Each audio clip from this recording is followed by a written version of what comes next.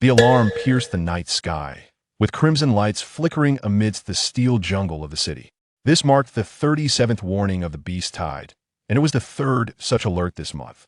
In the center of an abandoned training ground stood Luan Xing, sweat trickling from his chin onto the rusted iron plate beneath him. He was oblivious to the distant sirens, fixated instead on the dull blade of the alloy short knife he gripped tightly in his hand. Reflected upon the blade was the visage of a 20-year-old, disheveled, black hair and eyes sharper than the edge of the knife itself. Not fast enough, Luan Xing murmured to himself, suddenly springing into action. His knife sliced through the air, creating a series of afterimages, each strike finding its mark on the joints of the beast specimens suspended around him. These specimens were training tools salvaged from the refuse of the city. True Guardians scoffed at such outdated implements, favoring the latest holographic simulation training pods. Yet for someone like Luan Xing, a mere civilian who barely qualified as a reserve, these discarded specimens were invaluable training resources. As he sheathed his blade and stood upright, his chest heaving with exertion, he glanced up at the faintly visible blue energy barrier above the city, the Sky Dome system, humanity's final line of defense against the beasts, since the Apocalypse Gate had opened across the globe a century ago, allowing the beasts to flood into Earth. Human civilization had been entrenched in a prolonged state of warfare. Mom, Dad, I will become stronger. Luan Xing clenched his fists, his nails digging into his palms. The class beast attack 5 years prior had claimed the lives of his parents, igniting his resolve to become a protector capable of safeguarding others. Regrettably, lacking any latent abilities, he could not even approach the threshold of the Guardian organization. Gathering his training gear, Luan Xing began his journey home. The civilian district where he resided lay 20 kilometers away from the Guardian headquarters, necessitating passage through a semi-abandoned industrial zone. As twilight descended, the streets were nearly deserted, save for the automated patrol drones that buzzed overhead. As Luan Xing rounded a corner, a shrill sound of metal tearing through the air erupted from behind him. Instinctively, he rolled forward, narrowly avoiding the position he had just occupied, now taken by a beast resembling a giant lizard. The creature, approximately 2 meters in length, was covered in dark green scales, its tail tipped with sharp, bony spikes. Class beast, stinger lizard. Luan Xing quickly assessed his adversary, cold sweat beading on his forehead. Although rated low, this beast could still prove fatal to an unarmed ordinary person. The stinger lizard wasted no time, its maw filled with jagged teeth lunging at him with alarming speed. Luan Xing barely managed to dodge to the side, yet felt the beast's claws graze his left arm, blood instantly flowing from the wound. Damn it! Luan Xing gritted his teeth, retreating as his right hand instinctively sought the signal flare at his waist, his sole means of summoning help as a civilian. However, the stinger lizard seemed to sense his intent, its tail whipping like a lash and expertly knocking the flare from his grasp. In dire straits, Luan Xing found himself backed against a wall, with nowhere to retreat. The stinger lizard let out a triumphant hiss, poised to deliver a fatal blow. At that critical moment, a cold mechanical voice reverberated in Luan Xing's mind. Host life detected as threatened. Fire Shadow Inheritance System activated. Binding in. Progress point 1.50.100. Binding complete. Granting beginner's package. Sharingan single tomo. 3-body technique, transformation technique, substitution technique. Clone technique. Before Luan Xing could comprehend the situation, a surge of warmth flooded into his eyes. The world sharpened into extraordinary clarity, the beast's movements unfolding before him in slow motion. Simultaneously, the methods for employing the 3 unique techniques etched themselves into his mind. What is this? Luan Xing marveled at the transformation within him, an unfamiliar energizer flowing through his veins. The stinger lizard attacked again, but this time, Luan Xing perceived numerous flaws in its approach. Instinctively forming hand seals, albeit clumsily, he managed to complete the motion. Clone technique. 3 identical versions of Luan Xing appeared simultaneously, confounding the beast's judgment. Seizing the moment of hesitation, the true Luan Xing picked up a steel rebar from the roadside and thrust it with precision into the creature's eye, piercing its brain. The beast emitted a wretched howl, thrashing for a moment before collapsing lifelessly to the ground. Breathing heavily, Luan Xing stared in disbelief at his hands. The events that had transpired felt dreamlike, yet the pain in his arm and the carcass of the beast before him confirmed the reality of the situation. First beast kill completed, chakra amount increased by 10. The mechanical voice resonated once more, solidifying Luan Xing's realization that he had acquired an extraordinary power beyond his imagination. "Who's there?"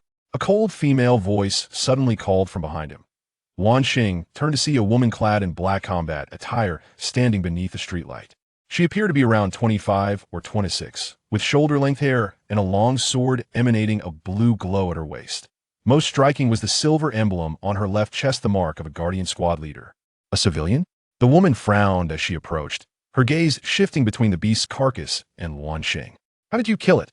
Luan Xing opened his mouth, unsure of how to respond. Just then, the tomo in his eyes gradually faded, and a wave of intense dizziness washed over him.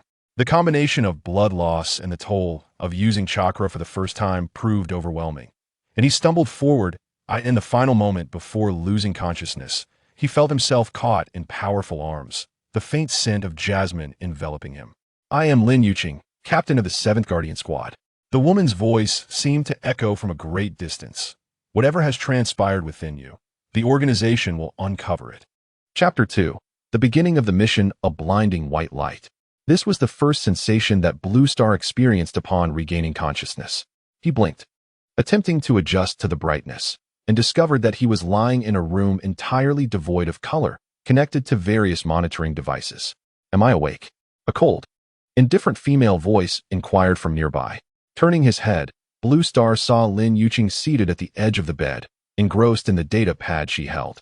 She had changed into a white uniform, appearing even more serious than the night before. "Where am I?" Blue Star attempted to sit up, but was met with a wave of soreness, particularly in his left arm, which was tightly bandaged. "The Guardian Headquarters Medical Center." Lin Yuqing set down the data pad and fixed her gaze upon Blue Star's eyes. "Now, tell me what transpired last night. How did an ordinary civilian, with no record of abilities, manage to single-handedly slay a high-level beast?" Blue Star swallowed hard. The matter concerning the system was far too bizarre. Revealing it might lead him to be deemed insane. Yet, under Lin Yuqing's piercing stare, he found himself at a loss for words. Just then, the door slid open, and a middle-aged man wearing glasses entered.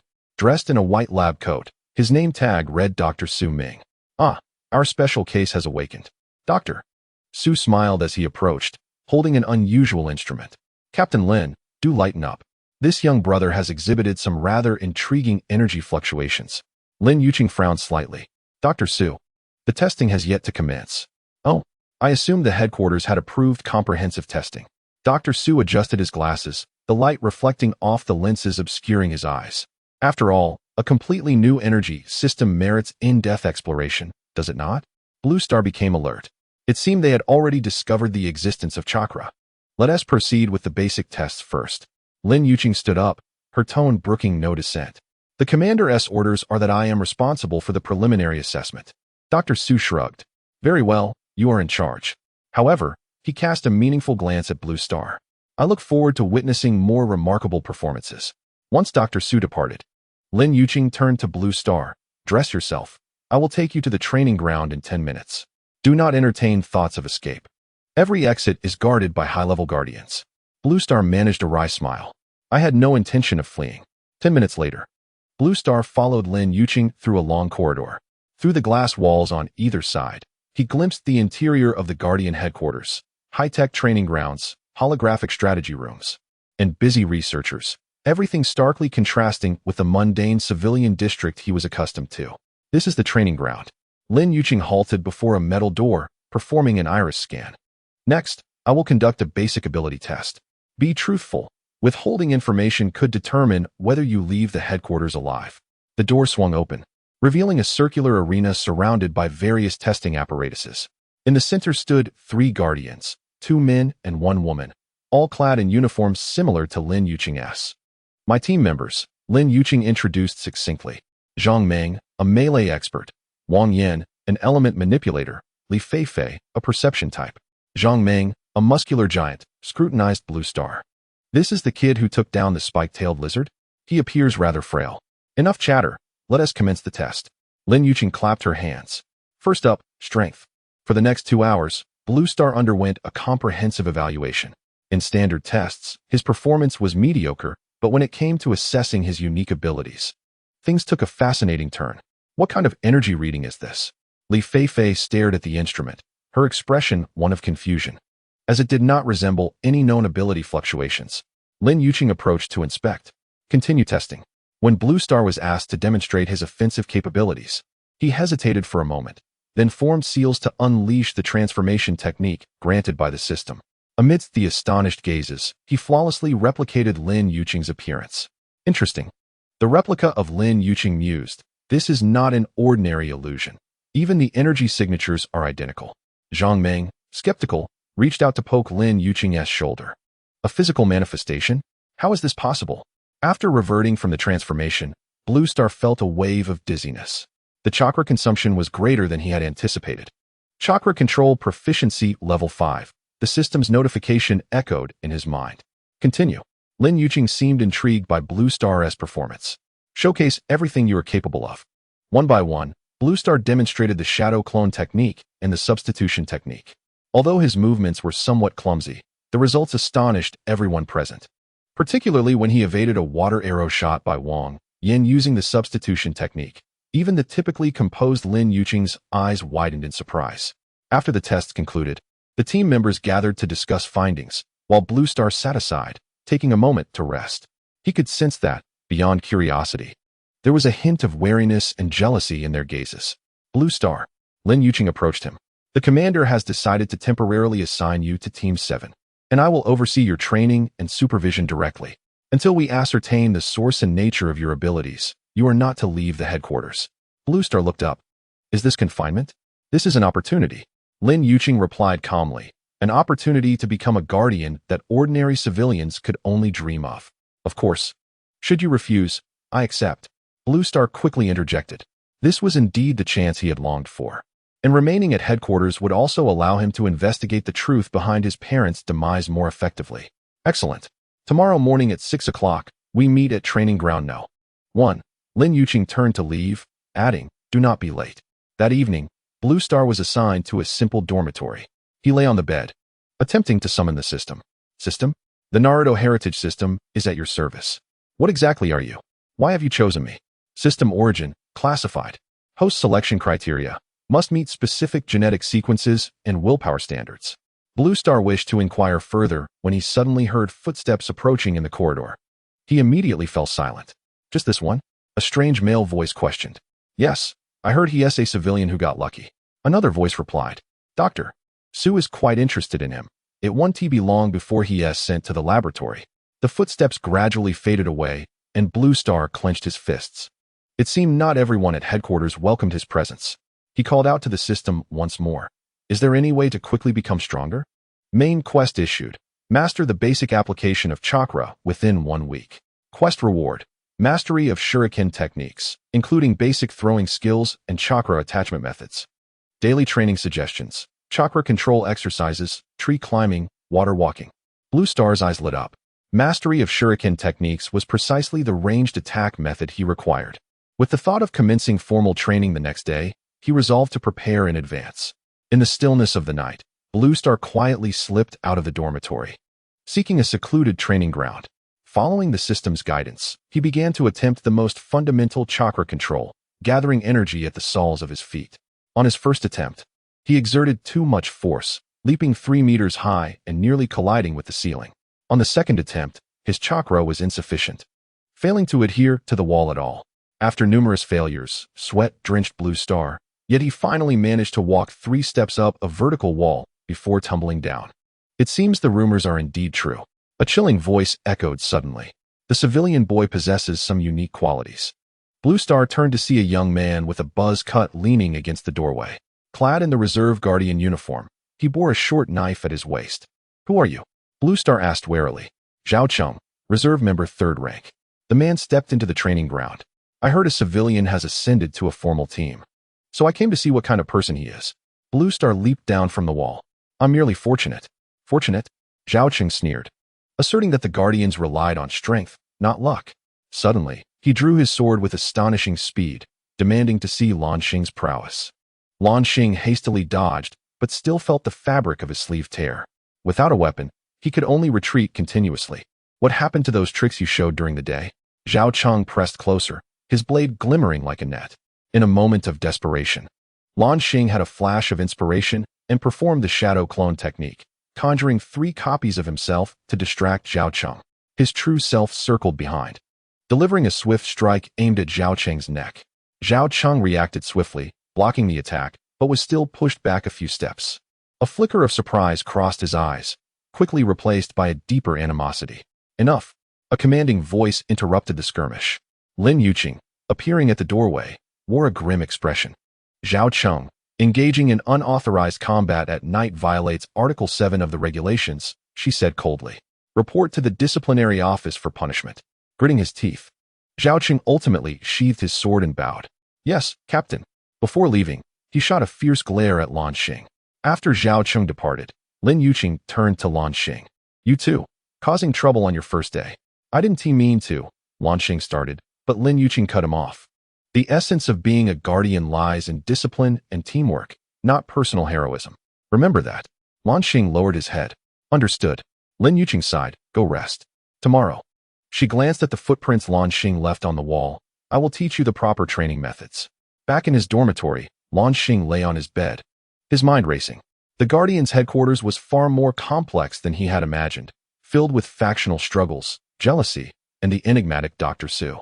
Yet, regardless, this was closer to truth and power than his previous life had ever been. Detected hosts fighting spirit enhancement, chakra recovery speed 10.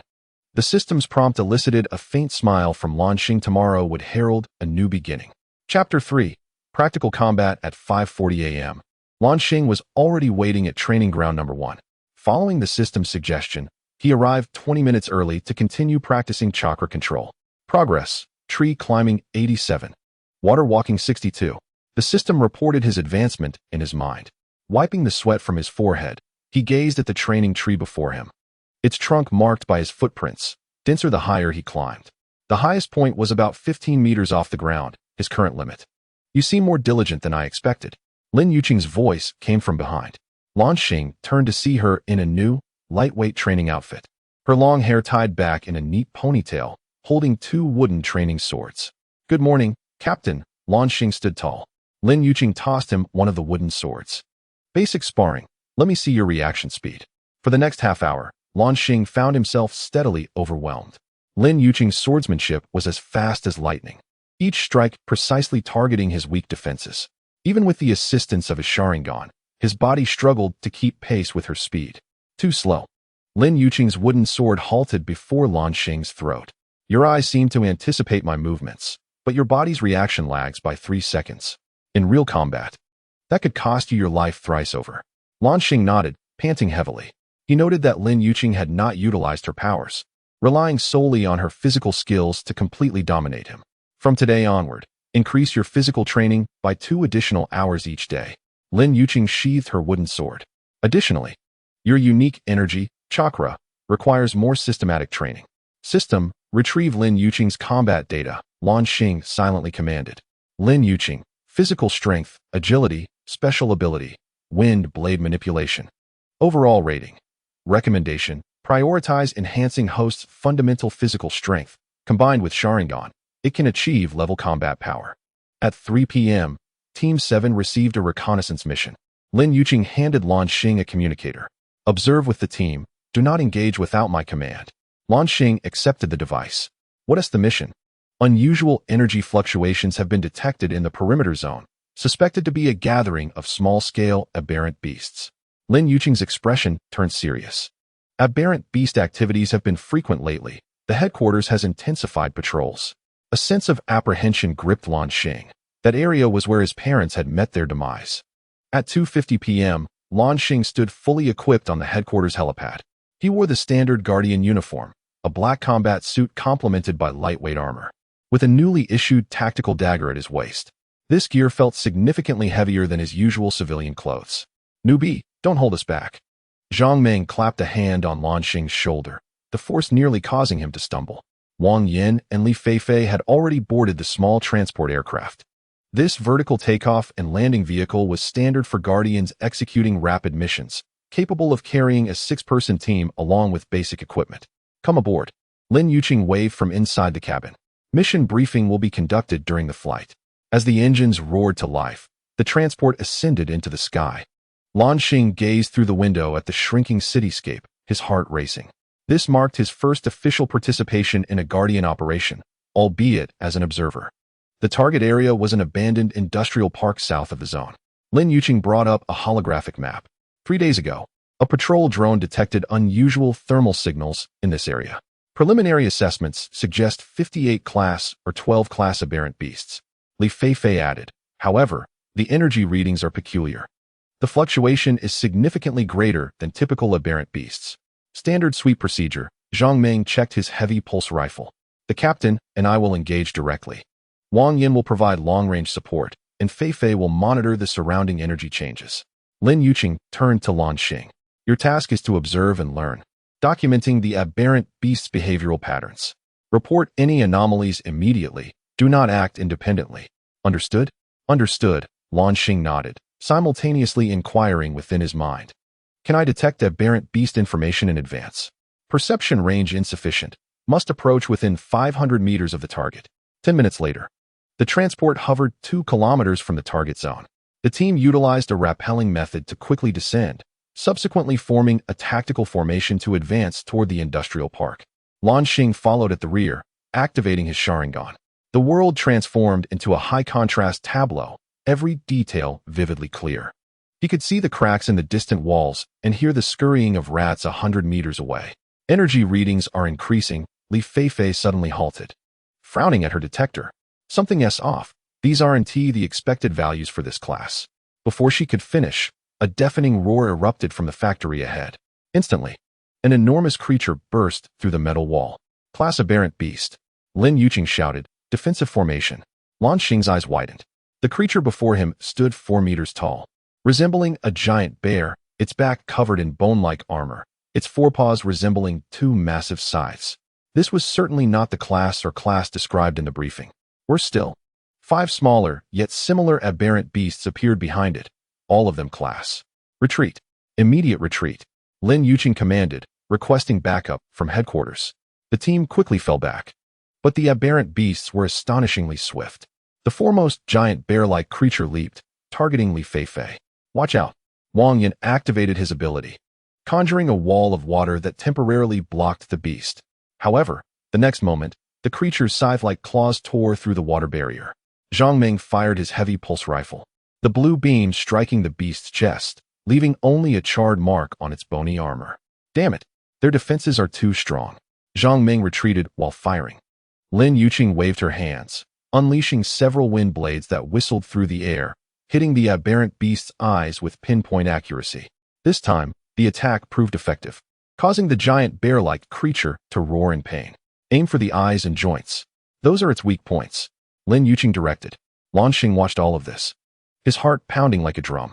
According to orders, he was supposed to continue the retreat, yet the squad was clearly at a disadvantage. Zhang Meng's pulse gun was on the verge of depletion.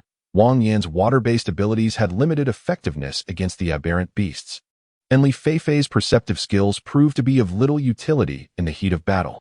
Although Lin Yuqing's wind blades were effective, their consumption was exorbitant. Luan Xing observed through his Sharingan that her energy was plummeting rapidly. System, assess the probability of victory. Current squad victory probability, 173. Suggestion, utilize fire techniques to attack the vulnerable areas of the aberrant beast's mouths. Another aberrant beast breached the defense, charging directly at Lin Yuqing from behind. She had just unleashed a round of wind blades and was momentarily catching her breath. Without time to contemplate, Luan Xing swiftly formed hand seals. Fire release, great fireball technique. This was his first attempt at this technique. Chakra gathered in his throat, transforming into searing flames that erupted forth. The fireball, roughly 2 meters in diameter, struck the aberrant beast attempting to ambush Lin Yuqing squarely in the face. The creature emitted a piercing scream as flames engulfed its head. In a frenzy, it thrashed about, colliding with a nearby companion. Everyone turned in astonishment towards Luan Xing. Luan Xing. Lin Yuqing's words were abruptly interrupted by another aberrant beast's charge. There was no time for explanations. Luan Xing formed seals again, but this time only a small burst of flames emerged. His chakra reserves were nearly depleted. Cover me, Lin Yuqing shouted, suddenly leaping into action. A swirling wind blade coalesced between her hands, larger than any she had conjured before. Wind blade cross slash. Two intersecting wind blades shot forth, striking the eyes of two aberrant beasts with pinpoint accuracy. They recoiled in agony, momentarily incapacitated. Reinforcements have arrived. Li Feifei pointed skyward. Three-armed drones descended rapidly, firing missiles and laser cannons simultaneously. Under the overwhelming barrage, the aberrant beasts began to retreat. Do not pursue, Lin Yuqing commanded. Prioritize tending to the wounded. Luan Xing then noticed that Zhang Ming's left arm had sustained an injury, blood trickling down. Wang Yin was using his water abilities to administer first aid. Lin Yuqing approached Luan Xing, her right leg marred by a deep wound, causing her to limp slightly. You disobeyed orders. Her tone was frigid. Yet her eyes flickered with a complex light. But you also saved everyone. Thank you. Luan Xing was at a loss for words, merely nodding in acknowledgement. It was then that he realized his hands were trembling slightly. Although the battle had been brief, the intensity far exceeded his expectations. Mission completed. First combat experience. Reward. Great fireball technique. Complete version. New mission line unlocked. Investigate the truth behind parents' death. Phase 1. Obtain accident records. The system's prompt invigorated Luan Xing's spirit. The truth behind his parents' demise was perhaps the most significant reason for his joining the Guardians. On the return transport, the atmosphere was tense. Lin Yuqing was communicating with headquarters via a communicator. Confirmed as a grade aberrant beast, but its behavior patterns are unusual. They seem to have ambushed us in an organized manner. She glanced at Luan Xing. Additionally, regarding the new member Luan Xing, he has demonstrated effective combat capabilities, and I recommend he be transitioned to formal combat personnel. There was a moment of silence on the other end before a deep male voice responded, received. All members are to return to headquarters for debriefing. The higher-ups need to convene regarding Luan Xing. Upon returning to headquarters, Luan Xing was directed to the medical room for a comprehensive examination. The doctor expressed great interest in his chakra system, extracting blood and energy samples. Where will these samples be sent? Luan Xing inquired warily. To Dr. Su Ming's laboratory. The doctor replied without looking up. All special abilities research is under his purview. Luan Xing committed this information to memory. If the truth surrounding his parents' deaths was connected to the Guardians, then Dr. Su Ming might be a pivotal clue. That evening, Luan Xing was temporarily assigned to an observation room for the night. Through the crack of the door, he overheard the guards' conversation. I heard the 7th Squad nearly faced annihilation today? Yes, thanks to that newcomer. Just luck. The higher-ups are discussing how to handle him. What do you mean? Some suggested sending him directly to the lab for research instead of training him as a soldier. Luan Xing's heart sank. He needed to enhance his strength swiftly, otherwise, even self-preservation would become a concern. The next morning, Lin Yuqing arrived at the observation room. Come with me. Her expression was more serious than usual. The higher-ups wish to see you. In the conference room on the top floor of headquarters, 5 high-ranking guardians were seated around a round table. Luan Xing recognized the imposing figure at the center as Commander Zhao Tianqing, a man in his 50s. Luan Xing, 20 years old. Parents perished in an aberrant beast attack 5 years ago. Zhao Tianqing perused the files. No record of abilities, yet you exhibited a new energy system and combat skills yesterday. A female high-ranking official adjusted her glasses. According to the medical report, his energy is entirely different from traditional abilities. It resembles some form of cultivation system. This could potentially be a new hope against the aberrant beasts. Another high-ranking member suggested, research should be prioritized. I object, Lin Yuqing interjected suddenly. Luan Xing proved his worth in yesterday's battle.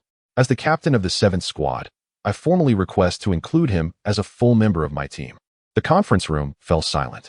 Zhao Tianqing scrutinized Luan Xing. Young man, what do you think? Luan Xing took a deep breath. I wish to become a guardian. To protect more people from the harm of aberrant beasts. He paused. However, I refuse to become a test subject. A low murmur of discussion ensued. Interesting. Zhao Tianqing finally remarked. Captain Lin, are you willing to vouch for him? Yes, Lin Yuqing replied without hesitation. Then a 3-month trial period.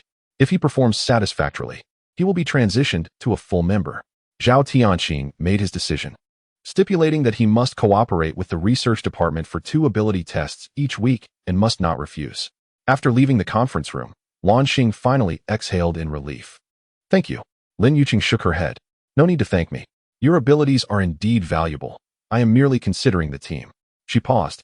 But about that fireball from yesterday, can you use it again? It will require some time to recover, Luan Xing replied vaguely. In truth, the system had already rewarded him with the complete Great Fireball technique, but he did not want to reveal too much of his capabilities. Very well, Lin Yuqing said, a rare smile gracing her lips. Starting today, I will personally train you. Prepare yourself, rookie. Hell Week is about to commence. Luan Xing nodded, his mind racing with thoughts of the newly issued task. The truth behind his parents' deaths might be darker than he had ever imagined. Chapter 4. The training ground gleamed with a metallic sheen in the morning light. Luan Xing supported himself on his hands, sweat dripping from his chin, leaving dark stains on the dry ground. He had completed 300 push-ups, his arm muscles burning with pain. Your form is deteriorating. Lin Yuqing's voice rang out from above. Another 50, with proper form. Gritting his teeth, Luan Xing persevered. Ever since being formally integrated into the 7th Squad a week ago, Lin Yuqing's grueling training regimen had been relentless. Each day began at 5 in the morning and concluded at 9 in the evening, demanding perfection in physical techniques, tactics, and weapon usage alike. Time's up. Lin Yuqing finally called for a break. Rest for 5 minutes. Then we will proceed to reaction training. Luan Xing collapsed onto the ground. Gasping for air, he discreetly circulated his chakra to alleviate muscle fatigue, which proved far more effective than standard recovery methods. System, query training results. Physical rating, increased by 30. Chakra amount, increased by 15. Sharingan proficiency, 65. The progress was evident, yet still insufficient. According to the system's evaluation, his overall strength barely reached the level of a grade guardian, while Lin Yuqing was, not to mention those at the higher echelons. What are you thinking? Lin Yuqing handed over a bottle of energy drink. Luan Xing took the drink and, after a moment of hesitation, decided to probe. I've been thinking about my parents. They perished in a beast attack, yet certain details seem amiss. Lin Yuqing's expression subtly shifted. What details? The attack occurred at the edge of the district, where a robust early warning system is in place. They shouldn't have been caught off guard. Luan Xing fixed his gaze intently on Lin Yuqing's eyes, adding, moreover, I was never permitted to view the complete remains. Lin Yuqing fell silent for a moment. The Guardian archives hold all records of incidents. As a formal member, you have the right to access certain information. Luan Xing's eyes brightened. Thank you. Don't rejoice too soon. Lin Yuqing rose, stating that there was an afternoon training session for psychic coordination, led by Wang Yan. Do not be late. Watching Lin Yuqing's retreating figure, Luan Xing fell into contemplation. Her earlier reaction was subtle, as if she were aware of something but reluctant to elaborate. New task prompt. Obtain the death records of your parents by the end of the day. Reward, Shadow Clone Technique, for accelerated multi-training. This reward arrived at a fortuitous moment. The Shadow Clone Technique could not only be utilized in combat, but also expedite training. Every clone's experience would revert to the original upon dissolution. If employed judiciously, his progress could double or even exceed that rate. After the afternoon training concluded, Luan Xing fabricated an excuse to familiarize himself with the headquarters layout and discreetly made his way to the archives. The Guardian headquarters boasted 30 stories, with the archives located on the 3rd subterranean level, requiring identity verification for entry. Identity confirmed. Luan Xing, reserve member of Team 7. An electronic voice resonated, indicating access level, authorized to view non-confidential files. The heavy metal door slid open, revealing a vast, futuristic space filled with countless holographic projection screens displaying various categorized directories. Query, District Beast Attack Incident 5 years ago. Luan Xing commanded the central computer. The screen flickered, and moments later, 3 results appeared.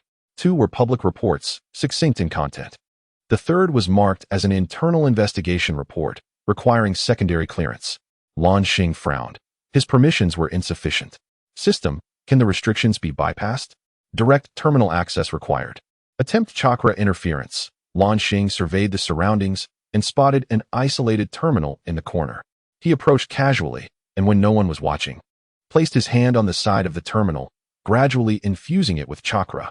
The screen flickered several times before the access restrictions vanished. Success. The document unfolded, and Luan Xing scanned through it swiftly. The report meticulously documented the events of the day. The Southern District's early warning system failed.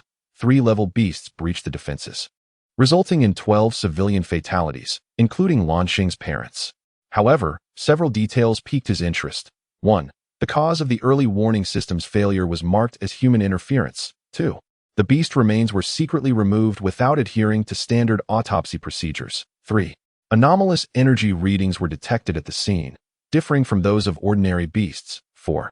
The signature of the responsible party at the report's conclusion was blacked out and indecipherable. Most suspicious was a blurred photograph in the attachment, depicting a figure clad in Guardian uniform at the scene of the incident, yet the image had been deliberately damaged. This was no accident. Luan Xing's heart raced. He swiftly snapped a picture of the crucial page with his communicator before erasing the access log. Just as he prepared to leave, an associated document caught his attention. Special Energy Entity Research Program. Top secret. The file was encrypted, but the thumbnail indicated it mentioned chakra. System. Can this be decrypted? Requires higher-level chakra control. Decryption currently unfeasible. Luan Xing noted the file number and quietly exited the archives. As he reached the elevator, he encountered the last person he wished to see, Dr. Su Ming. Luan Xing, what a coincidence. Su Ming adjusted his glasses, his eyes behind the lenses gleaming with curiosity. The team leader asked me to familiarize myself with various incident reports. Luan Xing maintained his composure, stating it was for better tactical analysis. Su Ming smiled knowingly. Is that so? I imagine you've come across quite a few intriguing details, such as your parents' death report. In an instant, Luan Xing's muscles tensed, his Sharingan nearly activating automatically. He forced himself to remain calm, just browsing. Curiosity is a good trait in the young, Su Ming replied, patting Luan Xing on the shoulder, a gesture that sent shivers down his spine. However, some secrets are better left undiscovered, for your safety. Without waiting for Luan Xing's response, Su Ming turned and departed, his white coat billowing in the corridor like an ominous white bat. Upon returning to his dormitory, Luan Xing meticulously examined the captured materials. The more he scrutinized, the more convinced he became that his parents' demise harbored deeper secrets. The blacked-out signature of the responsible party, the Guardian's presence at the scene, and the anomalous energy readings all pointed to one possibility. His parents had been murdered, not victims of an accident. Task completed. Obtained parents' death records. Reward. Shadow clone technique. Dispersed. New task. Master the basic application of shadow clone technique. Deadline. 3 days. Luan Xing resolved to immediately attempt the new technique. Following the system's guidance, he formed seals and channeled chakra. Shadow clone technique. A puff of white smoke erupted, and another Luan Xing materialized in the room. Remarkably, he could simultaneously perceive sensations from both bodies, as if his consciousness had been divided yet remained unified. This sensation was extraordinary, the two Luan Xings exclaimed in unison. In the ensuing 3 days, Luan Xing significantly enhanced his training efficiency using the shadow clone technique. One clone accompanied the team on routine missions. Another practiced physical techniques in the training ground, while the original focused on chakra control. Upon dispersing the clones, all experiences and memories returned to the original, achieving 3 times the efficiency of linear training. However, this method soon attracted attention. On the morning of the 4th day, Lin Yuqing summoned Luan Xing to the private training room. Explain yourself. She displayed a segment of surveillance footage showing 3 Luan Xings simultaneously engaged in activities across different areas of the headquarters. What is this ability? Luan Xing realized he could no longer conceal it. Shadow clone, one of my special abilities. Each clone possesses physical form and autonomous consciousness. Upon dispersal, the experience returns to the original. Lin Yuqing's eyes widened slightly. So your remarkable progress these past few days is because I effectively train 3 times the amount of time others do daily, Luan Xing admitted. Surprisingly, Lin Yuqing did not reprimand him for withholding his ability. Instead, she displayed a rare expression of appreciation, a clever approach. However, she suddenly struck, delivering a hand chop towards Luan Xing's neck. Instinctively, Luan Xing dodged while grabbing Lin Yuqing's wrist in retaliation. The two engaged in rapid exchanges within the confined training room, the sound of their strikes resonating like popping beans. After 30 exchanges, Lin Yuqing called for a halt. Not bad. Your reaction speed has improved by 40. She rubbed her left arm, where Luan Xing had kicked her, noting her own progress and strength. Thank you for the compliment. Luan Xing grinned. Would you like to see my new technique? Upon receiving permission, Luan Xing performed the seals and produced 5 clones, encircling Lin Yuqing. The clones coordinated seamlessly, attacking from various angles. Initially, Lin Yuqing navigated the onslaught with ease, but as the clones' tactics evolved, she was compelled to respond earnestly. Ultimately, Lin Yuqing unleashed a circular wind blade, simultaneously dismantling all the clones. As the white smoke dissipated, she discovered the real Luan Xing standing behind her, his finger lightly pressing against her nape. "I win," Luan Xing declared with a smile. Lin Yuqing turned, the two standing so close that they could feel each other's breath. It was then Luan Xing noticed her eyes glimmering under the light. A rare amber, hue akin to molten gold. "Good strategy." Lin Yuqing stepped back, her demeanor returning to normal. "However, in actual combat, the enemy will not adhere to rules. Tonight, you will patrol with me to test the results of your training." "Understood, Captain." Luan Xing saluted in a somewhat unrefined manner, eliciting a slight smile from Lin Yuqing. The patrol route that night encompassed the security perimeter surrounding the headquarters. Typically, it was a serene area, primarily serving as a routine formality. The night sky was clear, adorned with a myriad of stars, as Luan Xing and Lin Yuqing walked side by side along a tranquil path. "Why did you become a guardian?" Luan Xing inquired suddenly. Lin Yuqing fell silent for a moment, responding, "Because I had no other choice." "What do you mean?" "Some things are too early to share with you." Lin Yuqing gazed up at the starry sky, adding, "When the time is right, you will understand." Just as Luan Xing was about to press further, his Sharingan activated instinctively. He noticed something shifting in the shadows ahead. "Someone," he whispered in warning. Lin Yuqing immediately shifted into a combat stance. The two cautiously approached the suspicious figure, revealing a person clad in black, standing at the edge of the security line. "Halt! Guardian Team 7, Lin Yuqing commanded. The figure slowly turned, revealing a masked face and a gravelly voice. "Luan Xing, you've grown." A jolt ran through Luan Xing. "You know me? Your parents would be proud of you." The figure did not answer directly but added, "You shouldn't be here, nor should you be entangled in this vortex." Lin Yuqing discreetly pressed the emergency communication button. "Identify yourself, or we will take coercive measures." The figure shook his head. "It's too late. They have already begun." Suddenly, he hurled a small orb, which erupted into blinding light and thick smoke upon impact. When the haze dissipated, the figure had vanished, leaving only a small storage device behind. "Don't touch it. It may be dangerous," Lin Yuqing cautioned, blocking Luan Xing's approach. She scanned the device with a detector, concluding it appeared to be an ordinary storage unit. Upon returning to headquarters, they underwent rigorous security checks before opening the device. Inside, they found only a garbled recording and a coordinate file. The recording captured a conversation between two men. "Is the experimental subject ready? It needs final adjustments. The findings of the Luan couple are too perilous. They must be dealt with. Proceed as planned. Remember to disguise it as a beast attack." Luan Xing's hands trembled, confirming his suspicion that his parents had been murdered. Lin Yuqing pulled up a map with the coordinates, locating them at the edge of a restricted area where an abandoned research facility stood. "I must investigate," Luan Xing declared firmly. Lin Yuqing regarded him with a complex expression. "This is not something that can be resolved through individual action. We need more evidence and a plan." At that moment, Luan Xing noticed a peculiar mark on the back of Lin Yuqing's neck, resembling a rune that glimmered faintly with her emotional fluctuations.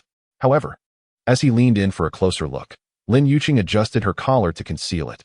"Let's head back and rest," she said. "Tomorrow, I will report to the commander, but I will filter the information appropriately." Luan Xing nodded in gratitude. Upon returning to his dormitory, he examined his communicator and discovered that a listening program had been installed within it. It appeared that someone within the organization was becoming increasingly interested in him. Emergency alert. Monitoring of host detected. Recommendation. Maintain normal activities on the surface. Secretly enhance your abilities. Luan Xing gazed out at the night sky. The truth behind his parents' demise. The warning from the mysterious figure in black and the secrets surrounding Lin Yuqing all pointed towards a grander enigma. He was gradually stepping into the vortex's center. Chapter 5. Double Tomo at 3:17 in the morning. A piercing alarm echoed throughout the Guardian headquarters. Luan Xing sprang from his bed, his Sharingan activating automatically, allowing him to see clearly in the darkness as the door was forcefully swung open. Lin Yuqing stood at the threshold, fully equipped, her countenance as grave as iron. "Emergency situation. A class beast tide is attacking East District," she announced, her voice taut like a tightened wire. "Assemble at the helipad within 5 minutes." Luan Xing swiftly donned his uniform and grabbed his gear before dashing out the door. The corridor was bustling with guardians rushing about, the tense atmosphere pressing heavily on everyone's nerves. "System, what does a Class Beast Tide entail?" "Class Beast Tide. typically consists of 35 class beasts and dozens of subclass beasts, capable of devastating a medium-sized city, with an occurrence probability of 0.3 per year. At the helipad, Team 7 had already assembled. Zhang Meng was checking heavy weaponry, while Wang Yin and Li Feifei were receiving real-time data from headquarters. How dire is the situation? Luan Xing leaped onto the transport aircraft, adjusting his armor as he inquired. Li Feifei's face was pale, very dire. Energy readings indicate at least 4 class beasts and over 20 subclass beasts, along with hundreds of lower-tier beasts. They seem to have appeared out of thin air. The early warning system failed to respond. The transport aircraft ascended rapidly into the night, heading toward East District. Looking out the window, Luan Xing could see flames erupting in multiple locations across the city, the sounds of alarms and explosions resonating even at high altitude. What is our mission? Luan Xing asked. Lin Yuqing pulled up a holographic map. The main concentration of beasts is in the commercial district. Teams 3 and 5 are tasked with frontal interception. We are responsible for evacuating civilians from the area. 2 waves of beasts have already breached the defenses. Luan Xing noted that this area was home to the orphanage where he had spent 6 months after his parents' passing. The transport aircraft landed 2 kilometers from the district. From this distance, he could already see columns of smoke rising and flickering energy beams as the Guardians engaged the beasts. Remember, our primary task is evacuation, not combat. Lin Yuqing instructed, surveying her team. If you encounter a class beast or higher, immediately call for support. Do not engage head-on. Understood? Understood. The team swiftly advanced toward the district. The streets were in disarray, with civilians fleeing in panic. Some lower-tier and class beasts rampaged through the crowd as the Guardians split up, eliminating smaller beasts while guiding people toward shelters. Luan Xing was responsible for the evacuation direction toward the orphanage. He maneuvered rapidly through the chaotic streets, his Sharingan helping him pinpoint every individual in need amidst the smoke and darkness. The orphanage had partially collapsed, and the terrified cries of children echoed from the rubble. Don't be afraid, I am a guardian, Luan Xing shouted, quickly assessing the building as structure. I will get you out. The greatest threat was a steel beam blocking the escape route across the corridor.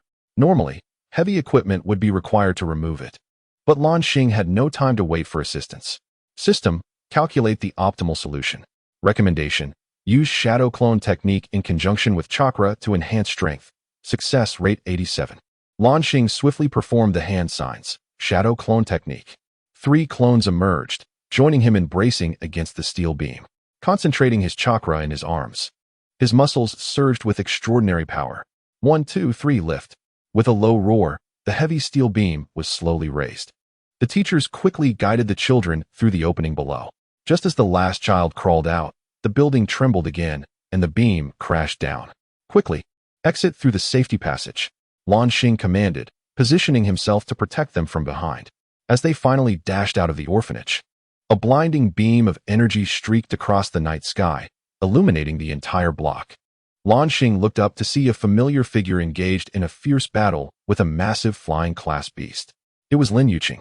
Her wind blades traced countless blue arcs through the night, skillfully maneuvering against the class beast that resembled a gigantic bat. Even from a distance, Luan Xing could discern that she was at a disadvantage. The beast's speed was astonishing, seemingly able to predict her every attack. Take the children to the shelter. Luan Xing called to the teachers. Follow the marked safe route. After ensuring the children's safe departure, he unhesitatingly sprinted toward the direction of Lin Yuqing's battle. Logic urged him to call for support, yet his intuition warned him that Lin Yuqing could not hold out until help arrived. The situation on the streets was deteriorating rapidly. The number of aberrant beasts seems to be continuously increasing, and Blue Star has observed a peculiar phenomenon. These creatures no longer attack indiscriminately as they once did. Instead, they are systematically blocking major thoroughfares, herding the populace into designated areas. The system analyzed the behavioral patterns of the aberrant beasts. Conclusion: their movements exhibit a high degree of organization, with an 876 probability of external control.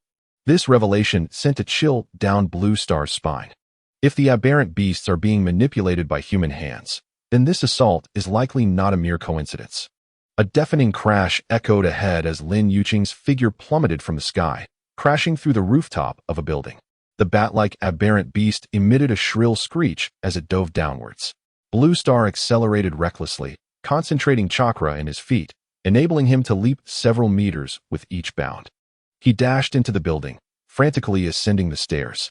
The top floor was partially collapsed, and Lin Yuqing lay amidst the rubble, blood trickling from the corner of her mouth. Her right arm grotesquely twisted. The bat-like aberrant beast descended slowly through the gaping hole, its 10-meter wingspan unfurling to reveal a bizarre, human face pattern on its abdomen. Lin Yuqing, Blue Star called out weakly. The beast turned towards him, letting out a snarl that seemed almost mocking. Suddenly, the face pattern on its abdomen opened its eyes, shooting forth 2 beams of red light. Instinctively, Blue Star rolled to evade, but the ground where he had stood was struck by the red beam, instantly melting into a magma-like substance. The intense heat caused beads of sweat to form on his forehead, yet his mind remained remarkably calm. System, urgently analyze its weaknesses. Level, aberrant beast night demon bat. Weakness, the center of the human face pattern on the abdomen, but avoid red light during the attack. Recommendation, utilize the Sharingan to anticipate fire release techniques. The night demon bat unleashed another barrage of red light, and Blue Star dodged with all his might while rapidly forming hand seals. Fire release, great fireball technique. A massive fireball roared forth, aimed directly at the beast's abdomen. However, the bat flapped its wings, creating a vacuum barrier that deflected the fireball. Damn it, Blue Star gritted his teeth. The intelligence and power of this level aberrant beast exceeded his expectations. Seemingly enraged, the night demon bat abandoned Lin Yuqing and directed its full fury at Blue Star. Red beams rained down like a torrential storm, and despite his utmost efforts to evade, one beam grazed his left shoulder, instantly tearing flesh and causing blood to flow profusely. The excruciating pain only sharpened Blue Star's focus. The tomo in his Sharingan spun rapidly, transforming the world around him into slow motion. He could see the energy gathering in the abdomen of the night demon bat 5 seconds before a red beam was fired, allowing him to predict the trajectory of each attack. Sharingan evolution conditions met, upgraded to double tomo. New ability unlocked. Dynamic vision enhanced by 300. Capable of replicating body techniques below level. Blue Star felt a surge of heat in his eyes, and his vision sharpened dramatically. The night demon bat's movements now appeared riddled with flaws. Come again. He formed hand seals once more, but this time it was not a direct attack. Shadow clone technique. 5 copies of Blue Star materialized, charging towards the night demon bat from different angles. The beast's red beams obliterated 3 clones, but the remaining 2 closed in. Fire release. Phoenix fire technique. Dozens of small fireballs erupted from Blue Star's mouth, fanning out to cover the beast's escape routes. The aberrant beast screamed in agony as several fireballs struck its wings. Just then, a massive wind blade sliced through from the side, precisely hitting the face pattern on the night demon bat's abdomen. Lin Yuqing had somehow risen to her feet, her right arm hanging limply at her side. But her left hand reached forward, gathering a furious stream of air at her fingertips. Blue Star now, she shouted. Without hesitation, Blue Star concentrated all remaining chakra in his right hand, following the system's emergency instructions to gather lightning chakra in his palm. Lightning release, false darkness. A bolt of lightning burst forth from Blue Star's palm, striking the aberrant beast's weakness. The creature let out a final, anguished cry before plummeting to the ground, motionless. Panting heavily, Blue Star rushed to Lin Yuqing's side. Her condition was dire. Not only was her right arm fractured, but her internal organs might also be injured, and her complexion was alarmingly pale, as if she had expended all her energy. Has help arrived? Lin Yuqing asked weakly. Blue Star inquired through the communicator and received a response that darkened his mood.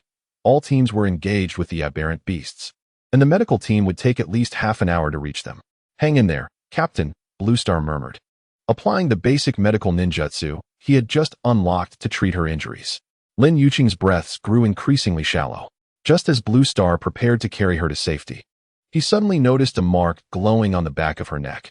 Not an ordinary light, but a pulsing, almost living, emerald green glow. What is this?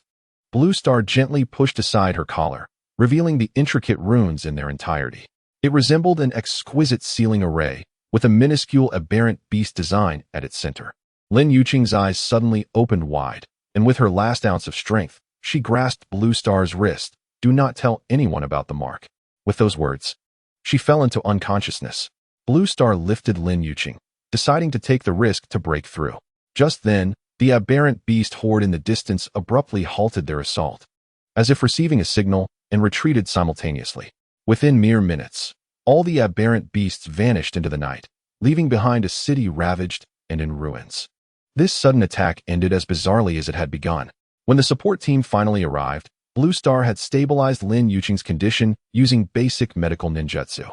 The medical personnel swiftly took over the injured, while Blue Star was escorted to the temporary command post to report on the situation.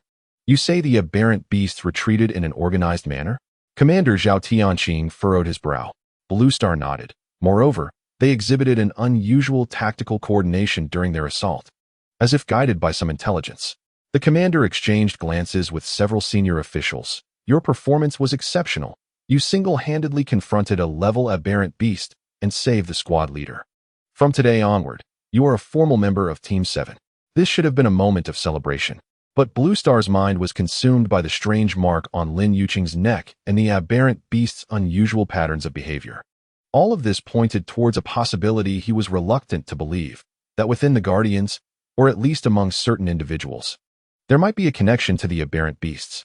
Task updated. Investigate the origin of Lin Yuqing's mark. Exercise caution. Reward forecast. Chidori, level lightning release ninjutsu. Requires Sharingan for use. 3 days later, Lin Yuqing awakened in the medical center. Blue Star was the first person permitted to visit her. In the hospital room, Lin Yuqing sat up against the bed, her right arm encased in a cast. Sunlight streamed through the window, illuminating her pale face, lending her an air of fragility that starkly contrasted with her usual strong demeanor. The doctor said if you had been half an hour later, you would have been lost to us. Blue Star set down the fruit, but I imagine for someone as stubborn as you, even death would have to wait in line. Lin Yuqing smiled faintly. Your sense of humor has improved. Her expression quickly turned serious. What did you see that day? Blue Star feigned arranging the bouquet, avoiding her gaze. I saw you getting battered by the night demon bat. Blue Star, Lin Yuqing's voice held a warning. You should report any anomalies regarding me. Oh, really? Blue Star finally met her eyes, just as you reported the suspicions surrounding my parents' deaths? A heavy silence hung between them. Finally, Lin Yuqing sighed. There are some things I cannot reveal to you right now. But trust me, I stand on your side. What is that mark? Blue Star asked directly. Lin Yuqing's fingers unconsciously brushed the mark on her neck, a curse. Also a safeguard. She hesitated. If one day I lose control, I hope you have enough strength to stop me. Just as Blue Star was about to press further, the hospital door swung open. Dr. Su Ming entered with 2 researchers in tow. Ah, our female hero has awakened. Su Ming exclaimed dramatically, spreading his arms wide. How do you feel? Is your energy core stable? Lin Yuqing's expression instantly turned frigid as she replied, I'm perfectly fine, no need for concern. Su Ming, unfazed, turned to Luan Xing and remarked, and you, young man, your solitary feat of slaying a formidable beast has already reached headquarters. Would you be interested in visiting the laboratory for a comprehensive assessment? We are quite intrigued by your unique energy system. Perhaps another day. Luan Xing declined gracefully, citing a packed training schedule. Su Ming smiled knowingly. Of course. But do not delay for too long. Curiosity, after all, can be fatal. Once Su Ming departed, Lin Yuqing whispered, keep your distance from him. Su Ming is not as simple as he appears. Luan Xing nodded, increasingly convinced that the deaths of his parents, Lin Yuqing's mark, the peculiar behavior of the beasts, and Su Ming's dubious actions all pointed to a vast enigma. He was steadily inching closer to the heart of the truth. Chapter 6. I surrender. The lights in the archive room were glaringly bright in the dead of night. Luan Xing cautiously sifted through the documents stolen from the Forbidden Zone, each page slicing through his sanity like a knife. Perfection device plan. Phase 3 report. Test subject number 7 has exhibited optimal performance, successfully merging with a formidable beast core, with a projected breakthrough within 3 years. The date on the document was 15 years prior, and test subject number 7 was codenamed Wind Spirit, Lin Yuqing's ability. Luan Xing's fingers trembled slightly as he continued to read. The research of the Luan couple poses a threat to the project's progress. Extreme measures are advised. Key sections of this page were blacked out, yet the implication was unmistakably clear. His parents had been silenced for discovering something significant. System, record these documents. Recorded. Detecting significant emotional fluctuations in the host, calming is advised. Luan Xing took a deep breath, returning the documents to their place.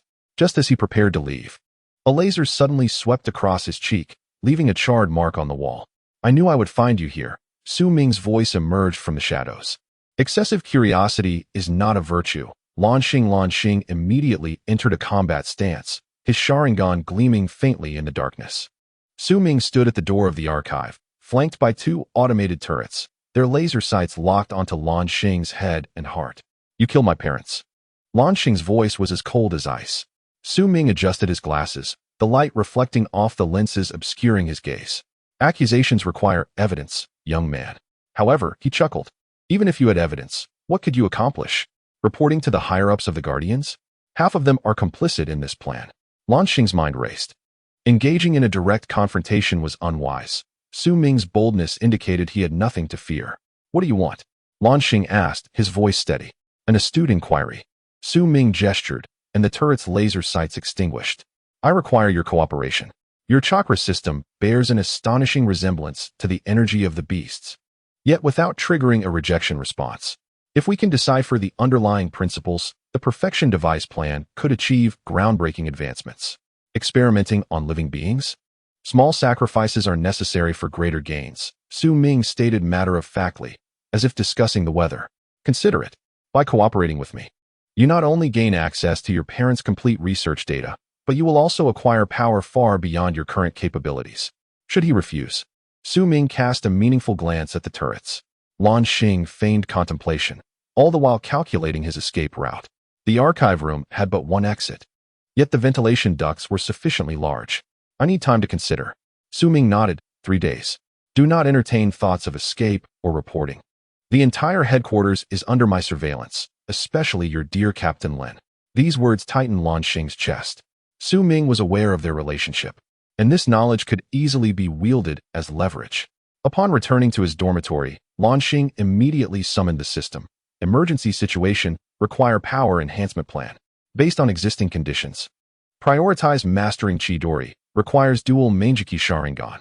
Training plan generating. Requires 48 hours of intensive focus training. Time was of the essence, and Luan Xing decided to take the risk of employing shadow clones to expedite his training. He created 3 clones and, after establishing a soundproof barrier in the dormitory, began practicing Chidori according to the system's guidance. The principle of Chidori involves concentrating a substantial amount of lightning chakra in the palm, creating a high-frequency vibrating bolt of lightning with formidable penetrating power. However, the drawback is that it leaves a significant opening during a straight-line sprint, necessitating the dynamic vision of the Sharingan to compensate. By the end of the first day of training, Luan Xing's palm was already marred with small burn marks. On the second day, he successfully condensed an unstable lightning sphere in his palm, though his control remained insufficient. Warning: host is being monitored. Suggestion: maintain normal activities on the surface. Luan Xing had no choice but to interrupt his training to attend the team's routine meeting. Lin Yuqing's right arm was still in a cast, yet she had resumed her command duties. Recent intelligence indicates that beast activity has once again surged abnormally. She pointed to the red dots on the holographic map, this time in the abandoned industrial zone, with energy readings reaching formidable levels. Our team is responsible for reconnaissance. Confirm the situation and retreat immediately, no engagement. After the meeting, Lin Yuqing called out to Luan Xing. Where have you been the past 2 days? The medical team said you didn't go for a follow-up. Training, Luan Xing replied succinctly, a new technique. Lin Yuqing scrutinized him for several seconds. Be cautious of Su Ming. His interest in you has increased significantly, which is not a good sign. Luan Xing hesitated, ultimately deciding against revealing his discoveries in the archive. That secret was too perilous. The fewer who knew, the better. I will be careful. Before embarking on the reconnaissance mission, Luan Xing finally mastered the foundational form of Chidori. Lightning crackled in his palm, akin to 1,000 birds shrieking, possessing tremendous power but also immense consumption. With his current chakra reserves, he could use it no more than 3 times before exhausting himself. Mission: achieve the first combat kill with Chidori. Reward: medical ninjutsu. Healing technique, basic version. The industrial zone was shrouded in eerie silence. The images relayed by the drones showed no signs of beast activity, yet the energy readings were abnormally high. Perhaps underground. Li Feifei adjusted the detector. The readings emanating from beneath the abandoned factory area. The team advanced cautiously. Luan Xing positioned himself in the middle of the group, his Sharingan activated, vigilant for any anomalies. His intuition screamed that this was too much like a trap. In the center of the factory area, a massive circular metal cover loomed, resembling an entrance to some underground facility. The energy readings were indeed coming from below. "I'll take a look." Zhang Ming approached the metal cover. "Wait." Luan Xing suddenly called out. "It's too quiet. Not even a mouse. This isn't normal." No sooner had he spoken than the metal cover exploded, and a colossal centipede-like beast surged forth, instantly sending Zhang Ming flying. More terrifyingly, its body was covered not in ordinary exoskeleton, but in a synthetic material akin to guardian armor. "It's a modified beast. Retreat!" Lin Yuqing shouted, simultaneously releasing wind blades to cover Zhang Ming. But it was too late. The ground around them collapsed, and dozens of modified beasts surged from the depths, encircling the team. These beasts had clearly undergone artificial enhancement, exhibiting not only increased defensive capabilities, but also tactical coordination. "Call headquarters. Request backup." Wang Yin shouted into the communicator, only to receive static in response. The signal had been jammed. Combat erupted instantaneously. Luan Xing used Chidori to pierce through a scorpion-like beast lunging at Li Feifei, the lightning scorching a charred hole in its exoskeleton. The beast emitted a piercing shriek, yet more enemies flooded in. "Back-to-back defense," Lin Yuqing commanded, her wind blades still sharp despite the loss of one arm. The situation deteriorated rapidly. Zhang Ming's heavy weaponry proved only marginally effective against the modified beasts, while Wang Yan's water-based abilities were thwarted by some form of resistance field. Li Feifei attempted to use psychic interference to buy time, but the sheer number of beasts was overwhelming. "They are not wild aberrations," Luan Xing shouted. "Someone is controlling them." At that moment, an extraordinarily large spider-like creature emerged from the ground, charging directly at Lin Yuqing. Its speed surpassed that of its kin, its 8 eyes gleaming with an unnatural crimson glow. "Captain, be careful." Luan Xing attempted to rush forward, but was ensnared by 3 other creatures simultaneously. The spider creature unleashed a massive energy net, which Lin Yuqing's windblade could only partially sever. The remaining energy net ensnared her legs, instantly releasing a high-voltage current. Lin Yuqing emitted a pained groan, collapsing to the ground. The spider creature raised its forelimbs, its sharp tips aimed at her heart. "No!" Luan Xing unleashed his chakra in a desperate burst. The shriek of 1,000 birds echoed throughout the facility as he sprinted forward, lightning coalescing into a dazzling beam in his hand. "Chidori." Luan Xing's palm pierced through the spider creature's head, the lightning wreaking havoc within, ultimately obliterating it into fragments. However, the cost was that his back was fully exposed to other aberrations. 3 bone spikes lunged toward him. At that critical moment, a figure pushed Luan Xing aside, absorbing the attack in his stead. "Lin Yuqing." Luan Xing turned and caught her falling body, the spikes deeply embedded in her abdomen, blood quickly staining her uniform. "Get everyone out." Lin Yuqing's voice was faint as a whisper. Luan Xing's Sharingan spun wildly, the world transforming into a crimson haze. He cradled Lin Yuqing in one arm while gathering chakra for another Chidori. "Everyone, follow me to break through." Perhaps it was Lin Yuqing's severe injury that ignited his teammates' fighting spirit, or perhaps it was Luan Xing's sudden display of power that intimidated the aberrations. But the squad finally tore a gap in their encirclement, escaping the trap. As they stumbled into the safe zone, Lin Yuqing had already lost consciousness, her breathing so faint it was nearly imperceptible. When the medical helicopter arrived, the doctor's expressions said it all. The injuries were too severe. The bone spikes had injected neurotoxin that might prevent her from making it to headquarters. Luan Xing gazed down at Lin Yuqing's pale face, suddenly noticing a necklace slipping from her neck, a small silver whistle inscribed with the number 7. Memories struck him like lightning. 5 years prior, during an aberration attack, a girl had indeed saved him. That girl had given him a whistle, saying to blow it in times of danger. "It's you." Luan Xing trembled as he clutched the whistle. "It has always been you." Urgent mission: acquire medical ninjutsu to save Lin Yuqing. Reward: none. Penalty for mission failure: death of important character. The helicopter landed at the headquarters medical center, and Lin Yuqing was rushed into the operating room. Luan Xing was barred from entry, forced to watch the doctor's frantic movements through the window. The prognosis was grim. The chief surgeon emerged, removing his mask. "The toxin has already infiltrated the major organs. Conventional methods cannot eradicate it. Unless what? Unless we can find the legendary fountain of life potion." It is rumored that a small sample is stored in the headquarters restricted zone, but it requires authorization from 3 high-ranking officials simultaneously. Luan Xing knew this was impossible.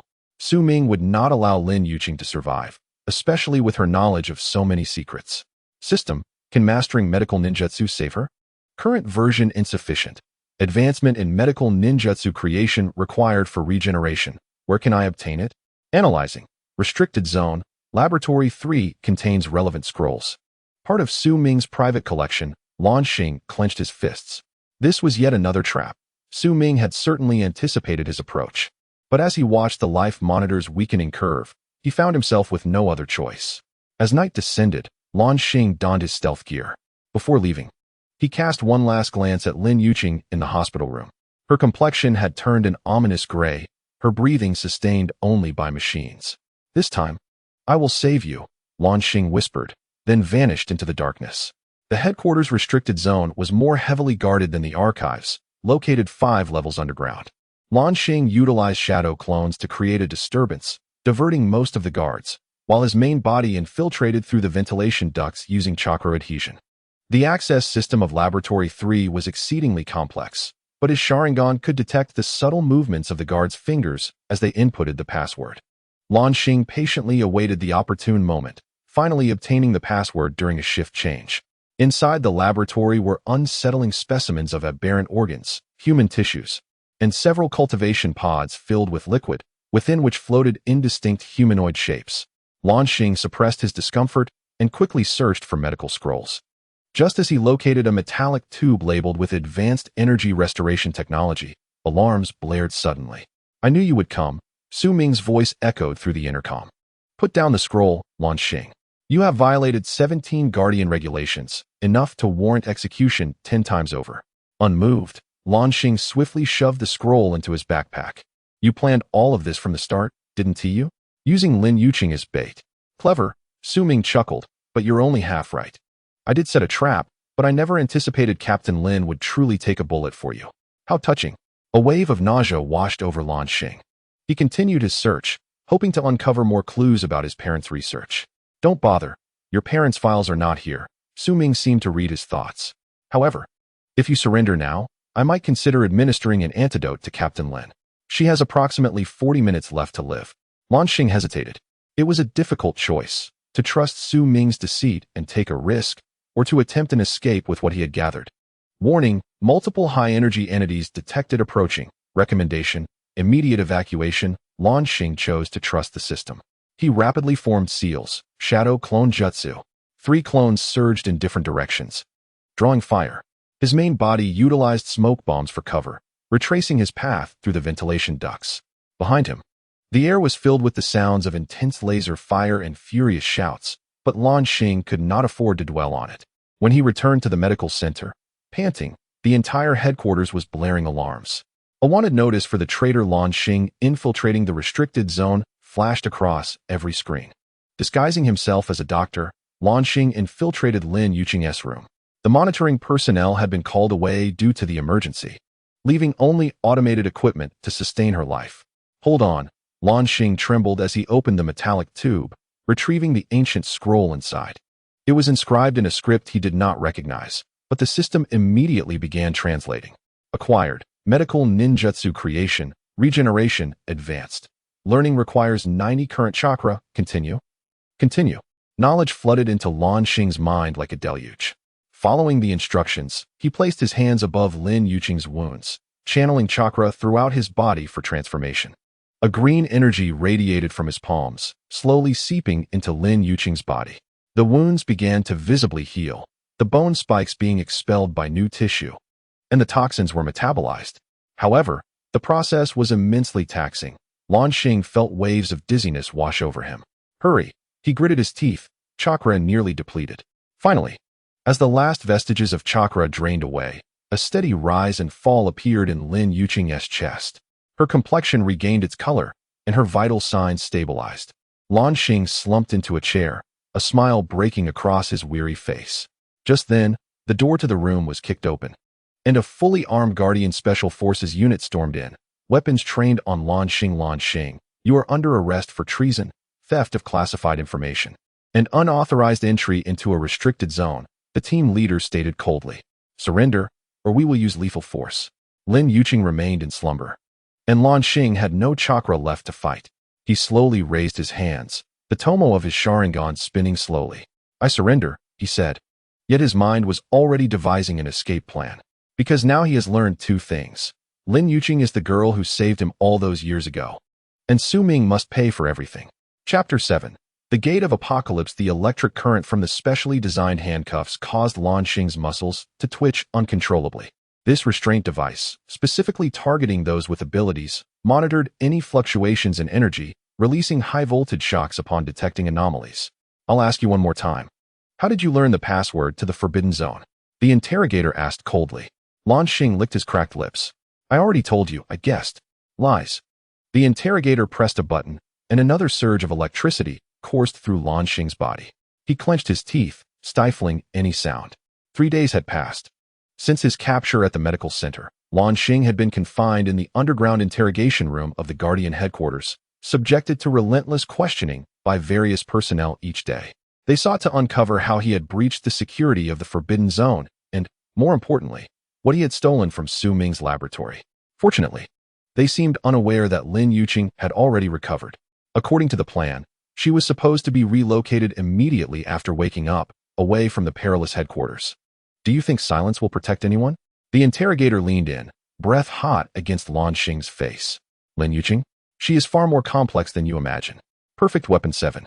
Did you think that was merely a number? Luan Xing's pupils constricted. The interrogator knew Lin Yuqing's secret. Just then, the door to the interrogation room swung open, and an unexpected figure stepped inside, Zhao Tianqing, the commander of the Guardians. Enough. You can leave, he instructed the interrogator.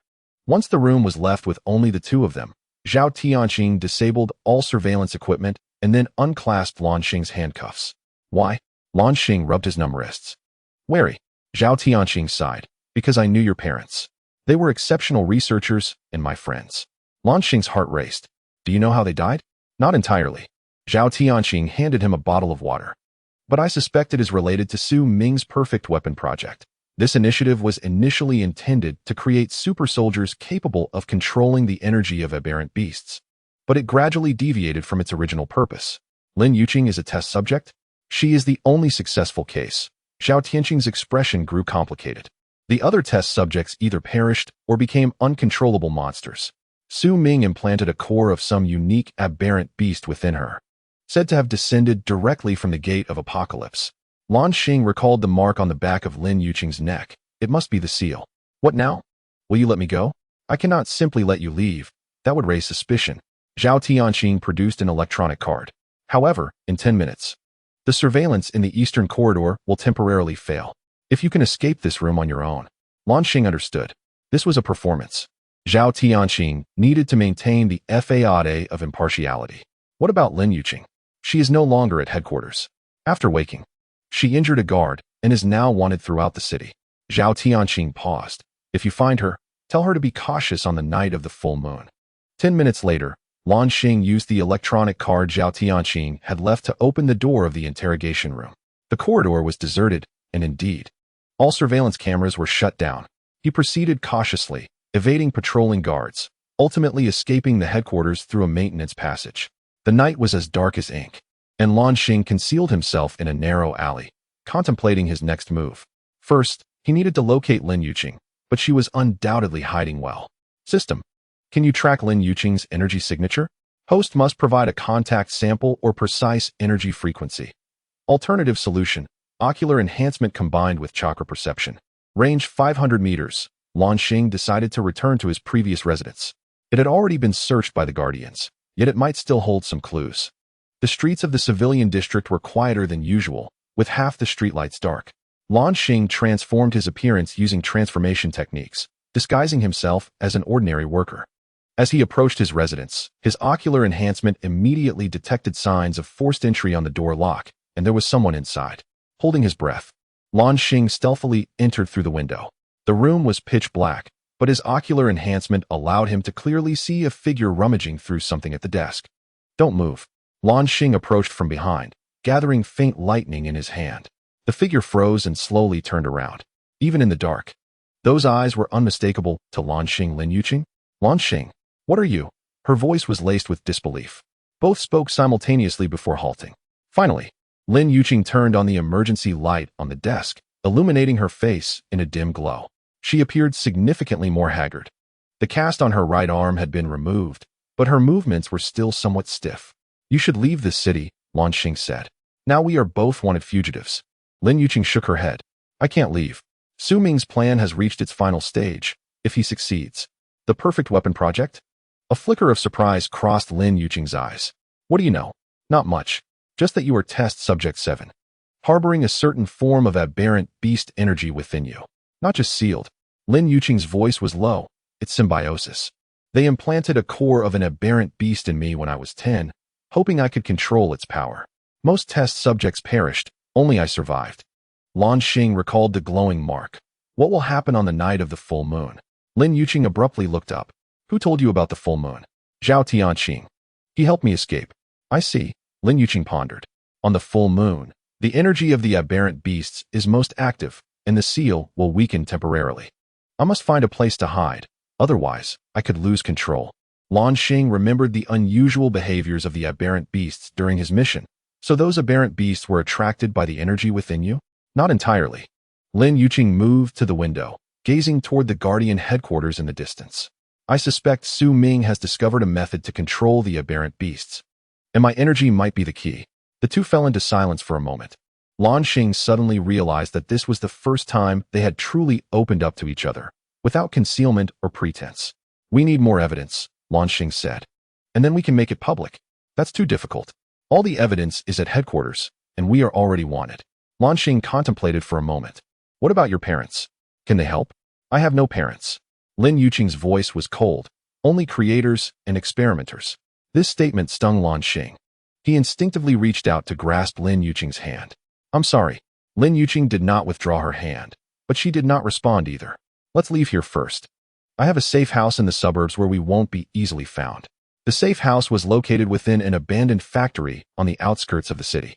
It had once served as a secret training ground for the Guardians, but had since been deserted, though its basic facilities were still functional. It was a bit shabby, but sufficient for concealment. Lin Yuqing turned on the lights, revealing a space of about 20 square meters, furnished with a makeshift bed, storage cabinets, and a small generator. Luan Xing surveyed the surroundings. Do you come here often? When I need solitude. Lin Yuqing retrieved a medical kit from the storage cabinet. Your wound needs treatment. It was only then that Luan Xing noticed a cut on his arm, likely sustained during his escape. He initially thought to use medical ninjutsu to treat it, but, seeing Lin Yuqing's focused expression, chose to remain silent. Lin Yuqing worked with practiced, gentle movements, entirely unlike her usual fierce demeanor as the captain of the Guardians. When her fingers inadvertently brushed against Luan Xing's skin, he felt a subtle electric current. All done. Lin Yuqing finished bandaging and looked up, their gazes locking. They were close enough to feel each other's breath. Luan Xing's heart raced. At that moment, he suddenly realized that his feelings for Lin Yuqing had transcended the boundaries of teacher and student or comrades in arms. The girl who had once saved him. The stern mentor, the partner willing to shield him from fatal attacks. These figures coalesced into an undeniable allure. Lin Yuqing seemed to sense the shift in atmosphere as she quickly took a step back. I'll check the surroundings for safety. Wait. Luan Xing gathered his courage. I have something to say. Lin Yuqing halted but did not turn around. What is it? In the medical center, when I saw that whistle, I realized you were the girl who saved me back then. Luan Xing's voice trembled. Our connection is far deeper than we imagined. That was merely a mission. Lin Yuqing replied stiffly. I was responsible for protecting the civilian area. And what about blocking the attack for me? Was that also just a mission? Lin Yuqing fell silent for a moment. It was merely instinct. I would have done the same for any teammate. Luan Xing knew she was not being truthful. He stepped closer to Lin Yuqing, forcing her to meet his gaze. I don't believe you. Do you know why? Because if the positions were reversed, I would do the same, not out of duty or obligation, but because it's you. A flicker of emotion passed through Lin Yuqing's eyes, but she quickly regained her composure. This isn't the time for such discussions. We are in a dangerous situation. Letting emotions dictate our actions will only increase the risk. Precisely why we should be honest. Luan Xing insisted. We could die at any moment, and I don't want to leave with regrets. Suddenly, the wind outside grew stronger. causing the tin roof to creak ominously. Lin Yuqing moved to a small stove in the corner, lighting a fire. The flickering flames cast shifting shadows across her face. "You know what I am," she said softly, "a monster. I possess the power to destroy half a city. Every full moon, I must battle it to prevent it from seizing control of my consciousness. A being like me is unworthy of your affection." Luan Xing sat beside her. "You are not a monster. You are Lin Yuqing, the bravest person I have ever met." Finally, Lin Yuqing turned to him, her eyes shimmering with uncertainty. "Do you really feel that way?" "More than that." Luan Xing inhaled deeply. "I believe I have fallen in love with you, and it has been for a long time." The crackling of the fire filled the silence between them. Lin Yuqing's expression shifted from shock to a complex softness. "Fool," she whispered, leaning forward to kiss Luan Xing softly on the lips. The kiss was gentle, like a dragonfly touching the water, yet it sent shivers through Luan Xing's entire being. When he sought to deepen the kiss, Lin Yuqing had already pulled away, a rare blush gracing her cheeks. "Are you satisfied?" She attempted to regain her usual composure, though the tremor in her voice betrayed her.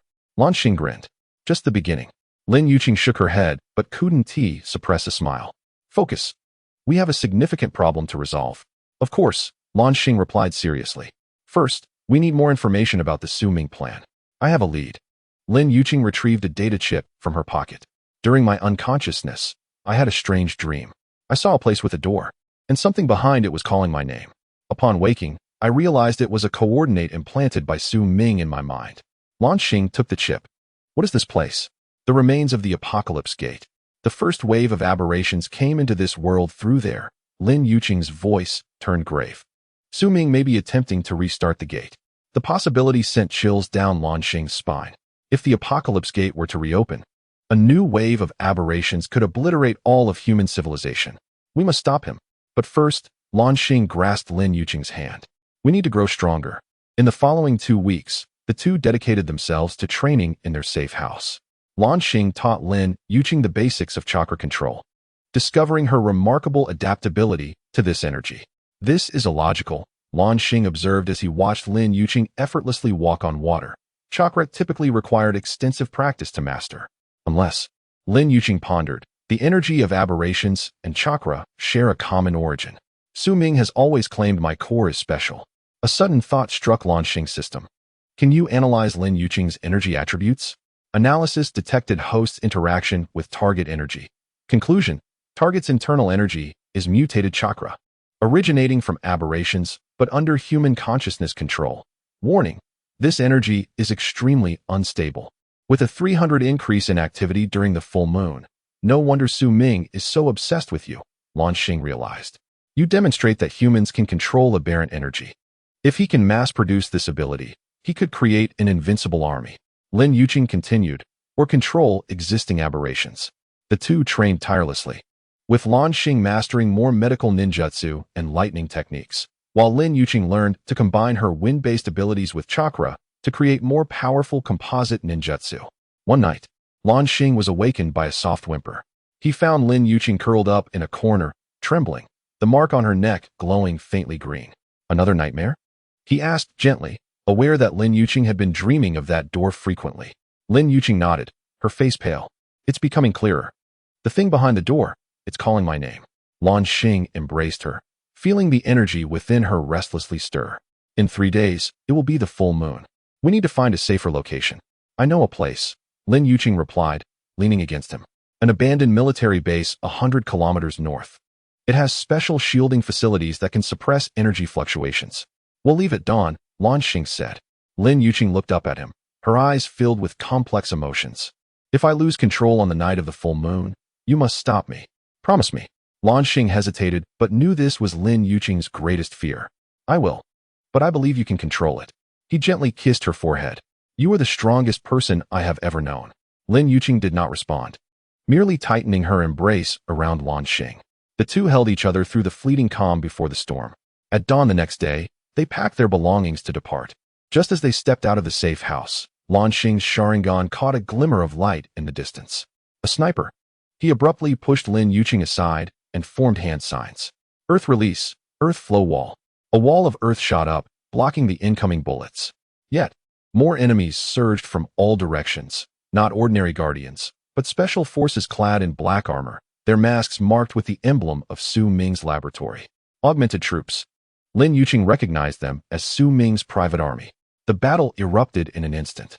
Luan Xing pierced one augmented soldier's chest with Chidori, only to find that the enemy did not fall immediately, continuing to attack until its nervous system was completely fried by lightning. Target the head, he shouted. Lin Yuqing's wind blades cut through the enemies with deadly precision. However, the number of augmented soldiers was overwhelming, seemingly endless. We must break through. Luan Xing shouted as he repelled 3 enemies and retreated to Lin Yuqing's side. On the count of 3, use smoke bombs for cover, then run north. Just as they prepared to escape, a familiar voice echoed through the loudspeaker. Luan Xing, Captain Lin, why the rush to leave? We have much collaboration to undertake. Su Ming stood in the distance atop an armored vehicle, flanked by 2 massive combat robots. Run. Lin Yuqing grasped Luan Xing's hand, and together they activated their body flicker technique, bursting out of the encirclement at an extraordinary speed. Bullets and energy beams whistled past them, yet the two, relying on their familiarity with the terrain and the aid of ninjutsu, finally evaded their pursuers, vanishing into the dense forest. How did they find us? Luan Xing gasped. Lin Yuqing checked her gear bag, her expression changing dramatically. They embedded a tracker in the chip. She immediately hurled the chip into the stream, but it was too late. Su Ming had already pinpointed their location, and the chase would only intensify. Change course, Luan Xing decisively declared, opting not to head to the military base, but directly to the Apocalypse Gate.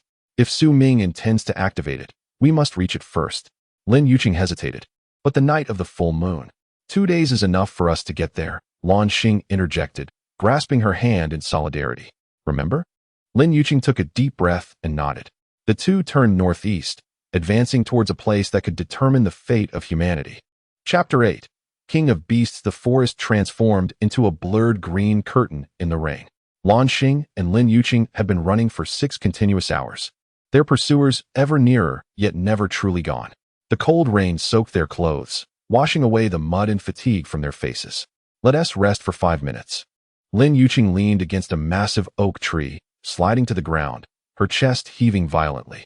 The peculiar mark on the back of her neck glowed ominously beneath her damp hair, appearing more vibrant and foreboding, like a ghostly lantern swaying in the storm.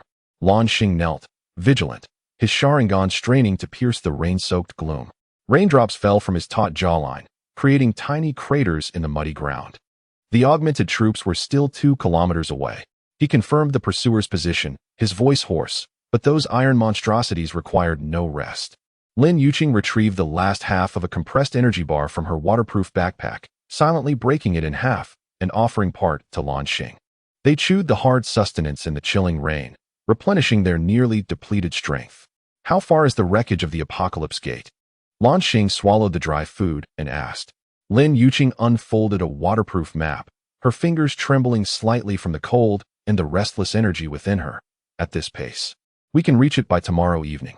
However, she looked up at the overcast sky, darkened like ink, the rain striking her pale face. The full moon is tonight. Luan Xing's heart sank. He had noticed Lin Yuqing's condition deteriorating since they left the safe house, especially as they neared the direction of the Apocalypse Gate. The sealed power within her was becoming increasingly active. Sometimes, unconscious gusts of wind would slice through the branches nearby. At other moments, her gaze would turn strangely cold and unfamiliar.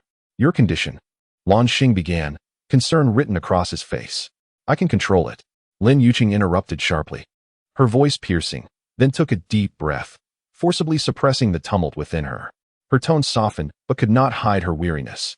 I'm sorry, but the closer we get to that place, the more it craves. Luan Xing held her cold hand, feeling distinctly the chaotic, powerful, and wild energy pulsating within her, like a caged beast thrashing against its confines. We need to find a place to hide until after the full moon, then move on. There is no time. Lin Yuqing shook her head, deep worry in her eyes. Su Ming is certainly racing there too. If he arrives first and gains control of the secrets of the Apocalypse Gate, or even unleashes what lies beyond it. Her words trailed off. But the implications were clear. It would spell catastrophe for human civilization. Then let's change our route.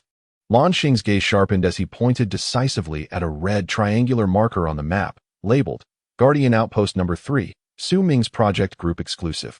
Let us head here first. That's one of Su Ming's core experimental bases. Lin Yuqing's pupils constricted. Precisely because it is his core base, Luan Xing asserted with conviction. It is most likely to harbor information regarding his plans, the perfect weapon, and even the entire truth about the Apocalypse Gate. Instead of charging blindly into an unknown trap, let us take the initiative and strike at the heart. Lin Yuqing gazed at the perilous marker on the map, then at Luan Xing's resolute eyes. The sound of raindrops striking the leaves echoed like a relentless drumbeat. Moments later, she nodded firmly. It's a risk, but it's worth a try. The outpost is only 3 hours away. We can arrive before the full moon's energy fully erupts. With a clear objective, the two set off once more, their direction shifting from northeast to northwest. The rain subsided, yet the sky darkened at an alarming rate, the forest enveloped in a stifling twilight. Lin Yuqing's steps grew increasingly labored, her stumbling more frequent. She would occasionally stop abruptly, straining to listen, a pained and dazed expression crossing her face. The call from beyond that door is becoming clearer, she gasped, her voice wavering. It's calling me. 7. It thirsts. Luan Xing firmly grasped her shoulder, imparting strength. You are not 7. You are Lin Yuqing. You are my captain, Mai. He paused, his tone unwavering. The one I love. Hold on. This straightforward declaration seemed to inject a surge of fortitude. Lin Yuqing's body shuddered slightly, her unfocused gaze regaining a flicker of light. She clenched her teeth, straightened her back. Her steps, though still heavy, no longer wavered. The number 3 outpost finally came into view as dusk descended. It loomed atop a barren hill, resembling a cold, metallic fortress. Towering alloy walls, dense high-voltage wires, rotating automated turrets, and searchlights. Along with patrolling squads, including several augmented individuals with somewhat stiff movements, all illustrated the site's formidable defenses. Drones glided silently through the low air like phantoms. The density of guards exceeded expectations. Luan Xing observed through his Sharingan, his expression grave. At least 30 armed personnel, with no fewer than 10 augmented individuals, 5 drones, and 8 automated turrets. A frontal assault would be tantamount to suicide. Lin Yuqing leaned against a frigid rock, struggling to steady her increasingly rapid breaths. The green light at her neck flickering in the dim light. I can create a powerful energy explosion to cause chaos and cover your infiltration, she suggested with difficulty. Yet the instability in her voice revealed her current fragility. No, Luan Xing firmly rejected, pressing down on her shoulder. You are like a powder keg ready to explode. Forcing your power will only hasten your loss of control. The plan remains unchanged. I will draw their attention and create maximum chaos while you slip in. Your sensory abilities, even now, are far more suited than my Sharingan to locate key information within the base. His eyes sparkled with undeniable determination. Trust me. I have a new toy I want to test. Lin Yuqing looked into his confident eyes, filled with unwavering resolve for her sake, and the words of refusal caught in her throat. Ultimately, she could only nod vigorously, her eyes filled with unshakable worry. Be careful. Come back alive. Of course. I still owe you a proper date, Luan Xing replied with a feigned smile. Then his expression turned serious as he swiftly formed hand seals. Shadow clone technique. Poof, poof, poof, poof, poof. 5 clouds of white smoke erupted, revealing 5 identical shadow clones of Luan Xing. Each clone wielded a short blade composed of unstable lightning, crackling with electrical energy. Move, the original commanded. The 5 shadow clones launched themselves like arrows, charging towards the base from 5 different directions in a near-suicidal manner. They deliberately triggered ground sensors, revealing themselves in the searchlights, instantly raising the alarm to the highest level. Enemy attack. Maximum alert. Severe threat detected. Multiple high-speed targets identified. Open fire. Open fire. The blaring alarms shattered the post-rain silence. The sound of the automated turret's rotation rang out densely, weaving a net of destruction with lethal energy beams. The 2 shadow clones charging at the front were instantly pierced by several beams of light, dissipating into white smoke. However, the remaining 3, utilizing the terrain and their astonishing agility, had already approached the edge of the surrounding wall. The true form of Blue Star moved silently like a shadowy leopard, slipping into a blind spot of the base's surveillance. He held his breath, the 3-tomo Sharingan in his eyes spinning rapidly. Locking onto an inconspicuous metal box wrapped in thick cables within the perimeter wall, this was the secondary node of the base's main power grid. Lightning release, false darkness. A beam of blinding lightning, much finer than 1,000 birds yet condensed to the utmost, shot forth from Blue Star's palm like a striking serpent. The speed was so swift that it struck the target almost simultaneously with its launch. Boom! A deafening explosion erupted. The metal box was instantly shredded by the ferocious lightning, emitting dazzling sparks. In a chain reaction, more than 2/3 of the floodlights surrounding the base abruptly extinguished, and the high-voltage grid, after emitting a dangerous crackle, completely collapsed, leaving at least 3 automated turrets silent due to the power outage. The entire eastern side of the base plunged into chaotic darkness. Now is the moment. Yuching, Blue Star roared into the mini-communicator. Almost as soon as his words fell, a slender and agile figure, like a black panther, took advantage of the explosion and darkness to leap into the base through a pre-selected blind spot, a slight indentation in the wall caused by the explosion, vanishing into the complex shadows within the base. It was Lin Yuching. Blue Star no longer concealed himself, actively exposing his position, once again gathering the dazzling lightning of 1,000 birds in his hands, drawing the attention of the guards and modified beings rushing in like a tide, stirred by the explosion. "Grandchildren, your grandfather is here." He deliberately provoked them, directing the chaos towards the eastern side of the base, buying time and space for Lin Yuching.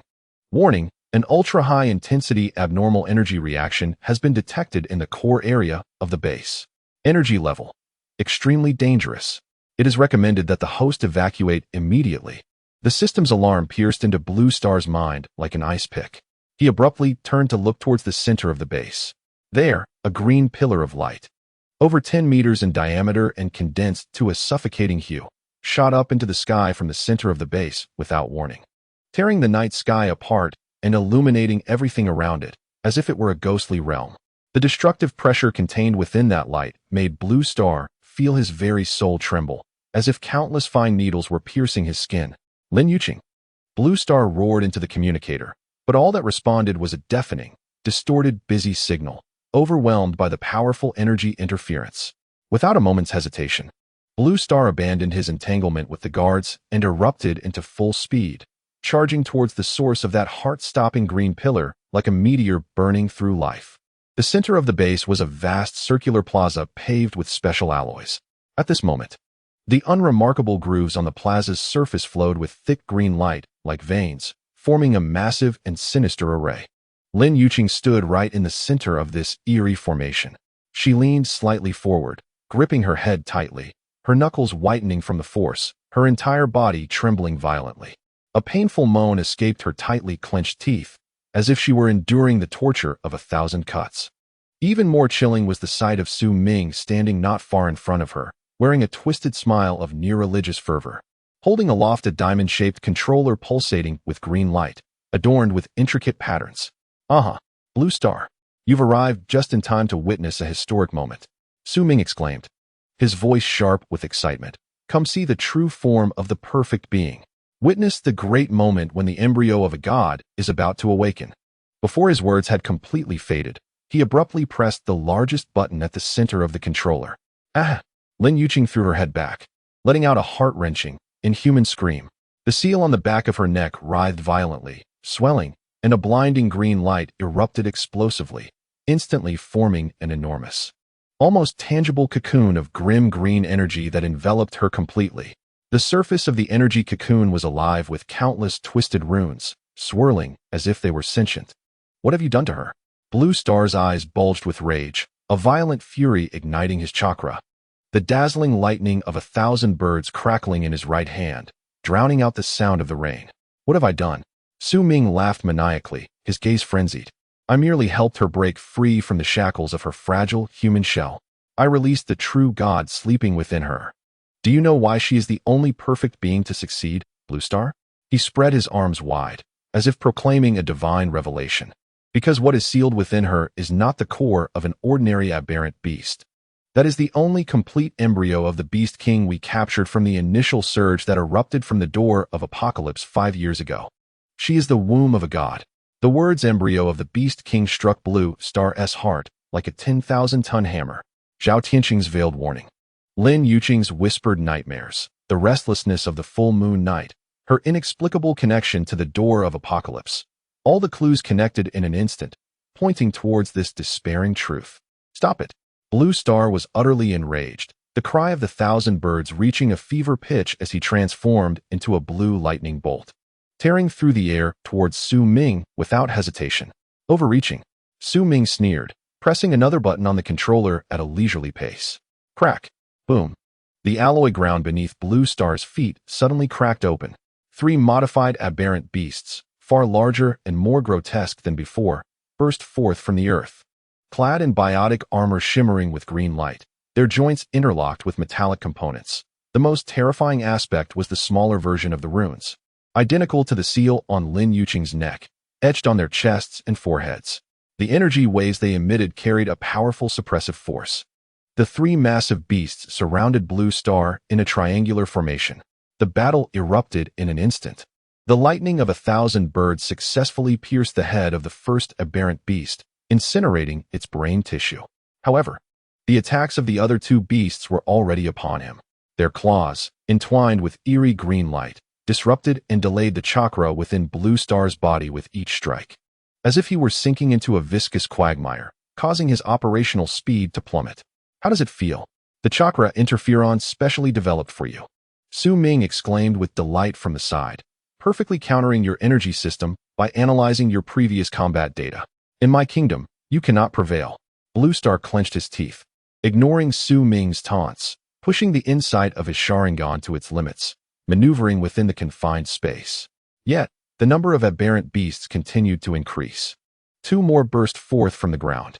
What was even more urgent was that the massive energy cocoon enveloping Lin Yuqing began to convulse violently, swelling, with spiderweb-like cracks rapidly spreading across its surface, accompanied by a spine-chilling cracking sound, an aura of terror, 100 times more fearsome than before, filled with insatiable hunger and a desire for destruction, seeped out from the fissures. Whatever lay within could break free at any moment. There is no time. It must be resolved with one strike. A glimmer of resolve flashed in Blue Star's eyes. He abruptly stepped back, raising both hands simultaneously as the furious lightning chakra surged wildly into his palms. Blinding lightning coalesced into 2 screeching birds in each palm. A desperate struggle? Su Ming watched with keen interest, just as the 2 strongest modified aberrant beasts lunged at him once more. The 3 Tomo in Blue Star's eyes spun to the utmost limit. He forcefully brought his hands together in front of his chest. Ziz! 2 torrents of violent lightning crashed together in his palms, merging. The blinding light instantly engulfed everything around it. An energy of destruction, far beyond that of 1,000 birds, was forcibly compressed and shaped. Ultimately, a blade of searing white lightning, exceeding 3 meters in length and honed to perfection, emerged, its edges even manifesting a sense of spatial distortion. It lacked the shrill cries of 1,000 birds, replaced instead by a suffocating, deathly hum emanating from a high-frequency vibration. Thunder escape, thunder cut. The silhouette of Blue Star merged with the incandescent blade of lightning, transforming into a white flash that rent the very fabric of space. Its velocity surpassed the limits of visual perception. A soft sound echoed twice in rapid succession. The 2 most formidable modified beasts, standing directly in front of Blue Star. Their robust forms composed of a fusion of beastly shells and specialized alloys, adorned with flickering interference runes, were effortlessly cleaved in twain by the relentless blade of searing white lightning, as if it were a hot knife slicing through butter. The cut was charred black, blood vaporizing instantaneously. The residual lightning surged forth, carrying an aura of annihilation, striking towards the astonished Su Ming. What?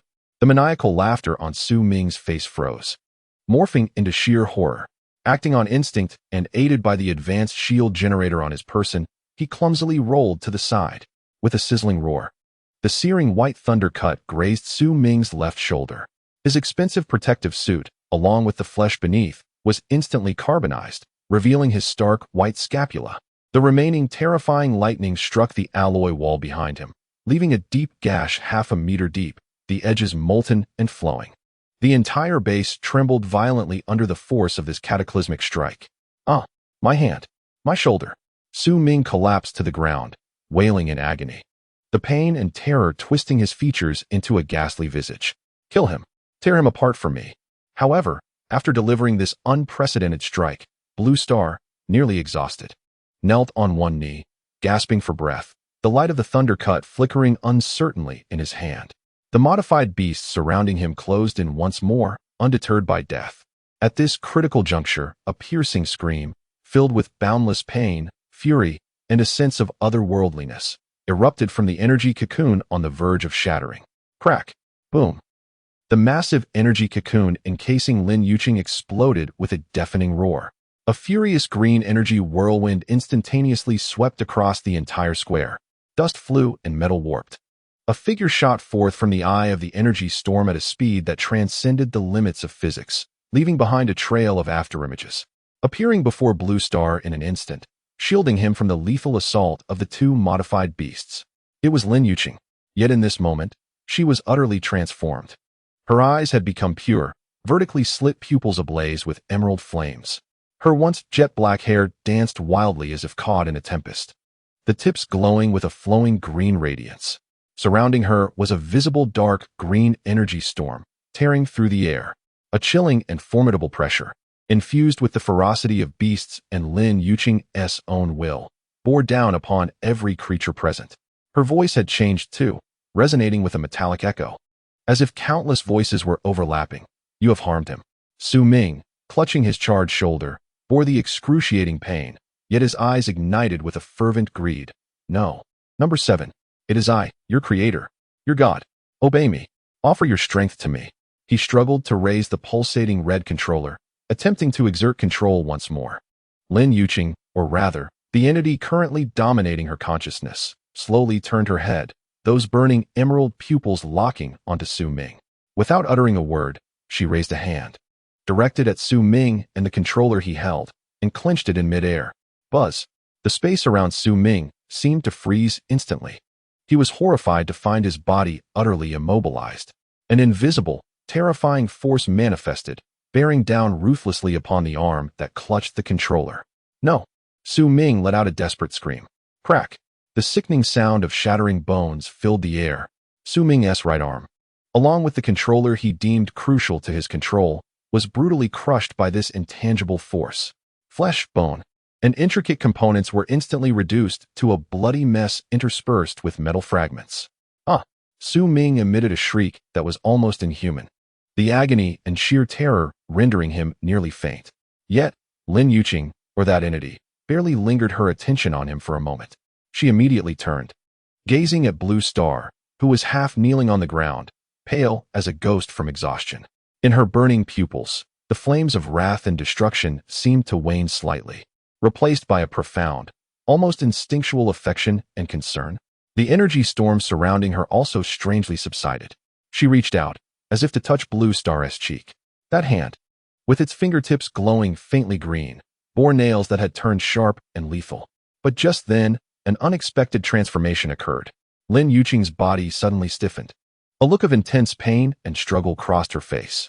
The light of human will, belonging to Lin Yuqing, flickered violently in her emerald pupils, fiercely contending with the cold. Inhuman green flames for control. Blue Star, hurry. She managed to squeeze out a few words through gritted teeth, her body trembling violently from the internal strife. The seal mark on her neck glowing erratically, flickering like a dying ember. No, this time, we shall leave together. Blue Star, summoning all his strength, stood up with unwavering resolve. He understood that this was the chance Lin Yuqing was desperately fighting for. He must take her away from this sinister place that awakened the monster within her. Warning: host life signs are rapidly declining. Chakra severely depleted. Detected intense emotional fluctuations from the host, protective love, combined with a near-death crisis. Kaleidoscope Sharingan activation conditions met. Awakening begins. Acquired exclusive ocular technique. Star Shift, beginner, for short-distance spatial leap, requiring massive chakra and ocular power consumption, with a lengthy cooldown. An unprecedented, cold yet powerful force surged through Blue Star's eyes, accompanied by soul-rending pain.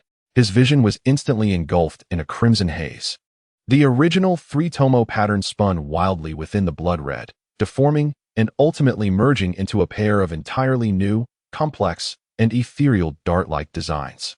At the center of the pattern, it appeared as if stars were swirling in a cycle of birth and demise. Kaleidoscope Sharingan. Activate. The intense agony caused Blue Star to groan softly. Yet it was swiftly followed by a strange sense of control over space. He perceived the invisible folds and nodes within the fabric of space. Without a moment's hesitation, seizing the opportunity while Lin Yuqing was still engaged in a fierce internal struggle against the will of the Beast King within her, while Su Ming was wailing in pain. And while the other modified beasts were momentarily daunted by Lin Yuqing's earlier display of power, Blue Star's newly awakened kaleidoscope pattern erupted with blinding crimson light.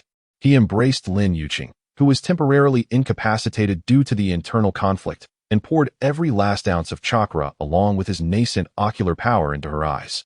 Star shift. Buzz. The space emitted a peculiar humming sound.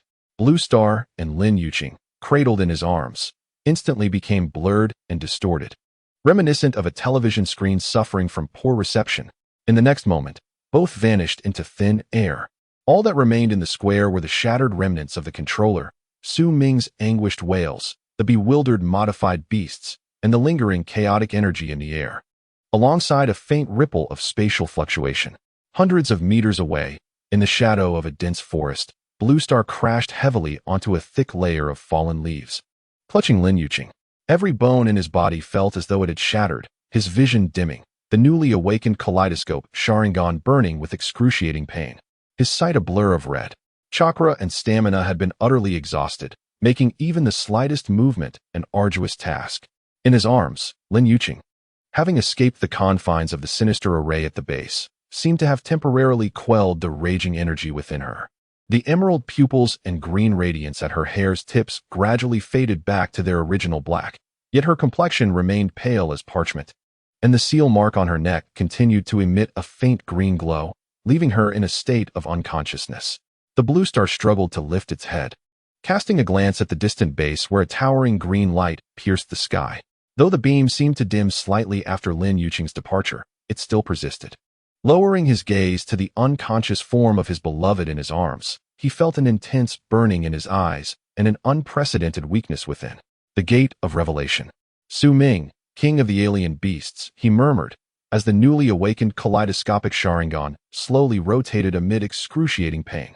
In the depths of his crimson pupils lay an overwhelming gravity and determination, waiting for my final battle to truly begin. Soon, an all-consuming darkness enveloped his consciousness. Chapter 9. Sealing the Gate of Revelation. Darkness. An endless abyss of darkness. The Blue Star sensed itself adrift in a void, its awareness fading. Waves of searing pain surged from his eyes, as though someone had thrust a glowing iron rod into his eye sockets. He attempted to raise his hand, only to find his body weighed down like lead. In his mind, he called for a status report from the system, but was met with only a cacophony of static. Fragments of memories gradually pieced together. Base 3. Su Ming's madness, the sealed embryo of the alien beast king within Lin Yuqing, the awakening of the kaleidoscopic Sharingan, and a space ninjutsu named Stellar Shift. Lin Yuqing. The Blue Star abruptly opened his eyes, and pain surged like a tidal wave. Gritting his teeth, he bore the agony as if his very eyeballs were about to burst, and surveyed his surroundings. He found himself in a rudimentary cave, its walls adorned with luminous moss that provided a dim light. He lay atop a pile of dry leaves, draped in a familiar black combat uniform, Lin Yuqing's jacket. Awake? A raspy female voice emerged from the cave entrance. Lin Yuqing stood with her back to him, the moonlight outlining her slender silhouette. She wore only a fitted tank top, the mark on the back of her neck still visible in the dim light, albeit no longer glowing. Where are we? The Blue Star struggled to sit up, every muscle in his body protesting. An abandoned mine 20 kilometers from Base 3. Lin Yuqing did not turn around. Her voice was unnaturally calm. You were unconscious for 2 days. The full moon has passed. The Blue Star noted the slight tremor in her shoulders as she spoke. He forced himself to stand, stumbling toward her. Are you all right? Not well. Lin Yuqing finally turned to face him, her eyes bloodshot in the moonlight. I almost killed you, Blue Star. I nearly lost all control back at the base. Her nails dug deep into her palm, blood trickling between her fingers. Do you know what is most ironic? When that power was fully unleashed, I felt an unprecedented strength and euphoria. It was as if I had finally returned to the form that was rightfully mine. The Blue Star reached out, grasping her trembling fist and gently prying her fingers apart. But you're back. You overcame it. Temporarily. Lin Yuqing snapped. her eyes gleaming with pain. With each full moon, the seal weakens. As we draw closer to the gate of revelation, it becomes increasingly active. Next time, I may not return. The blue star fell silent for a moment before suddenly asking, "Why choose this mine?" Lin Yuqing was taken aback. "What? Why here? There are plenty of hiding spots within a radius of several dozen kilometers." The blue star pointed to the glowing moss on the cave walls. "This is ghostlight moss, which only grows in areas rich in Stardust, Oregon. Such minerals can suppress the energy fluctuations of alien beasts." Lin Yuqing picked up on his words, surprise flickering in her eyes. "How do you know?" "From my parents' research notes." The blue star smiled. "They studied all minerals related to alien beasts. It seems that even in amnesia, some knowledge remains embedded in my mind."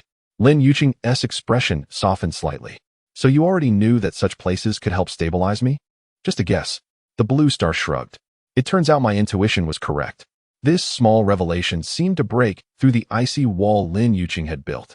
She sighed deeply, her shoulders relaxing. "Thank you. You saved me once again. Consider it even." The blue star gently embraced her. "You've saved me more times."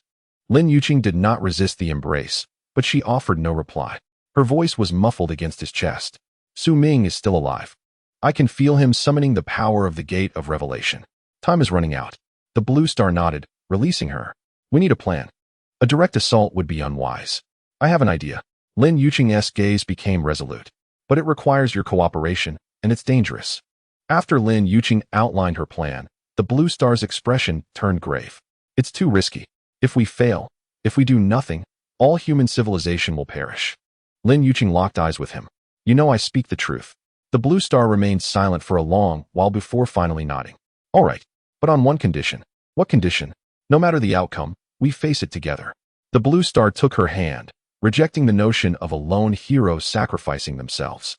Lin Yuqing's lips curled up slightly. "Agreed." System reboot complete. Kaleidoscopic Sharingan fusion degree. 67. Warning.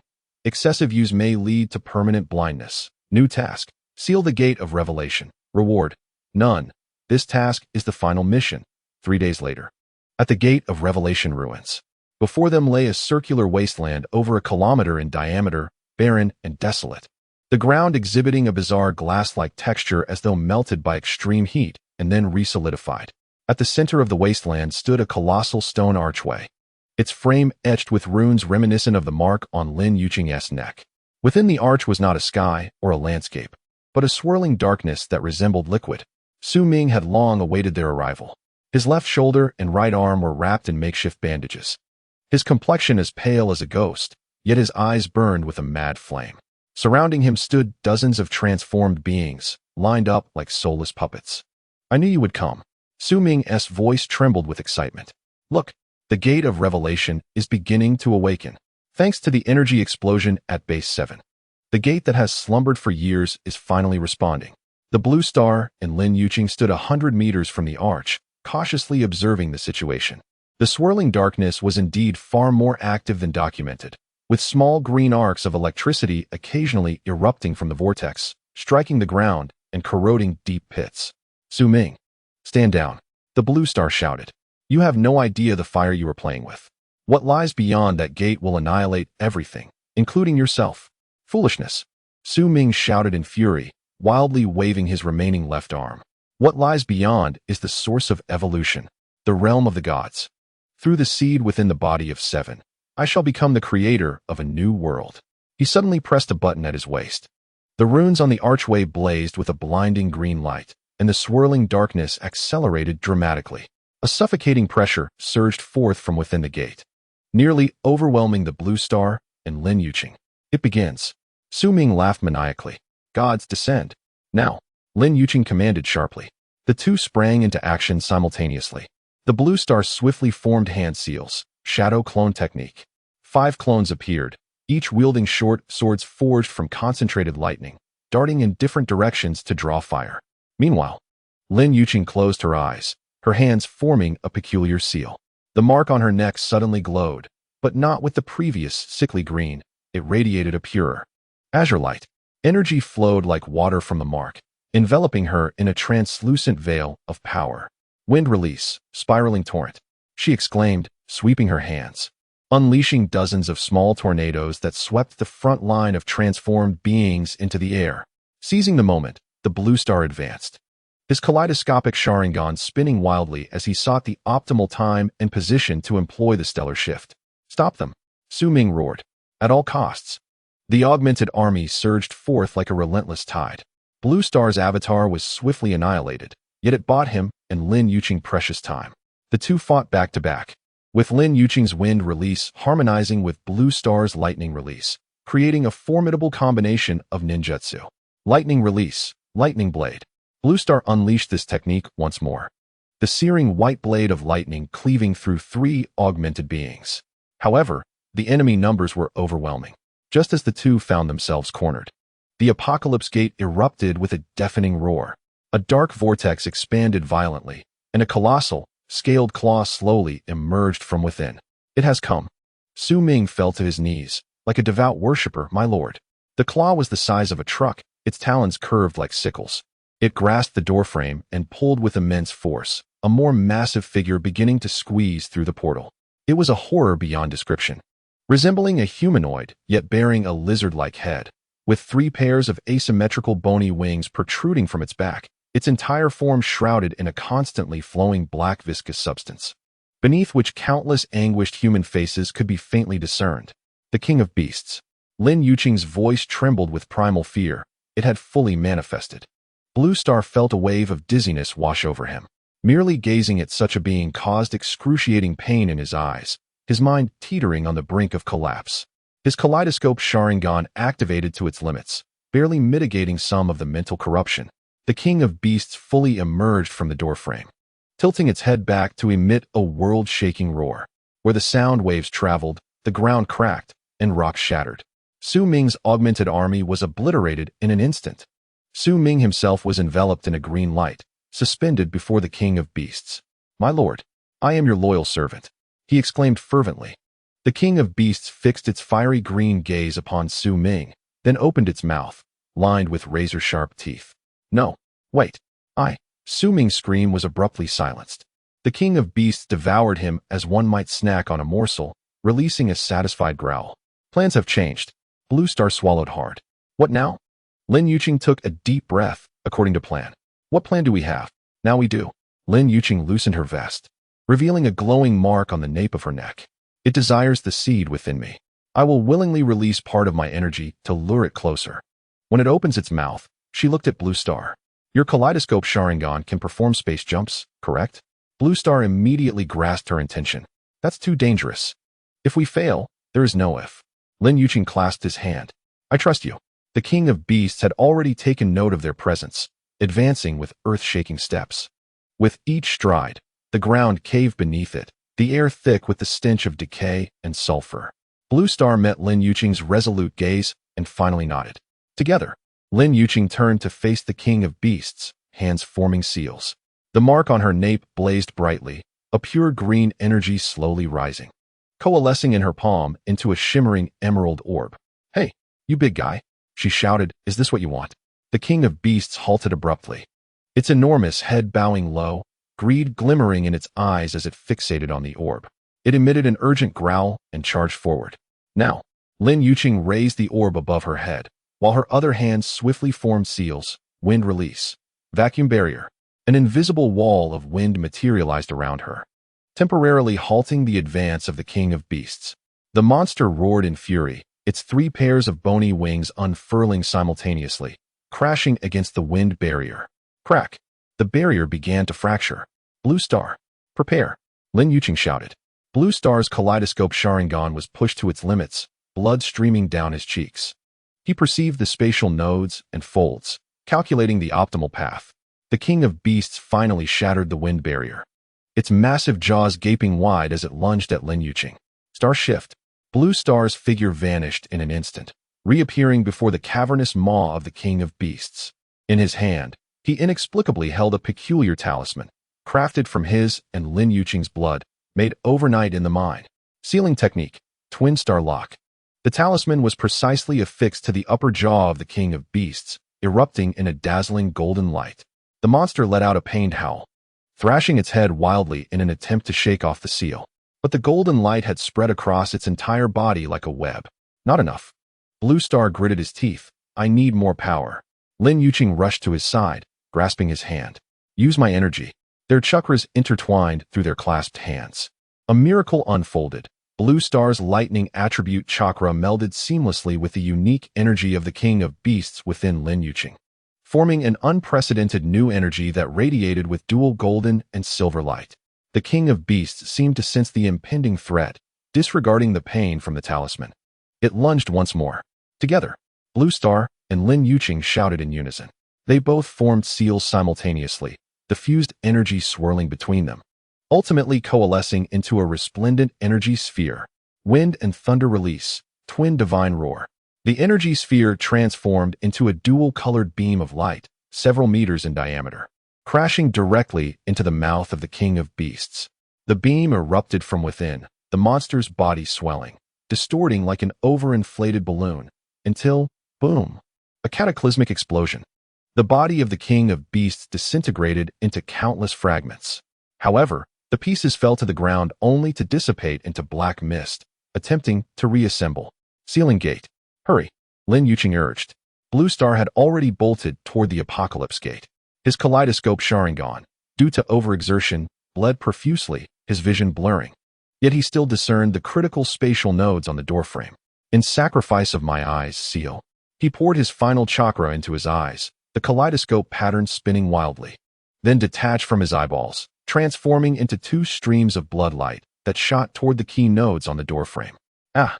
Blue Star collapsed to the ground, hands clutching his bleeding eye sockets. The runes on the apocalypse gate extinguished one by one, the rotation of the dark vortex gradually slowing. The black mist trying to reassemble emitted anguished shrieks, pulled back into the gate by an invisible force. Just as the vortex was on the verge of disappearing completely, a faint green light suddenly shot forth from within the gate, heading straight for Lin Yuqing. Watch out! Despite his blindness, Blue Star sensed the imminent danger. Lin Yuqing attempted to evade, but it was too late. The green light struck her chest, merging with her being. She looked down in shock, only to find the mark on her nape vanished. Blue Star. She rushed to his side, supporting him. Your eyes are worth it. Blue Star weakly smiled.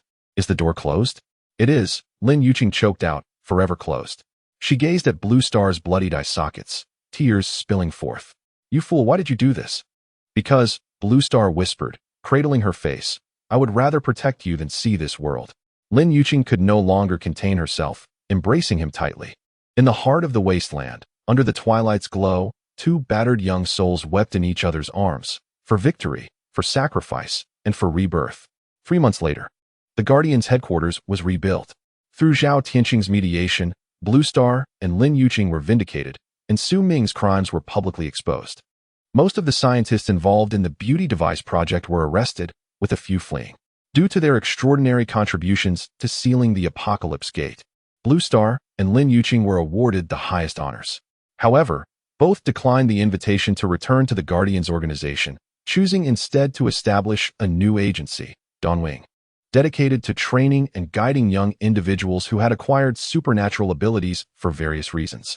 Under the cherry blossom tree, Lin Yuqing gently inquired, So, do you truly have no regrets? Luan Xing, adorned with specially crafted sunglasses that concealed his sightless eyes, shook his head with a smile. Regret what? The loss of my vision? He mused. You know, the doctor mentioned that my optic nerve is not entirely dead.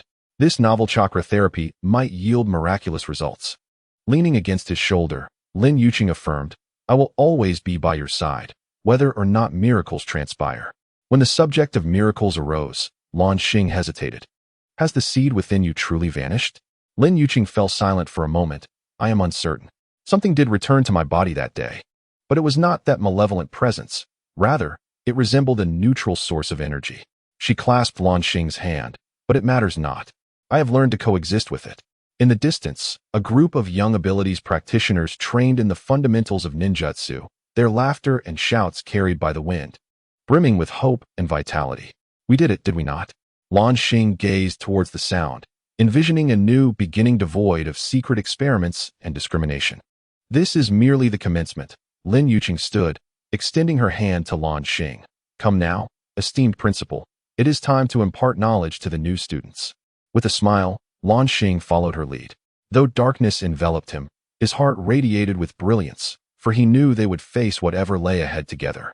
Unknown to Luan Xing, at the nape of Lin Yuqing's neck, where the mark once resided, a minuscule golden rune flickered out of existence, akin to a promise in slumber. Chapter 10.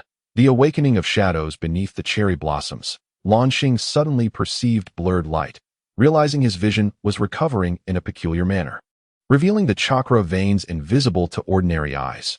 A restoration not of conventional sight. A new threat loomed. While instructing the new students, Lin Yuqing sensed a familiar energy wave emanating from the distant north, resonating eerily with the green light that had entered her body before the apocalypse gate had closed. Suggesting the seal was imperfect, a mysterious organization emerged. The Dawn Wing welcomed a unique new student, a 15-year-old empath named Bai Yi, who brought astonishing news. Corpses drained of chakra appeared in various locales, each bearing a spider-like mark on their necks. Manifestations of ability mutations surfaced. Luan Xing attempted to utilize his newly acquired chakra vision to assist in teaching, unexpectedly discovering that 3 students harbored fragments of beastly energy akin to those from the long-vanished Perfect Vessel project, raising alarms. Old enemies resurfaced. At the chapter's conclusion, as Bai Yi demonstrated his precognitive abilities, he suddenly trembled, sketching a vague image of a figure standing before a blood-red gate. Arms missing yet adorned with 6 mechanical limbs, each emblazoned with the emblem of Su Ming Laboratory. The complete content of Chapter 10 follows. The sensation of cherry blossoms cascading was as light as butterfly wings. Luan Xing lifted his face, feeling the delicate petals brush against his cheek. After losing his sight, his other senses had sharpened remarkably. He could discern the trajectory of falling petals through the air's flow, identify the species of cherry trees from 10 meters away by scent, and even perceive Lin Yuqing's approach from 30 steps away through subtle vibrations in the ground. Is the principal slacking off again? Lin Yuqing's voice wafted to him with a gentle breeze, her unique jasmine fragrance mingling with the aroma of post-training sweat. A smile involuntarily crept upon Luan Xing's lips. I am contemplating teaching strategies, he replied solemnly, tapping the wooden armrest of the wheelchair prepared for him by students despite his insistence on not needing it. Are you thinking with your snoring? Lin Yuqing seated herself beside him, the soft grass rustling gently. Hongfeng mentioned you had been napping here for an hour. Just as Luan Xing was about to retort, a strange hue flickered across his eternal darkness. It resembled a tiny light igniting in a pitch-black void, fleeting yet undeniably real. What's wrong? Lin Yuqing perceptively sensed his anomaly. I believe I saw something, Luan Xing replied uncertainly, like a spark in the darkness. Lin Yuqing immediately grasped his hand. Is your vision returning? I'll call the medical team. Wait, Luan Xing interrupted her. It's not the kind of seeing you think. He struggled to find the right words. It feels more like sensing the flow of energy. Your chakra now appears to me as a swirling azure flame. Lin Yuqing fell silent for a few moments. Is this a good thing? Or a sudden flurry of footsteps interrupted her inquiry. Luan Xing perceived, or rather sensed, a brilliant orange energy rapidly approaching, resembling a flickering flame with jagged, unstable edges. This unique chakra signature was one he had only encountered once before. Principal. Instructor Lin. The youth's breathless voice confirmed Luan Xing's suspicion. There's a situation. Speak slowly. Yin Xiao Wu. Lin Yuqing regained her authoritative tone. Is the training ground on fire? Or did you blow up the cafeteria again? Neither. Yin Xiao Wu's chakra surged with intensity. There's a new transfer student, particularly ominous. He can predict death. Lin Yuqing's chakra instantly tensed. Clarify.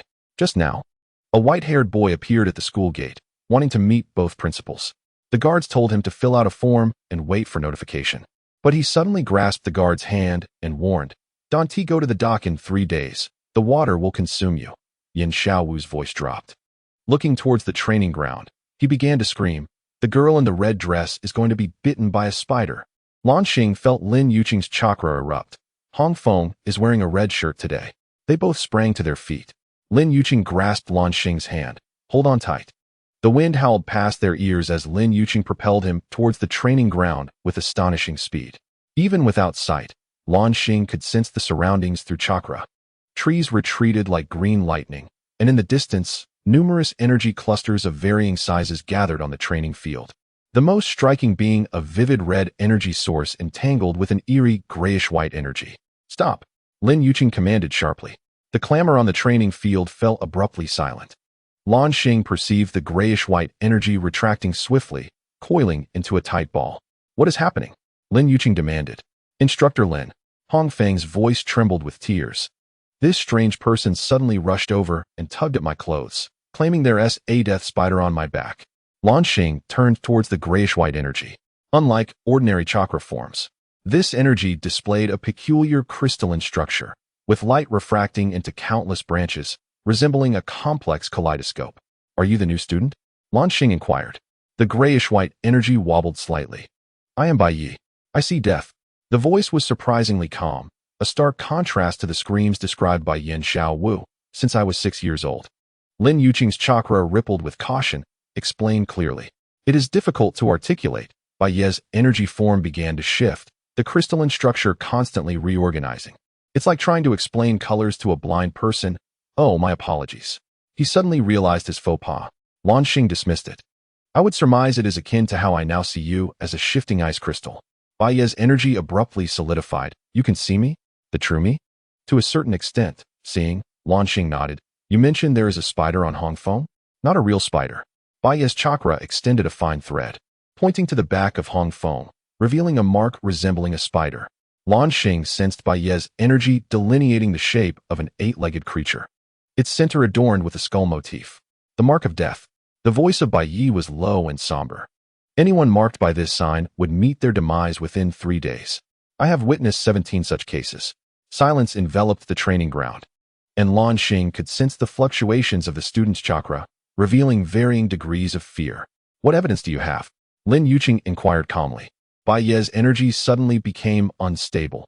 In the abandoned hospital in the northern district, there are 6 corpses in the freezer of the basement, each bearing this mark. The police believe it to be gang-related, but I know otherwise. Luan Xing exchanged an unspoken glance with Lin Yuqing. Notably, 3 weeks prior, 6 peculiar deaths involving ability users had been reported, officially attributed to drug overdoses. Yin Xiao Wu, Lin Yuqing commanded. Take everyone to training ground number 3 to continue physical training. Hong Feng was instructed to remain behind. Once the other students had departed, Lin Yuqing lowered her voice. Bai Yi, who exactly are you? How do you know all this? Bai Yi's chakra contracted slightly. I awoke in the hospital mortuary. My memories prior are hazy. I only know I can see omens of death. In the last 3 months, there have been 22 occurrences of this mark, all of which have come to pass. He paused. Upon investigation, I discovered all the deceased had been in contact with an organization called Spider's Nest. Spider's Nest? Luan Xing furrowed his brow, having never heard of it. Because they have just emerged, Bai Yi's chakra suddenly fluctuated violently, and they are hunting special ability users like us. Lin Yuqing's chakra displayed alarm. Us? Those who wield chakra. Bai Yi indicated Luan Xing, then turned to Lin Yuqing, and those who possess that within them. Lin Yuqing's breath caught. Luan Xing felt her chakra sharpen like a blade. What do you know? Her voice was icy. Bai Yi's energy receded. No, it's not what I know, it's what they know. I overheard members of Spider's Nest discussing their search for the perfect vessel and the inheritor of the Sharingan. Luan Xing's fingers dug deeply into the armrest of his wheelchair. The specificity of these code names was too striking to be mere coincidence. Follow me, Lin Yuqing abruptly decided, leading to the principal's office for a more detailed discussion. The principal's office was situated on the top floor of the Shaoyi main building, with walls embedded with special alloys for soundproofing and detection prevention. A design specifically requested by Luan Xing during the reconstruction of the headquarters. Upon entering, Bai Yi froze. There's something here. Though Luan Xing could not see it, he sensed an unusual energy field suspended in the center of the room. This was a target they had used for testing new ninjutsu, containing a mixture of their chakras. Can you sense chakra? Luan Xing asked. Not entirely. Bai Yi's energy began to change erratically, resembling the shadow of energy. But there is an unusually strong mark in this room, like a vortex of fire and wind. Lin Yuqing closed the door and activated the anti-eavesdropping device. Now? Tell us everything about Spider's Nest. For the next 2 hours, Bai Yi described a clandestine and perilous underground organization. All members of Spider's Nest donned black attire and bore spider insignias, specializing in hunting those with extraordinary abilities. Most disconcertingly, they seemed to possess a technique for extracting the powers of others. Those killed by them were left as mere husks, their energy completely drained. Bai Yi's voice trembled with fear. Moreover, Their numbers are increasing. Last week, I infiltrated one of their strongholds and overheard them discussing the gate project. A chill ran through Luan Xing. What is the gate? I don't know, but they mentioned needing a key, which is divided into 3 parts. Bai Yi suddenly clutched his head, chakra violently oscillating. Ah, my head hurts. Bai Yi? Lin Yuqing stepped forward. The youth abruptly raised his head, his eyes rolling back, chakra erupting astonishingly, forming a blurred image in the air. A figure without arms, 6 mechanical arms extending from its back. Standing before a blood-red gate. Clearly visible on the mechanical arms was the emblem of Su Ming Laboratories' triangular serpent insignia. The image lingered for 3 seconds before dissipating. Bai Yi collapsed to the ground, unconscious. Lin Yuqing quickly checked his pulse. He merely fainted. Luan Xing remained silent for a long while before finally speaking. 6 mechanical arms. Exactly what Su Ming lost. But that monster has already been eliminated. Lin Yuqing's voice held uncertainty. The Apocalypse Gate has also been closed. Luan Xing turned his gaze to the window. Though invisible, he could feel the distant silhouette of the northern mountains. An indescribable premonition began to rise within him. Perhaps it has not fully closed. At that moment, he noticed something strange. A faint green light flickered briefly at the core of Lin Yuqing's energy, vanishing almost instantly, like an eye blinking in the dark. Chapter 11. The Eye of Chakra. Bai Yi lay in the infirmary for an entire day before awakening. Luan Xing sat beside the bed. Although he could not see, he could sense the flow of energy within the youth gradually returning to normal through his newly acquired chakra vision. The grayish-white crystalline energy began to rotate slowly again, its edges glimmering with a faint blue light. Are you awake? Luan Xing asked softly. The rustle of bed sheets could be heard as Bai Yi's breathing changed, his heartbeat quickening. What did I see? The youth's voice was hoarse, as if scraped by sandpaper. A figure with 6 mechanical arms stood before a blood-red gate. Luan Xing calmly recounted, with the emblem of Su Ming Laboratory on the mechanical arms. Bai Yi's energy surged suddenly. That was not a dream. It never was. The infirmary door swung open, and Lin Yuqing's footsteps accompanied by her unique chakra signature entered the room. Bai Yi, we need to know more about your precognitive abilities. Luan Xing sensed Bai Yi's energy retract slightly, akin to a frightened animal curling up. Every time I use my ability, I lose a portion of my memory, leaving only fragments. Like this? Lin Yuqing placed a tablet on the bedside, the sound of the screen illuminating audible, even without sight. Luan Xing could guess it displayed the energy images generated by Bai Yi's foresight, recorded by Lin Yuqing using specialized equipment. More vague, more fragmented. Bai Yi's voice carried a sense of bewilderment. But I have seen that emblem in my dream. Luan Xing gently tapped the armrest of his wheelchair. What dream? A place filled with metal and glass, where many people screamed, then darkness fell. Bai Yi's chakra began to tremble irregularly. Something crawled out from the darkness, resembling a person yet not. Lin Yuqing's chakra suddenly sharpened.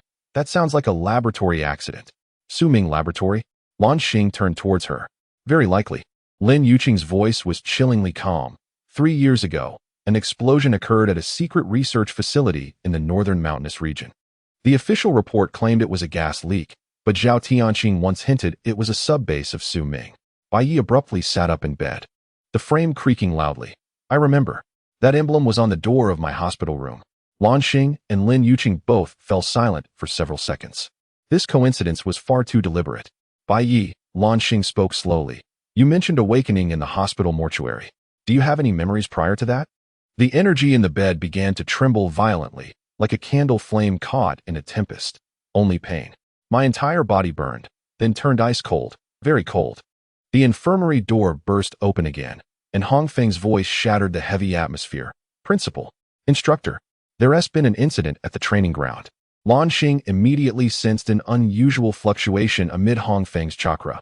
A dark green energy coiled around her primary energy vein like a parasite. What is happening? Lin Yuqing swiftly inquired. Yan Xiaowu and 2 other classmates suddenly collapsed. Hongfeng's voice was laced with panic as they practiced the fundamental chakra control you taught, and then, as if struck by an unseen force, they fell. The medical team reported that their chakra was dissipating. Luan Xing's wheelchair lurched forward. Take us there? On the training ground. 3 youthful bodies lay on the mats, surrounded by a group of alarmed students. Upon seeing the state of the 3 trainees, Luan Xing felt as though an invisible hand had tightened around his heart. Their chakra meridians were visibly wilting, as if something was consuming them from within. The most terrifying aspect was the faint spider-like mark that appeared on each unconscious student's neck. Everyone step back, Luan Xing commanded sharply, initiating the isolation protocol immediately. Hongfeng, take the other trainees to the safe room, and do not come out without my orders. The students quickly evacuated, leaving only Luan Xing, Luan Xing, and the 3 unconscious trainees. Luan Xing maneuvered his wheelchair closer to the nearest Yan Xiaowu. Even in unconsciousness, the usually vibrant boy bore a pained expression. This is not an external attack. Luan Xing extended his hand, cautiously sensing the energy flow within Yan Xiaowu. Something was awakening inside them, devouring their chakra. Luan Xing swiftly checked the other 2 trainees, the same symptoms. Luan Xing, look at this. She tugged at a trainee's sleeve, revealing the inner arm. Even without seeing it, Luan Xing could sense a cluster of abnormal dark green energy, forming a web-like structure akin to blood vessels. Perfectly crafted apparatus. Luan Xing's voice nearly slipped through clenched teeth. What? Luan Xing shot her head up. They have been implanted with fragments of beast energy. Luan Xing exclaimed, coming to an abrupt halt, unable to finish the thought. Luan Xing's complexion paled. Is Su Ming's experiment still ongoing? Not entirely. Bai Ye's voice resonated from the entrance of the training ground. The boy leaned against the door frame. His face as pale as parchment, yet his gaze was unusually lucid. This is the new version of the spider nest sewing plan. Luan Xing turned to him. Clarify. I overheard their conversation. Bai Yi trudged towards the center of the training ground, each step seemingly draining his strength. The spider nest does not merely kill for energy. They are sewing. They implant specialized beast energy fragments into specific ability users and harvest them once the fragments reach a certain stage. Luan Xing's chakra immediately sharpened. Are you implying that our trainees have become breeding grounds? Bai Yi nodded, then realized Luan Xing could not see and added, yes. But typically, sewing requires at least 3 months to mature. Their episodes have occurred too quickly, which is abnormal. Luan Xing suddenly had a thought, unless they were stimulated in some way. All eyes turned to him. My new ability. Luan Xing pointed to his eyes. This morning, I used chakra vision to guide their practice, which may have inadvertently activated those dormant fragments. The training ground fell into a dreadful silence. The condition of the 3 trainees was rapidly deteriorating. Their chakra was nearly consumed, and their breathing had become weak and irregular. What can we do? Luan Xing's voice bore a rare sense of helplessness. Luan Xing's mind raced. After losing his sight, the system seemed to have entered a dormant state, no longer responding to his calls. But at this moment, he required the knowledge of medical ninjutsu. Suddenly, a long-forgotten mechanical voice echoed in his mind. Emergency medical situation detected. Based on the host's current abilities, recommendation, chakra purification technique. Accept transmission? Luan Xing nearly leaped in exhilaration. The system was still operational. Moreover, it seemed to have upgraded alongside the awakening of his new visual abilities. Accept. Immediately, a stream of information surged into his brain. Complex hand seals, intricate chakra control techniques, and purification plans targeting foreign energy were all projected in 3-dimensional images directly into his consciousness. I have a solution, Luan Xing suddenly declared, but I need your assistance. He briefly explained the principles of the chakra purification technique, which involved constructing a precise energy filter to separate and expel the foreign beast energy from the victim's chakra system. It sounds akin to dialysis. Luan Xing frowned. What are the risks? If executed improperly, it could purify their own chakra along with it, Luan Xing replied candidly, which would mean a permanent loss of their abilities. Bai Yi suddenly knelt beside Yan Xiaowu. I will serve as the filter. What? Luan Xing stared at him in astonishment. My ability is not just foresight. Bai Yi extended his hands above Yan Xiaowu. I can see the flow of energy, and I can assist Principal Luan Xing in guiding the purification process. Luan Xing sensed Bai Ye's energy undergoing a remarkable transformation. The previously chaotic crystalline structures began to reorganize into a precise network, resembling a biological filter. It's worth a try, Luan Xing nodded. Luan Xing, I need you to maintain a stable wind attribute barrier to prevent energy leakage during the purification. Luan Xing immediately began forming hand seals. Understood. The subsequent half-hour felt like walking on the edge of a blade.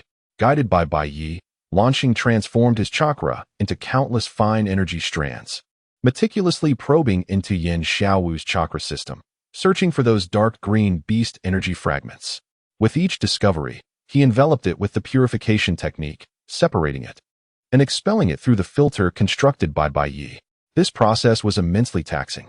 Sweat trickled down Luan Xing's cheeks, soaking his collar. The armrests of his wheelchair creaked under his grip, and his knuckles turned white from exertion. When the first fragment was successfully expelled, Yin Xiaowu's breathing steadied significantly, providing them with the courage to continue. One after another, the beast energy fragments within the three bodies were located and eliminated. When the last fragment exited the third trainee's body, Luan Xing felt utterly drained, slumping in his wheelchair, unable to move even a finger. We succeeded. Bai Ye's voice was faint but filled with joy. Their chakra is beginning to recover. Lin Yuqing dispelled the barrier and immediately checked the trainees' conditions. Their vital signs were stable, and the spider marks were fading. She turned to Luan Xing, her tone softening. You need to rest. Luan Xing shook his head. Though the motion caused darkness to cloud his vision, not yet. We must uncover who implanted these things within them. Bai Yi, you mentioned that sewing typically takes 3 months? At least, Bai Yi confirmed. Then these individuals were likely infected before joining Xiaoyi, Luan Xing surmised. We need to examine their commonalities, previous training camps, living areas, organizations they interacted with. The Northern New Recruits Camp. Lin Yuqing suddenly interjected. They all came from there. They just completed their basic training last month. Both Luan Xing and Bai Yi felt a jolt. The North, Luan Xing murmured, near the site of Su Ming's laboratory explosion? Not only that, Lin Yuqing's voice turned unusually cold. The current instructor at the Northern New Recruits Camp was recommended by Zhao Tianqing. The three fell silent. This discovery was perilously grave, nearly blasphemous to Zhao Tianqing, the highest commander of the Guardians, and Luan Xing and Lin Yuqing's most trusted ally, possibly implicating him in this matter. We need more evidence, Luan Xing finally declared. Bai Yi, can you sketch the blood-red gate from the foresight vision? As detailed as possible. Bai Yi nodded, taking the paper and pencil offered by Lin Yuqing. Minutes later, a disturbing sketch was completed. A massive archway seemingly composed of congealed blood, its surface covered in pulsating patterns. Before the door stood the six-armed automaton, and faintly visible on the doorframe were 3 grooves arranged in a triangular formation. The keyhole, Lin Yuqing whispered. Through his chakra vision, Luan Xing discerned the residual energy on the sketch and suddenly realized. Bai Yi, did you just mention that the key is divided into 3 parts? That is indeed what the individuals from the spider nest indicated, Bai Yi confirmed. Luan Xing turned to Lin Yuqing. Although her expression was obscured, his gaze conveyed everything. The ocular prowess of the Sharingan was still missing one component. What is the third key? Lin Yuqing inquired, her brow furrowed. Suddenly, Bai Yi clutched his head, curling up in agony. I see. His chakra erupted once more, forming a new image in the air, a pulsating green crystal, suspended within a transparent container. Inside the crystal, a small, curled figure was faintly visible. Lin Yuqing gasped. The embryo of the Beast King? After the image dissipated, Bai Yi collapsed to the ground, weakly uttering his final words. The third key they seek is the seed, and it is within this school. Chapter 12. The riddle of the seed is within this school.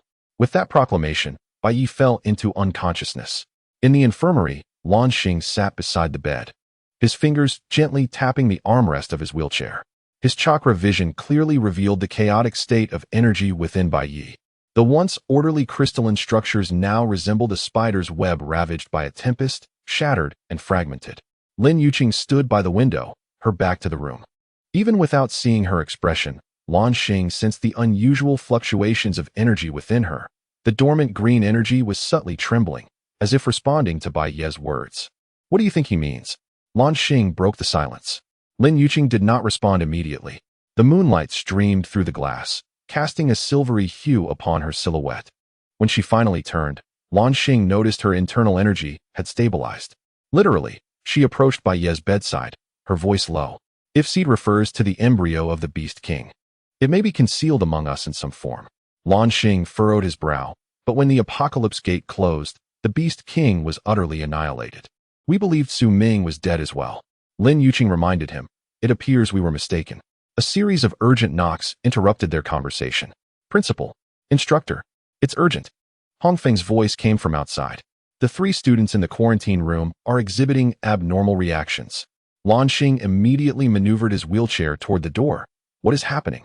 They're glowing. Hongfeng's voice trembled with fear. Green light. The medical team reported that their chakra has surged unexpectedly, exceeding safe limits. Lin Yuqing dashed toward the door. Notify all students to remain in their dormitories and activate level 2 protection. Upon reaching the quarantine room, the sight before Luan Xing was shocking. Even through his chakra vision, 3 students floated in midair, enveloped in blinding green light, their chakra veins flickering ominously like overloaded circuits. More terrifyingly, the purified spider marks re-emerged, clearer than ever, almost branded upon their skin. This is not a natural phenomenon. Lin Yuqing swiftly formed hand seals, erecting a wind barrier around the room. Something is remotely controlling them. Luan Xing wheeled closer to Yen Xiaowu, attempting to analyze the situation with his chakra vision. As he focused on the energy flow within Yen Xiaowu, a chill crept up his spine. The seemingly surging chakra did not originate from the students themselves, but rather from an external force being forcibly injected through the spider marks.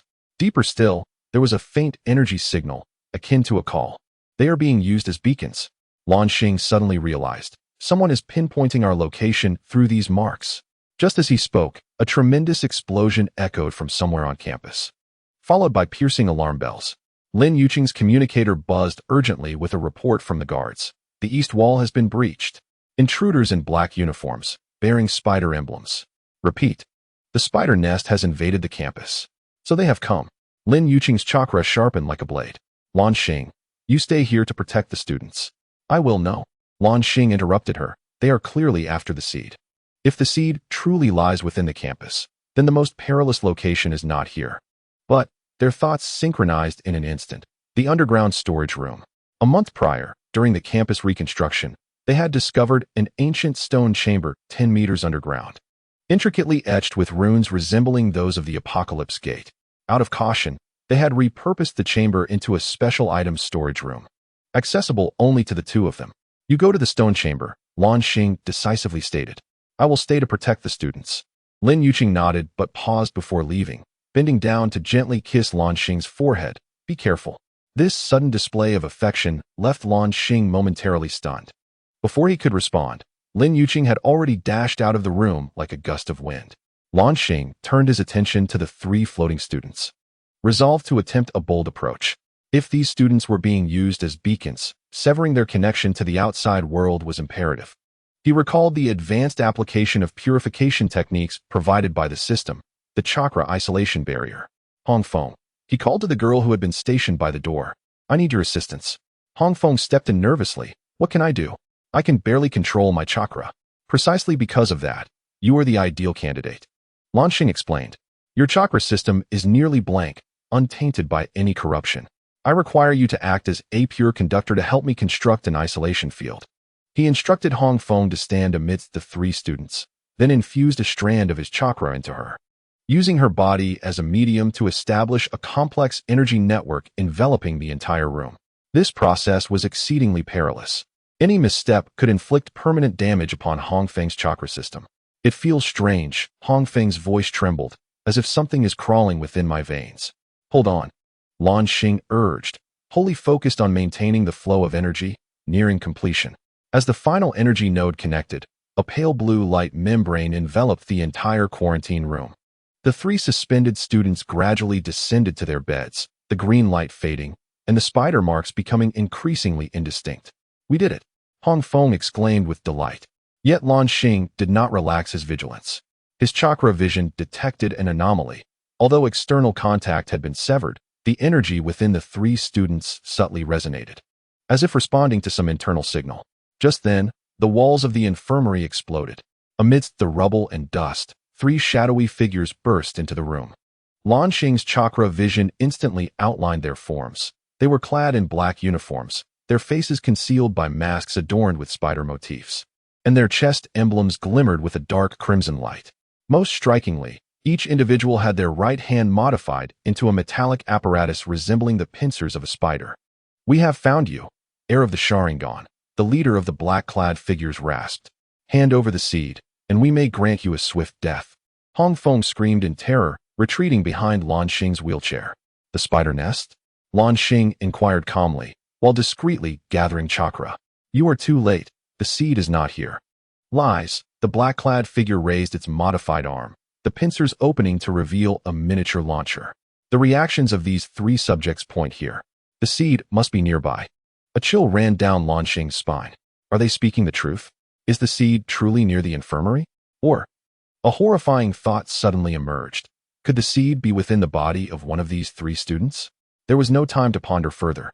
The weapon of the man in black emitted a red light, indicating that some form of armament was charging. Red Maple, duck! Blue Star shouted, swiftly forming hand signs. Lightning release, scatter of 1,000 birds. Countless tiny bolts of lightning erupted from his fingertips, exploding like fireworks within the room. This was not an offensive ninjutsu, but a specialized electromagnetic pulse aimed solely at electronic devices. The mechanical arm of the man in black immediately sparked, malfunctioning. Damn it! The leading figure in black roared, manual mode. The three assailants lunged forward simultaneously. Even without the functionality of their mechanical arms, their physical prowess surpassed that of ordinary humans. Blue Star propelled his wheelchair swiftly backward, simultaneously retrieving 3 shurikens from a hidden compartment in the armrest. System, I require combat assistance. Combat mode activated. Based on the host's current status, recommendation. Enhanced auditory localization. Shall I enable it? Enable. In an instant, Blue Star's hearing sharpened tenfold. He could discern the heartbeat of each of the 3 men in black, their every breath, even the sound of muscle contractions. Coupled with his chakra-enhanced vision, he could precisely pinpoint each enemy's movements, even if they remained unseen. The first shuriken flew forth, accurately striking the knee of the leftmost assailant. He let out a cry and collapsed to the ground. The second shuriken was dodged by the middle figure, but Blue Star had already anticipated his maneuver. The third shuriken found its mark in his throat. Red Maple now? Run outside and call for reinforcements. Blue Star shouted. Red Maple hesitated for a second before sprinting toward the door. The last man in black attempted to intercept, but was struck in the back by Blue Star's lightning release, convulsing as he fell. Yet, Blue Star remained vigilant. His enhanced hearing detected the approach of at least 10 more individuals nearing the infirmary. Damn it, he gritted his teeth. The previous jutsu had drained most of his chakra, and Lin Yuqing had not yet returned. Faced with such numerous adversaries, he had to decide whether to protect the unconscious students in Bai Yi or to engage in battle. At that moment, an unexpected turn of events occurred. Bai Yi suddenly sat up on the hospital bed. However, this was no ordinary awakening. His eyes had turned completely milky white, devoid of pupils, surrounded by a silvery gray energy that Blue Star had never before witnessed. Strangely, the spider marks within the 3 students glowed in resonance with Bai Yi's energy. Bai Yi? Blue Star tentatively called. The boy slowly turned his head, his pupil-less eyes fixing on Blue Star. When he spoke, his voice sounded like many voices overlapping. I have found you, the bearer of the key. This was not Bai Yi's voice. A chill crept up Blue Star's spine. Some entity was communicating with him through Bai Yi's body. Who are you? He queried warily. The observer, the recorder, also the guide, Bai Yi, or rather, the presence inhabiting Bai Yi's body, articulated in a peculiar rhythm. The 3 keys are in place. The Sharingan, the perfect vessel, the seer. The great door is about to reopen. Blue Star's heart raced. What door? Hasn't the apocalypse gate been sealed? The seal merely delays, not terminates. Bai Yi raised his hand, pointing at the 3 students. Observe the containers of the seeds. Blue Star focused his chakra vision on the trio. To his astonishment, beneath the spider marks, each individual concealed a minuscule green crystal at the position of their hearts, identical to the embryo of the Beast King depicted in Bai Yi's foresight. All 3 are seeds. Blue Star found it hard to believe. No, Bai Yi shook his head. There is only 1 seed, but it has been divided into 3 parts. The spider nest is unaware. They believe the seed to be intact. The footsteps outside drew ever closer. Blue Star had to make a swift decision. Why are you telling me this? He pressed. Bai Yi, or that entity, wore a strange smile. Because the choice lies in your hands, Blue Star. Destroy the seed or, before completing the sentence, the infirmary door was blasted open once more. This time, a fully armed guardian squad surged in, led by Zhao Tianxing himself. Secure them, Zhao Tianxing commanded, especially that albino boy. Blue Star turned to Zhao Tianxing, his chakra vision clearly perceiving the pure, potent energy flowing within the commander, devoid of any traces of beast energy. Yet this did not entirely clear his innocence. Commander Zhao, Blue Star asked calmly, how did you come to be here? I received an anonymous alert stating that the spider nest attacked your school. Zhao Tianxing quickly scanned the room, his gaze lingering on the 3 unconscious students and Bai Yi. It seems I arrived just in time. The Guardians swiftly subdued the 3 incapacitated men in black, while medical personnel advanced to assess the students' conditions. Anonymous alert? Blue Star subtly maneuvered his wheelchair to position himself between Bai Yi and Zhao Tianxing. What a coincidence. We just discovered that these 3 students have been implanted with fragments of beast energy. They all hail from the northern rookie camp you recommended. The atmosphere in the room froze instantly. Zhao Tianxing's expression turned grave. What are you implying, Blue Star? I am merely stating facts. There are too many coincidences. Are there not? Blue Star responded calmly. Zhao Tianxing scrutinized Blue Star intensely before suddenly ordering, "Everyone, step outside. I need to speak with Principal Blue Star privately." Once only the 2 of them and Bai Yi, who had slipped back into unconsciousness, remained in the room. Zhao Tianxing pulled a small device from his pocket and pressed it. Blue Star's enhanced hearing detected a high-frequency noise signal jamming device. "Listen, Blue Star." Zhao Tianxing's voice dropped to a near whisper. "I know this seems suspicious, but I am completely unaware of the Northern Rookie Camp matter. That recommendation was not from me." "What?" Blue Star frowned. "Someone has been impersonating me." Zhao Tianxing's eyes flashed with anger. Over the past 3 months, at least 5 significant orders have been confirmed as forgeries. There is a mole within the Guardians, and at a high level. Blue Star paused for a moment. "Why tell me this?" "Because you are in extreme danger." Zhao Tianxing replied swiftly. "The spider nest is merely a facade. The forces behind it, I suspect, are remnants of Su Ming. They seek to reassemble the 3 keys and reopen the apocalypse gate." "The 3 keys?" "The Sharingan, the perfect vessel, the seer." Zhao Tianxing's words aligned perfectly with what Bai Yi had just revealed, and the 3 of you fit the criteria precisely. Blue Star's heart sank. This information was too precise to be mere coincidence. Either Zhao Tianxing was genuinely informed, or, how do you know the specific makeup of the keys? Blue Star asked cautiously. Zhao Tianxing's expression grew complicated, because this intel comes from the research notes left by your father before his death.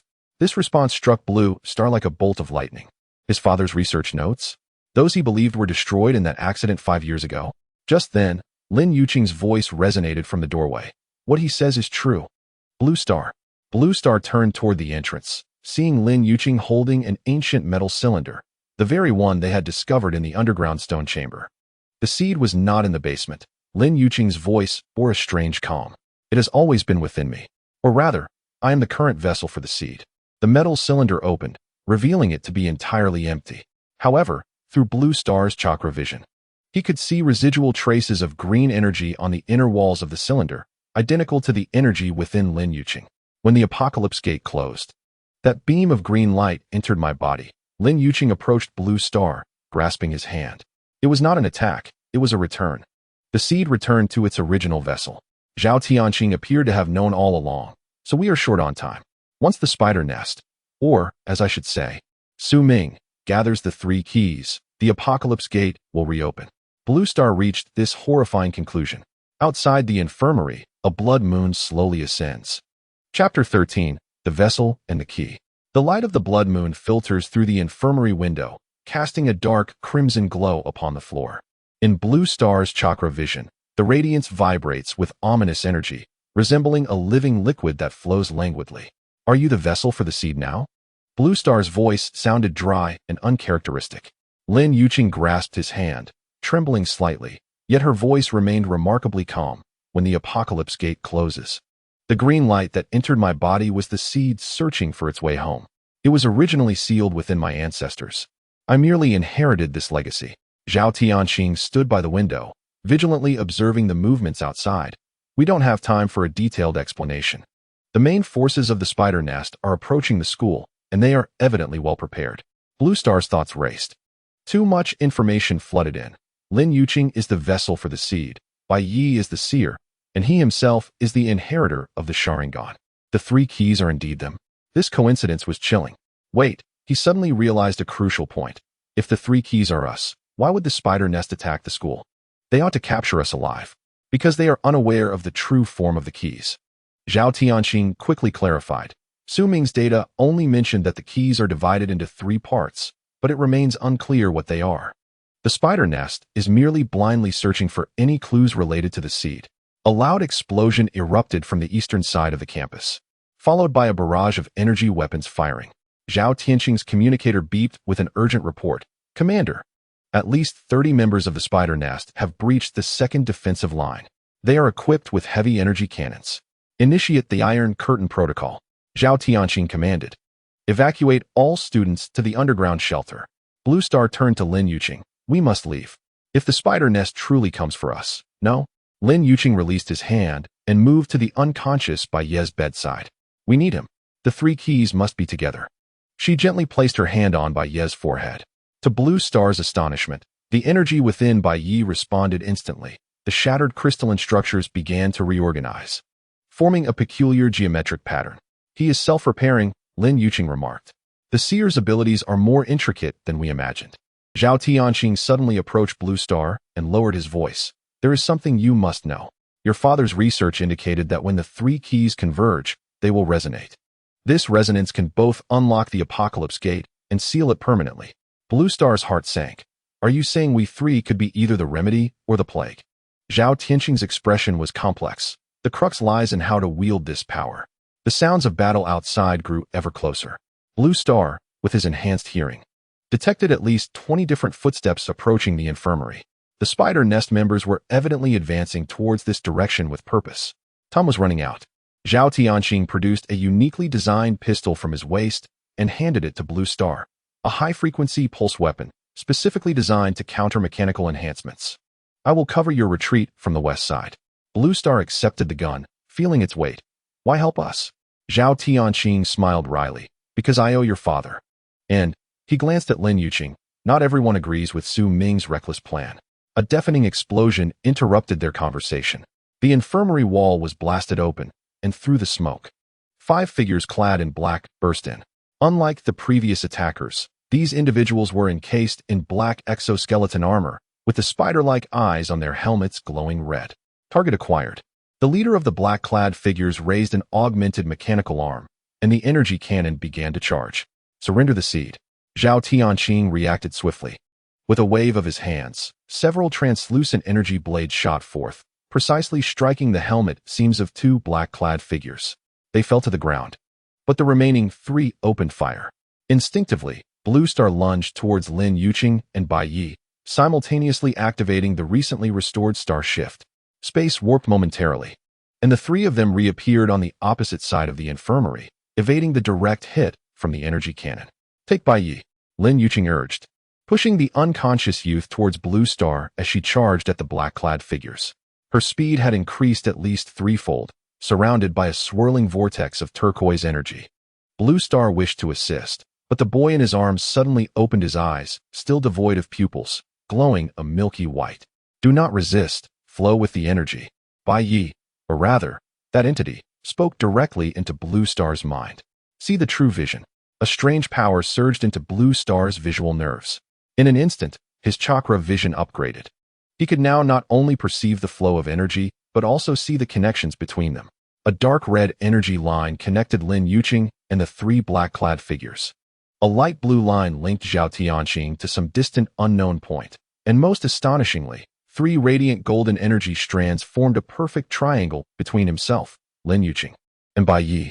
The resonance of the keys, Bai Yi whispered. Blue Star suddenly comprehended. He ceased attempting to directly attack the black-clad figures and instead channeled chakra along the golden energy strand connecting him to Lin Yuqing. The effect was immediate.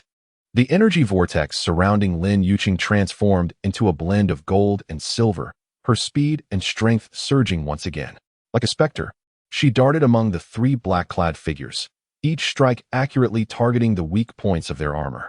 In under 10 seconds, all the intruders lay defeated on the ground. What is this power? Lin Yuqing gazed at her hands, incredulous. The resonance of the keys, Blue Star echoed Bai Ye's words. Our energies can amplify one another. Zhao Tianqing dispatched the last black-clad figure and approached quickly. We must leave immediately.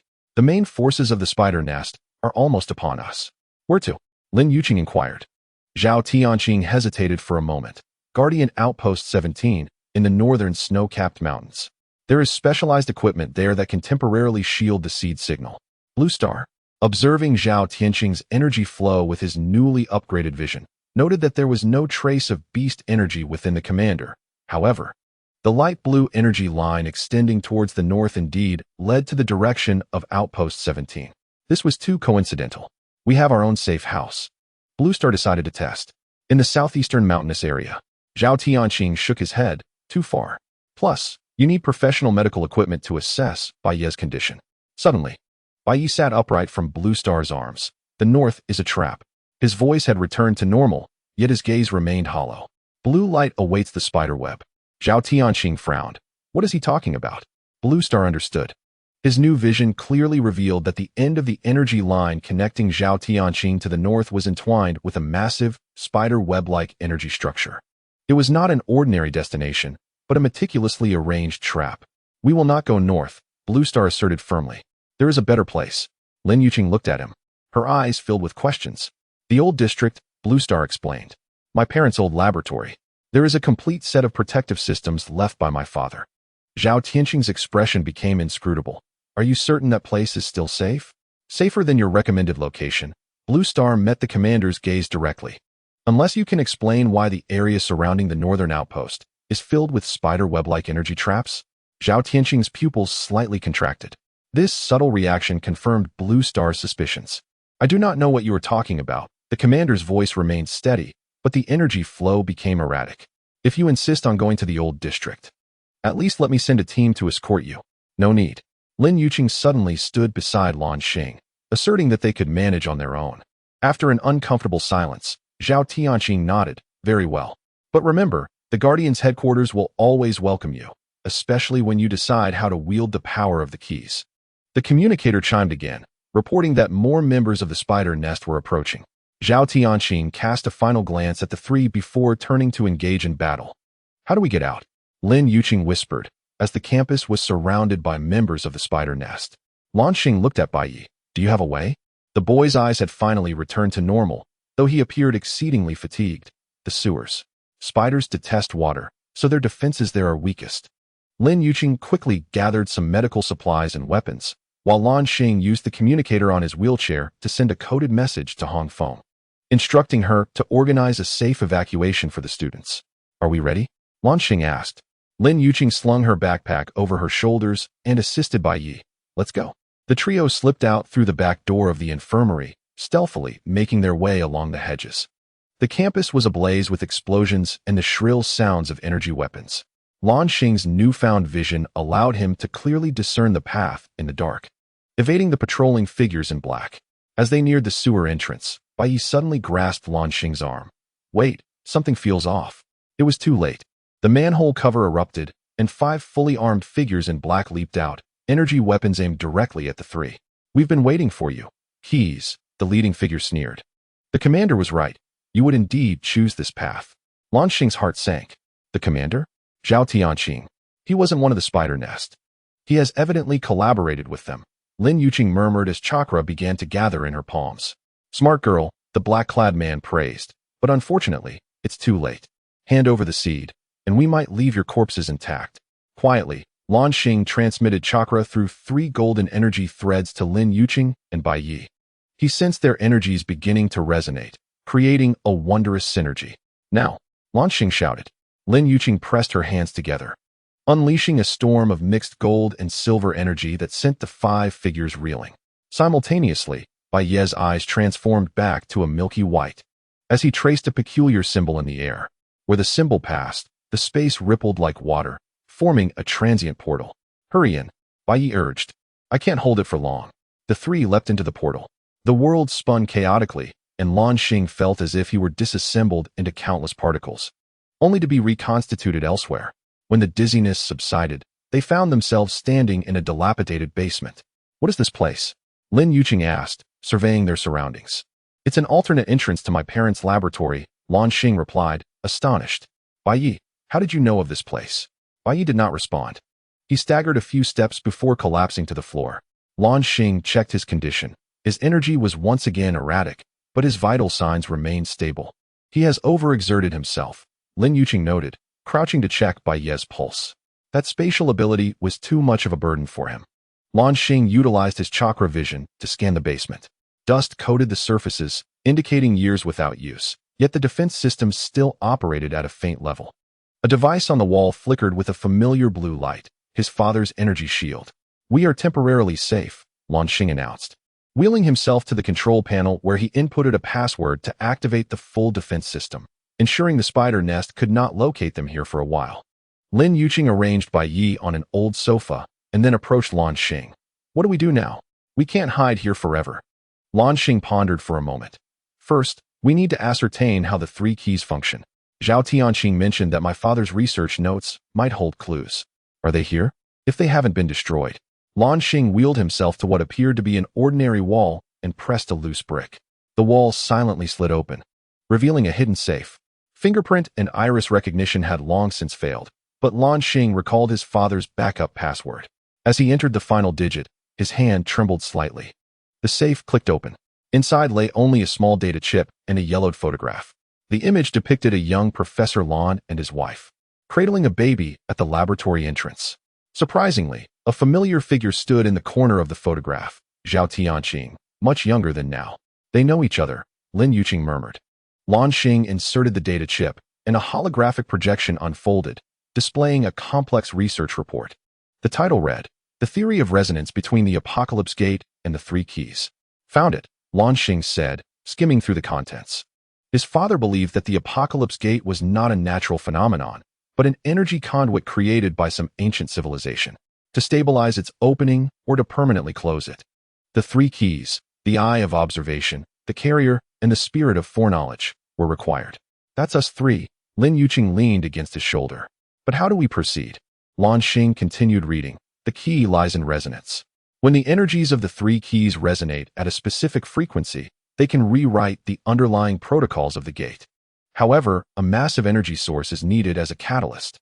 His voice trailed off. The final passage chilled his blood. "Warning, the process of resonance among the three keys is exceedingly dangerous. The carrier, the perfect vessel, will endure an energy backlash of 997. Survival chances are below 0. 3. This is why we did not select the Lin bloodline as the initial vessel." Zhao Tianqing insisted on seeking alternative methods, but I fear his approach may be more extreme. Luan Xing abruptly turned to Lin Yuqing. "This process will kill you." Lin Yuqing calmly accepted the data chip, her expression betraying no surprise as she read the passage. "I know." "What?" "The moment the seed returns to my body, I was aware." She touched the spot at the back of her neck where a mark had once been. "This is my destiny, Luan Xing. It was sealed the moment I became the perfect vessel." Luan Xing grasped her shoulders. "No, there must be another way. My father mentioned Zhao Tianqing seeking alternative methods, more extreme ones." Lin Yuqing offered a wry smile. "What do you think those could be?" Bai Yi suddenly groaned from the sofa, interrupting their conversation. The boy struggled to sit up, his milky white eyes locking onto them. "Time is short. The spiders have found the heart of the web. When the blood moon rises, the gate will reopen." Luan Xing and Lin Yuqing exchanged a glance. Whatever awaited them, they had to prepare before the blood moon fully ascended. Chapter 14. Father's warning. The laboratory lights flickered erratically, reflecting Luan Xing's tumultuous emotions. His father's holographic recording hovered in the air, the cold numbers and graphs silently announcing a harsh truth. Lin Yuqing was destined to sacrifice herself to seal the apocalypse gate. There must be another way. Luan Xing's fingers dug deep into the armrests of his wheelchair. His father had said that Zhao Tianqing was seeking alternative methods. Lin Yuqing stood before the holographic projection, the shifting light casting patterns across her face. Her expression was unnaturally calm, as if she had already accepted this fate. "If my sacrifice can permanently close the apocalypse gate and prevent the invasion of the aberrations, it is a price worth paying." "No." Luan Xing slammed his fist against the control panel, the sound of bending metal echoing harshly in the enclosed laboratory. "I won't let this happen. We will find another way." Bai Yi had somehow positioned himself behind them. The boy's eyes returned to normal, yet they bore a depth not typical for someone his age. "Time is running out. The blood moon has risen 1/3. Luan Xing turned to him. "Who are you, really?" An ordinary seer wouldn't know the passwords and mechanisms of this laboratory. Bai Yi did not answer immediately. He strolled slowly to a seemingly ordinary wall, extending his hand to press against a panel. To his astonishment, the wall immediately turned transparent, revealing a concealed small storage chamber. Inside lay an antiquated wooden box, its surface adorned with runes reminiscent of the Apocalypse Gate. "What is this?"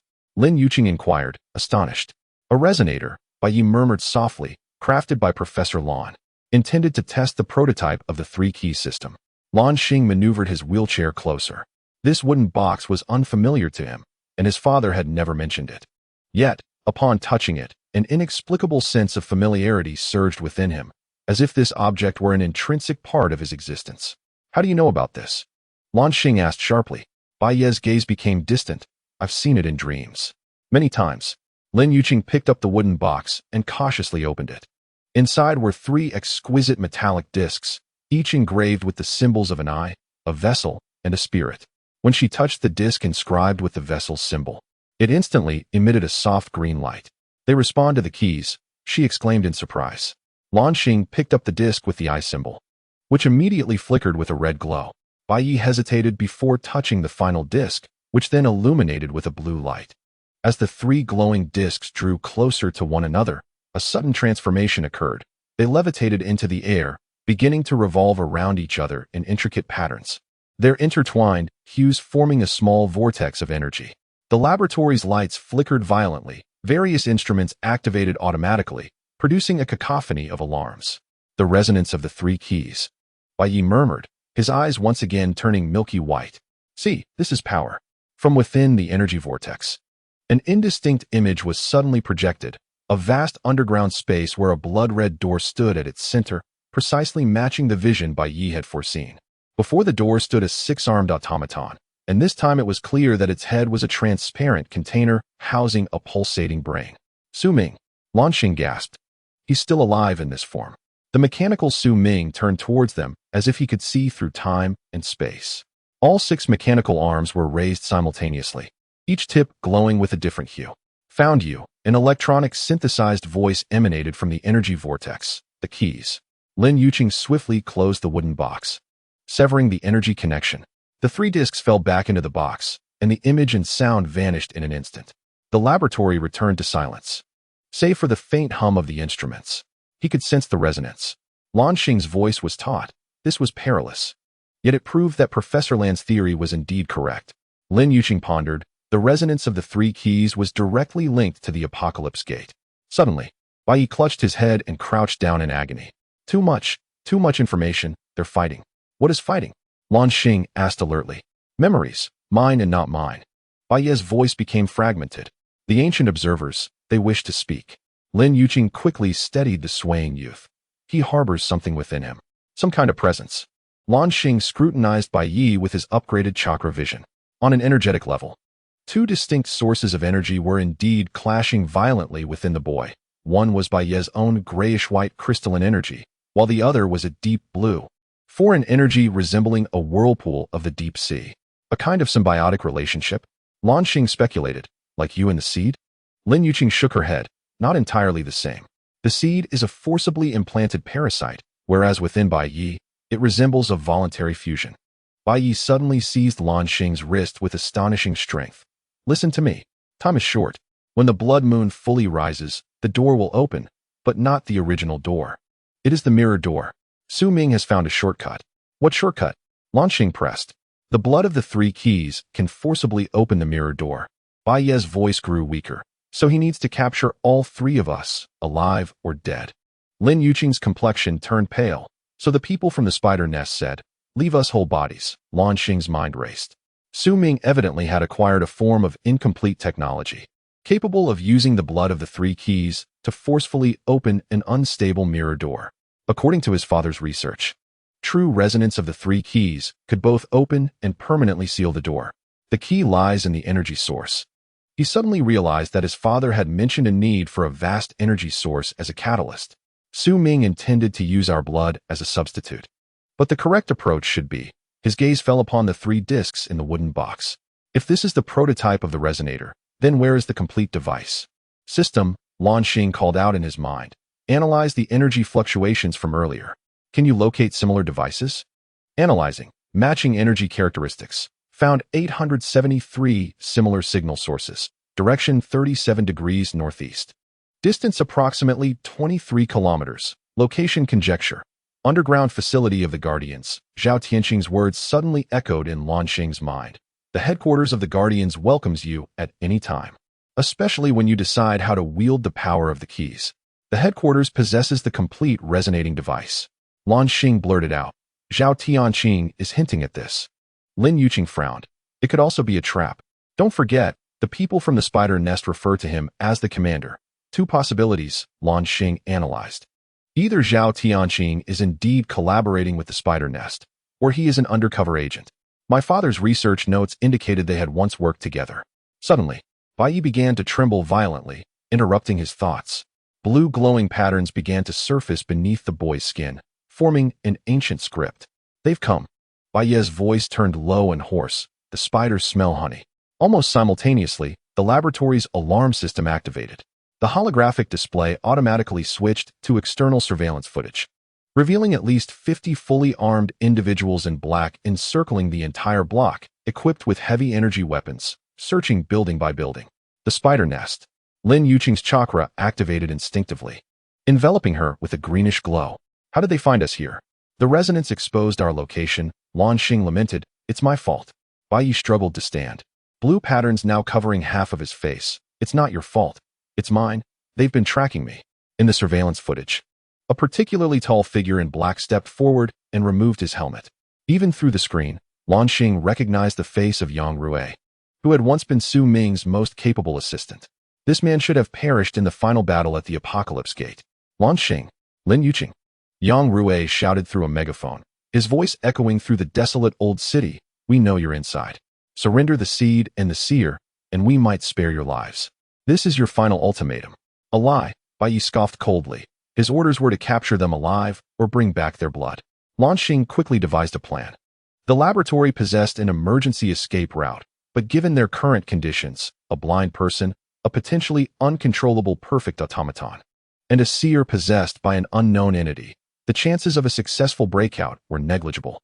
We must split up, Lin Yuqing suddenly proposed. I'll act as bait to draw them away, while you and Bai Yi take the prototype of the resonator to find Zhao Tianqing. No, Luan Xing firmly rejected. That's too dangerous. Better than the three of us dying here, Lin Yuqing replied calmly. The seed is within me. They won't easily kill me. But Bai Yi shook his head. It's futile. What they want most now is my blood for the sacrifice. The seed can wait. In the surveillance footage, the members of the spider nest had begun to install some large device. Yang Rui held a peculiar apparatus, scanning the energy fluctuations of the buildings. An energy detector. Blue Star recognized the device, which could pinpoint our precise location in no more than 10 minutes. A bold plan began to take shape in his mind, one fraught with peril, yet possibly our only chance. Bai Yi, Blue Star turned to the youth. You mentioned Su Ming established the mirror gate. How does it differ from the true Apocalypse Gate? Unstable and fleeting, Bai Yi struggled to articulate his thoughts. Like a shadow, it requires continuous power. In other words, if the energy supply is cut off, the gate will collapse, but not truly vanish. Bai Yi's eyes suddenly widened. You mean? Blue Star nodded. Rather than fleeing, we should take the initiative. If we can locate the mirror gate, we might use the resonator while it is opening but still unstable, theoretically sealing it permanently. Lin Yuqing interjected. But the risk is that we might become sealed along with it. Blue Star calmly acknowledged this, yet it is the only way to eradicate the threat once and for all.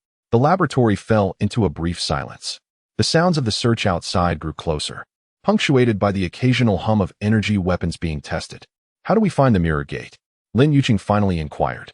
Bai Yi closed his eyes. The blue patterns on his body glowing brighter. The blood moon guides the way. When it reaches its zenith, the gate's location will be revealed. Blue Star checked the monitor. The moon had risen past its midpoint, casting an ominous crimson hue over the entire city. We have at most 3 hours, he estimated.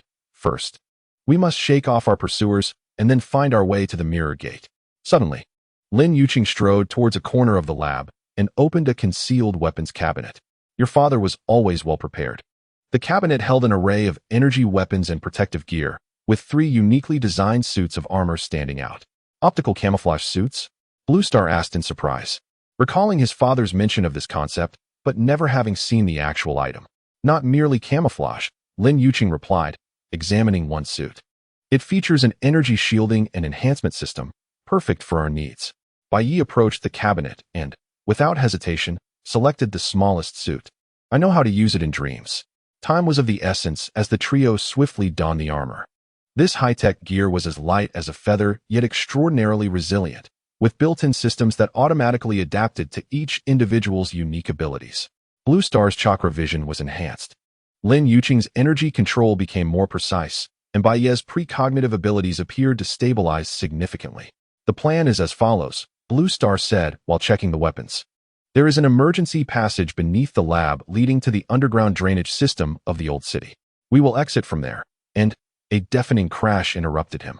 The entire laboratory shook violently, dust cascading from the ceiling. The surveillance footage revealed that the members of the Spider's nest had blasted open the front door. There's no time. Lin Yuqing quickly distributed the resonator prototype into the built-in pockets of their armor. Remember, no matter what happens, at least one of the 3 keys must reach the mirror gate. Blue Star wanted to argue, but reason told him it was the most pragmatic arrangement. He could only nod, silently vowing never to allow Lin Yuqing to face danger alone. Baiyi suddenly grasped both their hands. Are you ready? The real battle is just beginning. The 3 shared a glance before rushing towards the emergency exit. Just as they vanished into the passage, the main door of the lab exploded open. Yang Rue, accompanied by 20 black-clad men, stormed in, only to find their prey had disappeared. Find them, he roared. They must be captured before the blood moon rises. The underground passage was dark and damp, but the trio's armor provided ample illumination and protection. Blue Star led the way, navigating the intricate maze of pipes with the familiarity gleaned from his father's designs. Head north, Baiyi suddenly suggested. The mirror gate lies in the valley to the north, where Su Ming has rebuilt the lab. Lin Yuqing felt a slight tremor in her chakra. I can sense the seeds call in that direction. Blue Star did not protest. He adjusted their course, guiding the team northward. At each intersection, he left faint chakra markers in case they needed to retreat or to mislead any potential pursuers. The passage gradually sloped upward, ultimately leading to a concealed exit shrouded by dense underbrush. Blue Star cautiously parted the foliage, scanning the surroundings with his chakra vision, detecting no immediate signs of enemies. We're out, he whispered, the northern outskirts of the old city, approximately 5 kilometers from the Guardian's headquarters. Lin Yuqing pointed to the sky. Look. The blood moon had risen 2/3 of the way, casting a dark red glow that enveloped the distant mountains. Most unsettling was the way the moonlight seemed to converge at a focal point somewhere among the peaks, where the sky appeared unnaturally distorted. The location of the mirror gate. Baiye's voice was filled with awe. Su Ming has gone further than I imagined. Just as Blue Star was about to respond, the armor's detection system suddenly blared an alarm. 3 high-speed heat sources were approaching from the southeast, less than 500 meters away. Pursuers. Lin Yuqing immediately entered combat mode. How did they find us? Baiyi checked his armor's readings. They have been able to track me through the locator implanted in me. What? Blue Star was taken aback. Turning to him. Why didn't you say so earlier? Because it was necessary. Baiye's expression turned eerily calm. We need a decoy to ensure that at least 2 of the keys reach the gate. Before Blue Star could react, Baiyi suddenly turned and sprinted westward with astonishing speed. Baiyi, come back. Lin Yuqing attempted to follow, but Blue Star restrained her. It's intentional, Blue Star said. Anguish etched on his face. 2 of the heat sources are pursuing him, while 1 is coming toward us. Struggles flickered in Lin Yuqing's eyes. But soon resoluteness took over. Then we must not waste his sacrifice. Forward. The 2 accelerated northward, their armor's energy systems granting them extraordinary speed and endurance. Blue Star kept his chakra vision fully alert, wary of any potential ambush. The light of the blood moon grew more intense, casting a sanguine veil over their path. The distortion point on the distant mountains became visible to the naked eye, and an unsettling scent of metal and sulfur began to permeate the air. The seed was restless. Lin Yuqing pressed her hand to her chest, her expression pained. It knew they were nearing the gate. Blue Star clasped her hand reassuringly. Hold on. Once we reach there, we will surely find a way that does not require any sacrifice. Lin Yuqing did not respond, but tightened her grip. Both understood that this promise might remain unfulfilled. As they crested the final ridge, the full visage of the mirror gate finally revealed itself, a blood-red vortex suspended in mid-air, approximately 30 meters in diameter, encircled by 6 massive energy generators. Below the vortex lay a makeshift base, bustling with dozens of black-clad operatives. Most striking was the 6-armed mechanical figure at the center of the base, Su Ming's new form. "Oh my God," Lin Yuqing whispered in awe. "He has already begun to activate the gate." The blood-red vortex was slowly rotating, each pulse causing the surrounding space to warp subtly. More terrifying was the vague silhouette of a colossal shadow attempting to breach the center. King of the aberrant beasts, Blue Star's voice turned hoarse. Realizing he intended to summon its true form directly, Bai Ye's plan had succeeded. Two of the pursuers had indeed been diverted, granting them the opportunity to approach the mirror gate. Yet now, Blue Star felt no sense of relief. Only a heavy weight of responsibility and a foreboding sense of the impending showdown. "What now?" Lin Yuqing asked. "Should we charge in directly?" Blue Star scrutinized the layout of the base. "We need to disable those energy generators first to weaken the gate stability." Then, a piercing alarm abruptly cut him off. The base's defense system had activated, and all the black-clad operatives had taken combat positions. Worse still, the six-armed automaton, Su Ming, turned toward their hiding place. Its mechanical arms simultaneously raised, pointing menacingly at them. "He has discovered us," Lin Yuqing exclaimed in alarm. Luan Xing, perplexed, asked, "How is that possible? We triggered nothing." His inquiry received a grim answer as a figure clad in black emerged from the periphery of the base, dragging a frail form, Bai Yi. The boy was covered in blood, yet remained conscious, blue patterns pulsating intensely across his skin. "The keys are complete," Su Ming's synthesized voice echoed through the loudspeaker, reverberating throughout the valley. "Welcome to my opening party." Chapter 15. The Battle of the Mirror Gate. Bai Yi was dragged across the rough ground, leaving a harrowing trail of blood in his wake. Luan Xing's fingers dug deeply into the armrests of his wheelchair, the metal groaning under the strain.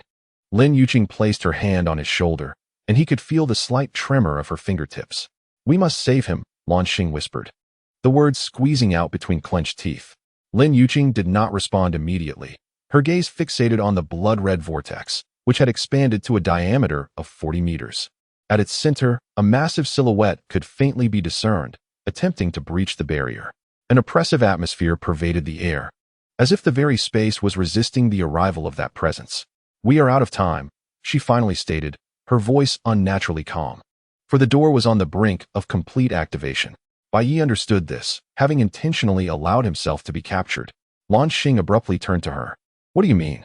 "Three-key resonance," Lin Yuqing indicated toward the blood-red vortex, observing the trajectories of the energy flows that were forming an incomplete triangle. Su Ming lacked the stabilizing energy of the third key. Thus, although the door was open, it was perilously unstable. Luan Xing's chakra vision pierced through the superficiality, confirming Lin Yuqing's description of the energy structure. Indeed, the energy flows of the blood-red vortex exhibited clear ruptures and unstable fluctuations, akin to a machine missing a crucial component, on the verge of collapse. "So he requires Bai Ye's fresh blood to complete the ritual," Luan Xing realized. "But if we use the resonator now, the door will be permanently sealed." Lin Yuqing nodded, yet the cost was evident. The two fell into a brief silence. They both understood the price. Either they must sacrifice Bai Yi, or one of them would need to take his place. Professor Lan's research had explicitly stated that sealing the Apocalypse Gate required the complete sacrifice of at least one key. There must be another way. Luan Xing gritted his teeth. Father mentioned alternative solutions. Zhao Tianqing's search for alternatives. Lin Yuqing whispered, "But we have no time now." Within the base below, Bai Yi was dragged before the six-armed automaton. Su Ming's mechanical form glistened with an icy sheen under the blood moon, the human brain within the transparent container quivering slightly, as if in excitement. A mechanical arm extended, its sharp tip pressed against Bai Ye's carotid artery. "I know you are watching." Su Ming's synthesized voice rang out once more. Luan Xing, Lin Yuqing, stepped forward. "You have 30 seconds to consider, or the seer will become the first sacrifice." Luan Xing's mind raced. They were equipped with his father's armor, providing some combat ability.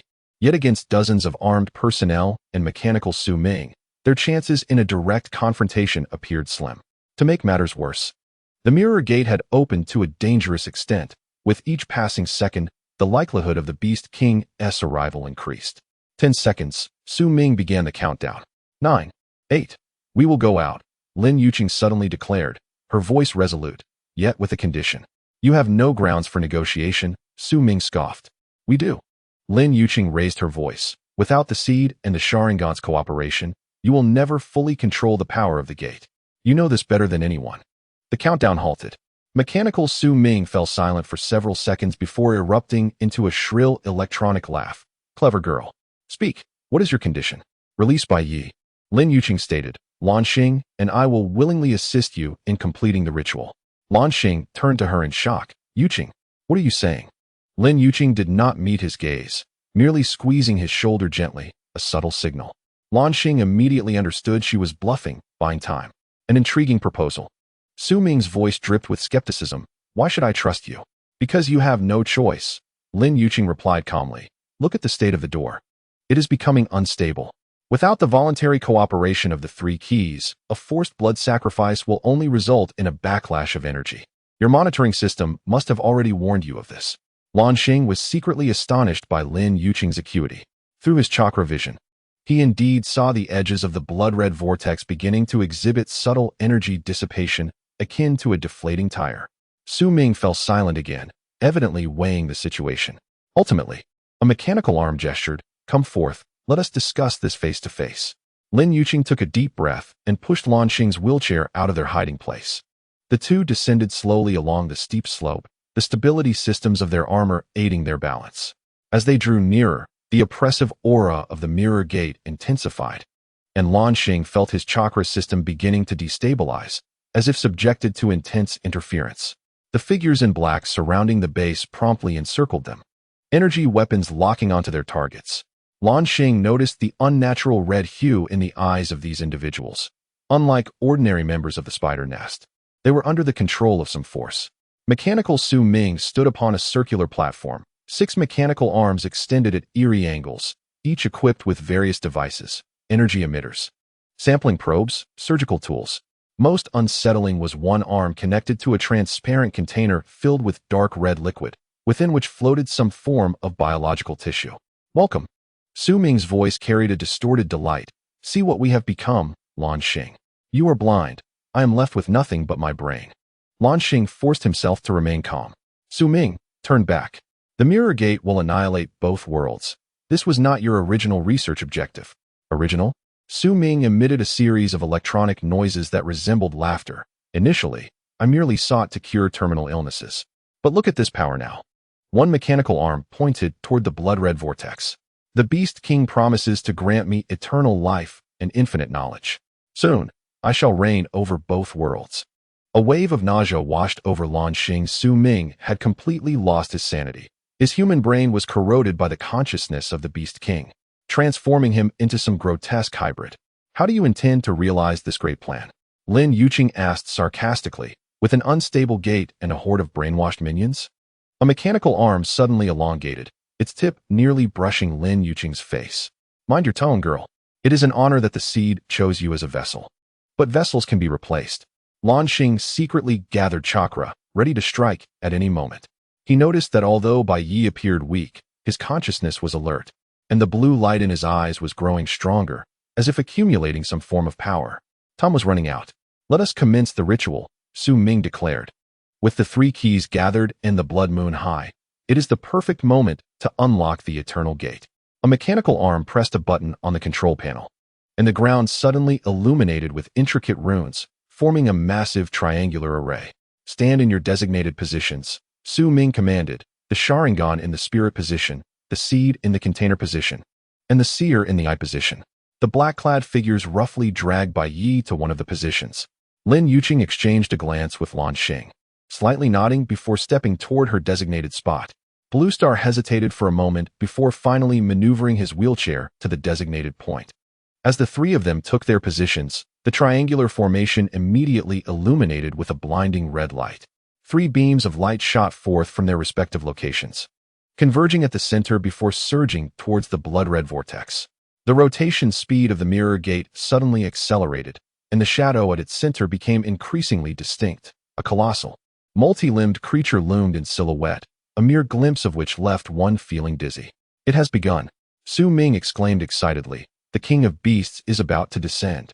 Blue Star felt a sharp pain, as if something were extracting energy from within him. Through his chakra vision, he observed 3 energy tendrils extending from the 3 of them, converging at the center and injecting into the gate. The most terrifying aspect was that this extraction was irreversible. Their vitality was being incessantly siphoned away. Lin Yuqing struggled to call out, "Resonator now?" Blue Star immediately understood her intent. He gritted his teeth against the pain and retrieved the metallic disc inscribed with an eye pattern from the pocket of his armored suit. Simultaneously, Lin Yuqing and Bai Yi also produced their respective discs. What? Su Ming noticed their actions. No, stop them. But it was too late. The three discs activated simultaneously, intertwining red, green, and blue hues to form a perfect energy cycle. Unlike the laboratory, this time the energy vortex did not project an image but directly interfered with the blood-red vortex. The mirror gate trembled violently, and its rotation began to reverse. Su Ming emitted a furious electronic shriek as all mechanical arms launched their attacks, energy beams targeting the three. At this critical juncture, Bai Yi suddenly stood up, his body completely enveloped in blue patterns. His voice became ethereal, as if multiple voices were harmonizing. Now you understand the true significance of the tri-key resonance. The light from the three discs surged tenfold, forming a protective shield that deflected Su Ming's assault. Astonishingly, the flow of energy transformed entirely. It was no longer a one-way extraction of their life force, but rather a circular system where their energies began to replenish and amplify each other. This was not a sacrifice, Blue Star suddenly comprehended, but a trinity cycle. His father's research had been misled. Lin Yuqing also experienced an epiphany. Zhao Tianqing was right. There was an alternative. There was no need to sacrifice any key. Only the correct energy cycle was required. Bai Yi, or rather, the entity controlling Bai Yi, nodded and smiled. The Apocalypse Gate was never meant for destruction, but for testing. Only those who comprehend the essence of cooperation and balance are worthy of wielding interdimensional power. Su Ming frantically launched continuous attacks, but all energy was deflected by the force field generated by the tri-key resonance. Even more remarkably, as the energy cycle established itself, the mirror gate began to destabilize, and the blood-red vortex gradually shrank. No, no, Su Ming screamed hysterically, "You cannot do this." The King of Beasts promised. He activated an emergency protocol. 6 mechanical arms plunged into the ground, and all energy generators in the base operated at overload, attempting to forcibly maintain the mirror gate. Yet this merely delayed the inevitable collapse. The gate continued to shrink, albeit at a slower pace. "There's not enough energy," Lin Yuqing gasped. "The cycle system requires more energy to fully close the gate." Blue Star scanned his surroundings, his gaze landing on Su Ming's energy generators. "If we could reverse utilize those generators." "I'll go," Bai Yi suddenly declared, his voice regaining the clarity of youth. Before the two could stop him, Bai Yi dashed towards the nearest energy generator. Su Ming immediately redirected his firepower to attack him, but Bai Yi's body suddenly became semi-transparent. The energy beam passed right through him without causing harm. Spatial phase shift? Blue Star recognized this advanced ninjutsu in shock. How could he possess such a skill? "It's not him," Lin Yuqing whispered. "It's the entity within him." Bai Yi reached the first energy generator and placed his hand on the control panel. Blue patterns spread from his hand to envelop the entire machine in an instant. To everyone's astonishment, the generator immediately altered its energy output direction, beginning to supply power to the tri-key resonance system. Su Ming let out an enraged roar and charged straight at Bai Yi. A mechanical arm shot forth, its sharp blade aimed at the boy's back. "Bai Yi, be careful," Blue Star shouted, simultaneously unleashing the illusionary capabilities of his Sharingan. Even from such a distance, the illusion had a brief effect, momentarily freezing Su Ming's actions. That moment was enough for Bai Yi to complete the modification of the first generator and evade the attack. But Su Ming quickly recovered. 6 mechanical arms unfolded simultaneously, forming an all-encompassing array of assault. Though Bai Yi was agile, he was struck by one mechanical arm and fell heavily to the ground, blood spilling from his mouth. No. Lin Yuqing wanted to rush over to help, but realized she was immobilized within the triangular formation, unable to move. Blue Star found himself similarly trapped. He understood that once the tri-key resonance was initiated, participants could not withdraw midway unless the cycle was completed. Bai Yi struggled to rise, crawling towards the second generator. Su Ming coldly raised a mechanical arm, its tip beginning to gather high concentrations of energy, a blow sufficient to vaporize the boy. In that life and death moment, Blue Star and Lin Yuqing's eyes met. Without the need for words, they simultaneously made a decision to fully share their energies through resonance. An unprecedented sensation washed over Blue Star. He could not only feel his own chakra, but also distinctly perceive every fluctuation of the seed energy within Lin Yuqing. More remarkably, the two energies flowed freely between them, enhancing one another without any repulsion. The myriad phenomena, Blue Star murmured, recalling the ultimate secret art within the Hokage system. Both their bodies radiated brilliant light simultaneously. Blue Star's wheelchair was lifted by the energy field, his Sharingan pattern appearing on Lin Yuqing's forehead, while her turquoise patterns manifested on Blue Star's skin. In that moment, they were no longer two independent entities, but rather a higher-dimensional existence. Su Ming's attack was unleashed. A high-energy beam shooting directly at Bai Yi.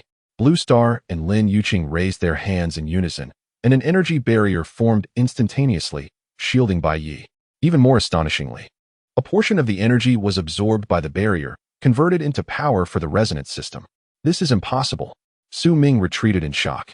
The energies of the two keys could not possibly merge. You are mistaken, Blue Star and Lin Yuqing spoke in unison, their voices imbued with a strange harmonic quality. The three keys are inherently one, different manifestations. Bai Yi seized the opportunity to reach the second generator, similarly transforming it. Now two machines were supplying energy to the resonance system, and the mirror gate had shrunk to half its original size. The king of beasts at the vortex's center emitted a silent roar, attempting to extend its tendrils to halt this process, but was obstructed by the gate's unstable structure. Su Ming was utterly deranged. He initiated the self-destruct protocol. The remaining 4 energy generators began to overload, intending to detonate the entire base. If I cannot possess it, then let it all be destroyed, he screamed. Time was running out. Lin Yuqing anxiously glanced at the remaining generators. Bai Yi could not transform them all before the explosion. Yet Bai Yi appeared curiously calm. He stood between the two already transformed generators, the brightness of the blue patterns reaching its zenith. No, I can. The boy suddenly spread his arms wide, the blue patterns detaching from his body and forming intricate geometric patterns in the air. These patterns split into 4, simultaneously racing towards the remaining 4 generators. Almost instantaneously, Bai Yi's body began to disintegrate, as if a sand sculpture was being blown away by the wind. Bai Yi, Blue Star cried out. Do not be sad, Bai Yi's voice echoed in the air. This is my choice. Complete the cycle. The blue patterns successfully controlled all generators, and all 6 machines began to supply energy to the resonance system. The mirror gate shrank at a visible pace, and the shadow of the Beast King emitted one last reluctant roar before being severed completely. Su Ming's mechanical body trembled violently, and the brain within the container began to wither. No, no. My immortality, my power. As the mirror gate closed, the maintenance of his machine was disrupted. Chapter 16.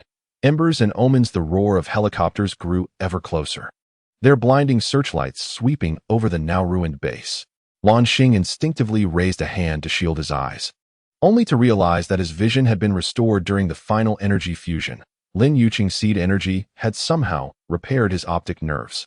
Yet, old habits prevailed, and he kept his eyes shut, relying on chakra to sense everything around him. Luan Xing, your eyes. Lin Yuqing, weakly leaning against him, gently touched his eyelids. I see, he whispered in response, keeping his eyes closed, but I am more accustomed to seeing you this way. Through the chakra vision, Lin Yuqing appeared to him as a flowing mass of azure and green energy, with a radiant seed at its core, entwined by her crimson chakra veins. In this perspective, he could perceive every fluctuation of energy within her, including the unstable and perilous surges. Lin Yuqing was in dire straits. The seed energy had become exceptionally volatile after the closure of the mirror gate, like a wild beast that had been imprisoned for too long, thrashing about within her. Flashes of azure and green light occasionally flickered beneath her skin, each accompanied by a painful tremor. Hold on, the Guardian's medical team will arrive soon, Luan Xing said, tightening his embrace around her, cautiously using his chakra to stabilize the energy within her. When their energies made contact, the familiar sensation of merging resurfaced. Yet this time it carried a distinct danger. Their energies began to uncontrollably attract each other, akin to 2 whirlpools on the verge of colliding. Suddenly, Lin Yuqing grasped his wrist. Stop. It's too dangerous. Luan Xing immediately severed the chakra connection. In that fleeting moment of energy interaction, he glimpsed a disquieting sight. The seed within Lin Yuqing was undergoing a transformation, sprouting tiny tentacle-like structures that attempted to root themselves within her organs and tissues. It is adapting to you, Luan Xing's voice was taut, like a parasitic organism seeking a symbiotic relationship with its host. Lin Yuqing managed to force a smile. At least it has chosen symbiosis rather than replacement for now. The helicopter's gusts stirred up clouds of dust as 6 fully armed Guardian agents swiftly surrounded them. Their equipment was more sophisticated than that of the spider nest. The visors on their helmets flickered with streams of data, and their weapons bore the Guardian insignia, an eye encircled by an olive branch. Mr. Luan Xing, Ms. Lin Yuqing, the leading agent removed his helmet, revealing a sharply defined face. Commander Zhao Tianqing sent us to retrieve you. Luan Xing instinctively shielded Lin Yuqing behind him. Zhao Tianqing, what is his connection to the spider nest? The agent's expression remained impassive. The commander will explain everything in person. For now, please cooperate with us for a basic medical examination. Your condition appears grave. For medical personnel approached, wielding portable scanners. Luan Xing noted that these devices differed from ordinary medical instruments, inscribed with runes reminiscent of the Trickling disc. The Guardian's technical department developed energy stabilizers based on Professor Luan and Su Ming's earlier research, the agent explained, noticing his wariness. They can help temporarily control the seed energy's rampage. As the scanner neared Lin Yuqing, it emitted a rapid alarm. The medical personnel exchanged worried glances and swiftly administered an injection of a pale blue liquid into her. What is this? Luan Xing questioned, chakra coursing through him. Preparing for battle. Energy suppressants, specifically designed for perfect vessels. A stranger's voice came from the helicopter. Rest assured, it won't harm her. It merely induces temporary dormancy in the seed. The man approaching appeared to be around 50. With neatly combed gray-white hair and dressed in a seemingly ordinary yet well-tailored black uniform, adorned with the emblem of the Guardian's highest commander on his left chest. Most striking were his eyes, the right a normal deep brown, while the left shimmered in the same azure-green hue as Lin Yuqing's. Zhao Tianqing, the man stated, coming to a halt before them, slightly nodding. At last, we meet keys. Luan Xing's chakra vision immediately detected an anomaly. Within Zhao Tianqing flowed a peculiar tricolored energy, perfectly balanced in proportion and mirroring the pattern of the disc he held. Strangely, this energy felt as though it did not belong to him, but rather resembled some form of implant. Your eyes, Lin Yuqing weakly pointed out. Zhao Tianqing touched his left eye. Ah, this. A byproduct of early experiments.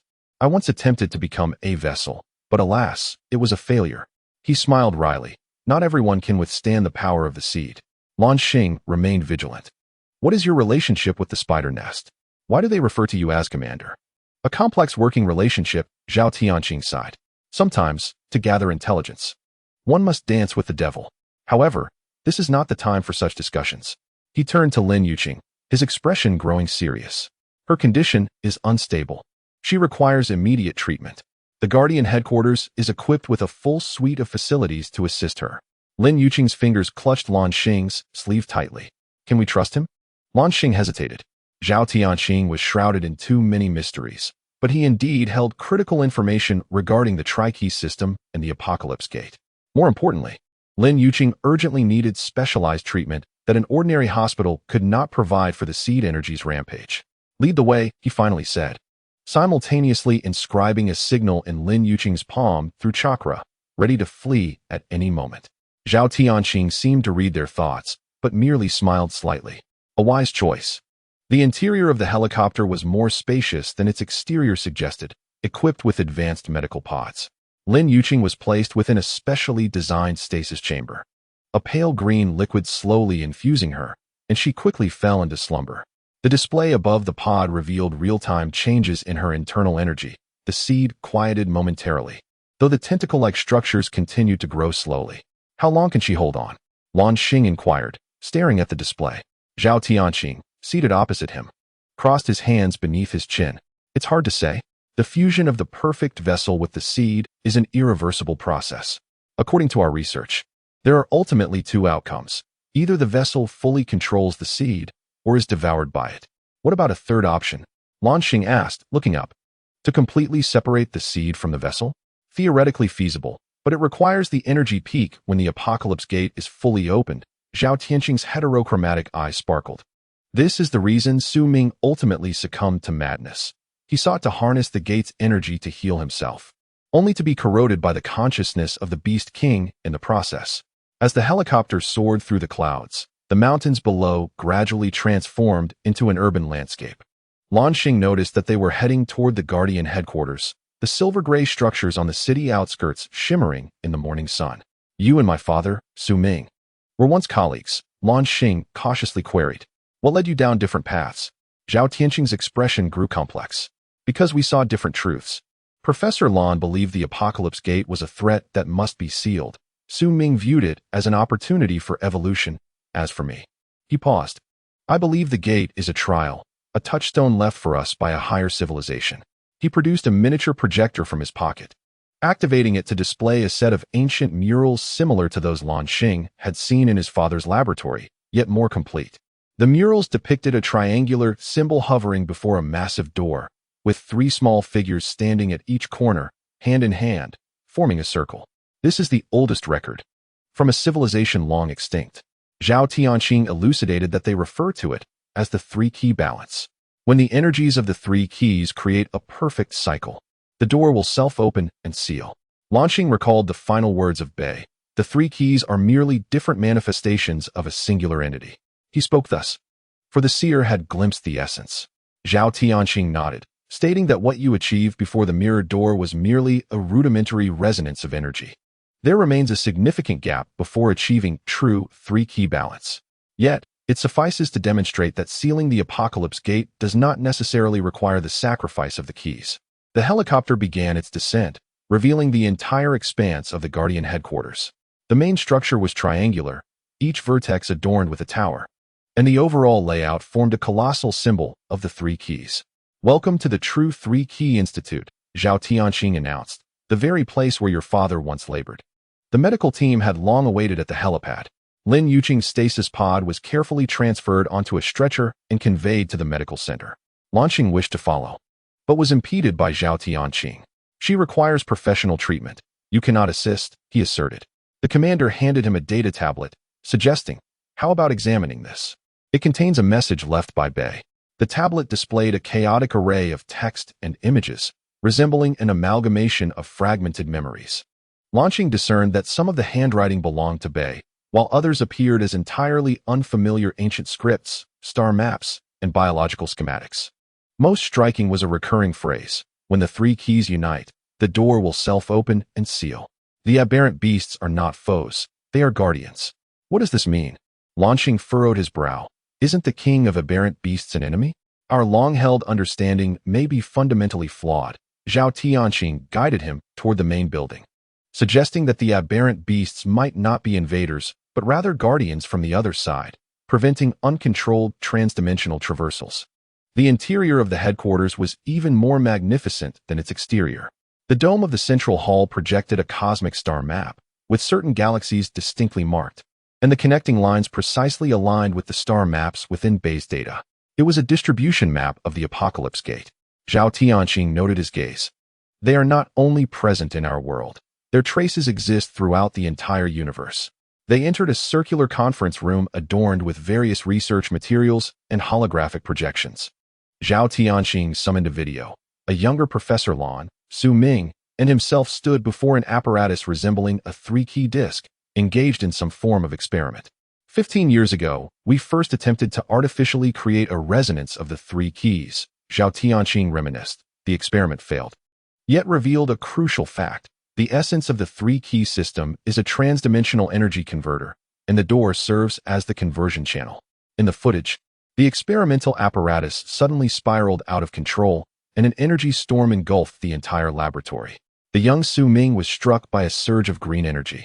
Collapsing to the ground in convulsions, Professor Luan was enveloped in red light, blood streaming from his right eye. Only Zhao Tianqing seemed to remain unaffected. After that incident, we embarked on divergent paths. Zhao Tianqing concluded the video. Su Ming became obsessed with the transformative potential of aberrant energy on humanity. Your father focused on sealing technology, while I continued to explore the theory of 3-key balance. Luan Xing suddenly comprehended.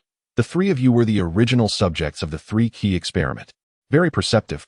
Zhao Tianqing commended. Indeed, we inadvertently became the bearers of the first generation of keys. However, this state was highly unstable and soon dissipated. The true keys, such as natural awakeners like yourselves, only emerged during the period of heightened activity of the Apocalypse Gate. An assistant hurriedly entered, whispering a few words into Zhao Tianqing's ear. The commander's expression turned grave. Lin Yuqing's condition has changed. Follow me. The medical center was more advanced than Luan Xing had imagined. Lin Yuqing was housed within a cylindrical chamber filled with green liquid, dozens of thin tubes connected to her body to monitor various metrics. Alarmingly, the energy readings on the chamber's surface were slowly rising. The seed is entering the second phase of fusion, the attending physician reported. At this rate, it will reach a critical point within 72 hours. What critical point? Luan Xing pressed. Zhao Tianqing replied gravely. Either the seed will be completely controlled, becoming a true perfect vessel, or it will completely occupy her, turning her into an empty shell. Luan Xing placed his hand on the chamber, his chakra instinctively extending, attempting to establish a connection with Lin Yuqing. To his astonishment, the seed's energy reacted immediately, seizing his chakra like a ravenous beast pouncing on its prey. Worse still, once this connection was established, it could not be easily severed. The seed seemed to remember their state of energy fusion, now actively seeking this connection. Disconnect him, Zhao Tianqing commanded. The medical personnel swiftly pulled Luan Xing away, but it was too late. The seed had garnered a substantial amount of chakra through this brief connection, causing the energy readings within the chamber to soar, and Lin Yuqing's body began to convulse violently. You are harming her, Zhao Tianqing rebuked. Every energy interaction accelerates the fusion process. Luan Xing looked at Lin Yuqing, who was writhing in pain, guilt-ridden. I did not know it would be like this. This is why the keys must undergo separate training. Zhao Tianqing gestured for the medical staff to administer more suppressants to Lin Yuqing. The energy attraction between you is too strong. If it spirals out of control, the consequences would be catastrophic. As the medication took effect, Lin Yuqing gradually calmed down. Yet, through his chakra vision, Luan Xing could see that the seed had opportunistically expanded its territory. Those tentacle-like structures now nearly enveloped her vital organs. Is there a way to reverse this process? Luan Xing's voice was hoarse. Zhao Tianqing pondered for a moment. Theoretically, if true three-key balance could be achieved, you could freely control the flow of energy, even reversing the fusion process. However, without the seer, the system remains incomplete. Luan Xing recalled the blue energy left by Bei before his disappearance. Might his energy, a vestige of some ancient consciousness, still exist somewhere? It is possible. Zhao Tianqing's eyes lit up. The ancient consciousness within Bei may be a remnant of the previous generation of the three-key system, if we could locate its source. Just then, alarms blared. The holographic screen displayed numerous energy responses surrounding the Guardian headquarters, at least 30, forming an encirclement. Remnants of the spider's nest? Luan Xing immediately entered a combat stance. Zhao Tianqing examined the surveillance footage, his expression darkening. No, it is worse. The aberrant beasts have materialized, breaking through the spatial barrier. The screen showed numerous tiny fissures appearing in the air around the headquarters, from which a viscous black substance seeped, gradually coalescing into various distorted shapes. Most unsettling was that these aberrant beasts bore similar distorted energy characteristics to the mirrored door. The collapse of the mirrored door has generated spatial ripples. Zhao Tianqing swiftly commanded the headquarters to enter combat mode. The king of aberrant beasts is retaliating. Luan Xing glanced at Lin Yuqing, still in her chamber. She must be moved to a safe location. The entire headquarters is under energy protection. This is, in fact, the safest place. Zhao Tianqing accessed the defense system. But we require your strength, Luan Xing. Conventional weapons have limited efficacy against these aberrant beasts. Luan Xing hesitated. On one hand, Lin Yuqing needed protection. On the other, should the aberrant beasts breach the defenses, everyone would face certain death. As he grappled with his dilemma, a faint voice emerged from the chamber. Go, I am fine. Lin Yuqing opened her eyes. Though weak, her consciousness was clear. To Luan Xing's astonishment, her pupils had entirely transformed into a bluish-green hue, matching that of the seed. Yuqing, your eyes. I see many things, her voice echoed, as if multiple people were speaking simultaneously. The seed is sharing memories with me about the truth of the door. Zhao Tianqing leaned in eagerly. What is she saying? The king of beasts is not as we imagine. Lin Yuqing struggled to articulate her thoughts, compelled by the circumstances. Chapter 17. The torrent of memories. The liquid within the medical chamber transformed from a pale green to a deep emerald hue, swirling around Lin Yuqing in a vortex. Suspended within it, Her long hair floated like seaweed, her aquamarine pupils fully dilated, occupying her entire eye sockets. The monitoring instruments outside the chamber blared alarms frantically, energy readings persistently surpassing the preset safety thresholds. The fusion rate accelerated. The attending physician shouted, his fingers dancing across the holographic control panel. The suppressants have completely failed. Zhao Tianxing stood before the observation window, his heterochromatic eyes fixated on the changes within the chamber. The seed-like eye on his left glimmered faintly, seemingly resonating with the seed within Lin Yuqing. Not a failure, he murmured, but rather the seed is adapting. It is learning how to circumvent our suppression methods. The medical team scrambled to adjust the equipment, attempting to stabilize Lin Yuqing's vital signs. Her heart rate had surged to 200 beats per minute. The veins on her surface visibly pronounced, displaying a pathological aquamarine hue. More alarmingly, fine cracks began to appear on her skin, from which blinding green light seeped forth. "She is disintegrating," a nurse exclaimed. Zhao Tianxing abruptly pressed the communicator. "Blue Star, wherever you are, return immediately. Lin Yuqing cannot hold on much longer." The communicator crackled with the sounds of fierce combat and the resonance of energy explosions. Blue Star's voice came through intermittently. "Trapped in the East Wing corridor, too many beasts. Give me 2 minutes." Zhao Tianxing cursed under his breath and turned to the medical team. "Prepare the memory access program. I need to directly observe the internal condition of the seed." "It's too dangerous," the attending physician objected, "without a seer to mediate. Connecting to the seed alone could lead to consciousness dissolution. Then find an alternative solution quickly." Zhao Tianxing barked. "If the perfect fusion vessel collapses, the energy released by the seed could obliterate half a city."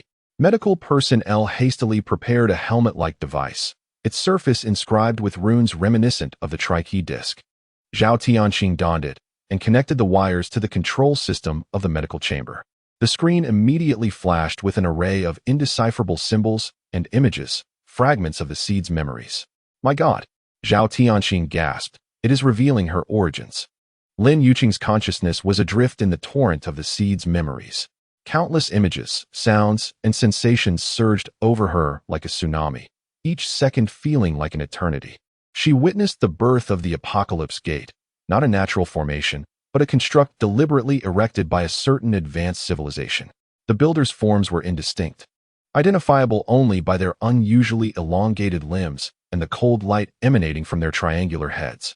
A voice echoed in her mind, both foreign and familiar. The observers from another dimension, the experiment designers.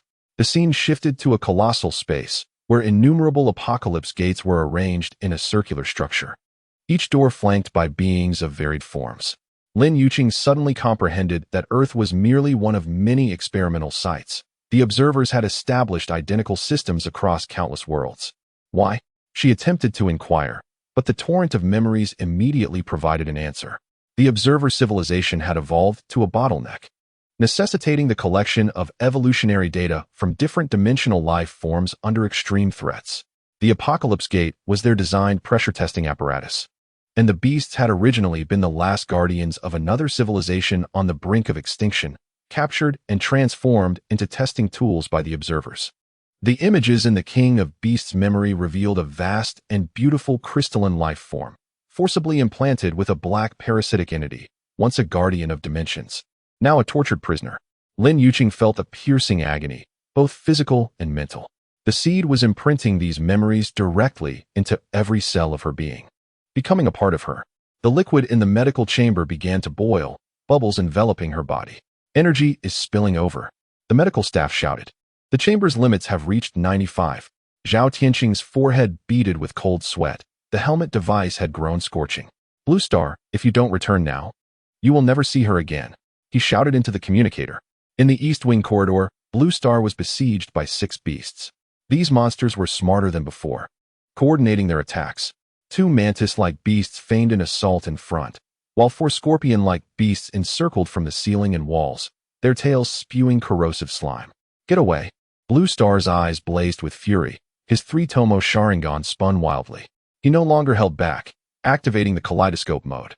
Black flames erupted from his palms, engulfing 3 beasts in an instant. But the cost of utilizing such advanced ninjutsu was immense. Blood streamed from his left eye. His vision grew blurry once more. "Worse still," He sensed that Lin Yuqing was in extreme danger. A connection beyond physical distance allowed them to vaguely perceive each other's states. I must reach her. Blue Star gritted his teeth and formed hand seals, using body flicker technique to break through the encirclement. The beasts emitted piercing shrieks, relentlessly pursuing him. The central area of the headquarters was in disarray. The automated defense systems engaged in a firefight with the invading beasts, energy beams intertwining with physical projectiles, creating a web of death in the air.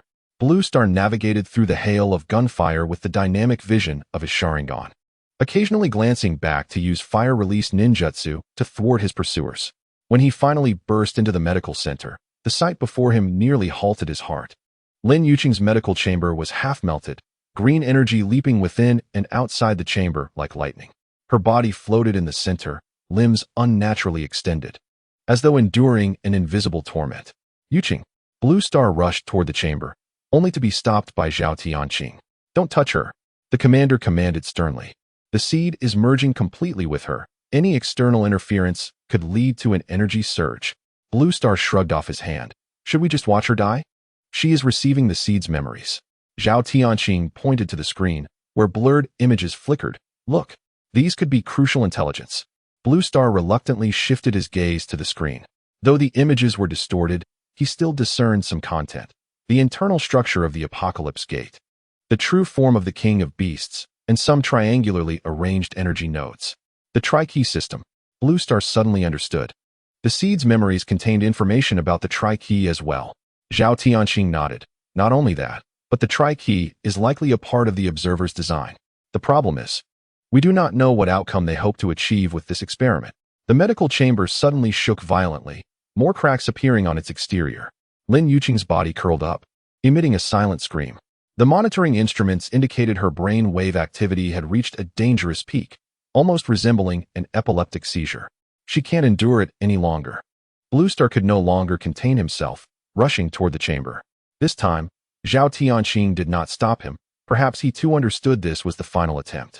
When Blue Star's hand touched the melting surface of the chamber, an indescribable torrent of energy surged through him.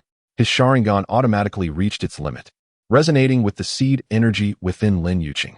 In that instant, he witnessed everything she was experiencing. The truth of the Apocalypse Gate, the tragedy of the King of Beasts, and the cold experiments of the observers. More astonishingly, he felt Lin Yuqing's consciousness itself, like a small boat in a storm, on the brink of being engulfed by the torrent of memories. Without hesitation, Blue Star extended his chakra, forming a protective net around her. Hold on to me, he called out on the mental plane, uncertain if she could hear him. To his surprise, a phantom hand emerged from the torrent of memories, tightly gripping his chakra tether.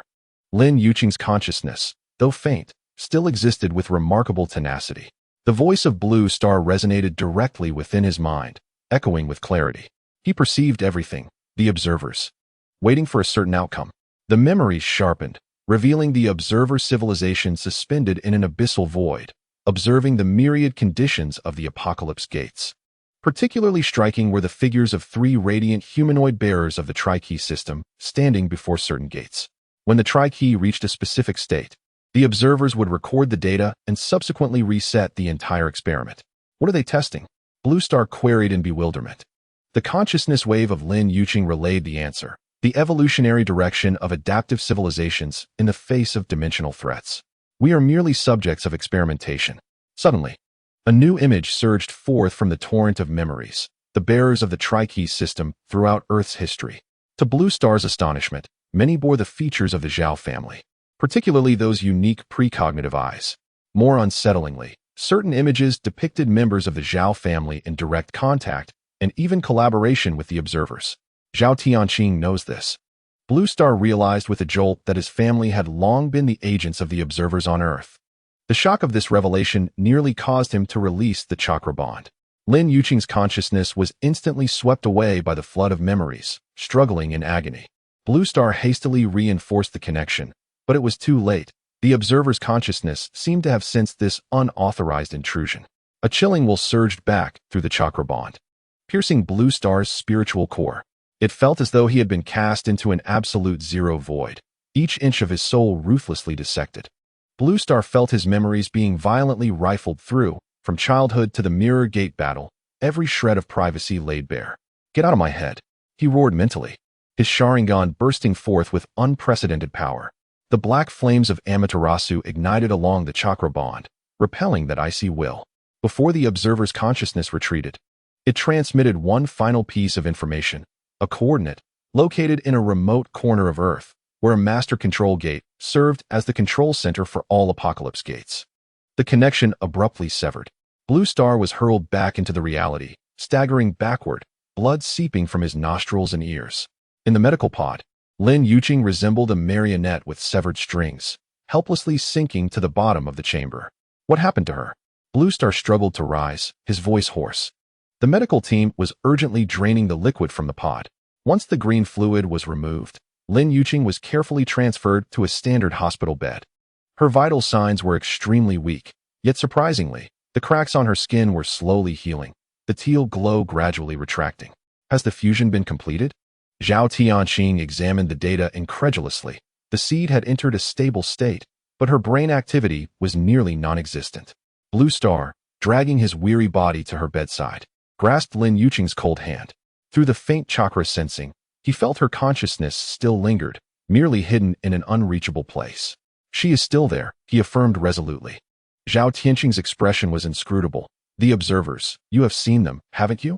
Blue Star shot a sharp look at the commander. You know them. Your family has always known. The medical room fell suddenly silent, the medical personnel discreetly retreating, pretending to be busy. Zhao Tianqing's heterochromatic eyes flickered, and he finally sighed. Not entirely true. He spoke softly. The Zhao family has indeed guarded the secret of the apocalypse gates for generations, but we did not do so willingly. The earliest precognitive being, my ancestor Zhao Wuji, was chosen by the observers as an observer. They bestowed upon him the ability to foresee, under the condition that he documents humanity's responses to the apocalypse gates. Just like laboratory mice, Blue Star scoffed. It began that way, Zhao Tianqing admitted, but after several generations, we began to resist this manipulation. Professor Zhao and Su Ming's experiments were actually part of our plan to crack the observer's control system. The sounds of battle outside grew closer. A monstrous creature breached the final line of defense, crashing through the medical center's door. It resembled a giant wolf, but its head was a half-melted mass of metal, with 6 eyes arranged irregularly on its face. Step back. Zhao Tianqing positioned himself in front of the hospital bed, his left eye suddenly glowing with a piercing green light. A beam of energy shot forth, striking the creature's head with precision. The monster let out a mournful howl, convulsed for a moment, and then dissolved into a pool of black sludge. Blue Star stared in astonishment at this scene. You possess the seed energy within you as well? A defective product. Zhao Tianqing wiped the blood from his left eye, a failed outcome of early experiments. Sufficient for self-defense, but far inferior to the power of a perfected vessel. The communicator suddenly buzzed, the frontline commander reporting that the monstrous horde was retreating, but forces had discovered a spider nest outside the headquarters. They intend to take advantage of the chaos. Zhao Tianqing scoffed, sending orders to initiate the purification protocol. Blue Star noticed Lin Yuqing's fingers twitch slightly. He immediately leaned down to check, finding her eyelids trembling as well. Yuqing, can you hear me? There was no verbal response, but her fingers gently squeezed back, weak yet resolute. More astonishingly, Blue Star's Sharingan activated automatically, projecting a blurred image into the air, a coordinate for the observer's master control gate, buried deep beneath the Antarctic ice sheet. She transmitted this to me. Blue Star stated in shock. Even in her unconscious state, she could communicate with me. Zhao Tianqing scrutinized the coordinates. Antarctica. This explains why we have never discovered the master control gate. He turned to Blue Star, his expression unusually grave. Now do you understand why the observers want to control the Beast King to attack us? They have discovered that the perfected vessel has awakened and wish to eliminate this variable. Blue Star tightened his grip on Lin Yuqing's hand. Because the tri-key system may be the key to breaking the experimental cycle? Precisely, Zhao Tianqing nodded. The observer's experiment has a fatal flaw. They never anticipated that the tri-key could achieve true balance. Each time the experiment approached this critical point, they would reset the system. Suddenly, Lin Yuqing on the hospital bed opened her eyes. They had transformed entirely into emerald green, her pupils showcasing a perfect seed shape. She slowly sat up, her movements fluid, almost inhuman. When she spoke, her voice carried a subtle echo. Not merely one key, not just a container. The three of us must unite. After uttering this, she collapsed back onto the bed, slipping into slumber again. But this time, her vital signs had noticeably stabilized. She is integrating memories, Zhao Tianqing assessed. The fusion of the seed with her has reached a new level. Blue Star gently brushed the sweat from Lin Yuqing's forehead. We need the energy of Bai Yi. Or the third key. Where did Bai Ye's energy go before it dissipated? Zhao Tianqing suddenly inquired. Blue Star recalled the scene when the mirror gate closed. The blue energy dispersed into the air. No, more precisely, it returned to its source. Zhao Tianqing called up the energy distribution map from headquarters. Look here, the 7th underground level, the ancient relic storage room. There lies the Eye of the Prophet, the relics left behind by the first precognitive being, Zhao Wuji. The chart indicated unusual energy fluctuations in the storage room recently, coinciding with the closure of the mirror gate. Do you think Bai Ye's energy returned to the Eye of the Prophet? Blue Star asked. Very likely, Zhao Tianqing nodded. The energy of the precognitive beings never truly disappears. It merely returns to the sea of collective unconsciousness. If we can activate the Eye of the Prophet, perhaps we can temporarily reconstruct the tri-key system. The gunfire outside gradually subsided. The communicator reported that the monstrous horde had completely retreated, and the spider nest forces had also been repelled. A brief tranquility descended, but everyone understood this was merely the calm before the storm. Once she stabilizes, we will head to the underground storage room. Blue Star found it impossible to divert his gaze from Lin Yuqing's face. Her expression had calmed considerably, and a faint smile graced her lips, as if she were witnessing something beautiful in a dream. Zhao Tianqing hesitated to speak, ultimately opting to nod and depart, granting the two of them a moment of solitude. Blue Star gently caressed Lin Yuqing's forehead, attuning himself to the rhythmic pulsations of the seed energy within her. Unlike before, this energy now flowed in an orderly manner, as if it had discovered the optimal way to coexist with its host. More remarkably, his chakra resonated naturally with it, devoid of the risks of losing control. What did you see, Yuqing? He whispered, in that torrent of memories.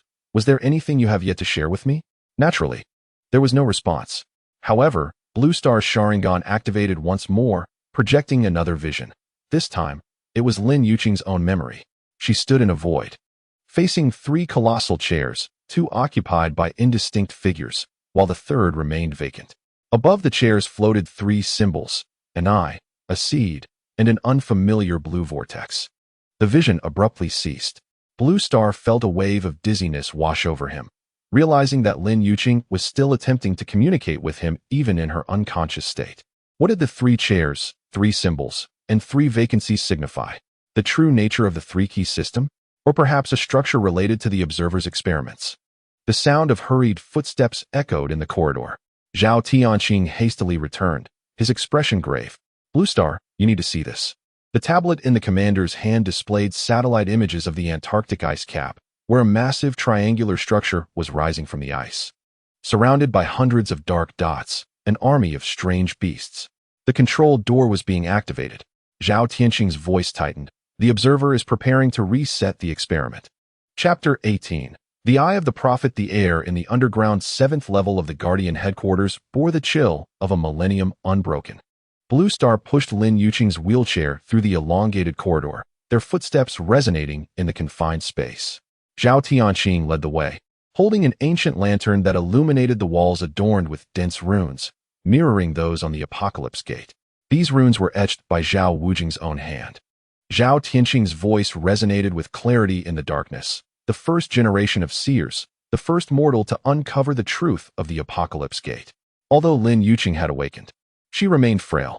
Her fingers rested lightly on the armrest of the wheelchair, the tips emanating a faint azure-green glow. The integration of the seed energy had reached a new stage. She could now sense any subtle fluctuations of energy in her surroundings. It is so sorrowful, she suddenly spoke.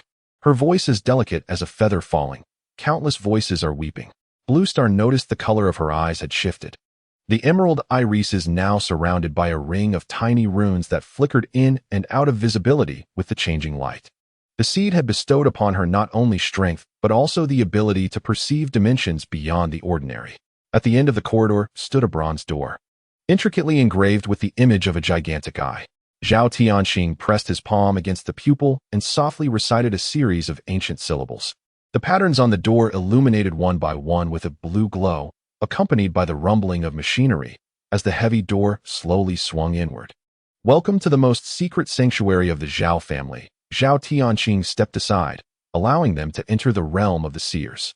The room was a perfect circle, its dome adorned with a celestial map that diverged from modern astronomical knowledge. The constellations were arranged oddly, as if viewed from a different dimension.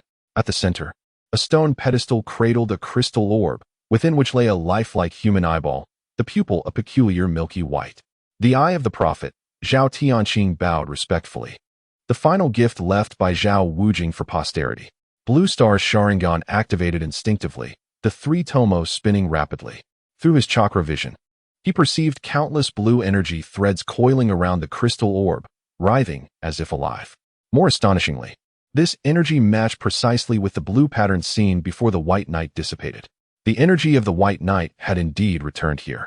He approached the crystal orb, cautiously extending his hand. "Wait," Zhao Tianxing warned. "Direct contact may be too late." Blue Star's fingers had already brushed against the surface of the orb.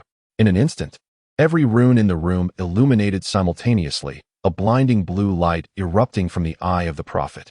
Blue Star felt a familiar energy surge through his arm and into his being, the ancient wisdom of precognitive power unique to the White Knight. Countless images flashed in his mind.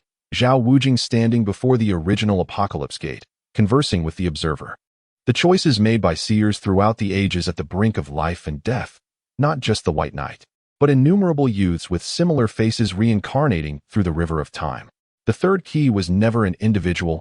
Blue Star struggled to digest this information, but rather an eternal cycle of passing on the energy of the seers. The eyeball within the crystal orb suddenly turned, fixing its gaze upon Blue Star. A voice, layered and overlapping, resonated directly in his mind. "At last, you understand, Sharingan. Within the three-key system, the key of memory is never an individual, but the continuation of blood and soul." "White Knight?" Blue Star inquired tentatively. "Yes and no," the voice replied. "I am the collective of all who have borne the gift of foresight, the guardian spirit within the Zhao lineage. White Knight is merely the vessel of this incarnation." Lin Yuqing's wheelchair moved forward autonomously, as if drawn by an unseen force. Her eyes locked with the eye of the prophet, establishing an immediate energy connection, intertwining azure green and blue streams of light in the air. "The perfect vessel," the voice of the eye of the prophet softened. "You have borne too much. The seed has chosen the right host." Zhao Tianxing stood aside, his expression complex. The seed-imbued eye in his left socket quivered slightly, seemingly resisting the call of the eye of the prophet. The eye of the prophet turned toward Zhao Tianxing, the descendant of the betrayer and the guardian. "Your ancestors chose to resist the observer, yet you remain indecisive." The commander's face paled. "I am merely doing what is most beneficial to humanity. Is it truly?" The eye of the prophet countered. "Or do you still yearn for the eternal life promised by the observer?" The room fell into an awkward silence. Blue Star watched Zhao Tianxing warily, his Sharingan ready to unleash an illusion at any moment. If the commander truly retained connections with the observer, "I have indeed wavered in the past," Zhao Tianxing ultimately admitted, his voice low, "but after witnessing the consequences of the mirrored doors, I understood the true nature of the observer. They care nothing for the survival of any civilization, only for data collection." The eye of the prophet seemed satisfied with this response, its radiance softening slightly. "Then it is time to fulfill Zhao Wujing's unfinished legacy, to break the cycle of the observer's experiments." Suddenly, Lin Yuqing rose fluidly from her wheelchair, her movements betraying none of the frailty of one who had only recently emerged from a deep coma. Her hands instinctively lifted, palms facing the eye of the prophet. Seed energy formed delicate threads, beginning to weave intricate patterns upon the surface of the crystal orb. "What is she doing?" Blue Star asked anxiously. "Activating complete memories." The eye of the prophet replied. "The perfect vessel possesses the authority to access the seed's primal memories. Soon, you shall witness the truth the observer wishes to keep hidden from all." The eyeball within the crystal orb began to spin rapidly, projecting a holographic image. The scene revealed a vast white expanse, at the center of which floated countless apocalypse gates, arranged in a complex geometric structure. Before each gate stood three indistinct figures, the bearers of the three-key system. The experimental grounds of the observer, the eye of the prophet elucidated. They have established identical systems across countless dimensions, observing how civilizations respond to threats of extinction. The scene shifted, unveiling the true visage of the observer, towering humanoid beings. Their forms cloaked in a translucent white shell, heads shaped like triangles, devoid of facial features, with only 3 sunken holes arranged in a triangular formation. They floated in the void, observing the progress of various experimental fields. What were they seeking? Blue Star inquired. A method to transcend dimensional limitations, Lin Yuqing suddenly interjected.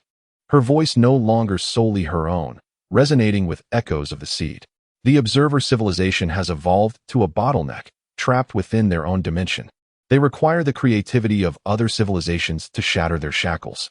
The imagery shifted once more, revealing a chilling scene. When a civilization achieved a breakthrough through the three-key system, the observers would immediately intervene, extracting the entirety of that civilization's energy essence, then resetting the entire experimental field. This is why, each time we approach the truth, history is restarted, Zhao Tianxing bitterly remarked. The ancient texts of the Zhao family recorded 3 great extinction events, all coinciding with periods of heightened activity at the Apocalypse Gate. Blue Star recalled the cyclical hypothesis mentioned in his father's research notes, suggesting that human civilization might have faced the Apocalypse Gate multiple times, only to have their memories erased. This time, however, it is different. The Eye of the Prophet emphasized that the observers did not anticipate the awakening of the 3 keys to such an extent. Particularly yours, the Sharingan disrupted their calculations with powers from another dimension. The radiance emanating from Lin Yuqing intensified, the seed energy merging completely with the blue light of the Eye of the Prophet. She turned to Blue Star, extending her hand. The resonance of the 3 keys allows us to strive for true balance. Blue Star grasped her hand, while placing his other hand upon the crystal orb. The 3 energies, the red of the Sharingan, the green of the seed energy, and the blue of the Eye of the Prophet, intertwined, forming a perfect triangular cycle. In an instant, Blue Star felt himself thrust into a dimension beyond time and space. He existed simultaneously in countless locations and moments. The battle before the Mirror Gate, discoveries in the laboratory, even earlier encounters with Lin Yuqing, and some scenes that clearly did not belong to his memories. On an ancient battlefield, a general resembling Zhao Tianxing led soldiers charging toward a glowing gate. At some point in the future, he stood on the Antarctic ice sheet, facing a colossal triangular structure rising before him. Time, for the seers, is circular. The voice of the Eye of the Prophet echoed through the void. The past, present, and future coexist simultaneously. Most astonishingly, Blue Star clearly perceived all of Lin Yuqing, her fears, courage, childhood memories, and hopes for the future, all shared within the resonance of energy. Similarly, he felt the collective consciousness of Bai Yi, or the seers throughout history, like a vast ocean, deep and unfathomable, yet rich with wisdom. This is the true balance of the 3 keys, Lin Yuqing's voice resonating in both reality and the spiritual realm, a complete fusion of consciousness. The state of resonance lasted for approximately a minute before naturally dissipating. The 3 returned to the real world, panting yet invigorated. Blue Star was astonished to discover that his Sharingan had undergone a transformation. The Tomo were now encircled by delicate blue runes that echoed the green runes in Lin Yuqing's eyes. What is our current state? He inquired, touching the corner of his eye. Preliminary fusion, the Eye of the Prophet explained. There is still a gap to complete the full balance of the 3 keys, but it is sufficient to counter the observer's interference. Suddenly, Zhao Tianxing's communicator buzzed. Upon answering, a hurried voice reported, "Commander, the situation in Antarctica is deteriorating. The triangular structure has fully risen. Energy readings have exceeded limits. Satellite images show, good heavens, something is emerging from within." A holographic screen automatically materialized, displaying real-time images of Antarctica. On the ice sheet, a colossal white triangular structure loomed, surpassing the height of the Eiffel Tower. Surrounding it were thousands of aberrant creatures, arranged in precise geometric patterns. Most unsettlingly, 3 white figures were slowly emerging from the gate. The entities of the observers were descending. "They have come in person," Lin Yuqing's voice trembled. They must have sensed the resonance of the 3 keys. The light of the Eye of the Prophet intensified. Time is running short. To break the experimental cycle, You must go to Antarctica and complete the final balance of the 3 keys before the main control gate. But Bai Yi is no longer here, Blue Star pointed out. We lack the 3rd key. Suddenly, the crystal orb cracked open a thin seam, blue energy seeping out like smoke. Take me with you. The Eye of the Prophet is the vessel of the memory key. However, be aware that once you leave this room, my energy will dissipate rapidly. You have at most 24 hours to complete the ritual. Zhao Tianqing swiftly made a decision. The headquarters has high-speed aircraft. We can reach Antarctica in 6 hours. I will dispatch an elite team for support. No, Lin Yuqing shook her head. It must only be the 3 of us. More people will only increase the chances of observer interference. Blue Star concurred with her viewpoint. Moreover, headquarters needs you to maintain order, preventing the Spider's Nest or other factions from taking advantage of the chaos. Zhao Tianqing wanted to argue, but ultimately sighed. At the very least, let me provide equipment and transport. He turned to the Eye of the Prophet. Uncle, this is our last chance. Blue Star raised an eyebrow in surprise. Uncle? Zhao Tianqing. My father's brother, Zhao Tianqing briefly explained. He volunteered to become the vessel of the Eye of the Prophet 20 years ago to continue the lineage of seers. The Eye of the Prophet, Zhao Tianqing, flickered with light. Bloodline is unimportant. What matters is the mission. Blue Star, Lin Yuqing, are you prepared to face the observers? This may be a one-way road. Blue Star looked at Lin Yuqing. Without words, their gazes exchanged countless messages. Finally, they both nodded in unison. We are ready. The process of removing the Eye of the Prophet was unexpectedly simple. The crystal orb opened automatically at Lin Yuqing's touch, the milky white eye gently falling into her palm, then transforming into a stream of blue energy, merging with her skin. A small eye pattern appeared on the inner side of her right wrist, identical to Blue Star's Sharingan. The memory key temporarily resided within the exquisite vessel. The voice of Zhao Tianqing now emanated from within Lin Yuqing. This is the safest method. The preparation process was tense yet efficient. 2 hours later, the 3, strictly speaking, 2 individuals and 1 consciousness, boarded the most advanced high-speed aircraft of the Guardians. This aircraft, utilizing anti-gravity technology, resembled a sword and could reach 10 times the speed of sound within the atmosphere. Zhao Tianqing bid them farewell at the landing platform. The flight route has been set to avoid all monitoring systems. The equipment bay contains specially formulated energy supplements and protective suits for you. Blue Star reviewed the equipment list. These weapons may be ineffective against the observers, but are sufficient for dealing with aberrant creatures. Zhao Tianqing handed him a small device. This is a spatial stabilizer designed by Professor Blue in his earlier years. It might be of assistance in critical moments. Lin Yuqing had already seated herself in the cabin, closing her eyes in meditation. The seed energy formed a faint halo around her, and the mark of the Eye of the Prophet on her wrist glimmered softly. Blue Star could sense she was communicating with the 2 occupants within her, Seed and Zhao Tianqing. One more thing, Zhao Tianqing said just before the cabin door closed. The observers have a weakness. They are heavily reliant on preset programs. If you can act in a manner entirely beyond their calculations, it may cause a temporary disruption in their system. Blue Star nodded in acknowledgement. Thank you. I hope to see you again. The cabin door sealed, and the aircraft ascended silently, swiftly accelerating to an almost imperceptible speed.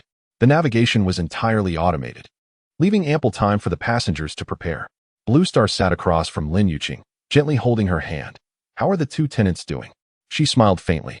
This ordinary smile appearing particularly precious in the eerie circumstances. The seed is quiet, as if gathering strength. Zhao Tianqing is showing me more memories, patterns of the observer's behavior, details of the apocalypse gate structure. Is there anything particularly noteworthy? Lin Yuqing's expression turned serious. The most critical aspect is the timing of the 3-key resonance. The ritual must be completed during the window when the main control gate is fully activated but not yet stabilized. Too early, and we shall be thwarted by the Watchers. Too late, and I comprehend. Luan Xing tightened her grip on Lin Yuqing's hand, assuring her, we will succeed. Yet, even if we do achieve success, the cost may be exorbitant. Lin Yuqing cast her gaze down at the mark upon her wrist, as Zhao Tianqing stated.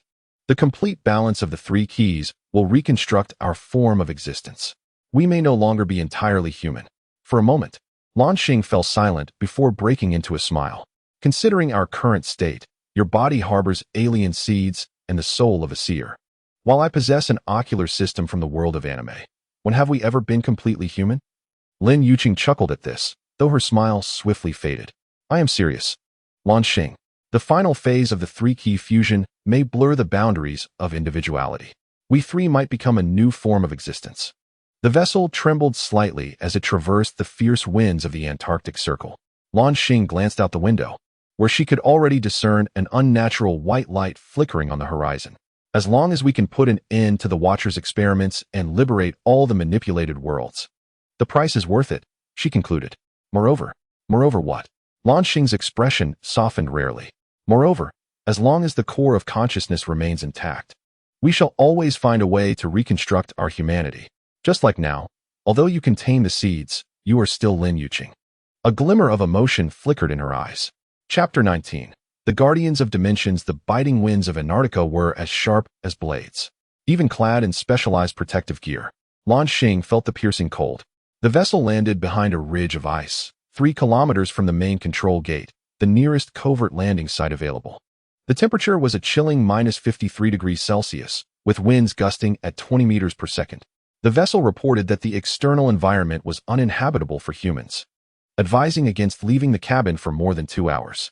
Luan Xing inspected the equipment, securing energy weapons and chakra supplements to her belt. We won't require that long. We either resolve the issue swiftly, or we remain here forever. Lin Yuqing echoed her sentiment. The mark of the eye of the seer on her wrist glowing faintly with blue light. She appeared significantly better than during their flight, as the energy from the seeds seemed to have adapted to the extreme conditions of Antarctica, flowing more smoothly beneath her skin. The instant the cabin door opened, a blizzard howled in. Luan Xing squinted. His vision had fully recovered and was even sharper than before his blindness. Through the swirling snow, the distant white triangular structure became discernible. It was far more colossal than depicted in satellite images, standing over 300 meters tall, its surface smooth as a mirror, reflecting the perpetual summer sunlight of the polar region. Are there no aberrant beasts on patrol? Luan Xing inquired, puzzled. According to the scans conducted before the vessel's descent, thousands of such creatures should have been congregating around the main control gate. Lin Yuqing closed her eyes to sense the surroundings. They are arranged in a pattern near the gate, waiting for something, waiting for us. Zhao Tianya's voice resonated from the mark on her wrist. The Watchers are aware of our arrival. This is part of the experiment. The two trudged through the icy expanse. The magnetic devices in the soles of their boots aided them against the fierce winds, yet their pace remained sluggish. Luan Xing occasionally enhanced her muscle strength with chakra, while remaining vigilant for potential ambushes.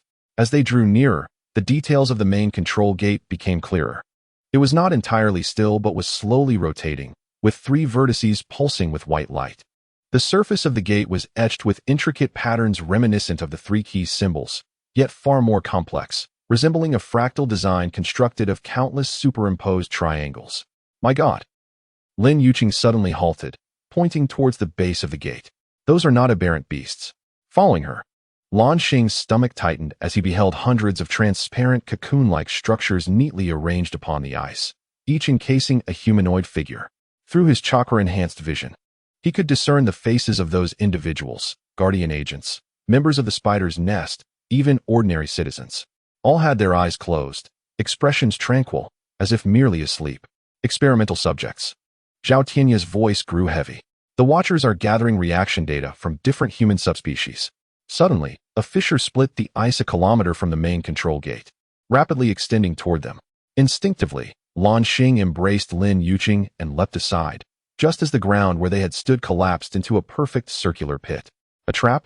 Luan Xing surveyed the surroundings warily. A test, Lin Yuqing replied, her gaze fixed on the main control gate. They are testing our response capabilities. As if to validate her statement, more fissures began to appear across the ice, all unfolding in precise geometric shapes. Some formed labyrinthine passages, while others cracked open directly beneath their feet. Luan Xing was forced to employ body flicker techniques frequently to evade, all while protecting the comparatively slower Lin Yuqing. This could go on interminably. He gritted his teeth, realizing that the Watchers were clearly engaged in a game of cat and mouse. Suddenly, Lin Yuqing grasped his arm. Luan Xing, look at the center of the gate. The rotation of the main control gate accelerated, and a swirling vortex began to manifest in the central area. 3 pure white silhouettes descended slowly from the vortex, suspending themselves above the platform in front of the gate. even from a distance of 1,000 meters. The oppressive aura rendered Luan Xing breathless. Entities of the Watchers, he instinctively activated his Sharingan, the three tomos spinning rapidly. The three Watchers bore almost identical appearances, 3-meter-tall figures of flawless white, devoid of clothing or equipment. Most disturbing was their perfectly equilateral triangular heads, with the three angles corresponding to the positions of a normal human's eyes and mouth. Yet, there were only hollow black voids in place of features. The triad of the triangle, Zhao Tianai murmured. The creator, the observer, the arbiter. As if sensing their scrutiny, one of the Watchers abruptly turned towards them. Though it possessed no eyes, Luan Xing felt as though he were being completely penetrated, scanned from flesh to soul. It's coming, Lin Yuqing exclaimed. The Watcher raised an arm, pointing at them. Without any forewarning, Luan Xing felt an invisible force constricting his throat, lifting him off the ground. He struggled to form seals, but found his limbs frozen in place. Lin Yuqing erupted with a greenish-blue glow. The energy from the seeds forming a shield in an attempt to resist, yet it too was suppressed by the unseen force. She collapsed painfully onto the ice, her protective suit cracking with fine fissures. Resistance is futile. Experimental subjects, a cold voice echoed directly in their minds, devoid of any emotional inflection. Prepare for the final test. Luan Xing's vision began to blur, the lack of oxygen causing dark spots to appear before his eyes, just as his consciousness teetered on the brink of oblivion. He felt the mark of the eye of the seer on his wrist suddenly grow warm. Zhao Tianya's voice boomed like thunder now, resonance of the three keys. Lin Yuqing summoned her last reserves of strength, pressing her wrist against Luan Xing's mark. The energies of the seeds, the chakra of the Sharingan, and the precognitive abilities of the eye of the seer melded instantaneously, forming a miniature energy cycle. The binding invisible force was momentarily disrupted, and the two tumbled onto the ice. Run, towards the gate, Zhao Tianai commanded. They didn't anticipate our approach. Luan Xing grasped Lin Yuqing's hand, dashing towards the main control gate without a second thought. The Watchers seemed indeed taken aback by this maneuver, hesitating briefly before reacting. The ice beneath their feet trembled violently as countless sharp ice spikes erupted from below, attempting to obstruct their path. Fire style, great fire destruction.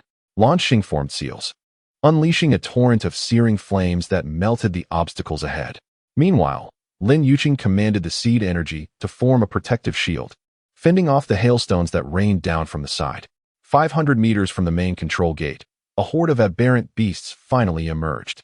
Hundreds of grotesque creatures surged from either side of the gate, forming an encirclement. Unlike the aberrant beasts encountered previously, these individuals were far more twisted, some even exhibiting semi-mechanical traits. Su Ming's experimental subjects, Luan Xing recognized the mechanical components. The spider's nest has brought modified aberrant beasts to Antarctica. Do not engage in combat, Zhao Tianai reminded. Our objective is the door, not them. Luan Xing nodded, activating his Sharingan into the Mangeki mode, Amaterasu. Black flames erupted among the horde of beasts. But this time the effect was significantly diminished. Many of the creatures appeared to have undergone fire resistance modifications, temporarily withstanding the flames of Amaterasu. Worse still, the use of advanced ninjutsu accelerated Luan Xing's chakra consumption, leaving him feeling dizzy. Lin Yuqing noticed his condition and immediately transmitted her seed energy. Use my strength. The two energies merged once more, yielding an unforeseen effect. The pattern of Luan Xing's Sharingan suddenly expanded, enveloping his entire eye socket, now adorned with a turquoise edge. Instinctively, he formed a seal he had never learned, Shinran SHB. Centered around him, an ice surface within a 100-meter radius sprouted countless towering trees, vines, and flowers that should not exist in the extreme environment of Antarctica. They grew wildly, entwining the horde of beasts while releasing paralyzing spores. Remarkably, these plants seemed capable of distinguishing friend from foe, automatically parting to create a passage for the two. Luan Xing gazed in astonishment at his own hands. This was the defensive mechanism from the seed's memory.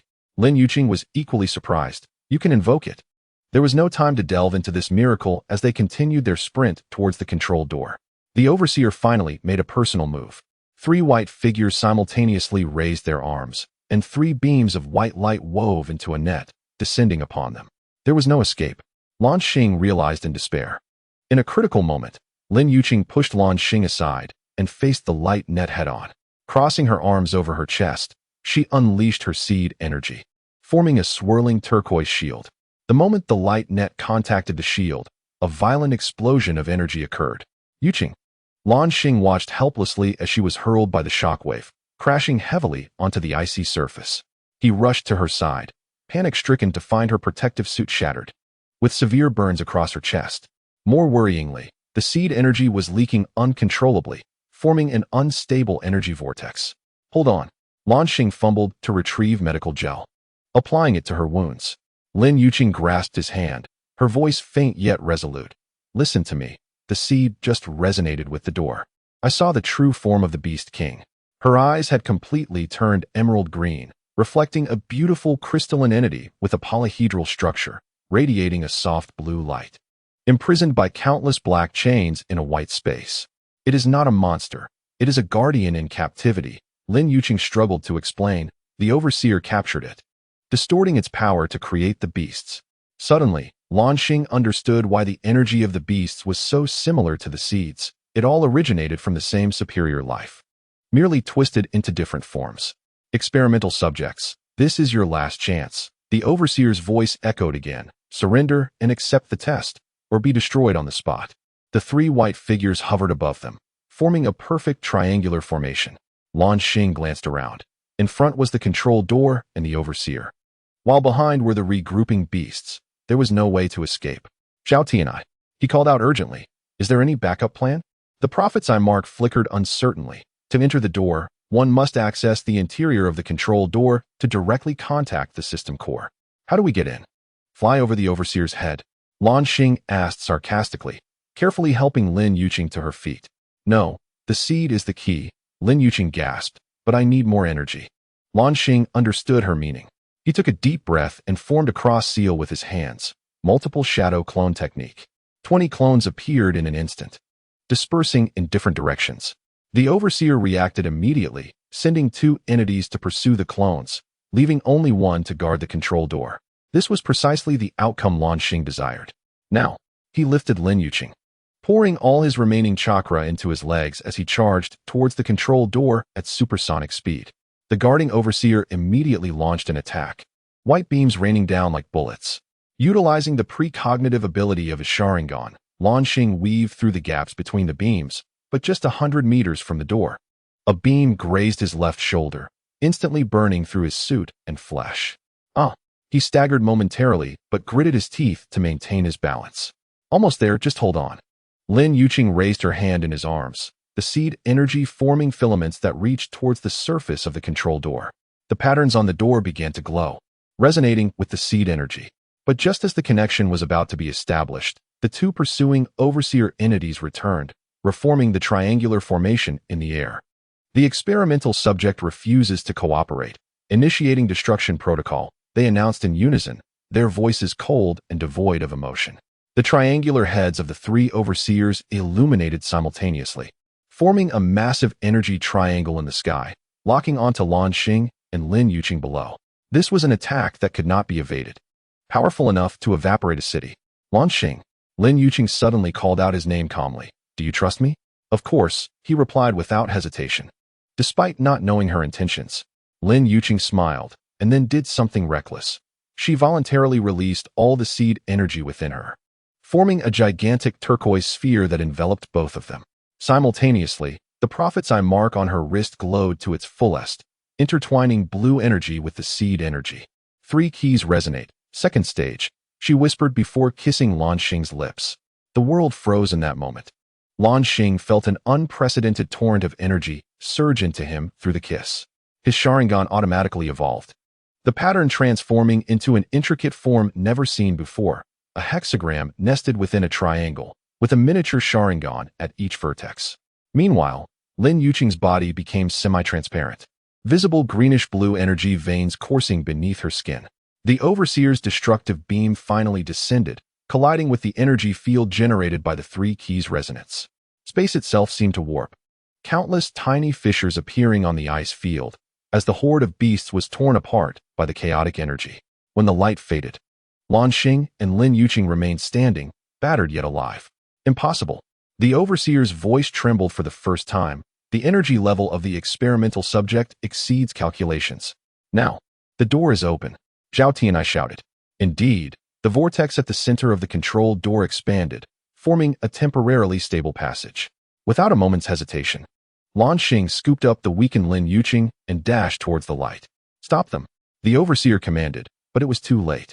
The instant Luan Xing leaped into the vortex, he felt a peculiar sensation of disintegration, as if every cell in his body was being dismantled and reassembled.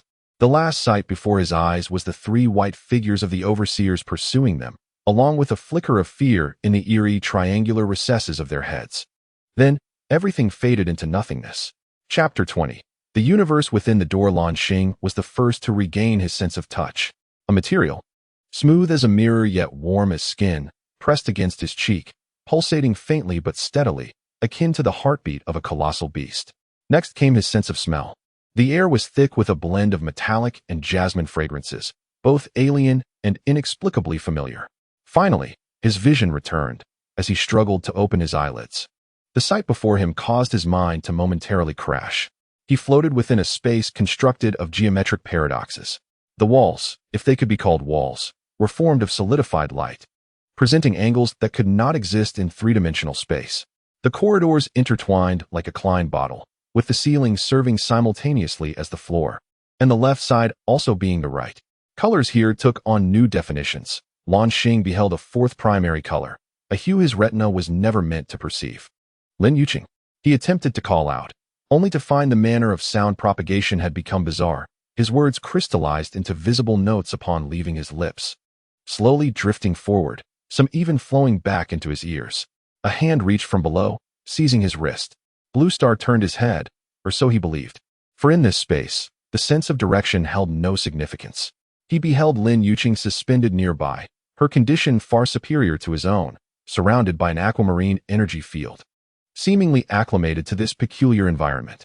Do not interpret this place through the lens of common sense. Her voice resonated directly within his mind, conveyed through energy perception. Blue Star closed his eyes, shifting to chakra vision. The world immediately appeared somewhat normal, albeit still strange, yet at least it possessed discernible structure. They found themselves within a vast spherical space, its surface adorned with honeycomb-like hexagonal structures, each encapsulating fragments of different worlds.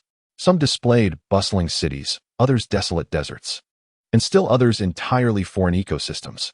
Inside the control portal, Lin Yuqing elucidated through their mental connection that these were experimental fields in connection. Observers simultaneously scrutinized countless worlds. Blue Star noted that her eyes had transformed entirely into emerald green, with patterns flickering within her pupils, mirroring those of the surrounding hexagons. The seed energy seemed to have found its origin here, flowing with greater ease. What of Zhao Tianai? He scanned the surroundings, but saw no sign of a third person. Here, the voice emanated from Lin Yuqing's wrist. The eye of the prophet mark detached from her skin, swelling into a nebulous humanoid silhouette composed of blue energy. The dimensional shift has temporarily restored part of my physical form, but it cannot be sustained for long. Blue Star attempted to move, only to find conventional means of motion ineffective here. He envisioned himself swimming forward, yet his body began to spiral upwards. He intended to turn right, but ended up inverted. This sensation of losing control churned his stomach. Navigate with thought. Zhao Tianai's silhouette gestured towards what Blue Star presumed was a direction. Envision the position you wish to reach, and allow the dimensional structure to respond to you. Blue Star concentrated, envisioning himself standing on solid ground. To his astonishment, the space immediately adjusted, and a platform emerged from below to support his feet.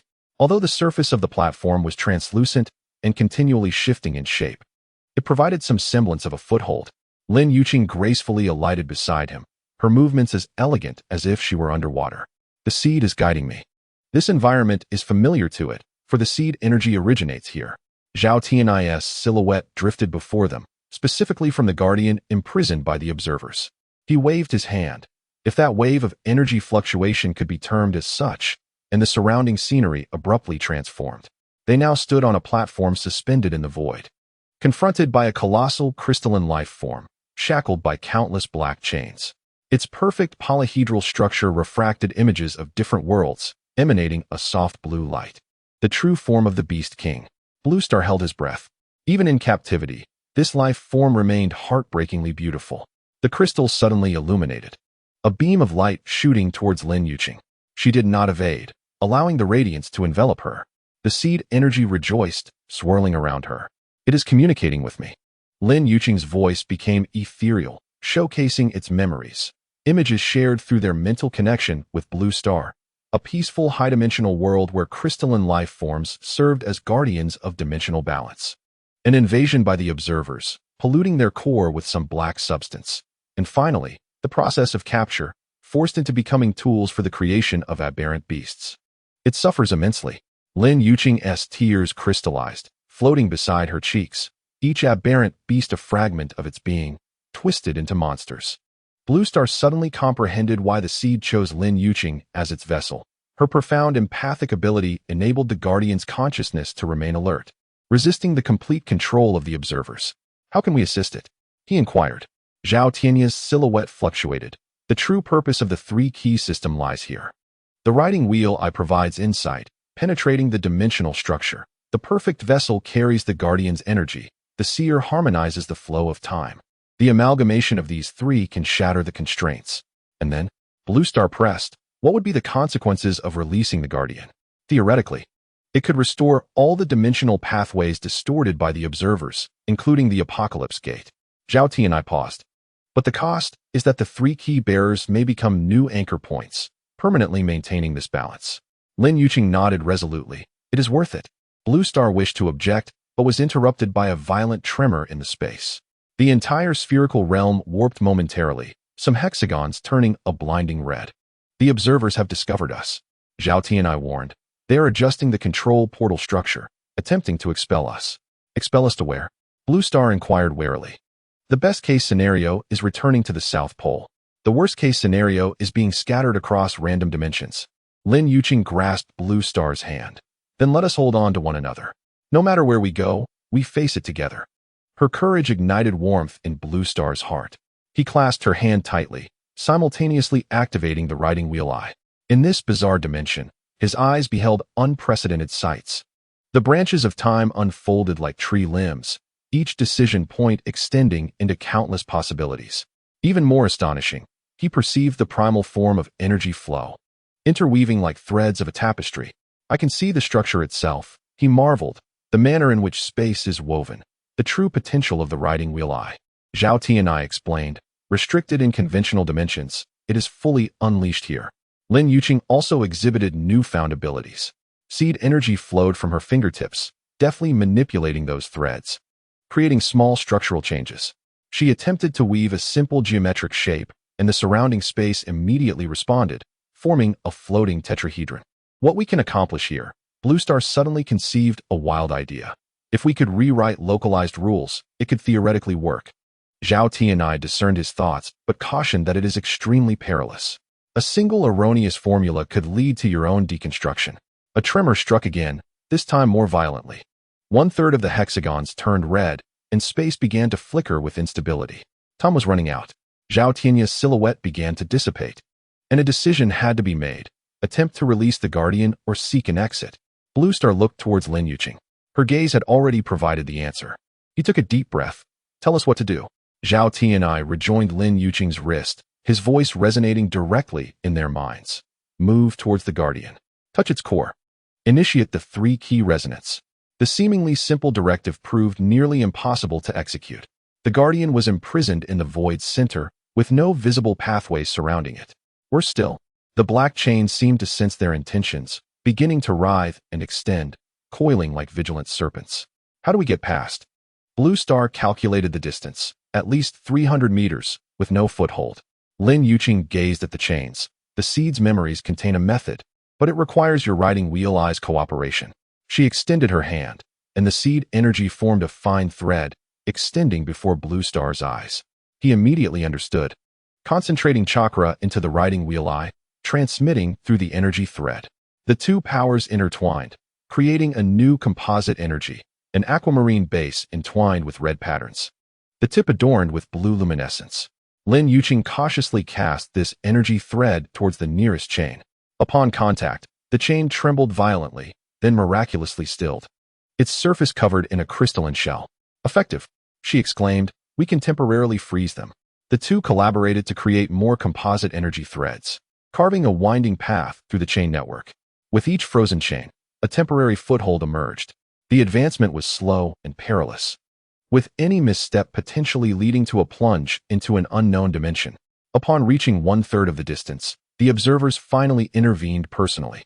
3 white figures manifested within the control gate, their triangular heads flickering with ominous red light. The subject had crossed the boundary. In unison, they proclaimed, their voices creating discordant vibrations in the dimension, immediately terminating the interference. The red light swept across, and the recently frozen chains began to thaw. Blue Star felt a sharp pain and, lowering his gaze, discovered that his left hand was disintegrating, fingers transforming into colorful pixels that gradually dissipated. Dimension repulsion, Zhao Tianyi warned. They are rewriting your reality coding. Lin Yuqing swiftly enveloped Blue Star's hand with seed energy, temporarily stabilizing the structure. There was no time to traverse the entire distance. She resolutely declared, we must take the risk and leap. It's too far. Blue Star calculated the remaining distance, at least 200 meters. Here, distance is elastic. Lin Yuqing smiled mysteriously, gazing into the reflection in his eyes. Blue Star complied, astonished to find that the image of the guardian in her pupils appeared much closer than it actually was. A peculiar dimensional lens effect, he mused. Do you trust me? Lin Yuqing inquired, just as she had outside the control gate. Always believe, Blue Star answered without hesitation. She grasped his hand. Then let us leap toward the position in the reflection. Do not think, just believe that we can reach it. The 3 observers simultaneously raised their arms, emitting a devastating red light. At a critical moment, Blue Star and Lin Yuqing leapt into the void. The world became surreal. They were both falling and rising, moving forward and backward. The very concept of distance lost its meaning. Then, they touched the surface of the guardian. Time froze. Blue Star felt himself simultaneously existing in countless locations and moments. The battle before the mirror gate, his father's laboratory, earlier childhood memories. Even experiences that clearly did not belong to him. On an ancient battlefield, a general resembling Zhao Tianqing charged toward a luminous gate at some future moment. He stood amidst the ruins of a city, facing the reopened apocalyptic gate. Time, for the guardian, was cyclical. Zhao Tianyi's voice echoed from afar. The past, present, and future exist simultaneously. The crystalline surface of the guardian rippled, accepting them. Inside was a pure white space, with a blue core entwined in black matter floating at its center. This was the true form of the guardian and the source of seed energy. Let us begin, Lin Yuqing softly urged, cradling the core in her hands. Blue Star placed his hand atop hers, activating his Sharingan to its fullest extent. Zhao Tianyi's energy flowed from the mark, forming a 3rd layer of coverage. The 3 energies intertwined, commencing the purification of the black matter. No, the observers shrieked from outside. The experimental data must be preserved. The entire control gate shook violently, hexagons extinguishing one after another. Blue Star felt an overwhelming pressure, as if the weight of the universe pressed upon his shoulders. Lin Yuqing trembled as well, but gritted her teeth, refusing to let go. The black matter began to crack, and the blue core gradually regained its radiance. As the purification progressed, Blue Star was astonished to find that his Sharingan revealed more than just the spatial structure. It unveiled the operational principles of the observer system. The apocalyptic gate network resembled the trunk of a colossal tree, while the various experimental sites were its branches. Human civilization was but a single leaf among countless others, observed, recorded, and ultimately discarded like fallen leaves when the experiment concluded. Do you see? He conveyed through their mental connection, displaying the entire system's weaknesses to Lin Yuqing. She nodded, determination flashing in her eyes. The seed also sees it. Once released, the Guardian can simultaneously close all apocalyptic gates. At what cost? Blue Star inquired. We must become temporary dimensional anchor points until the Guardian has regained sufficient strength. The black matter had shed more than half, and the blue core's glow intensified. Suddenly, a fissure sliced through the entire white space. The observers were deconstructing this area from the outside. There is little time left.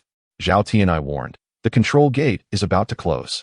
Blue Star faced a difficult choice. Continue the purification, risking eternal entrapment here. Retreat now, losing all progress but preserving their lives. Lin Yuqing made the decision for him. She pressed the blue core to her chest, unleashing the seed energy to complete the final purification. The black matter completely vanished, and the core emitted a dazzling light, then transformed into countless glowing particles that merged into her body. Run! She grasped Blue Star's hand now. The entire space began to collapse. They dashed toward the nearest exit, a shrinking hexagon displaying a scene of the Antarctic ice fields. The observers' white figures pursued them from behind, but the energy waves released by the Guardian core temporarily delayed them. The hexagon grew smaller, dwindling to about a meter in diameter. Blue Star surged forward, pulling Lin Yuqing as they leapt toward the exit. In that fleeting moment of passage, he felt a tearing pain, as if every atom were being disassembled and reassembled. Then, the biting cold and bright polar sunlight greeted him. They had returned. The two, falling onto the ice surface, were immediately engulfed by a snowstorm. The control gate behind them roared with a deafening crash, the triangular structure shaking violently, countless cracks appearing on its surface. Did we succeed? Blue Star struggled to rise, discovering Lin Yuqing cradling a basketball-sized blue crystal, the physical form of the Guardian core. She nodded, though her expression was grave. It is only the beginning. The Guardian needs time to regain its strength.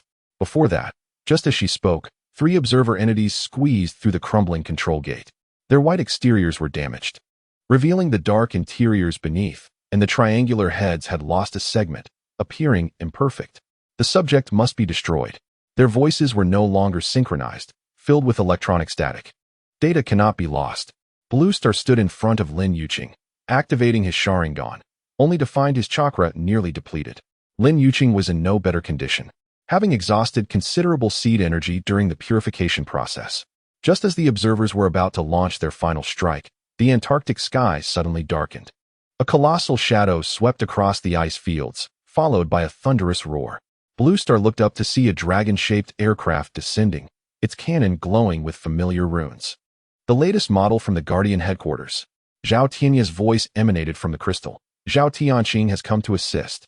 The dragon-shaped aircraft unleashed a barrage of energy projectiles, temporarily repelling the observers. The hatch opened, and a rope descended. Blue Star lifted the Guardian core and helped Lin Yuqing grasp the rope. The automatic winch swiftly pulled them into the cabin. The last to enter was Blue Star. Just before the hatch closed, he witnessed the control gate collapse entirely, the 3 observers being drawn into a spatial vortex. Yet, an instinct warned him that this was not the last he would see of those white figures. Inside the cabin, warmth enveloped them like spring. Zhao Tianxing stood at the control panel, his heterochromatic eyes shimmering with a look of relief. Welcome back, Keys. It seems you have brought back more than we anticipated. Lin Yuqing carefully placed the Guardian core on a seat. It requires protection and energy replenishment. The headquarters has specialized stasis chambers. Zhao Tianxing nodded, then turned to Blue Star. Your eyes. Blue Star finally noticed his reflection in the metallic walls of the cabin. His Sharingan had permanently transformed, now a complex pattern embedded with seed symbols and precognitive marks. The result of dimensional resonance. Zhao Tianya's voice echoed from the crystal. The 3 key marks have begun to merge. The final stage is inevitable. The aircraft turned northward, leaving the chaos of Antarctica behind. Blue Star grasped Lin Yuqing's hand, and together they gazed through the porthole at the gradually calming ice fields. The battle was far from over, but at least they had won the first round. Regardless of what transpires next, Lin Yuqing murmured, we shall confront it together. Luan Xing firmly grasped her hand, silently nodding in agreement. The newly formed pattern within his Sharingan faintly glimmered, reflecting the boundless icy expanse beyond the window. Chapter 21. Omen of Fusion. The stasis chamber at the Guardian's headquarters was far more magnificent than Luan Xing had envisioned. A spherical space with a diameter of 5 meters. Its interior walls adorned with runes reminiscent of the 3 keys symbol, housed the blue crystal, the core of the Guardian, suspended in midair. A peculiar force field maintained it in a state just above absolute zero, preventing it from freezing entirely or becoming overly active, much like a hospital ward. Lin Yuqing placed her palm against the observation window, her exhalation forming a mist upon the glass. Though her injuries had received preliminary treatment, the burn on her chest remained grotesque, each breath eliciting sharp pangs of pain. Luan Xing stood beside her, his newly mutated Sharingan instinctively analyzing the structure of the force field. The flowing lines of energy appeared to him as an exquisite geometric rhythm, akin to the visualization of a complex mathematical formula. Look there, he pointed to an almost imperceptible line upon the surface of the crystal, where the energy flow accelerated. It is awakening.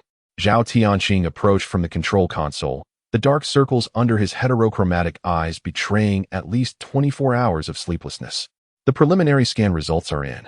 The internal structure of the crystal is more complex than any known substance, resembling a supercomputer compressed to the atomic level. Can it communicate? Luan Xing inquired, yearning for a more direct form of interaction, as the dialogue within the chamber felt overly abstract. For now, it emits a pulse signal. With a frequency highly attuned to Lin Yuqing's brainwaves, Zhao Tianqing replied, retrieving a set of data. We suspect it is inclined to communicate with her. Lin Yuqing remained silent, her entire focus directed towards the crystal. Luan Xing noticed her pupils transforming once again into a complete emerald hue, the seed symbol slowly rotating upon her iris.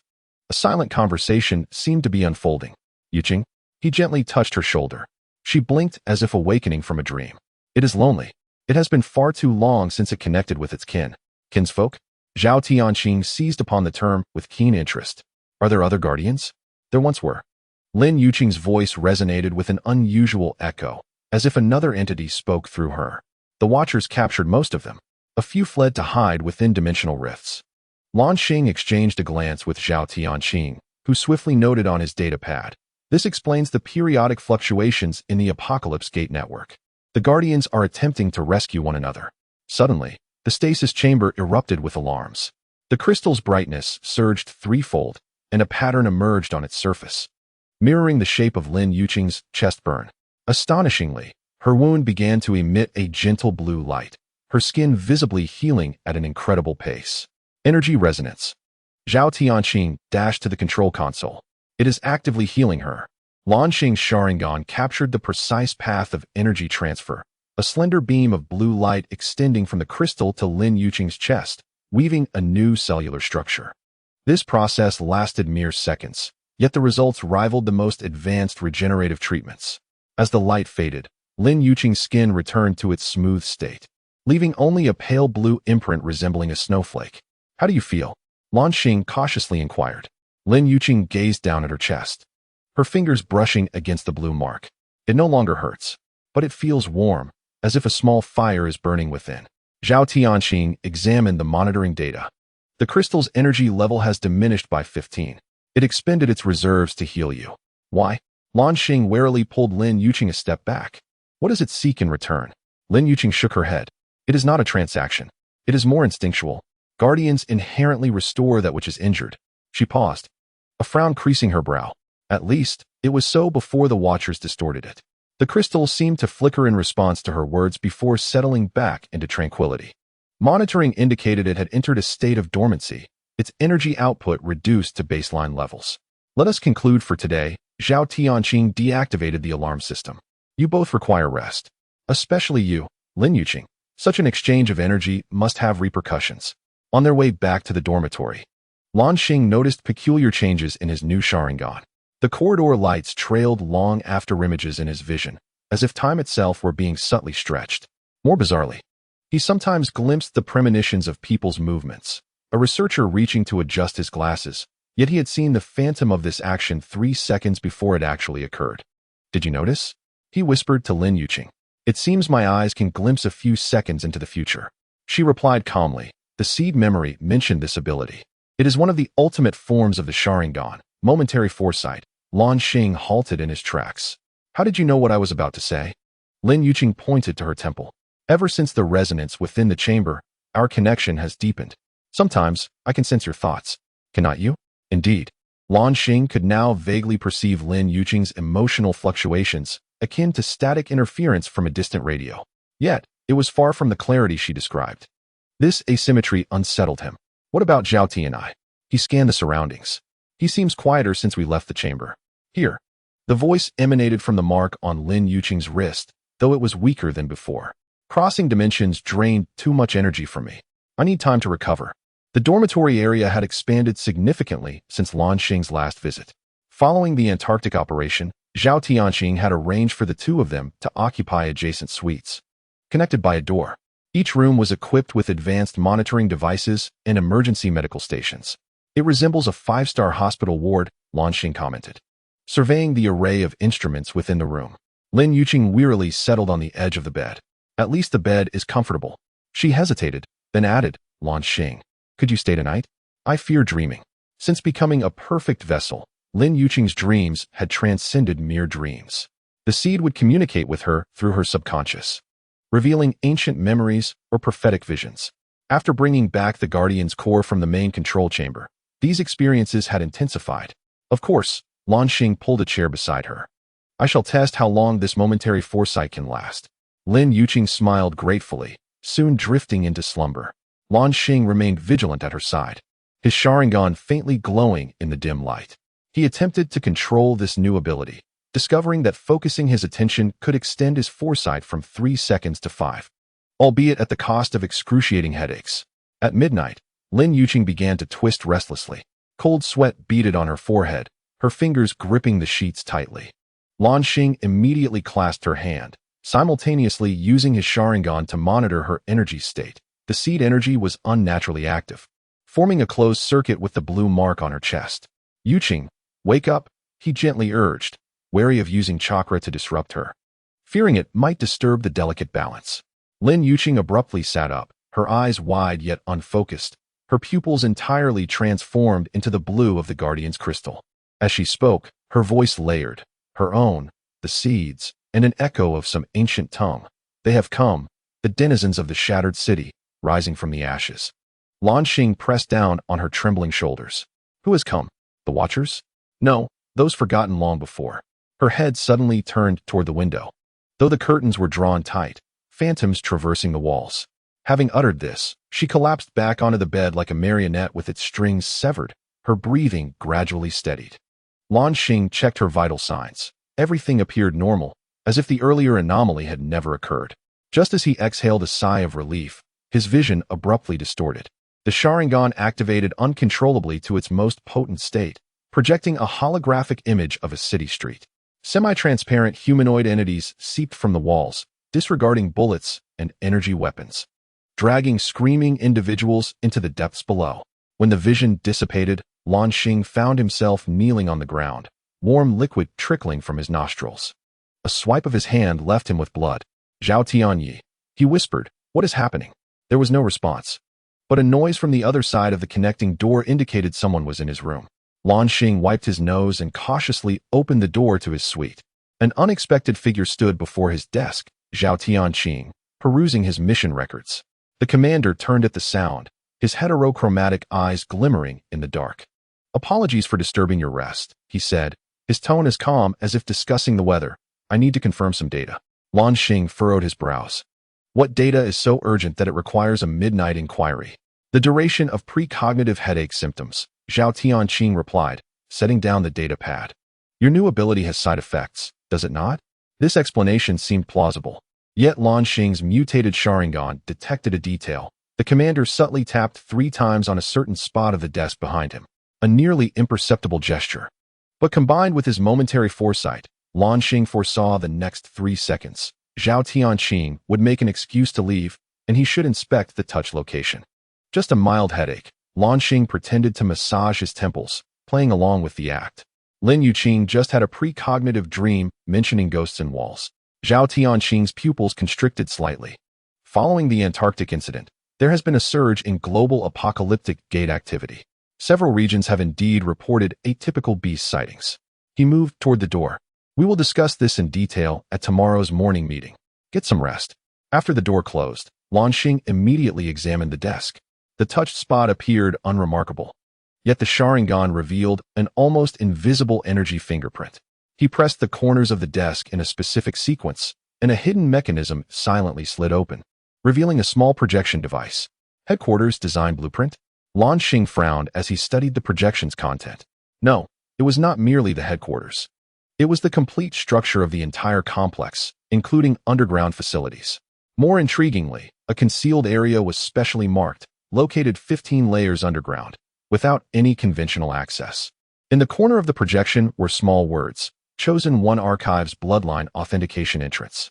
Luan Xing noted the location and turned off the device. Just as he returned to Lin Yuqing's room, he found her awake, sitting on the edge of the bed, rubbing her eyes. "Did you see it?"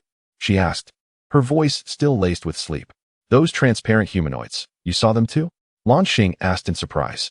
"I thought it was just my foresight." Lin Yuqing shook her head. "No, it was the Guardian showing me. It said this is the residue of the last reset. I don't understand what it means." They exchanged glances and spoke simultaneously. "Zhao Tian, you will know." Yet the eye of the seer remained silent, seemingly in profound slumber. The next morning, the emergency assembly bell awakened Luan Xing, who had only just fallen asleep. A calm voice echoed through the broadcast. "Zhao Tian Xing's. All combat personnel report to the command center immediately. Repeat, report immediately." The large screen in the command center displayed real-time surveillance of multiple areas of the city. Most notably, translucent humanoid entities were seeping from the walls, floors, and even electronic screens in the commercial district. They had vague human outlines, yet their limbs were abnormally elongated, moving like jellyfish. Ghostly beasts. Zhao Tianxing briefed the assembled troops, a new manifestation following the collapse of the Antarctic control gate. They can penetrate solid matter, rendering conventional weapons ineffective. Luan Xing and Lin Yuqing stood in the back row, yet the commander specifically called upon them. "Luan Xing, can your Sharingan predict their movements?" All eyes turned toward them. Luan Xing hesitated. Revealing his new ability would mean more experimentation and scrutiny. However, the impending crisis took precedence. "I can attempt it, but each foresight only lasts a few seconds." "That will suffice," Zhao Tianxing replied, pulling up a combat recording. "They are not entirely invisible. Energy weapons can inflict damage at specific frequencies." In the footage, a ghostly beast was struck by a high-frequency pulse cannon, momentarily solidifying into a visible state before being torn apart by subsequent firepower. However, this method proved too inefficient, requiring at least 5 consecutive hits to eliminate a single target. While the city was already overrun by hundreds of such monsters. "We need to identify the source," Lin Yuqing suddenly said. "The Guardian told me these are the residues of the last cycle, like some form of memory." Zhao Tianxing's heterochromatic eyes fixated on her. "The last cycle?" The apocalyptic gate experiment was not the first. Lin Yuqing's voice carried a slight echo. "Every time civilization approaches the truth, the overseers reset everything. These ghosts are traces that could not be entirely erased from the last cycle." A hush fell over the command center. This revelation was too shocking, even somewhat absurd. Yet the supernatural threat before them rendered disbelief impossible. "Assuming this is true," the chief scientist broke the silence. "Why are they appearing now?" "Because the control gate is damaged." Luan Xing suddenly realized. The reset mechanism had encountered a flaw, allowing the deleted data to begin resurfacing. Zhao Tianxing swiftly made a decision. "Luan Xing, Lin Yuqing, take a squad of elites to the disaster area and attempt to purify these ghosts using tri-key energy. The rest will continue with conventional defenses to buy time." The operation, codenamed Ghost Hunter, commenced promptly. An hour later, Luan Xing and Lin Yuqing stood in the central square of the commercial district, surrounded by 20 fully armed Guardian operatives. Ghostly beasts lurked everywhere, with dozens of citizens already dragged into walls or the ground, vanishing without a trace. "How do we begin?" Luan Xing whispered, his Sharingan continuously capturing future fragments. A certain operative would be snatched by a ghost emerging from underground in 4 seconds. A ghost on the 3rd floor of a building to their left was about to pounce on the crowd. "Resonate." Lin Yuqing grasped his hand gently, much like inside the door, but with more tenderness. The two closed their eyes, focusing to initiate the tri-key energy cycle. Luan Xing's Sharingan, Lin Yuqing's seed energy, combined with the faint blue light of the eye of the seer on her wrist, formed a small energy field. To their astonishment, this resonance was easier than ever, as if their experience inside the door had permanently altered their energy structure. The ghostly beasts immediately reacted. The nearest few turned toward them, red lines resembling neural networks appearing within their transparent bodies. "They are remembering us." Lin Yuqing's voice trembled, recognizing us as participants of the last cycle. Before Luan Xing could fully process this information, the ghostly beasts collectively surged toward them. The operatives opened fire to block them, but the effectiveness of energy weapons was minimal. "Concentrate energy," Luan Xing shouted, pushing his foresight ability to its limits. Under his guidance, Lin Yuqing unleashed a wave of teal energy, precisely striking the ghostly swarm. The hit beasts solidified into tangible forms before crumbling like sand sculptures. "Effective." One operative cheered, but the victory was fleeting. More ghosts surged from all directions, their numbers far exceeding estimates. Luan Xing and Lin Yuqing's energy rapidly depleted, while the ghosts seemed inexhaustible. Retreat, Luan Xing commanded, covering the team as they fell back toward the armored vehicle. Just as the last operative boarded, a massive ghost emerged from underground, seizing Lin Yuqing by the ankle. Luan Xing, she screamed as she was dragged toward the ground. Without a moment's hesitation, Luan Xing lunged forward, grasping her wrist. The Sharingan operated at overload, revealing a horrifying future. In 3 seconds, both would be consumed. In despair, he did something he had never attempted before, actively channeling Tri-Ki energy into his foresight ability, extending the time window from 3 seconds to 10 seconds. The world around him slowed to a crawl.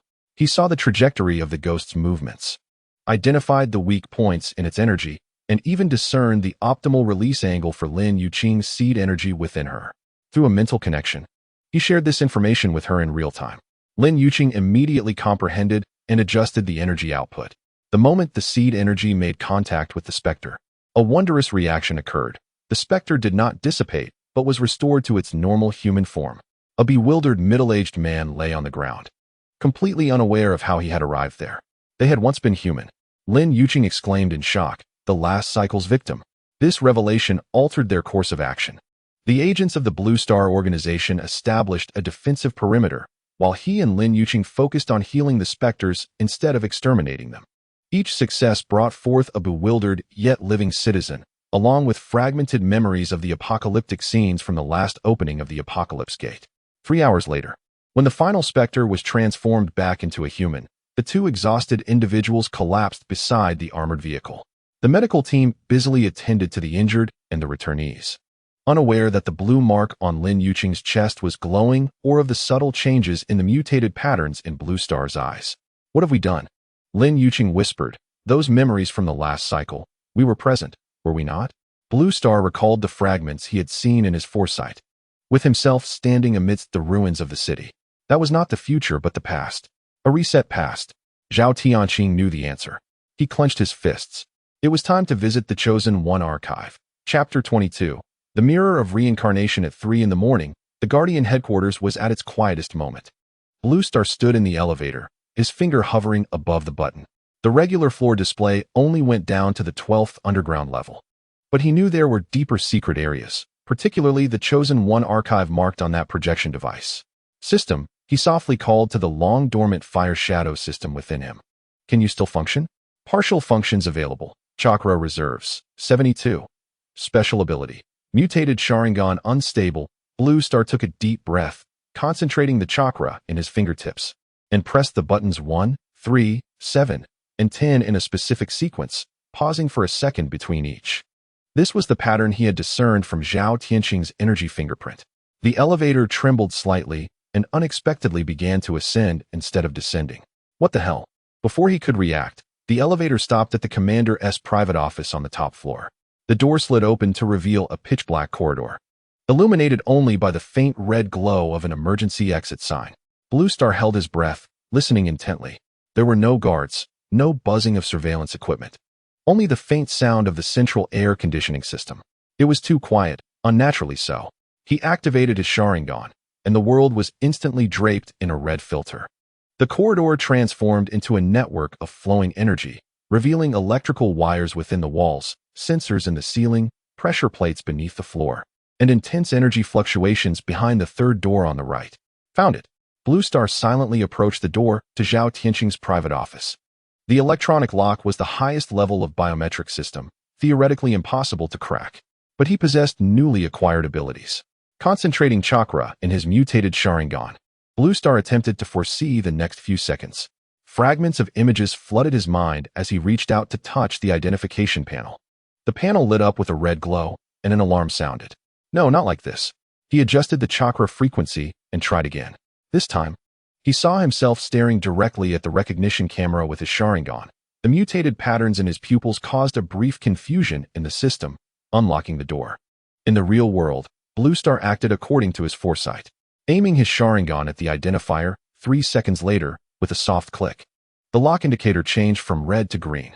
The interior of the office was simpler than he had imagined. a large metal desk, several chairs, and the emblem of the Guardian organization along with a few old photographs on the walls. Blue Star's Sharingan immediately captured an anomaly. The energy flow in the right side bookshelf was unnatural, as if concealing something. He approached the bookshelf, his fingers grazing the spines. The seventh book on the third shelf, A Brief History of Dimensional Physics, gave a slight electric shock. Without hesitation, Blue Star pulled it out. The bookshelf slid open silently, revealing a hidden elevator door. This elevator had no buttons, only a palm-sized recess. Bloodline authentication, Blue Star murmured to himself. He recalled the notation in the projection. Bloodline authentication access to the Chosen One archive. Theoretically, he should not be able to pass through. Yet again, the mutated Sharingan provided a solution. His foresight indicated that if he could simulate Zhao Tianqing's energy characteristics with his chakra while simultaneously using the Sharingan's illusion to interfere with the scanning system, the attempt was more painful than he had anticipated. Mimicking another's chakra was already difficult, let alone Zhao Tianqing's unique type, which was blended with seed energy. Blood began to trickle from Blue Star's nostrils, and his temples throbbed. But ultimately, the elevator door emitted a pleasant chime and slowly opened. The descent of the elevator took an abnormally long time. When the doors opened again, Blue Star faced a vast circular hall, 100 times more magnificent than he had envisioned the archive to be. In the center of the hall was a three-dimensional star map approximately 10 meters in diameter, showcasing the solar system and its surrounding galaxies. Unlike conventional star maps, this one was marked with dozens of red dots, each accompanied by small runic annotations. Blue Star leaned closer to a small dot near Mars's orbit. The runes translated to Gate 7 is closed, a distribution map of the apocalypse gates. He looked around. It was not only on Earth, but throughout the entire solar system. Surrounding the star map were display cabinets arranged in a circular fashion, each containing items from different eras: ancient bamboo slips, medieval parchment, modern photographs, and holographic recorders, along with the most unsettling rows of biological sample vials, each containing floating eyes. Blue Star recognized several forms of Sharingan, the emerald variant of the seed eye, and the milky white Prussian eyes like Bai Ye's. The labels dated back over 2,000 years, the earliest traceable to the Western Han Dynasty. Samples of keys collected by the Zhao family. His stomach churned. They had been monitoring us. The Chosen Ones. On the innermost wall were portraits and photographs arranged chronologically. Blue Star began to examine the oldest one, a man dressed in Han Dynasty attire. His eyes deliberately depicted as red, a portrait of a Taoist priestess from the Tang Dynasty, her pupils an emerald hue, a general from the Ming Dynasty, with one eye milky white and the other normal. As he approached the modern era, the images transformed into photographs, and the faces became increasingly familiar. Blue Star abruptly halted in front of an old photograph from the 1940s, depicting three young individuals standing in front of a European laboratory. The bespectacled scholar in the middle unmistakably resembled his father, Professor Luan, in his youth, and the female assistant on the left bore identical eyes and smile to Lin Yuqing. This cannot be. Blue Star's fingers trembled as they brushed against the frame. On the back of the photograph was a line of small text: 7th Cycle Key Group, Ling Lan, Rong Lin, Yin Zhao. The next frame was even more shocking, a group photo from 2010. Blue Star saw himself, Lin Yuqing, and Bai Yi, dressed in Guardian uniforms, standing in front of the headquarters. Yet the date on the photograph indicated it was taken 5 years before their actual encounter. The true cycle of reincarnation. Suddenly, a sharp pain shot through his temple, and the Sharingan uncontrollably activated to its strongest state. The star map hall twisted and morphed. The portraits on the walls came to life, and countless blue stars reached out from their frames, attempting to grasp him. Their voices overlapped. "You cannot escape. We have tried every possibility. Fusion is the only way out." Blue Star staggered backward, crashing into a display cabinet. The glass door shattered, and a mirror fell into his hands. The mirror reflected his face, but it was a superimposition of dozens of faces from different eras, finally settling on a horrifying image where his features gradually blurred, transforming into a faceless, white mask akin to that of the Overseer. No, the mirror shattered on the ground. The illusions vanished, and the hall returned to silence. Blue Star was drenched in cold sweat, the Sharingan burning as if it would sear through his skull. He had to leave, but first, he needed evidence. After swiftly capturing several pivotal photographs with her phone, Blue Star dashed towards the elevator. Just as the doors were about to close, a hand abruptly reached in, halting the motion. It belonged to a figure adorned with the Guardian Commander's ring. I knew you would find this place eventually. Zhao Tianqing's voice was chillingly calm, though Blue Star had not anticipated his arrival so soon. Assuming a combat stance, Blue Star felt chakras surging through her veins. Explain. Why are there photographs that predate my birth? What are those ocular specimens? What is the seventh cycle? Zhao Tianqing did not respond immediately. He entered the elevator, pressed the button to ascend, and then fixed his heterochromatic gaze upon Blue Star. Do you know what the oldest mystery in human history is?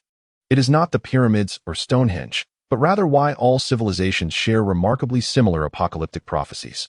As the elevator began its ascent, Blue Star remained vigilant. Her Sharingan locked onto the commander's every move. The gate of revelation has not opened for the first time. It has occurred far more than that. Zhao Tianqing's bitter smile spoke volumes. According to the Zhao family records, there had been at least 7 complete cycles. Each time civilization reached a critical juncture, the gate would open, allowing for the invasion of aberrations, and ultimately, the overseers would reset everything. A handful of survivors, burdened with fragmented memories, would restart, transforming these experiences into myths and legends. And your family's task is? Blue Star inquired. To record, to observe, to attempt to break the cycle. The elevator halted at the office floor, and Zhao Tianqing gestured for Blue Star to follow. Zhao Wujing was the first of the seers, the first human to broker a deal with the overseers, exchanging service for the right to not be completely reset. They traversed the office to a small conference room. Zhao Tianqing summoned a holographic recording depicting the interior of the Antarctic control gate, where 3 overseers stood before it. The overseers were not individuals, but a collective consciousness, the triangle of 3, creators, observers, and judicators. They sought life forms capable of enduring dimensional leaps. As their own civilization was trapped in its native dimension, Blue Star recalled the star map in the hall. So, the network of the Gate of Revelation is an enormous experimental arena. We are merely lab rats. Originally, yes, Zhao Tianqing responded, pulling up a new image of Lin Yuqing leaping from within the gate, clutching the Guardian core, until the Guardian intervened. They are the maintainers of multidimensional balance, captured and twisted into weapons by the overseers.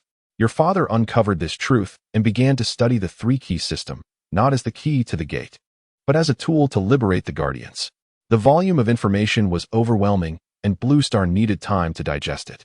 However, a crucial question demanded an answer. How many cycles have Lin Yuqing and I experienced? Zhao Tianqing's expression grew complex. The physical bodies are new, but the soul's energy imprint is repetitive. Especially in your case, the Sharingan system originates from another dimension, remaining unaffected by the complete reset. Each cycle has a key group composed of Blue Star, Lin Yuqing, and the Zhao family seers. This explained the photographs. Blue Star recalled the countless versions of herself in the illusion, a pang of anguish gripping her stomach. So, our struggles are in vain. Are we doomed to repeat the same failures? No. Zhao Tianqing suddenly raised his voice. This time is different. The Guardian core has been brought forth, and the Overseer's main control gate has been breached. The cycle has begun to fracture. That is why there are ghostly aberrations. The memories from the last cycle are seeping through. He displayed footage from urban surveillance, revealing translucent figures wandering the streets, their faces clearly resembling ordinary citizens. The victims of the last cycle, Zhao Tianqing murmured. Those consumed by the gate did not vanish completely. They transformed into ghosts between dimensions. Lin Yuqing's ability is not to eradicate them, but to mend the distortions inflicted by the overseers. Blue Star recalled the scenes in the commercial district, where healed ghosts reverted to humanity. So she can achieve what my father envisioned, using the 3-key system to liberate the Guardians and close all gates of revelation. Theoretically feasible, Zhao Tianqing conceded. But the cost, he hesitated. What is it?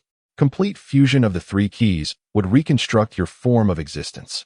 You might retain your memories and personality, but you would no longer be entirely human. More perilously, he continued, pulling up a brain scan. With each use of your abilities, your personal boundaries become increasingly blurred. Ultimately, you may transform into a sort of collective consciousness, akin to the overseers. Blue Star remembered Lin Yuqing occasionally speaking in incomprehensible ancient tongues and her own feelings of identity confusion when foreseeing the future.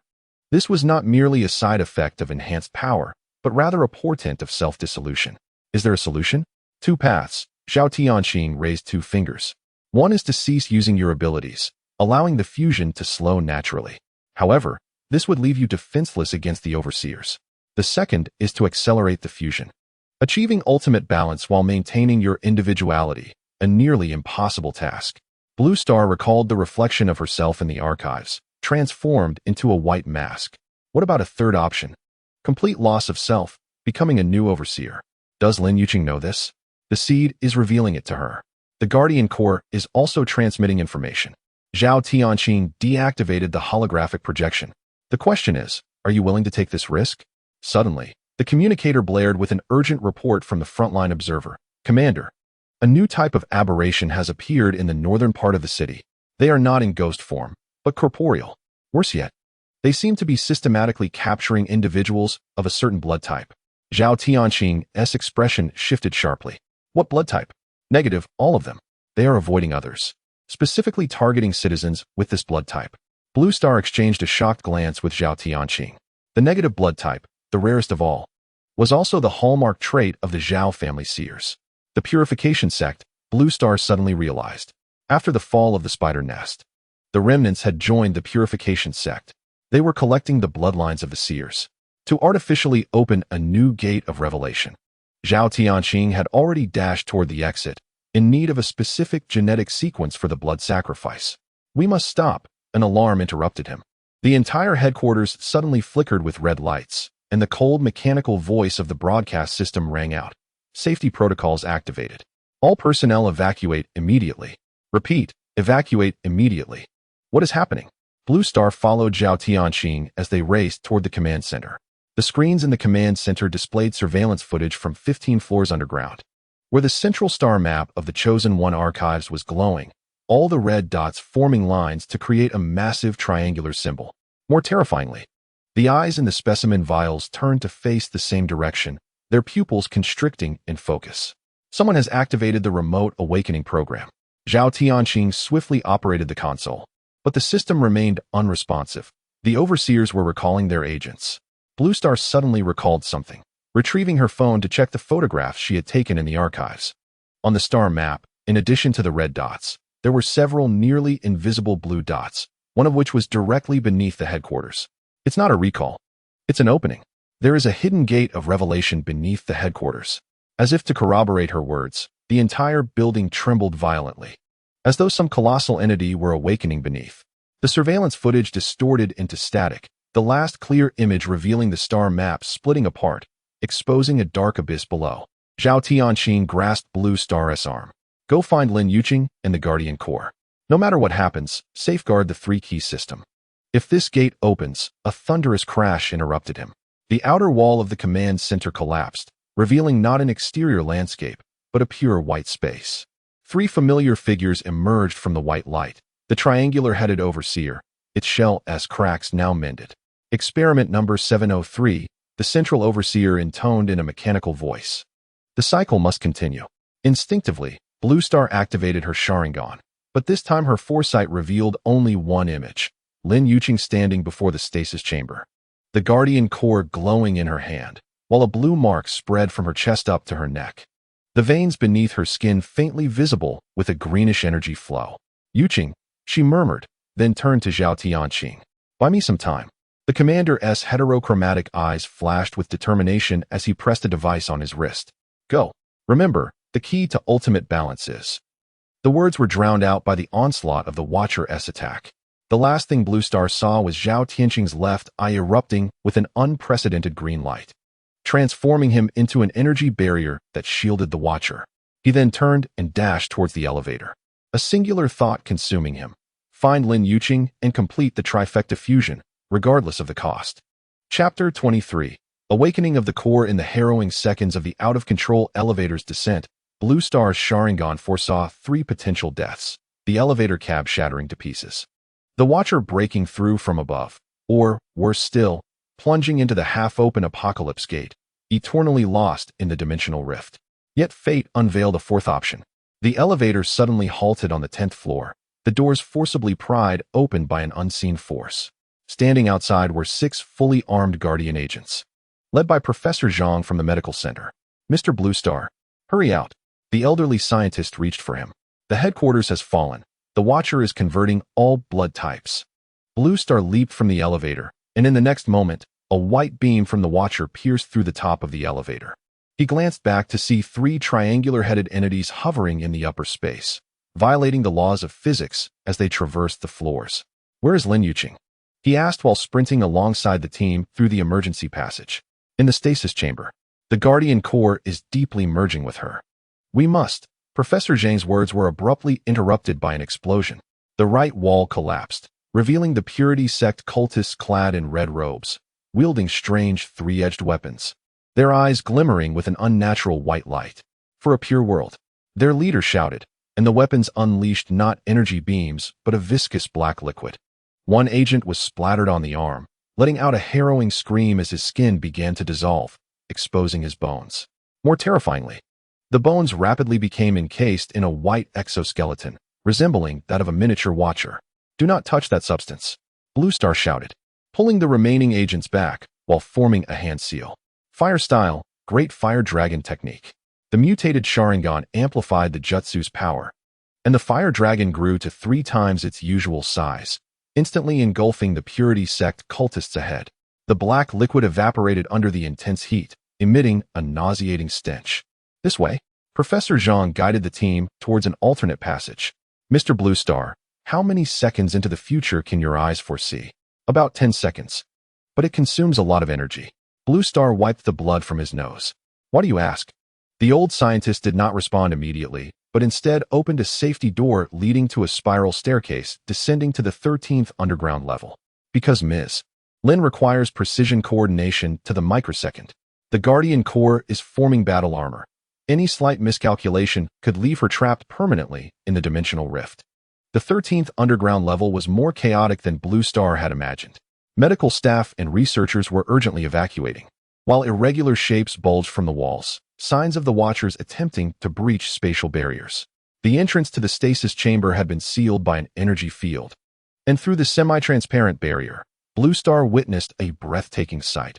Luan Xing floating at the center, arms outstretched, her long hair moving without wind. The Guardian Core had transformed from a crystalline form into a liquid metal-like substance, flowing over her body and gradually forming a suit of armor that enveloped her completely.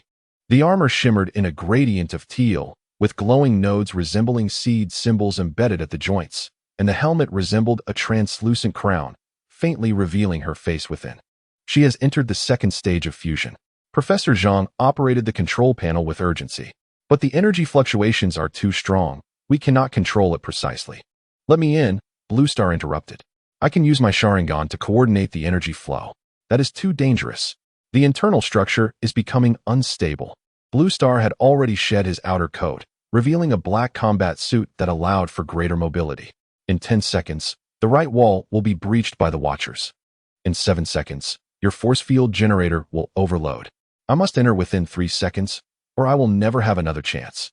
Professor Zhang hesitated, but the scene Blue Star foresaw was already unfolding. Ripples appeared on the right wall, and 3 white protrusions gradually formed into triangular shapes. "Open the door," Blue Star commanded. The elderly scientist gritted his teeth and pressed the release button. The force field flickered, and Blue Star surged through like an arrow released from a bow. Inside the stasis chamber, the spatial structure had indeed begun to distort. The ground tilted at angles of up to 45 degrees, sometimes becoming completely vertical. The uneven refractive index of the air caused intermittent visibility. The most disconcerting aspect was the random fluctuations in gravitational direction, forcing Blue Star to run along walls and occasionally invert on the ceiling. "Yuching," he shouted, but the sound distorted, resembling a stretched tape. Luan Xing seemed to hear him. She slightly turned her head. The eyes beneath the crown had fully transformed into the blue of the Guardian Core. When she spoke, her voice resonated with a threefold echo. "Blue Star, time is running out. The core is reconstructing my form." Blue Star fought to approach her, each step a battle against the distorted spatial rules. "How can I help you?" "Foresee the precise moments of energy fluctuations." Blue Star concentrated his chakra into his Sharingan, activating his foresight ability with all his might. The world before his eyes transformed into a 3-dimensional network of intertwining timelines and energy flows. Luan Xing was at the center, each node of the Guardian armor resembling a miniature dimensional vortex, some ahead of the normal flow of time, others lagging behind. Now, the left shoulder node, he exclaimed. Lin Yuqing immediately directed her attention to her left shoulder. The overly active node stabilized under precise control. One by one, they calibrated the armor nodes together. As they worked, the chamber's spatial distortion gradually subsided, and gravity stabilized once more. However, the strain on Blue Star was escalating. Blood continued to flow from his nose, and dark spots began to invade the edges of his vision. The last one is at the chest. He struggled to maintain his foresight state. Lin Yuqing crossed her arms over her chest. The final portion of liquid metal flowed into the armor, forming a perfect heart shield. In an instant, the entire suit of armor glowed with a dazzling but gentle blue light, patterns resembling the trifecta symbols emerging on its surface. We did it. Blue Star collapsed to the ground, his Sharingan temporarily blinded from overuse. Warm hands cradled his face. Even without sight, he recognized that touch, Lin Yuqing. Yet when she spoke, her voice still bore that non-human resonance. Behold the gift the Guardians have bestowed upon us.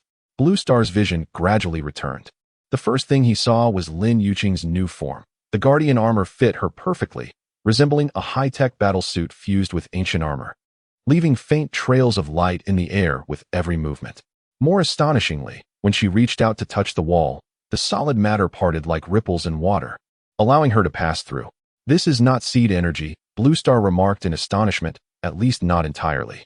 The seeds were indeed technology of the Guardian civilization. Lin Yuqing, or rather, the consciousness fused with the Guardian, explained. They implanted energy seeds in every warrior as equipment for cross-dimensional warfare. The Watchers captured the Guardians and distorted this technology to create parasitic seeds. The sounds of battle outside grew ever closer. Suddenly, the entire stasis chamber trembled violently as a large chunk of the ceiling collapsed, revealing the chaos above. Zhao Tianqing was besieged by 3 Watchers, his heterochromatic eyes bleeding, and his left arm partially transformed into white matter. Commander, Blue Star wanted to rush forward to assist, but Lin Yuqing held him back. Wait, the core is showing me something. Her armor's breastplate became translucent, revealing the Guardian core within, which now resembled a miniature universe, countless points of light swirling inside. The ocular lens of the Blue Star automatically focused, recognizing that the luminous points were, in fact, countless miniature apocalypse gates arranged in a grand formation. The weakness of the Watchers, Lin Yuqing murmured, as the Blue Star suddenly comprehended. Each time he foresaw the Watchers' actions, he would vaguely perceive a glow emanating from the triangular recesses of their heads. Now, the core of the Guardian amplified his vision, clearly revealing a miniature version of the Trinity key symbol suspended within. Were they employing the Trinity system as well? No, they had once been the Trinity. Lin Yuqing's voice resonated with epiphanic shock. Long ago, an advanced civilization had experimented with the Trinity system, creating the Watchers. Now, they were merely repeating this cycle. This revelation was too staggering for the Blue Star to digest, but reality afforded him no time for contemplation. Zhao Tianqing was struck by a beam of white light, plummeting before them through the breach. Commander, the Blue Star helped him up, noticing that the white transformation had spread to his chest. Zhao Tianqing's heterochromatic eyes dulled. Yet upon seeing Lin Yuqing in her Guardian form, he managed a faint smile. The perfect vessel is finally complete. Hold on. The Blue Star attempted to use chakra to assist him in resisting the transformation. The medical team was just outside. It's futile. Zhao Tianqing struggled to lift his whitening hand, pointing toward the Blue Star's eyes. Did your ocular lens perceive the entirety of the 7th cycle? The Blue Star recalled the visions from the archives and nodded heavily. Then you know someone must remain outside. Zhao Tianqing suddenly grasped the Blue Star's wrist, using the last of his strength to fasten a device to it, a miniature Trinity key symbol generator. I am the gatekeeper of the 7th cycle, now passing it to you. The white transformation accelerated, swiftly enveloping his entire being. But before he could fully transform into a Watcher, Zhao Tianqing spoke in a human voice one last time. Remember, balance requires the Trinity both inside and outside the gate. Before he could finish, he had completely transformed into a statue of white, then shattered into dust. At that moment, the device on the Blue Star's wrist illuminated, projecting a miniature star map identical to the one seen in the archives, but with several blue lines connecting key nodes. He transformed himself into a coordinate map, Lin Yuqing remarked in awe. These blue lines are the anchor points that maintain dimensional balance. The voice of the Watchers echoed from above. Test subjects 703 and 705. Refusal to reset violates protocol. Surrender immediately and accept reorganization. 3 white figures descended into the stasis chamber, the recesses of their triangular heads glowing with a dangerous red light. Simultaneously, the wall on the opposite side exploded, and the purity cultists surged in, led by Yang Rui, who had been defeated by the blue star before. Now, half of his body had turned white, his eyes shimmering with a light reminiscent of the Watchers.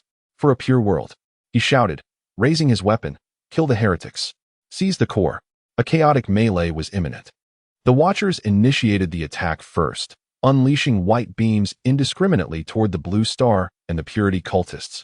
Yang Rui directed his subordinates to concentrate their fire on Lin Yuqing, attempting to seize the Guardian core. Most astonishingly, a group of semi-transparent ghostly citizens emerged from the floor, forming a human wall to protect the two. Lin Yuqing recognized them as the victims from the previous cycle. They were repaying a debt of gratitude. The blue star rapidly assessed the situation. The number of Watchers was unknown, but their abilities were formidable. The purity cultists were well prepared, their weapons strange.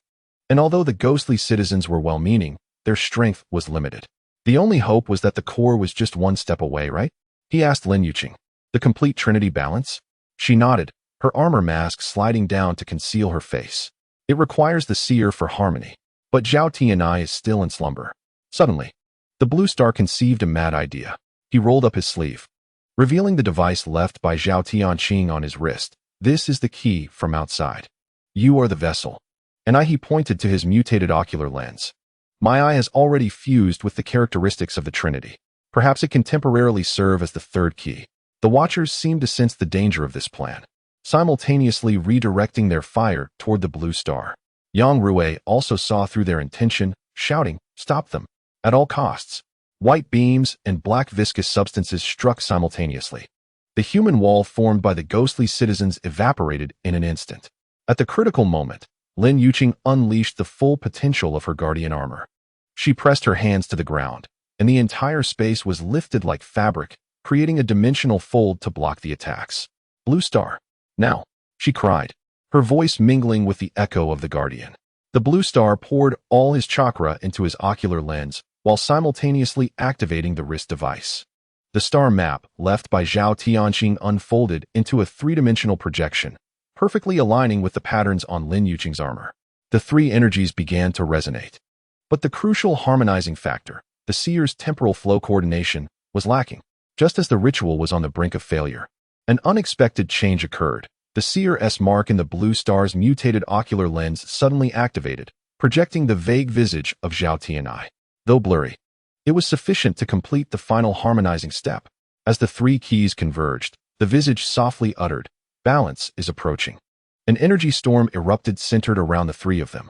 The walls of the stasis chamber were torn apart like paper, revealing a hidden space behind, a small apocalypse gate. Currently half open, the doorframe was inscribed with the same runes as the Guardian armor. The Watchers emitted a piercing electronic shriek. Unauthorized access to the main system is prohibited. They ceased their assault and charged toward the gate. Yang Rui and the Purity cultists also realized the situation had changed, redirecting their efforts to try to enter first. Blue Star, Lin Yuqing communicated through their energy link. Zhao Tianqing was right. Someone must remain outside to maintain balance. I will take the core inside the gate, and you stay outside to coordinate the energy flow. No, it's too dangerous. The Blue Star protested. We don't know what lies within. Precisely. The perfect vessel must go. Her mask lifted, revealing a resolute expression. The Guardian told me that inside the gate is the control system of the Watchers. Only I can resist the transformation power there. The Watchers reached the gate, beginning to input some kind of password. The Purity cultists frantically hurled black, viscous bombs, attempting to damage the frame. There was no time for debate. The Blue Star painfully realized this was the only reasonable plan. He tightly grasped Lin Yuqing's hand. Come back alive. That's an order. Lin Yuqing smiled, then did something she had never done before. She voluntarily kissed the Blue Star. Brief, yet fervent. The Guardian armor recorded the energy signature of this contact, transforming it into blue light patterns stored within the core. To remember you, no matter what form I take. Having said that, she dashed toward the apocalypse gate. As she approached, the Guardian armor activated its full energy mode, morphing into a beam of blue light that penetrated the defenses of the Watchers and the Purity cultists, directly plunging into the vortex within the gate. The door trembled violently, producing a deafening roar. Then, the unbelievable occurred. The runes on the doorframe began to reorganize, changing from the red representing the Watchers to the blue of the Guardians. The door itself shifted from a bloody red to a clear blue. System reset in progress, a mechanical voice announced. Guardian protocol initiated. The Watchers stood frozen like marionettes with severed strings, then crumbled one by one into white powder. The Purity cultists fared even worse. The black viscous substance within them reversed and consumed the hosts, transforming them into putrid sludge. The blue star remained in place, the wrist device maintaining its energy connection with the gate. He could vaguely sense Lin Yuqing's actions within the gate. She was traversing a complex control center, guided by the Guardian core toward its deepest recesses. Suddenly, a powerful repulsive force emanated from within the gate. The blue star was hurled by the shockwave, crashing against the distant wall. He watched in horror as the apocalypse gate began to close, and Lin Yuqing had yet to emerge. No, he struggled to rise, charging toward the shrinking gate. Yuqing. At the very moment he was about to touch the door, an object was ejected from the crack, a Guardian core, which had reverted to its crystalline form, its surface marred by fissures. Blue Star instinctively caught it, only to be repelled once more by a second shockwave. The apocalypse gate had completely closed, collapsing into a brilliant blue light before shrinking into a mere point, ultimately vanishing without a trace. The only remnants left were charred circular marks on the floor, testifying to its prior existence. Blue Star knelt on the ground, clutching the damaged Guardian core tightly. The crystal no longer glowed, feeling as cold as an ordinary stone. His Sharingan frantically searched for any traces of energy, any signals that Lin Yuqing might have left behind, but found nothing. The stagnation chamber was engulfed in silence. The battle had concluded, leaving behind an unbearable toll, until the core quivered slightly. Blue Star almost dismissed it as an illusion, but the Sharingan detected the faint pulse. He pressed his ear to the crystal, hearing a rhythmic tapping, lighter than a heartbeat. Morse code. A simple repeated message. Alive, trapped, searching. Blue Star felt his blood surge anew. She was still alive, trapped in the dimension beyond the door, but alive, still seeking a way back. He carefully stowed the core, rising to survey his surroundings. The headquarters lay in ruins, yet the fight was far from over. The Purification sect still wielded power outside. The sealed apocalypse gate might just be one of many, and Lin Yuqing needed him to find a way to bring her back. Suddenly, the 3-key device on his wrist projected a new image, a global map marked with 7 flickering blue dots. Zhao Tianqing's final gift, the locations of the remaining apocalypse gates. Wait for me, Yuqing. Blue Star wiped the blood from his hands and proceeded toward the exit, determined to find the right door to bring her home. Chapter 24. Beyond time, the dawn over the Bermuda Triangle came quietly.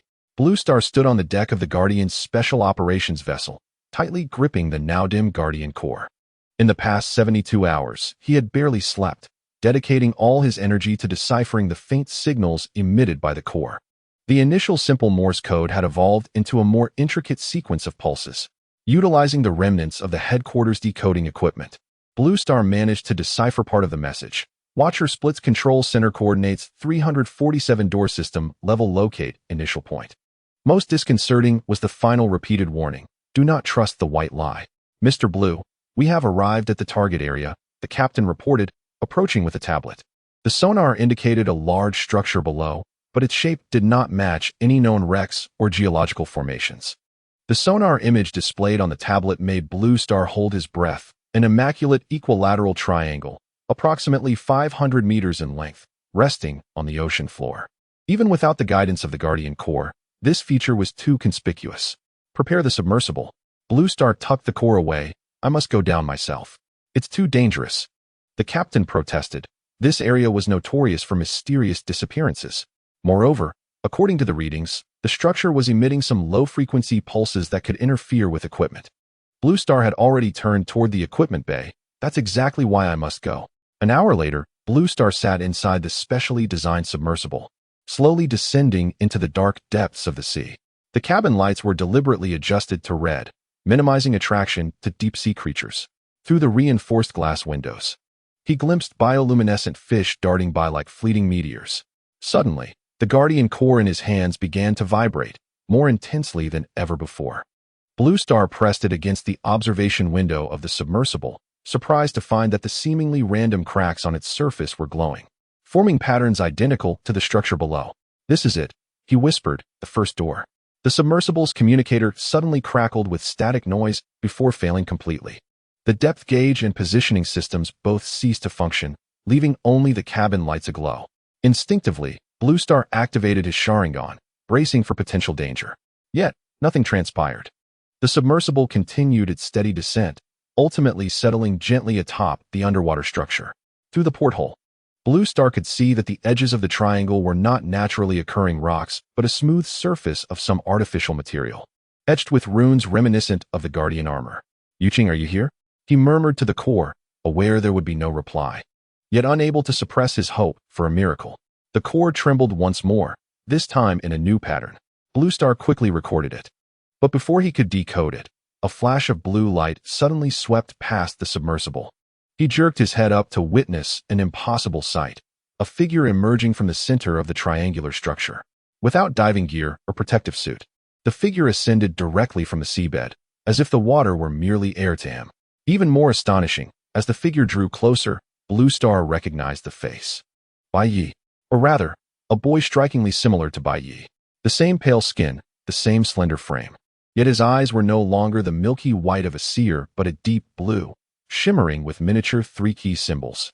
The boy floated outside the submersible, gently tapping the glass. His voice entered Blue Star's mind directly, requiring no physical medium. "Blue Star, the 7th cycle's Sharingan. I've been waiting for you for a long time." The sealed door of the submersible, theoretically impossible to open in the deep sea, slid open effortlessly at the boy's gesture. Yet, the seawater did not rush in. It was repelled by some invisible force field. "Who are you?" Blue Star asked warily, his Sharingan fully engaged, analyzing the energy signature of this being that resembled both human and watcher, yet was not entirely either. "In your cycle, I am known as Zhao Wujia," the boy smiled, his expression carrying a wisdom beyond his years, the first-generation seer, progenitor of the Zhao clan. Although he glanced down at his form, which indeed resembled Bai Yi's design. "For your recognition." "Impossible," Blue Star countered. "Zhao Wujia lived 2,000 years ago, and Bai Yi was not designed. He is human. Time to me is a foldable sheet of paper," the boy Zhao Wujia stated calmly. "As for Bai Yi, he is a vessel of seer energy. Just as you are a carrier of the Sharingan, and Lin Yuqing is the host of the Guardian. We are all playing our assigned roles." Blue Star tightened his grip on the Guardian core. Lin Yuqing was still alive. She was somewhere beyond the door. Yes, and in a perilous situation. Zhao Wujia's expression turned serious. "The Watcher Council has voted to reset the 7th cycle. Your Lin Yuqing is trapped in the control center's quarantine area. The Guardian armor is the only barrier preventing her from being transformed." This revelation made Blue Star's heart constrict. He urgently asked, "How can we rescue her?" Zhao Wujia pointed to the triangular structure below, through the initial door. "It is the prototype of all apocalypse gates, directly connecting to the control center." But he hesitated. "It requires all 3 keys to operate simultaneously, both inside and outside the door. Currently, you possess only 2.5. Blue Star furrowed his brow. 2.5. "The Sharingan and the Guardian core count as 2, Zhao Wujia explained. "That half refers to me, an observer from beyond time, who can only guide but not intervene directly. We need the true 3rd key. Bai Yi is dead. Zhao Tianai too." Blue Star suddenly paused, recalling a detail. "Wait. You said you are Zhao Wujia, but Zhao Tianxing referred to you as uncle. The timelines do not align." A glimmer of appreciation flickered in Zhao Wujia's eyes. Astute observation. "In the realm beyond time, there is no linear concept.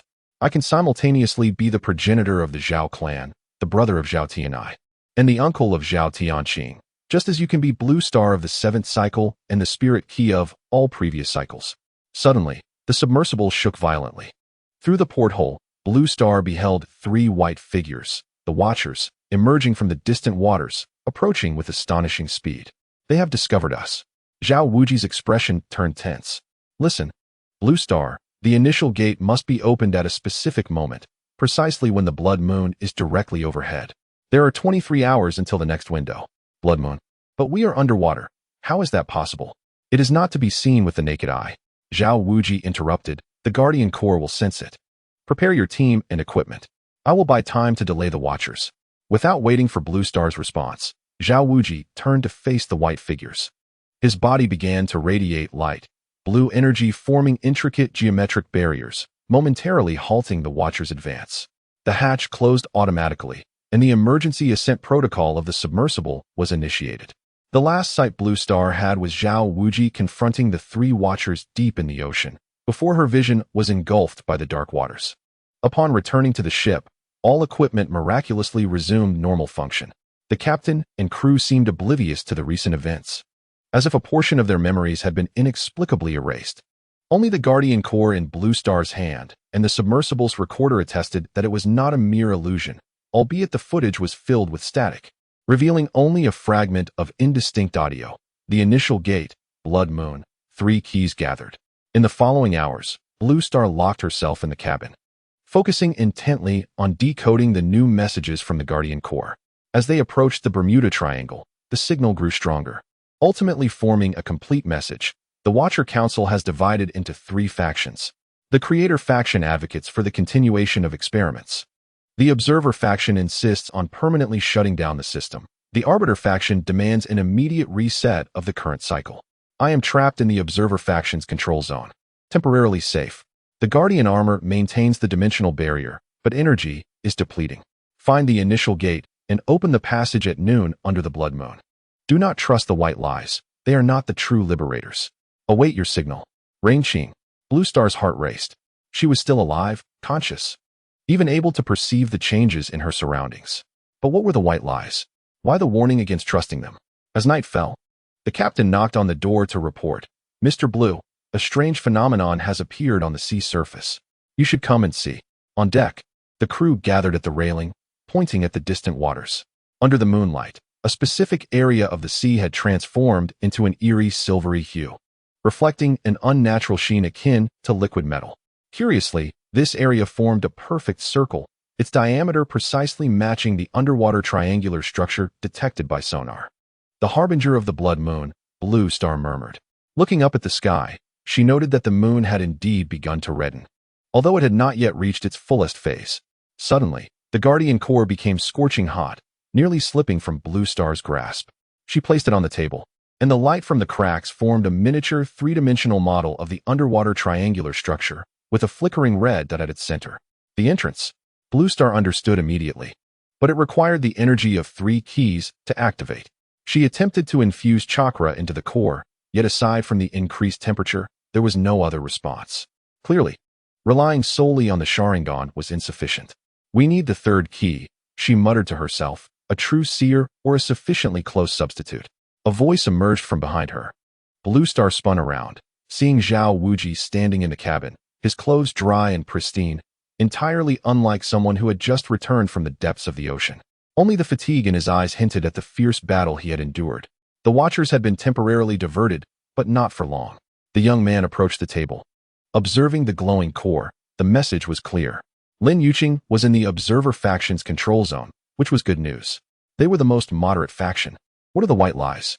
Blue Star directly inquired. What does Luan Xing's warning mean? Zhao Wuji's expression grew complex. The Watchers are not the only dimensional travelers. Other entities exist, calling themselves liberators, promising to aid trapped civilizations against the Watchers. Yet, the freedom they offer is often more terrifying than enslavement. He reached out to touch the core. Blue energy flowing from his fingertips, intertwining with the light from the cracks. New messages began to form. The Observer faction possesses a secret.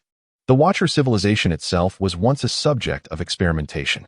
The 3 key symbols within their triangular heads are not tools, but shackles. Liberating this symbol will free all controlled dimensions.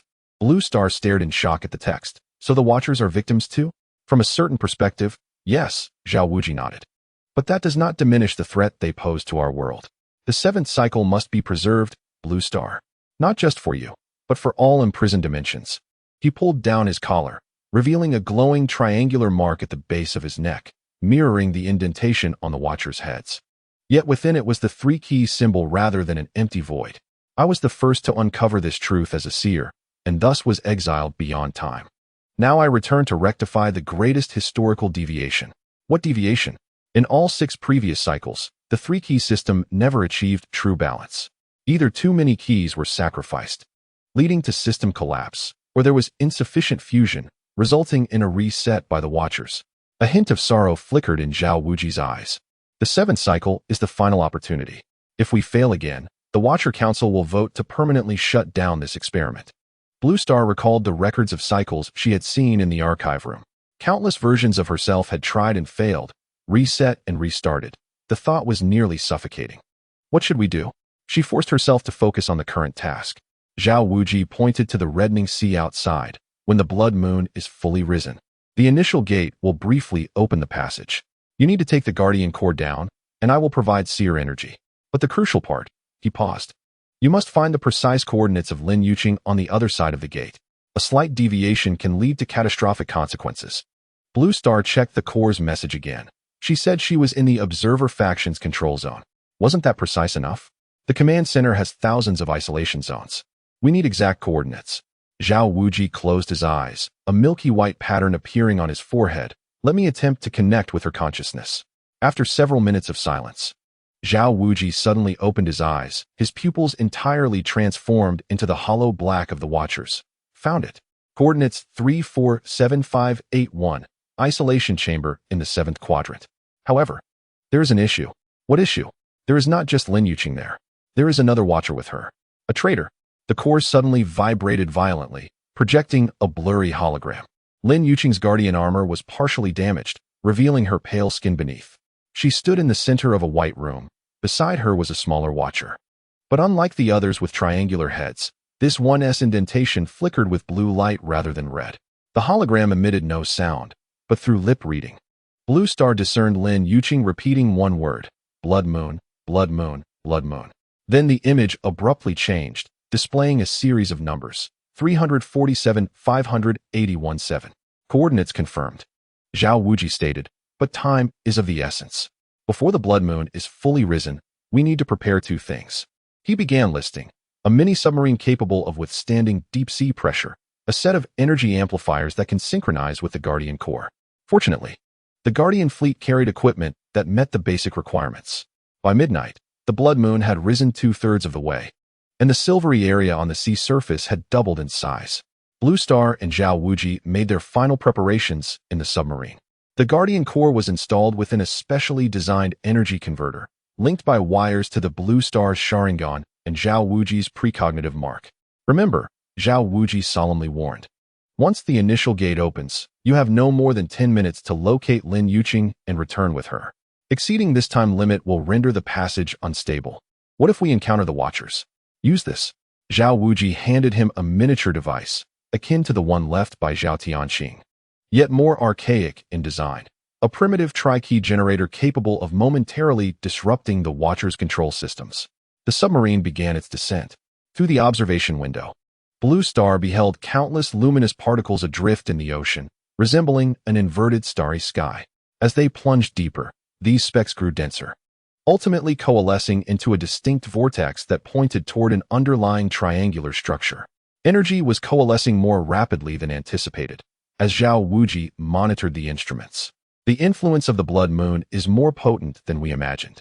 Suddenly, the Guardian Core levitated, pressing against the observation window, its radiance synchronizing with the luminescent particles in the water, as if engaged in a form of dialogue. It is communicating with the gate, Blue Star observed in astonishment. Not merely communicating. Zhao Wuji adjusted the submarine's course while uploading coordinates. Look, the triangular structure on the seabed is now clearly visible, its surface runes glowing with a cerulean light. Most astonishingly, the central area began to rotate, forming a miniature vortex, not drawing in water, but displacing the surrounding sea to create an air bubble-like space. The passage has opened, Zhao Wuji exclaimed, half an hour ahead of schedule. The Watchers must be accelerating their plans. The submarine shuddered violently, alarms blaring. The external cameras revealed 3 white figures approaching from different directions. There is no time left. Zhao Wuji thrust the tri-key generator into Blue Star's hands. You must go now. I will try to hold them off. But the tri-key system's core has already recorded the precognitive energy signatures. Zhao Wuji began gathering energy, his eyes ablaze with blue light. Remember, 10 minutes. Coordinates 347581, 7th quadrant. The submarine's hatch forced open under the immense pressure of the deep sea, miraculously forming a stable airtight passage. Blue Star inhaled deeply, fastening the guardian core to his chest, and leapt into the astonishing underwater bubble. The descent felt akin to traversing layer upon layer of viscous liquid, each stratum altering the surrounding colors. The Sharingan automatically recorded these transformations, creating a dimensional map that could prove essential for the return journey. Suddenly, the direction of gravity flipped. He landed on a pristine white platform, surrounded by an infinite expanse of white space, dotted with countless floating triangular doors, reminiscent of the interior of the main control gate, but on a grander scale. The control center, Blue Star murmured, promptly inspecting the core. It now shone like a lighthouse, directing him toward a specific point. Time was of the essence, and he sprinted along the indicated path. The white space appeared to lack conventional notions of distance. Mere moments later, a unique structure materialized before him, 7 white hemispherical formations arranged in a hexagonal pattern with a central point. Each hemisphere bore a number. The central one marked as 7, the 7th quadrant isolation chamber. Blue Star dashed toward it, but was halted by an invisible barrier 10 meters from the entrance. His attempts to breach it were futile. "Yuching," he bellowed, hoping his voice would penetrate through. "I'm here." No reply came. Yet the core suddenly grew scorching hot, emitting a beam of blue light that struck the barrier at a certain point. With a sound akin to shattering glass, a temporary gap appeared. Blue Star surged through it. The interior of the isolation chamber was identical to that seen in the hologram, a pure white room, with Lin Yuching standing at its center. The guardian armor indeed showing signs of damage. However, what Zhao Wuji had failed to mention was that her wrists and ankles were bound by white energy rings, and the treacherous watcher had its triangular head pressed against her forehead, seemingly reading something. "Release her," Blue Star roared, activating the Sharingan with full force. The tri-key generator gripped tightly in his hand, poised to unleash its power. Lin Yuching abruptly lifted her head, her eyes brimming with disbelief and joy. "Blue Star? No, hurry. It's a trap." Her warning was cut short by the Watcher's sudden movement. The white being turned to Blue Star, the blue glow within its recessed head becoming blinding. It spoke directly into Blue Star's mind, its tone unexpectedly gentle. "At last, the 7th cycle Sharingan has arrived. We have awaited you for long." "We?" Blue Star warily surveyed his surroundings, but saw no other watchers. "The Observer faction," it replied, making a peculiar gesture with 3 white arms crossing into a triangle. "Lin Yuching has already revealed the truth to you. The Watchers were once subjects of experimentation. Now, we seek to end this endless cycle." Blue Star glanced at Lin Yuching for confirmation. She nodded with difficulty. "Parts of it are true, but their internal opinions are divided." "Blue Star, the blood moon is the key. It is not only a signal for the gate to open, but also," the Watcher suddenly tightened the energy rings, causing Lin Yuching to arch in pain, her voice abruptly silenced. "Enough." Blue Star activated the tri-key generator, a tricolored beam of energy shooting toward the Watcher, forcing it back several steps. "Let her go?" The Watcher appeared astonished by the effectiveness of the device. Ancient technology from the relics of the first cycle. It released its hold on Lin Yuching. Time was indeed running short. The blood moon was nearing its zenith, and the Arbiter faction was poised to initiate the reset protocol. Lin Yuching stumbled toward Blue Star, the guardian armor automatically recognizing his energy signature and lifting the last restrictions. They embraced tightly, though only for a brief moment. It was enough to affirm their realities. "The coordinates are wrong," she whispered urgently in his ear. "This is not 347,581. They have tampered with the core's information. This is a trap set by the Arbiter faction." A pang of anxiety gripped Blue Star. If this were a trap, did Zhao Wuji know? Or had he been deceived as well? There was no time to ponder. The Watcher suddenly raised an alarm. "The Arbiter faction has detected your intrusion. You must leave immediately." It waved its arm, and a temporary door appeared on the white wall, a shortcut to the initial gate. "Hurry. Only 3 minutes remain until the blood moon peaks." Lin Yuching grasped Blue Star's hand. "We cannot trust it. There are also divisions within the Observer faction. There is no choice." Blue Star pulled her toward the door. "Whether it's a trap or not, we must return to the initial gate." They traversed the white corridor, the Watchers in close pursuit. The space distorted and warped around them. Moments later, the 3 stood upon the platform of the initial gate. the very place where Blue Star had first arrived. Yet the situation had drastically changed. The light of the blood moon streamed through a dimensional window, casting a terrifying crimson hue upon the gate.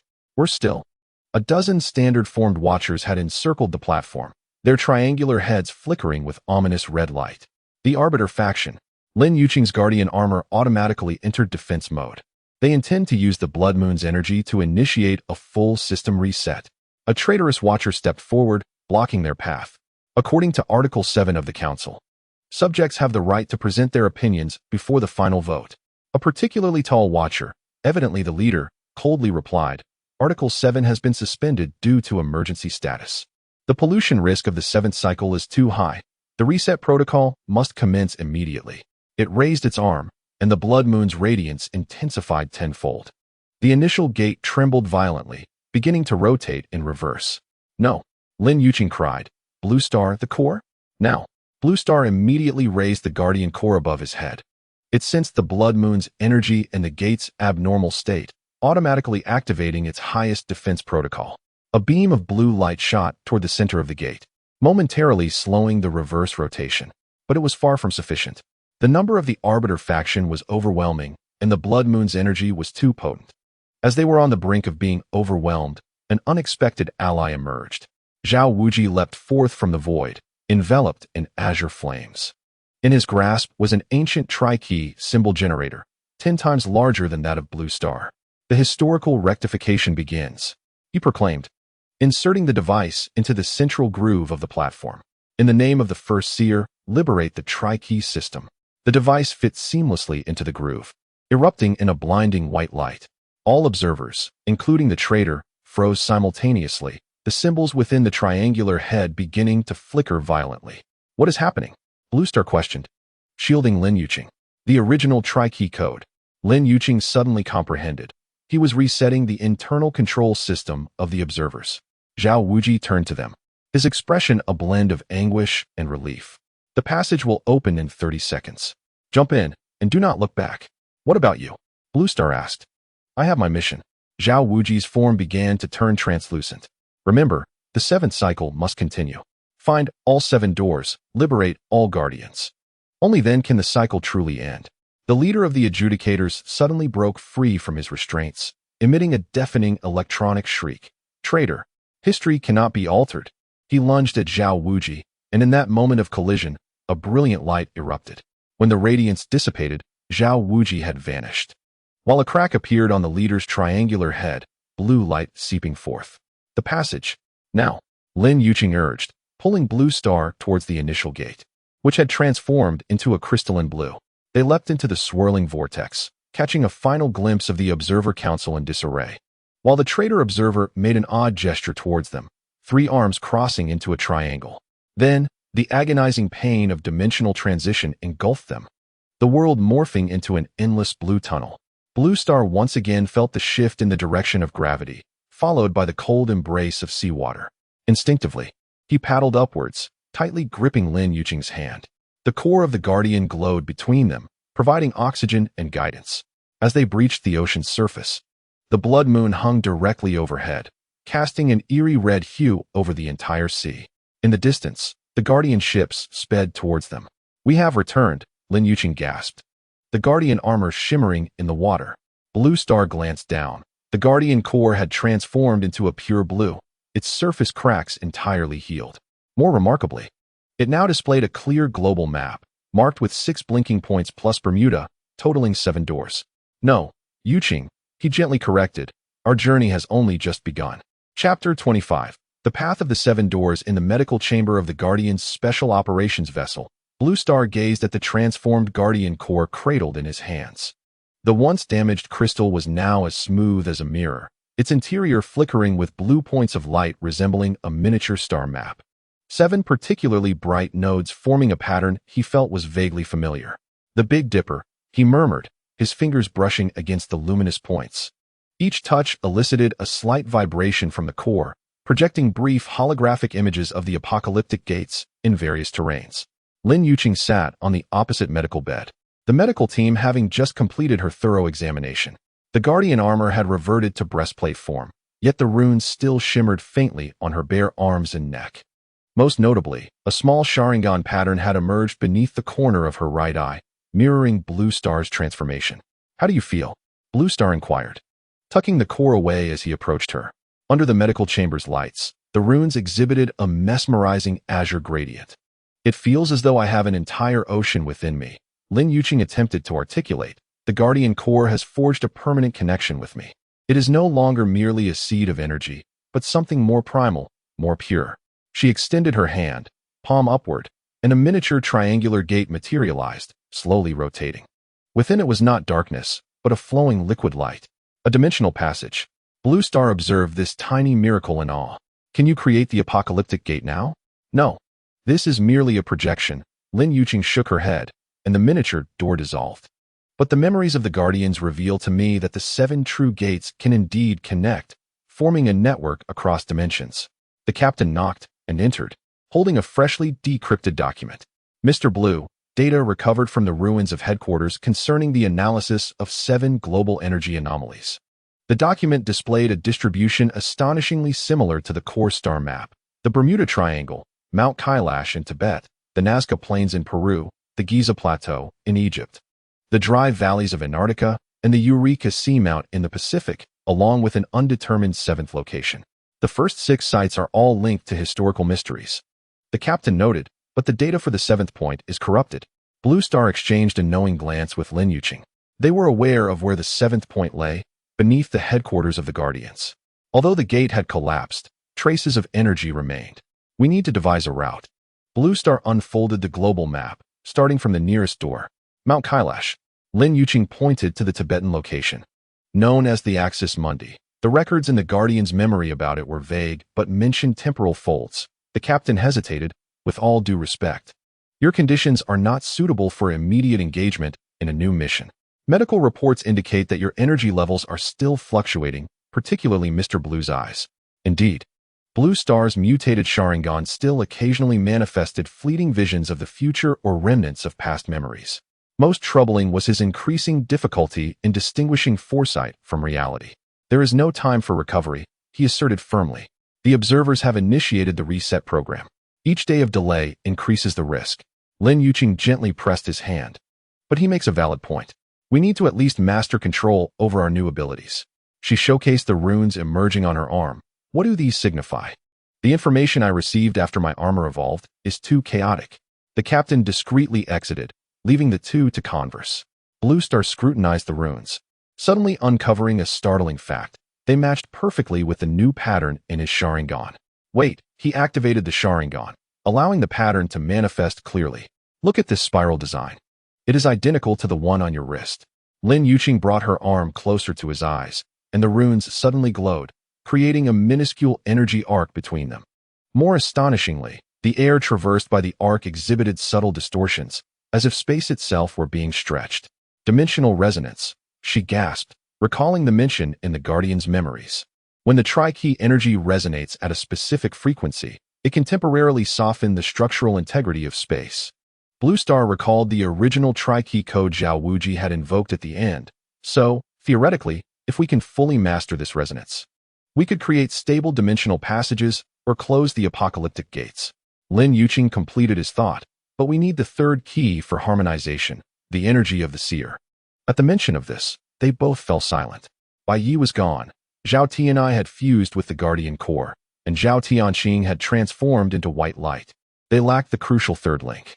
Suddenly, the Guardian core levitated off the table, hovering between them. It projected a new image of Zhao Wuji confronting the leader of the observers, but the angle was entirely different from what they had witnessed in the control center. In this footage, Zhao Wuji held not only the tri-key generator, but also a small pyramid-like object, its surface etched with runes. "Is this a fragment of memory?" Blue Star attempted to touch the projection, but his finger passed through the illusion. A spark of realization flickered in Lin Yuqing's eyes. "No. It's a historical record documented by the Guardian core. Look at that pyramid. It is a harmonizer, the concentrated vessel of the seer's energy." In the imagery, Zhao Wuji presses the pyramid onto the triangular head of the observer leader, and both simultaneously erupt with brilliant light. As the radiance dissipates, a fissure appears on the leader's head, while Zhao Wuji becomes translucent, transforming himself into a harmonizer. Blue Star realizes that this is why he can temporarily substitute for the third key. Lin Yuqing excitedly grasps his arm, exclaiming that if they can locate that pyramid, they will complete the three-key system. Blue Star nods, yet furrows his brow. Just then, the image abruptly shifts, revealing 7 pyramid symbols scattered across a global map, their positions perfectly aligning with the apocalypse gates. Does each gate possess a harmonizer? Lin Yuqing speculates. The core flickers in affirmation before depleting its energy and collapsing back onto the table. The cabin falls silent, leaving only the heavy breaths of the two. 7 harmonizers and 7 gates. Blue Star marks them on the map. Assuming each harmonizer contains a portion of the seer's energy, gathering them could restore the complete third key. Lin Yuqing ponders. But this is too coincidental, isn't it? It feels orchestrated. Blue Star comprehends her implication. If each gate is indeed paired with a harmonizer, the entire system appears less like a natural occurrence and more akin to a meticulously arranged experimental apparatus. The observers were once subjects of experimentation as well. He recalls the words of the traitorous observer. Could the three-key system itself be a test devised by a higher civilization? Before Lin Yuqing can respond, the vessel suddenly jolts violently. Alarms blare, and the captain's urgent voice crackles over the intercom. Unidentified object approaching. Energy signal from the deep sea. The two rush to the deck, and the sight before them takes their breath away. Countless blue light points emerge from the sea, forming a colossal triangular symbol. At the symbol's center, the water rises, creating a hill, which then slowly parts to reveal a white figure, the traitorous observer. It appears even more damaged than before, with a distinct crack in its triangular head from which blue light seeps. Its voice resonates directly in their minds. Time is of the essence. The judges have sealed the main control center. The remaining members of the observers are stalling the reset procedure, but they can only gain a maximum of 7 days. 7 days? Blue Star rushes to the ship's edge, realizing they must locate and liberate 7 gates within that time frame. That's impossible. The observer makes a peculiar gesture. 3 arms crossing into a triangle. The gates will respond to the Guardian Core. However, be cautious. Each gate possesses a unique key sequence. Lin Yuqing seems to recognize the gesture, the ancient alliance symbol.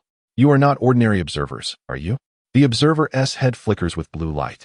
Akin to a human nod, we are descendants of the original Guardians, a hybrid of observers and guardians.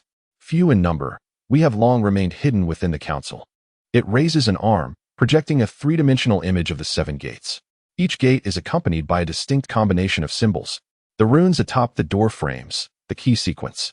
The Sharingan, Guardian Armor, and Harmonizers must be activated in the correct order. Blue Star scrutinizes the projection. The gate at Mount Kailash has the sequence of Guardian Harmonizer and Sharingan, while that of the Nazca Plains is Sharingan and Guardian Harmonizer. Each location is unique. Such a complex system, he frowns.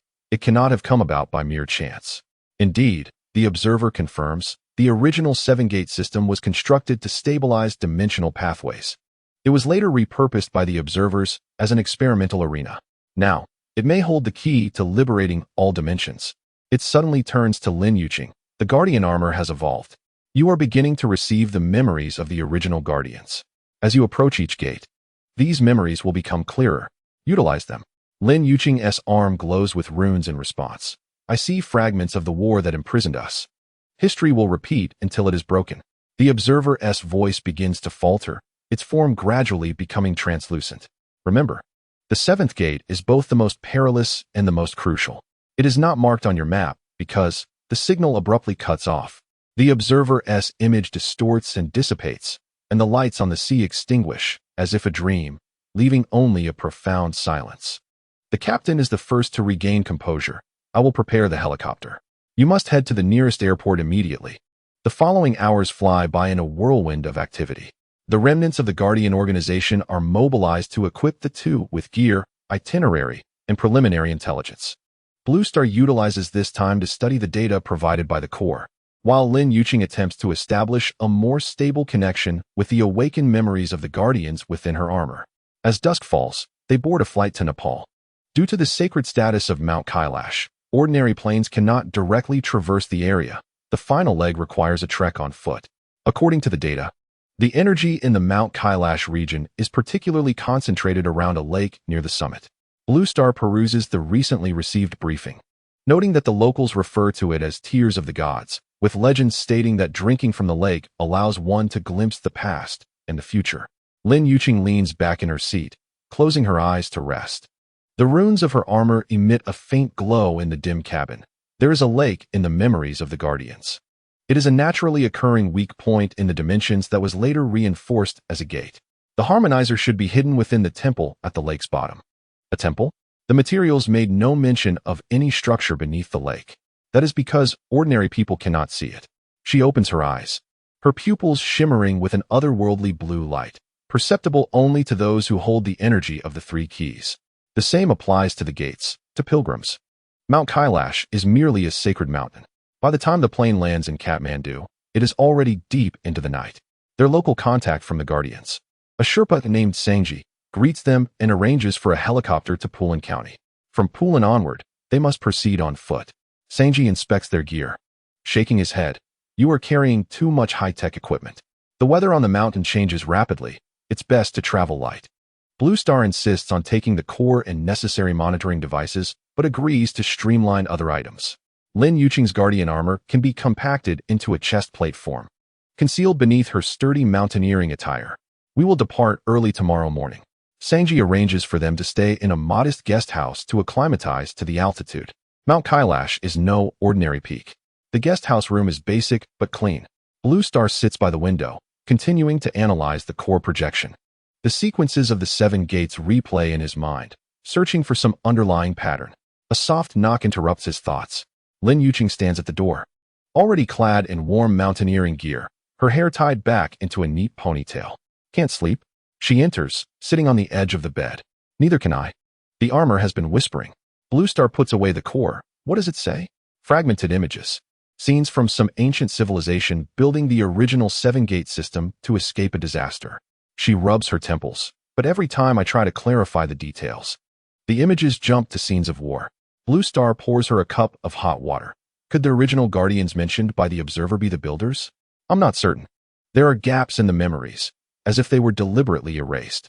Lin Yuqing takes the cup, their fingers briefly brushing against one another. A faint spark of energy flickers, and they both instinctively retract their hands. Static? Blue Star feigns nonchalance, aware that it is not. Lin Yuqing shakes her head, a subtle smile gracing her lips. Dimensional resonance. Our energy signatures are becoming increasingly aligned. An awkward yet enchanting silence ensues. Outside, the Himalayan night sky shines so brilliantly it seems unreal. Blue Star, suddenly serious, turns to Lin Yuqing. If the complete fusion of the 3 keys means we are no longer entirely human, would you regret it? The question lands like a stone in still water. Blue Star approached the window, gazing up at the timeless constellations above. Since the day he acquired the Sharingan, I ceased to be an ordinary person. He ultimately inquired, and what of you? From the moment I became the perfect vessel, I had already crossed that threshold. He turned to face her. Yet what truly matters is not the core itself, but what we choose to do with it. If merging signifies the end of this interminable cycle, liberating all imprisoned dimensions, then no, I shall not harbor regrets. The blue light in Lin Yuqing's eyes softened. I think so too. She rose to leave, pausing momentarily at the door. Tomorrow will be a challenging day. Rest well. Once the door closed, Blue Star's Sharingan involuntarily activated, revealing a fleeting vision. Lin Yuqing stood at the center of an ancient temple, holding a glowing pyramid. While the ceiling began to collapse, he shook his head to dispel the illusion. The future is not fixed, especially since the ability to foresee may influence the outcomes. Yet, the sense of urgency from that vision lingered. Suddenly, the guardian core on the bedside table illuminated by itself, projecting a new image of Zhao Wuji's face. This time, he seemed to speak directly to the recording device. If you are viewing this message, it signifies that the 7th cycle has reached a critical juncture. Listen closely. The truth of the 7-gate system is, the image abruptly cut off, the core became excessively hot, as if overheating, and then returned to a dormant state. No matter how Blue Star tried, he could not reactivate that message. He replaced the core and lay in bed, unable to sleep. Too many mysteries, too few answers. In 7 days, the world may reset, and they were uncertain whether they sought a resolution or yet another meticulously crafted trap.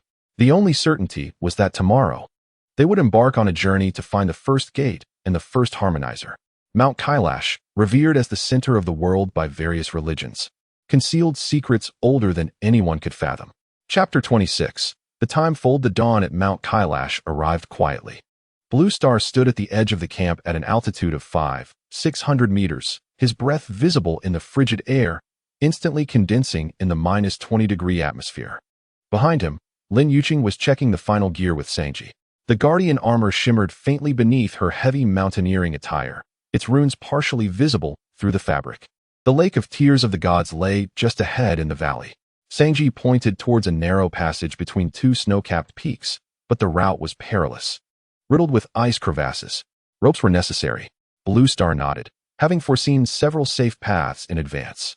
Since approaching Mount Kailash, his foresight had become unusually active, occasionally flashing images that felt both strange and familiar, as if he had traversed this path numerous times, yet could not recall the specific details.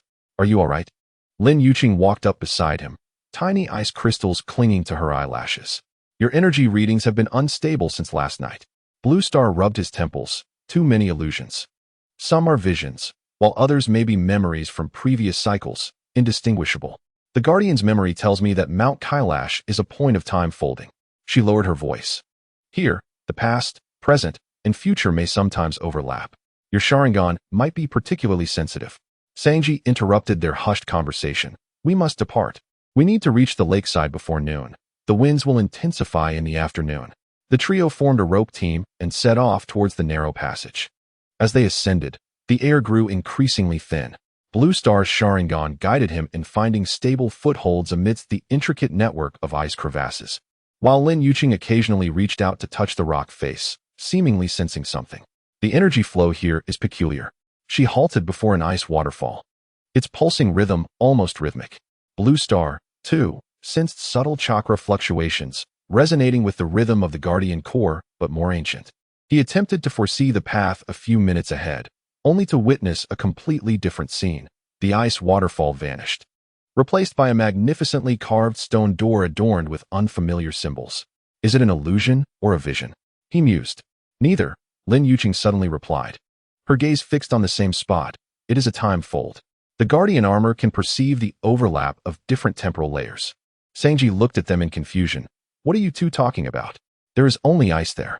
Blue Star and Lin Yuqing exchanged glances. Clearly, ordinary people could not see these phenomena. The three-key energy allowed them to perceive another side of Mount Kailash.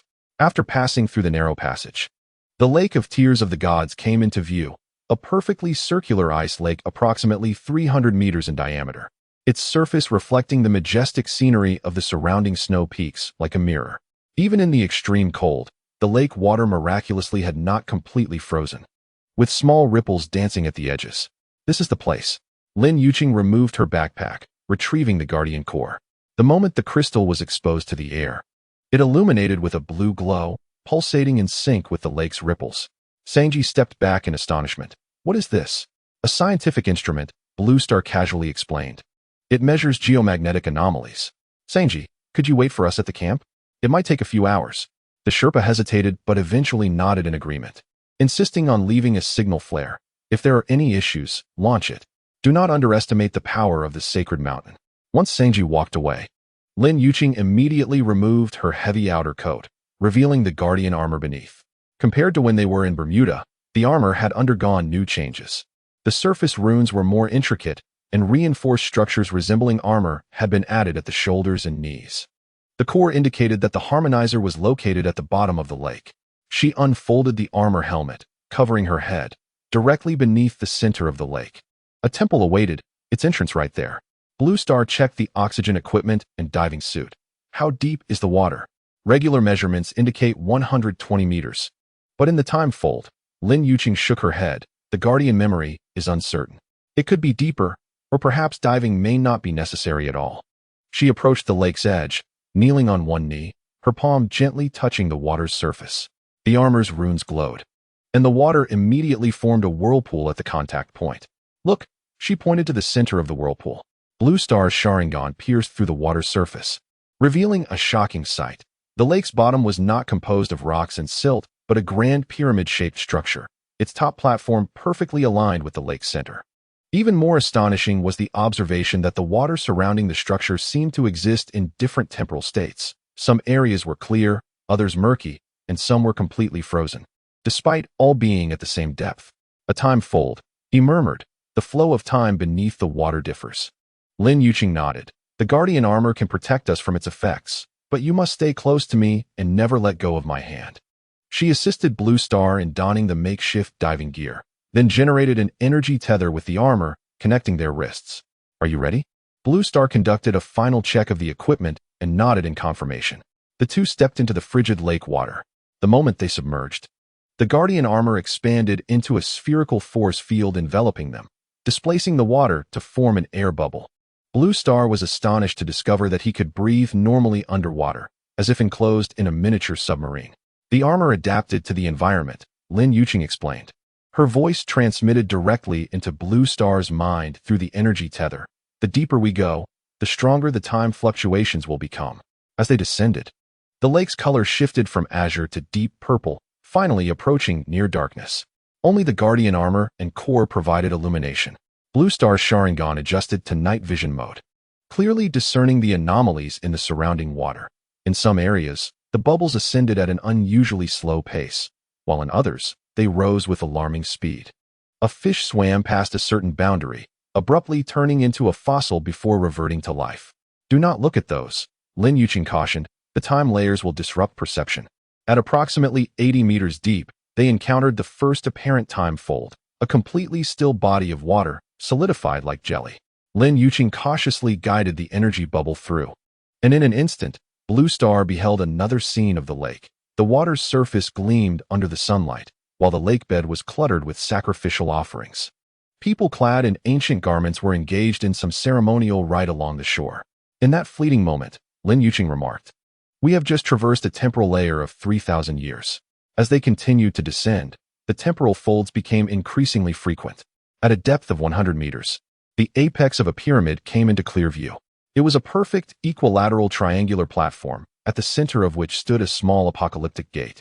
Reminiscent of the one in Bermuda, but far more exquisite, its frame adorned with flowing runes.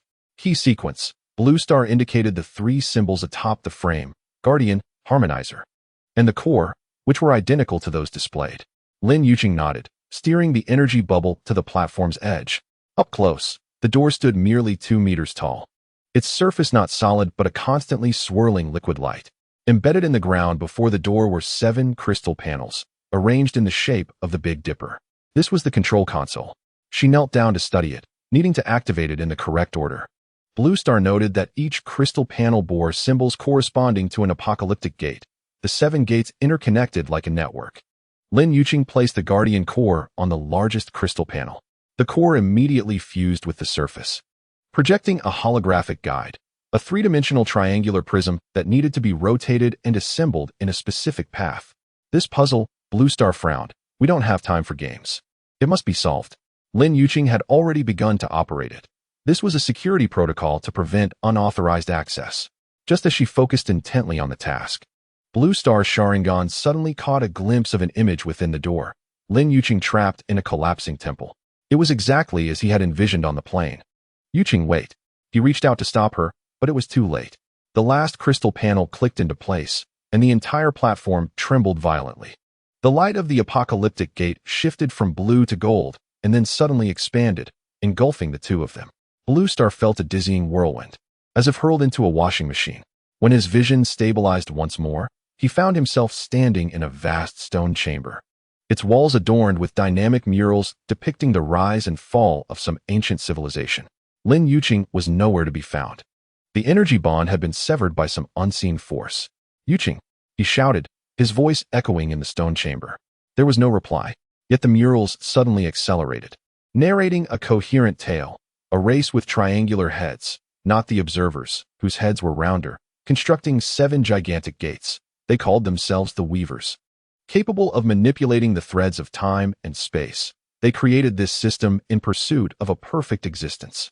As Blue Star leaned in to examine more closely, he was startled by the sound of a stone door sliding open behind him.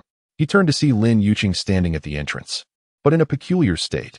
Her armor was damaged, and her eyes were filled with an uncharacteristic weariness. "Blue Star?" Her voice resonated with a triple echo.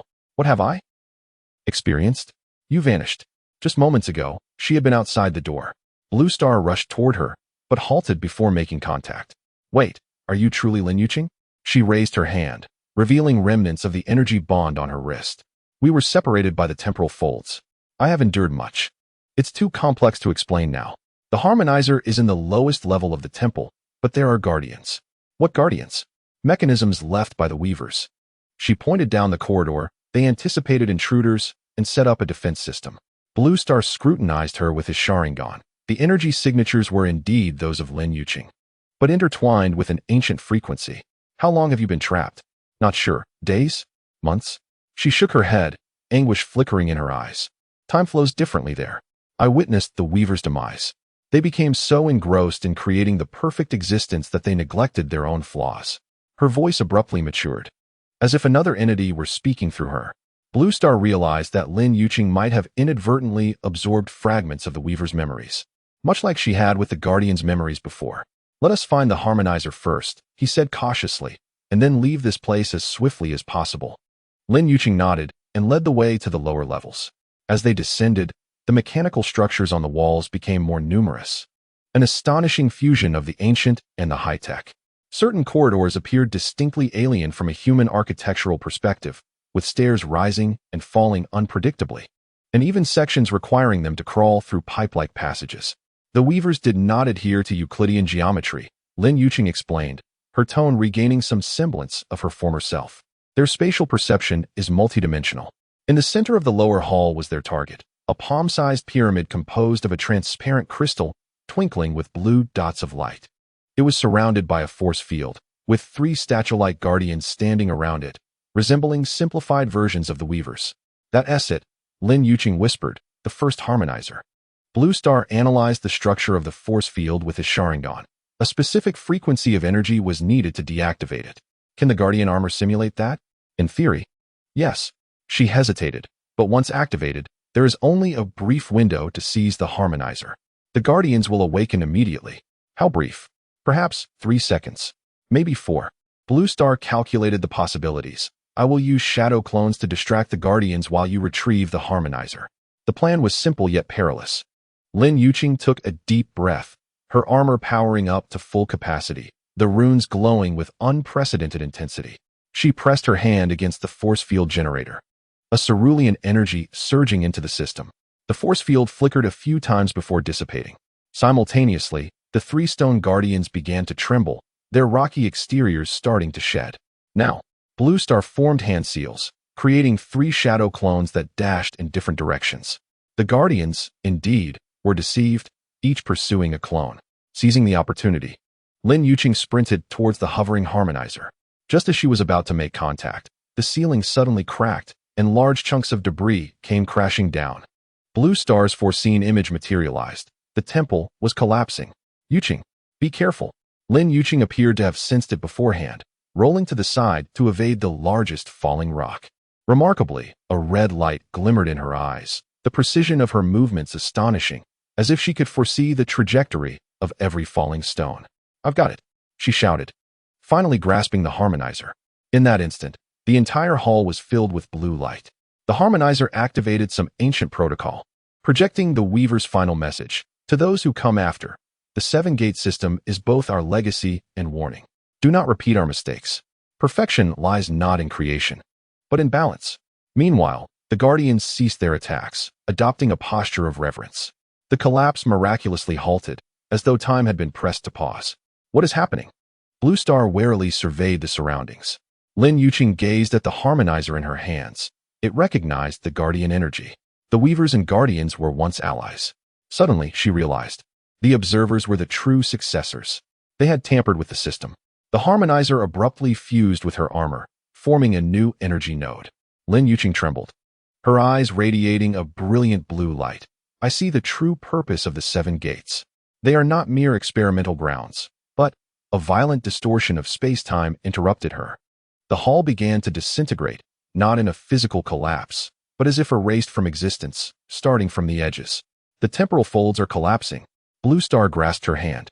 We must return. The 2 of them raced towards the exit. Behind them was an all-consuming void. just as the space was on the brink of complete annihilation.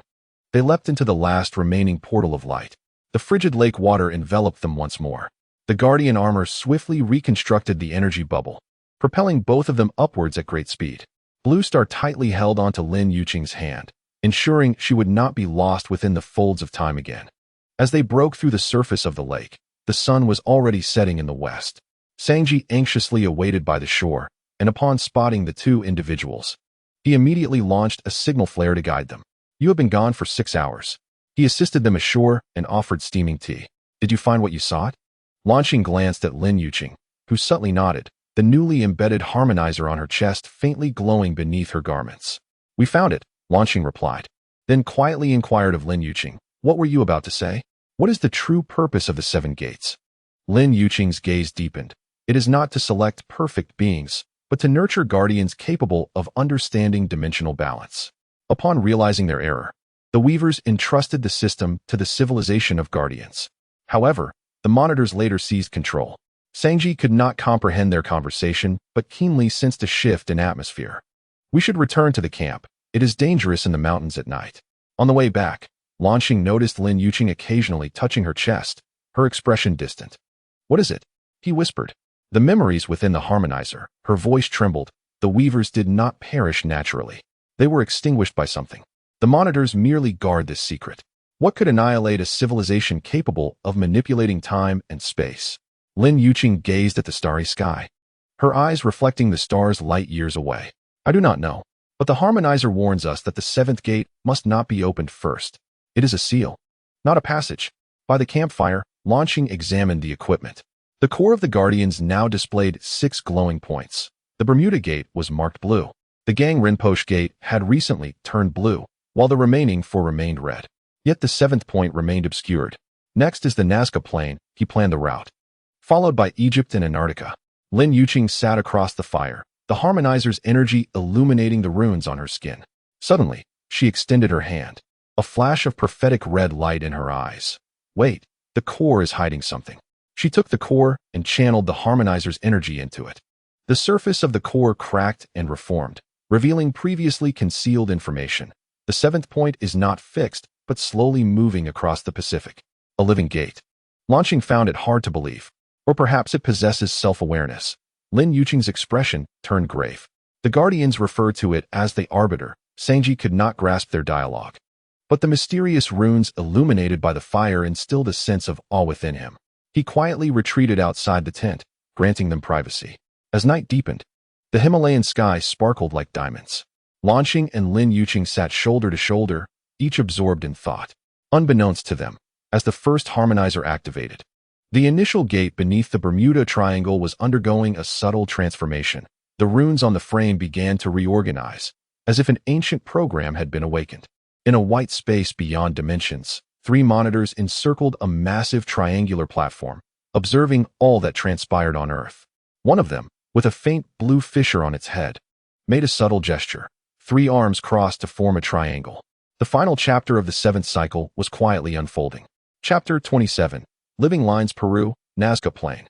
Amidst the roar of helicopter rotors, Luan Xing gazed through the window at the world-renowned giant geoglyphs below.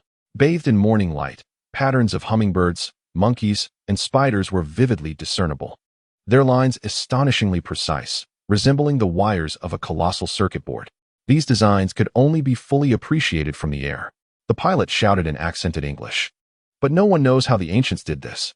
Lin Yuqing sat beside Luan Xing, her guardian armor concealed beneath a sun jacket. Since merging with the first harmonizer, the runes on her skin had become more pronounced, faintly glowing with a bluish hue even in daylight. "This was not created by the ancients," she whispered to Luan Xing, her fingers lightly touching the window. The Guardian's memories recognized these as energy conduits, some form of safety valve. Luan Xing nodded, his Sharingan capturing details invisible to the ordinary eye.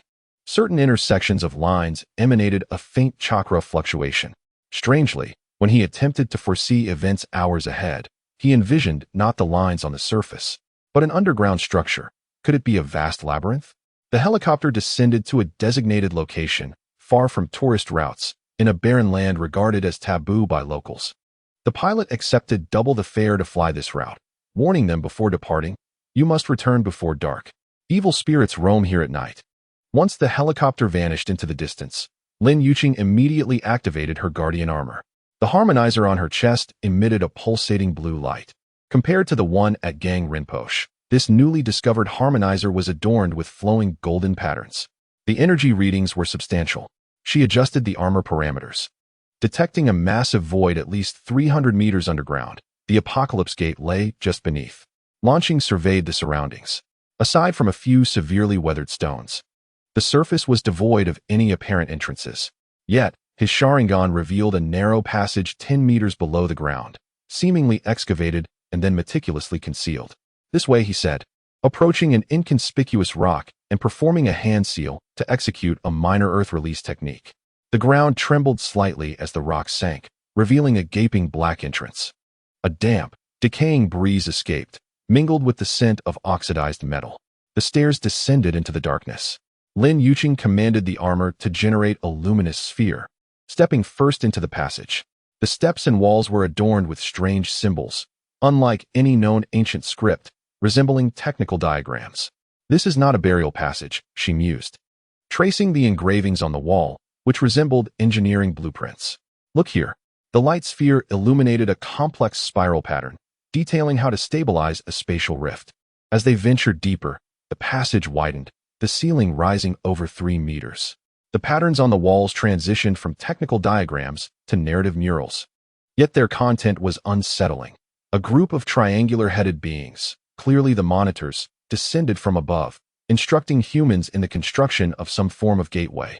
Then, scenes of war unfolded, depicting humanity's resistance against the monitors. Ultimately, all gateways were sealed, with a few survivors etching massive patterns on the ground, recording history. Luan Xing paused to study a particularly intricate mural. The Nazgûls were not primitive tribes. They are descendants of an advanced civilization. Lin Yuqing nodded. The survivors of the last cycle, Guardian's memories mention them. Each reset is not entirely thorough. Fragments always persist. The passage abruptly ended before a smooth stone wall, featuring a palm-sized recess at its center. Lin Yuqing placed the Guardian core against the recess, and the wall instantly became semi-transparent, revealing the scene behind. A subterranean space the size of a football field, with the second Apocalypse Gate standing tall in the center. Unlike the gates at Bermuda and Gang Rinpoche, this one was covered in metallic patterns resembling circuitry, intermittently flashing blue light, as if currents flowed within. More astonishingly, the space surrounding the gate was visibly distorted, light bending nearby to form an eerie halo. A living gate, Luan Xing murmured. The Sharingan detected unusually vibrant chakra flow around the gate, pulsating almost as if it were alive. Lin Yuqing checked the armor readings. The energy fluctuations are 3 times stronger than the first 2. We must approach with caution. Crossing through the translucent wall, they officially entered the core area of the labyrinth. The ground was no longer rough stone but a type of black metal, emitting a faint resonance when stepped upon. The walls were adorned with moving murals, not projections, but actual physical transformations. The metallic surface flowed like liquid, continuously reenacting the historical interactions between monitors and human civilization. Memory metal, Luan Xing said, reaching out to touch the wall, triggering a chain reaction. The transformation of the mural accelerated, ultimately crystallizing into a chilling scene. 7 doors arranged in a circular formation, with a vague shadow at the center, towering over the observers, its head a flawless equilateral triangle. The Judicator. Lin Yuqing's voice was taut, recalling the Guardian's memory that had warned her it was not merely a door, but an executor. Suddenly, the entire space trembled. The circuitry of the Apocalypse Gate illuminated, projecting a holographic image of a standard observer, yet a crimson fissure marred its head. Intruder. It emitted a voice akin to mechanical synthesis, declaring, "You have no right to access the sacred system." Blue Star immediately assumed a combat stance, his Sharingan spinning rapidly. To their surprise, the observer projection did not attack, but rather observed them. "You possess a harmonizer," it stated suddenly, the mechanical tone in its voice waning. "Fascinating. It has been some time since I last encountered the combination of a Guardian and Sharingan during the early phases of the 7th cycle." Lin Yuqing cautiously raised her arm, the runes on her armor glowing. "You are not an ordinary observer. Who are you?" The projection morphed, the red fissure widening to reveal an intricate structure resembling a neural network within. "I am Unit 7 of the Observer Sequence, tasked with recording rather than intervening. However, your actions have triggered a system alert. Blue Star frowned. What does that mean? The seventh door is awakening, the observer explained. This occurs at the end of each cycle. Yet this time is different. Your collection of harmonizers has accelerated the process. Lin Yuqing stepped forward. Tell us the truth about the Judicator. Why can't the Guardian's memory warning enable the seventh door to open first? The observer projection flickered, as if struggling. Data is restricted, but I can offer a trade. It suddenly pointed at Lin Yuqing, a small portion of the seed energy within you in exchange for a crucial coordinate. Blue Star immediately positioned himself in front of Lin Yuqing. Don't trust it. No, wait. Lin Yuqing pondered. You're saying the observer desires the seed energy as well? Why? The projection shifted again, this time displaying a three-dimensional map of the solar system, the red representing the seventh door indeed moving over the Pacific. Its trajectory forming a colossal symbol. Seed energy is the primal code, the observer elucidated, capable of rewriting system parameters. We, the observers, have split. One faction seeks to fulfill the Weaver's work, while another wishes to annihilate everything. Blue Star suddenly understood, there's a rebellion within you. So some observers are aiding the Purity sect? The projection did not respond directly, but reiterated, a trade? A small amount of seed energy for key data. Lin Yuqing and Blue Star exchanged glances, ultimately nodding. How do we trade? Simply touch the projection. Blue Star grasped her arm. It's too dangerous. I am prepared, she whispered, extending her hand to touch the projection. In an instant, blinding red light filled the space. Lin Yuqing trembled, the runes on her armor flashing wildly. Blue Star witnessed a stream of cyan green energy flowing from her fingertips to the projection, while a torrent of data surged into her armor in return. The transaction lasted but 3 seconds, yet felt like an eternity. As the connection severed, Lin Yuqing staggered back, supported by Blue Star. The observer projection became extremely unstable, the red fissures nearly engulfing its entire head. The coordinates have been transmitted. It uttered intermittently, but cautioned not to trust the Judicator. Before it could finish, the entire space convulsed violently. The Apocalypse Gate emitted a blue beam that shattered the projection. Simultaneously, mechanical sounds echoed throughout the labyrinth. Walls began to shift and restructure. It has been purged by the system. Lin Yuqing struggled to regain her footing. We must quickly retrieve the harmonizer and leave. Both rushed towards the central Apocalypse Gate. Unlike Mount Kailash, here the harmonizer was directly embedded in the doorframe, a hexagonal crystal with red light points swirling within. Lin Yuqing approached it with the Guardian Core, and the crystal immediately reacted, detaching from the doorframe. Just as she grasped the harmonizer, the labyrinth's alarms blared. The distorted space surrounding the Apocalypse Gate suddenly expanded, forming a vortex of energy. The space is collapsing. Blue Star shouted, "Run!" They turned to flee towards the entrance. But the corridor had already been sealed off by the shifting walls. Lin Yuqing quickly analyzed the data her armor had received. The labyrinth is restructuring. We need to find a new route. Blue Star's Sharingan spun rapidly, attempting to foresee a safe path. However, the temporal and spatial distortions of the labyrinth severely hindered his abilities, rendering the foresight fragmented. At that moment, Lin Yuqing suddenly grasped his hand. Share vision. The armor can amplify your Sharingan. A surge of unfamiliar energy flooded into Blue Star's visual nerves. In an instant, his perspective merged with Lin Yuqing's guardian perception, allowing him to see the flow of chakra and sense the spatial structure. The movement patterns of the labyrinth suddenly became discernible. This way, he pulled Lin Yuqing towards a narrow passage on the left. The walls closed in behind them, the sound of metal grinding deafening. Blue Star continuously adjusted their route, relying on their merged vision to avoid dead ends. Meanwhile, Lin Yuqing attempted to integrate the newly acquired harmonizer into her armor. It won't work. She gritted her teeth. This harmonizer has a locking mechanism that needs to be decoded first. The passage suddenly tilted downwards, and they slid into a circular hall. There were no apparent exits, but a small hole in the center of the ground was spewing blue flames. An energy pressure relief valve.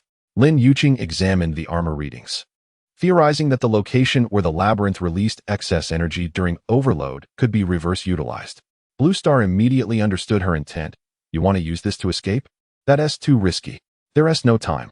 She pointed around, the walls visibly compressing inward. Lend me your Sharingan ability. Once again, they clasped hands, their energy resonance reaching unprecedented levels.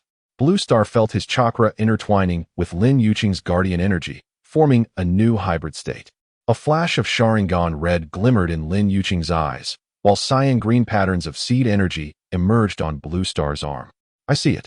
Lin Yuqing aligned the two harmonizers, then thrust them into the energy spout, the energy pathway. Hold on to me. The harmonizers triggered a chain reaction, and the spout's blue light surged, forming a pillar of light that shot towards the ceiling. Lin Yuqing embraced Blue Star as they leaped into the light column, the powerful energy flow enveloping them, propelling them upwards. Blue Star felt his body torn into a million fragments, and then reassembled, each cell screaming in agony. This pain was reminiscent of the sensation experienced during the reset of a time loop, yet more intense. He clung tightly to Lin Yuqing, their energy fields further merging in this extreme state. In a daze, Blue Star glimpsed fragments of Lin Yuqing's memories, her childhood loneliness in the laboratory, the excruciating pain upon first encountering seed energy, the nights of isolation after becoming a guardian, the most intense fear of her humanity slowly fading away, the despair of potentially transforming into a pure energy entity. Simultaneously, he realized that Lin Yuqing was experiencing his memories, the anguish of losing her countless times during the cyclical resets, the alternating hope and despair at each restart, the guilt of watching her die time and again, powerless to intervene. This bidirectional memory sharing lasted only seconds during the energy transfer, yet the impact on both was beyond any physical harm. As the blue light dissipated, they were cast onto the surface, landing in a wide trench among the Nazca lines. The sun dipped low, staining the plains crimson. Blue Star struggled to sit up, every joint in his body aching. Lin Yuqing lay not far away, the newly acquired harmonizer partially integrated into her armor, yet its surface still flickered with unstable red energy. Did you see it? She asked weakly. Blue Star nodded, unsure how to articulate the experience. They fell into silence, both understanding that some truths, once known, could not be pretended away. Lin Yuqing finally sat up, inspecting her armor's condition. The second harmonizer is more complex than the first. It contains certain aspects of the observer's protocol. She pointed towards a distant intersection of lines. The coordinates given by the observer were Easter Island. The seventh gate is set to pass there in 3 days. Blue Star gazed into the distance with his Sharingan. Indeed, perceiving faint traces of energy invisible to the ordinary eye extending towards the northwest, it was moving with purpose. Not purpose, but programming. Lin Yuqing stood up, reaching for him, as the arbiter cruised along its designated trajectory, assessing each experimental site. Upon completing all 7 evaluation points, it would decide whether to initiate a reset. Blue Star picked up on her words, brushing off the dust from himself. Thus the Purity Church aims to seize control ahead of time. Lin Yuqing nodded, her expression grave, but what the observer hinted at was even worse. The arbiter was not merely a reset mechanism. The Guardian's memory now revealed that it also served as the cleansing program left behind by the Weaver. If deemed a failure, it would annihilate this dimension entirely, not just reset it. In the distance, the sound of a helicopter approached, likely the pilot they had hired returning to check on them. Blue Star gazed at the gradually darkening sky, his Sharingan capturing energy fluctuations forming intricate interference patterns high above, unseen by the ordinary. There is division within the observer. Are some aiding us? He pondered. Or exploiting us? Lin Yuqing gripped the newly acquired harmonizer, stating resolutely that they must reach Easter Island before the Purity Church. But first, she did not finish her thought, yet Blue Star understood. The energy resonance between them had already altered something. This shared memory was not merely an exchange of information, but a profound connection at the level of the soul. They could now sense each other's emotional fluctuations, akin to a deep spiritual link. The helicopter came into view, and the two instinctively concealed their supernatural signs, reverting to the guise of ordinary explorers. Yet Blue Star knew that some things had changed forever. When Lin Yuqing inadvertently glanced at him, he saw the residual red glow of his Sharingan reflected in her eyes. And as he moved his fingers, turquoise energy patterns flickered into existence before vanishing. The two harmonizers had returned to their places, but at what cost? As they collected more fragments, to what extent would this fusion deepen? Ultimately, would they control the power? Or would the power reshape them? The helicopter landed nearby, and the pilot called out to them. Blue Star took one last look at the Nazca lines, now understanding that these were not merely energy conduits, but a final warning from a lost civilization. Humanity once opposed the observers, and they were about to face the same enemy again. Only this time, the The stakes might be the very survival of the entire dimension. Chapter 28. The awakening of the Arbiter above the Pacific. The transport plane shook violently. Blue Star gripped the armrest tightly, his Sharingan capturing the churning sea of clouds below through the window. Ever since returning from the Nazca Plains, his eyes had often uncontrollably switched modes, sometimes revealing the flow of microscopic energy particles, at other times suddenly foreseeing fragments of the future minutes ahead. There were 20 minutes left until they reached Easter Island. The pilot's voice crackled through the headset, warning of unusual weather and instructing them to prepare. Lin Yuqing sat opposite him, the three harmonizers fully integrated into the Guardian armor, forming a stable triangular energy node on her chest. She was meditating with her eyes closed, her eyelashes casting delicate shadows in the cabin light.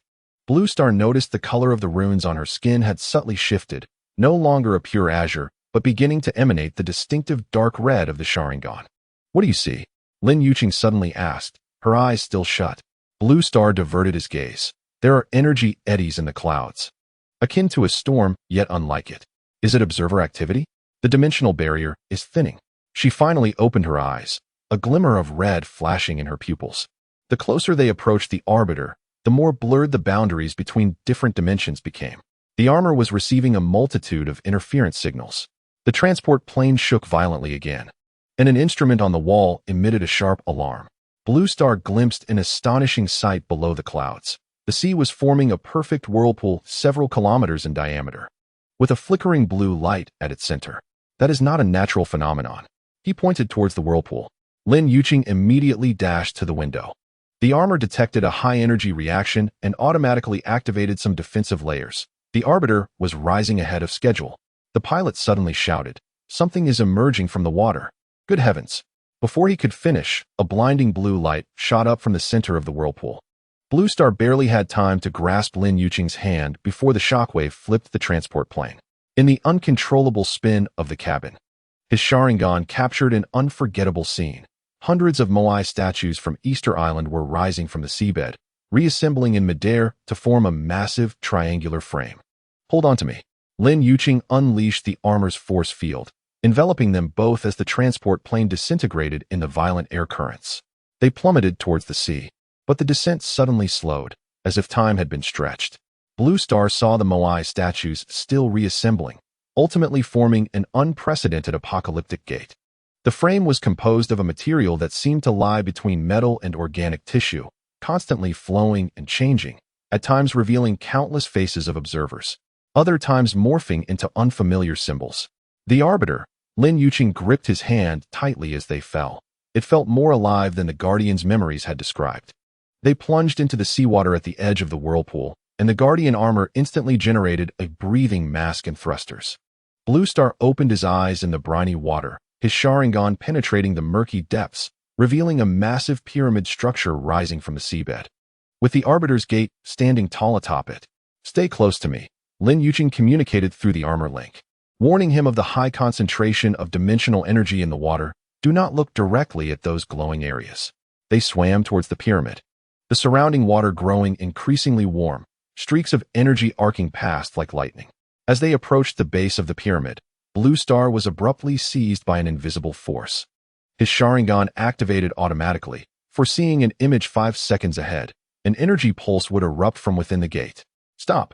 He yanked Lin Yuqing back, just as a blue light shot from the Arbiter's gate, sweeping across the spot they had just occupied, vaporizing the seawater in its wake.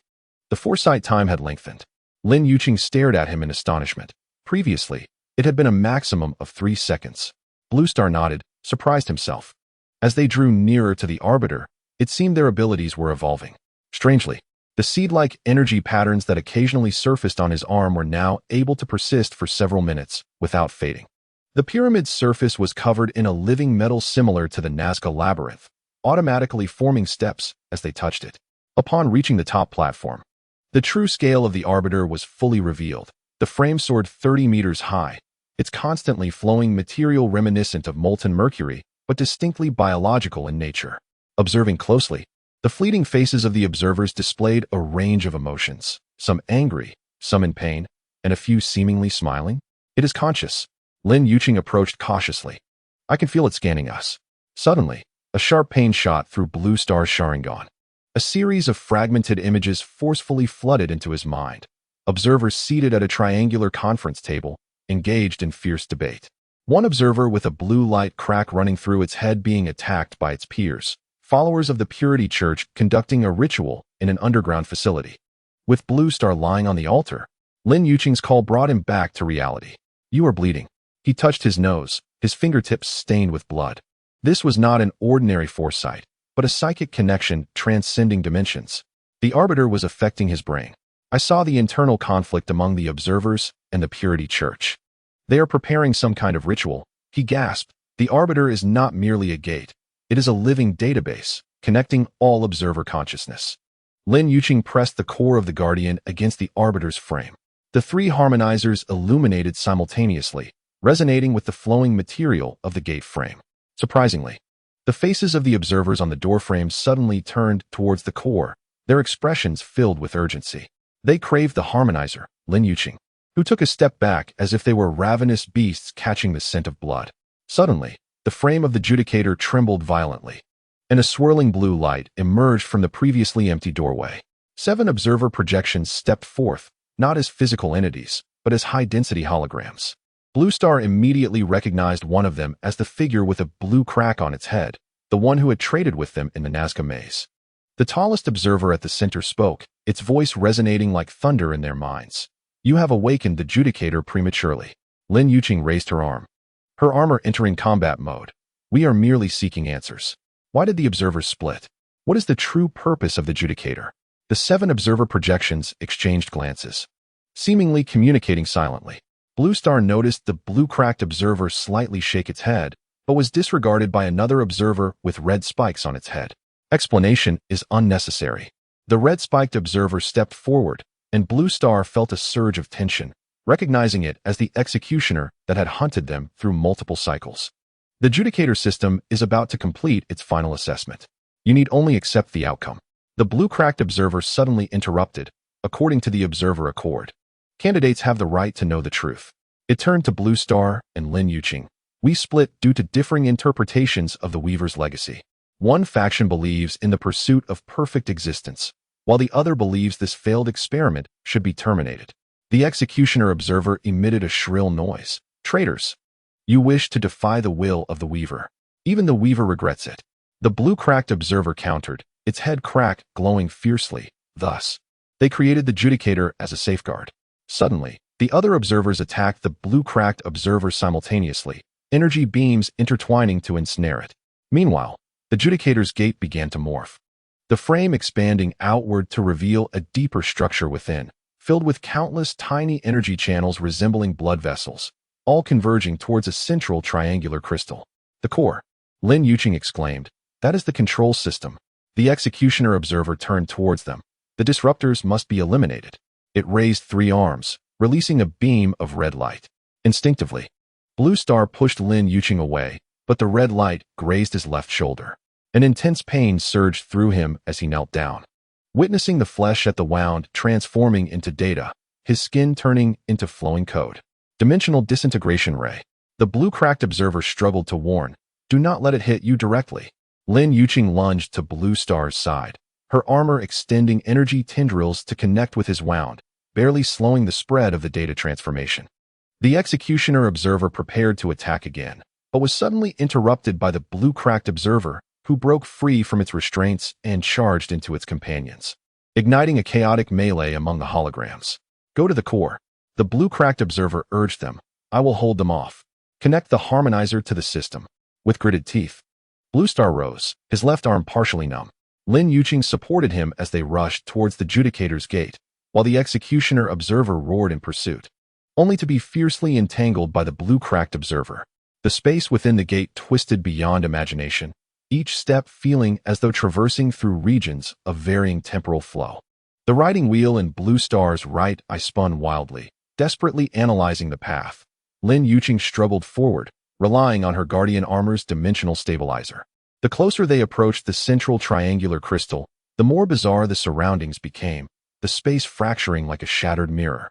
Each shard displaying scenes from different times and spaces. Ancient Earth, alien battlefields, future cities, and snippets from their previous cycles. Suddenly, Blue Star beheld a strange scene. Lin Yuqing standing in a white space, her body gradually crystallizing, while the 7 observers knelt around her in reverence. Lin Yuqing saw it too. The last activation of the Judicator? Finally arriving at the central crystal, it floated in a zero-gravity area. Its surface adorned with intricate runes down to the atomic level. Lin Yuqing attempted to bring the Guardian Core closer, but the crystal remained unresponsive. It requires a password or key, she said in frustration. Blue Star suddenly recalled something. Rolling up his sleeve to reveal his arm marked with the seed energy patterns. Try this. The Nazca observers desired seed energy. Perhaps this is the key. He pressed the most densely patterned part of his wrist against the crystal. In an instant, teal energy surged into the crystal, activating its hidden layers. The surface of the crystal peeled away, revealing a smaller black, triangular material that perfectly matched what Blue Star had envisioned on the aircraft. The ultimate control unit. Lin Yuqing gasped. This is what the Purity sect seeks. Just as she reached out to touch it, the entire space trembled violently. The Executioner Observer broke through the blue-cracked observer's obstruction, tearing through space towards them. There is no time. Blue Star shouted. I will hold it off. You complete the connection. No. We do this together. Lin Yuqing grasped his hand, both pressing towards the black triangle. In that moment, the world froze. Blue Star felt his consciousness being drawn into a vast network, countless memories and data streams washing over him. He saw the golden age of the Weaver civilization, how they created the 7-gate system as a dimensional experimental ground. He witnessed the first observer awakening from a cultivation pod. He saw an indescribable dark entity invading from the edge of the universe, devouring dimension after dimension. Most shockingly, he glimpsed the Weaver's final decision.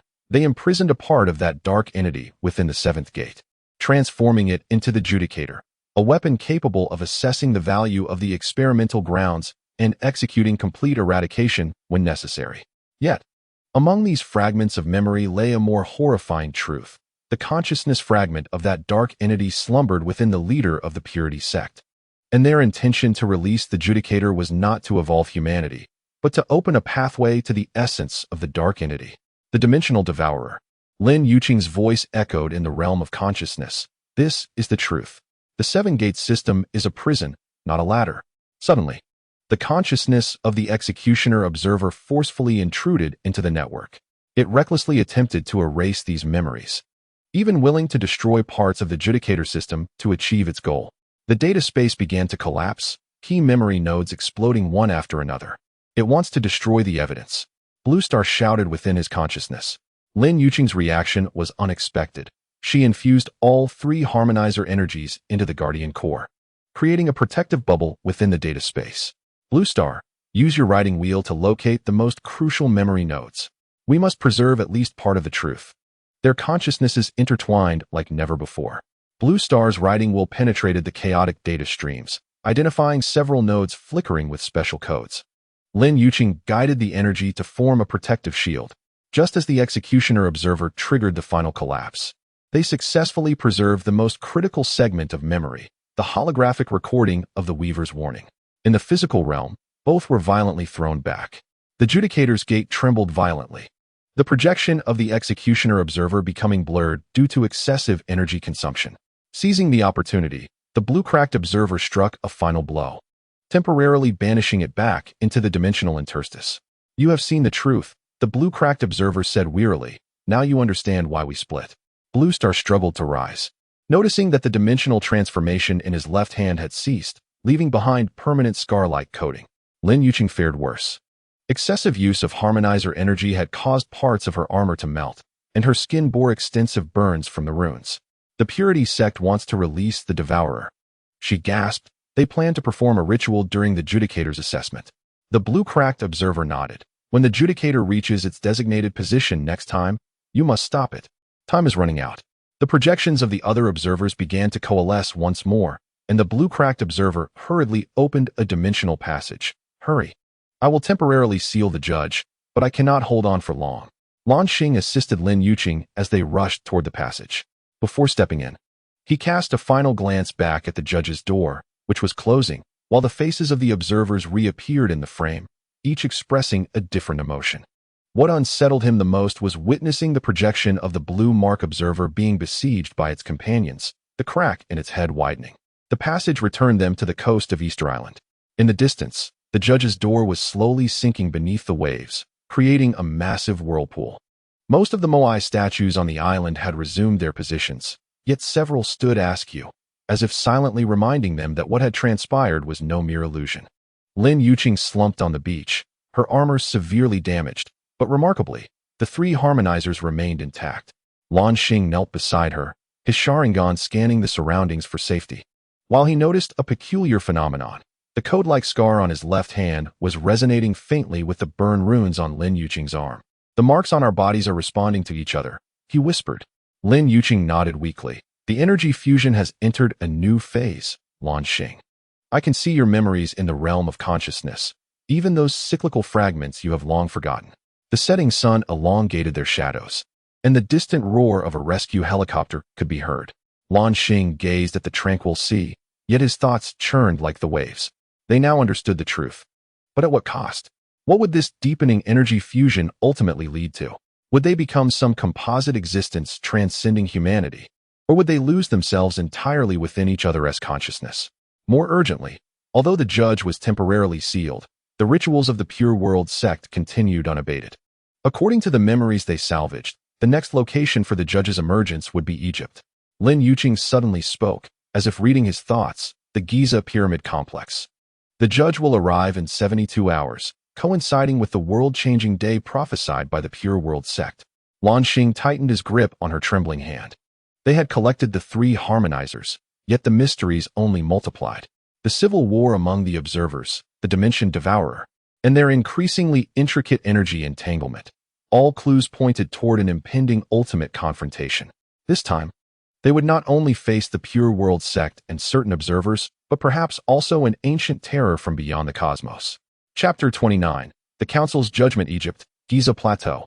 Luan Xing stood before the Great Pyramid, the cold wind before dawn whipping sand against his face. For 3 days, he and Lin Yuqing had pursued the judge's movements almost without rest. At that moment, the guardian core on his chest pulsed urgently, signaling that the seventh gate was about to manifest.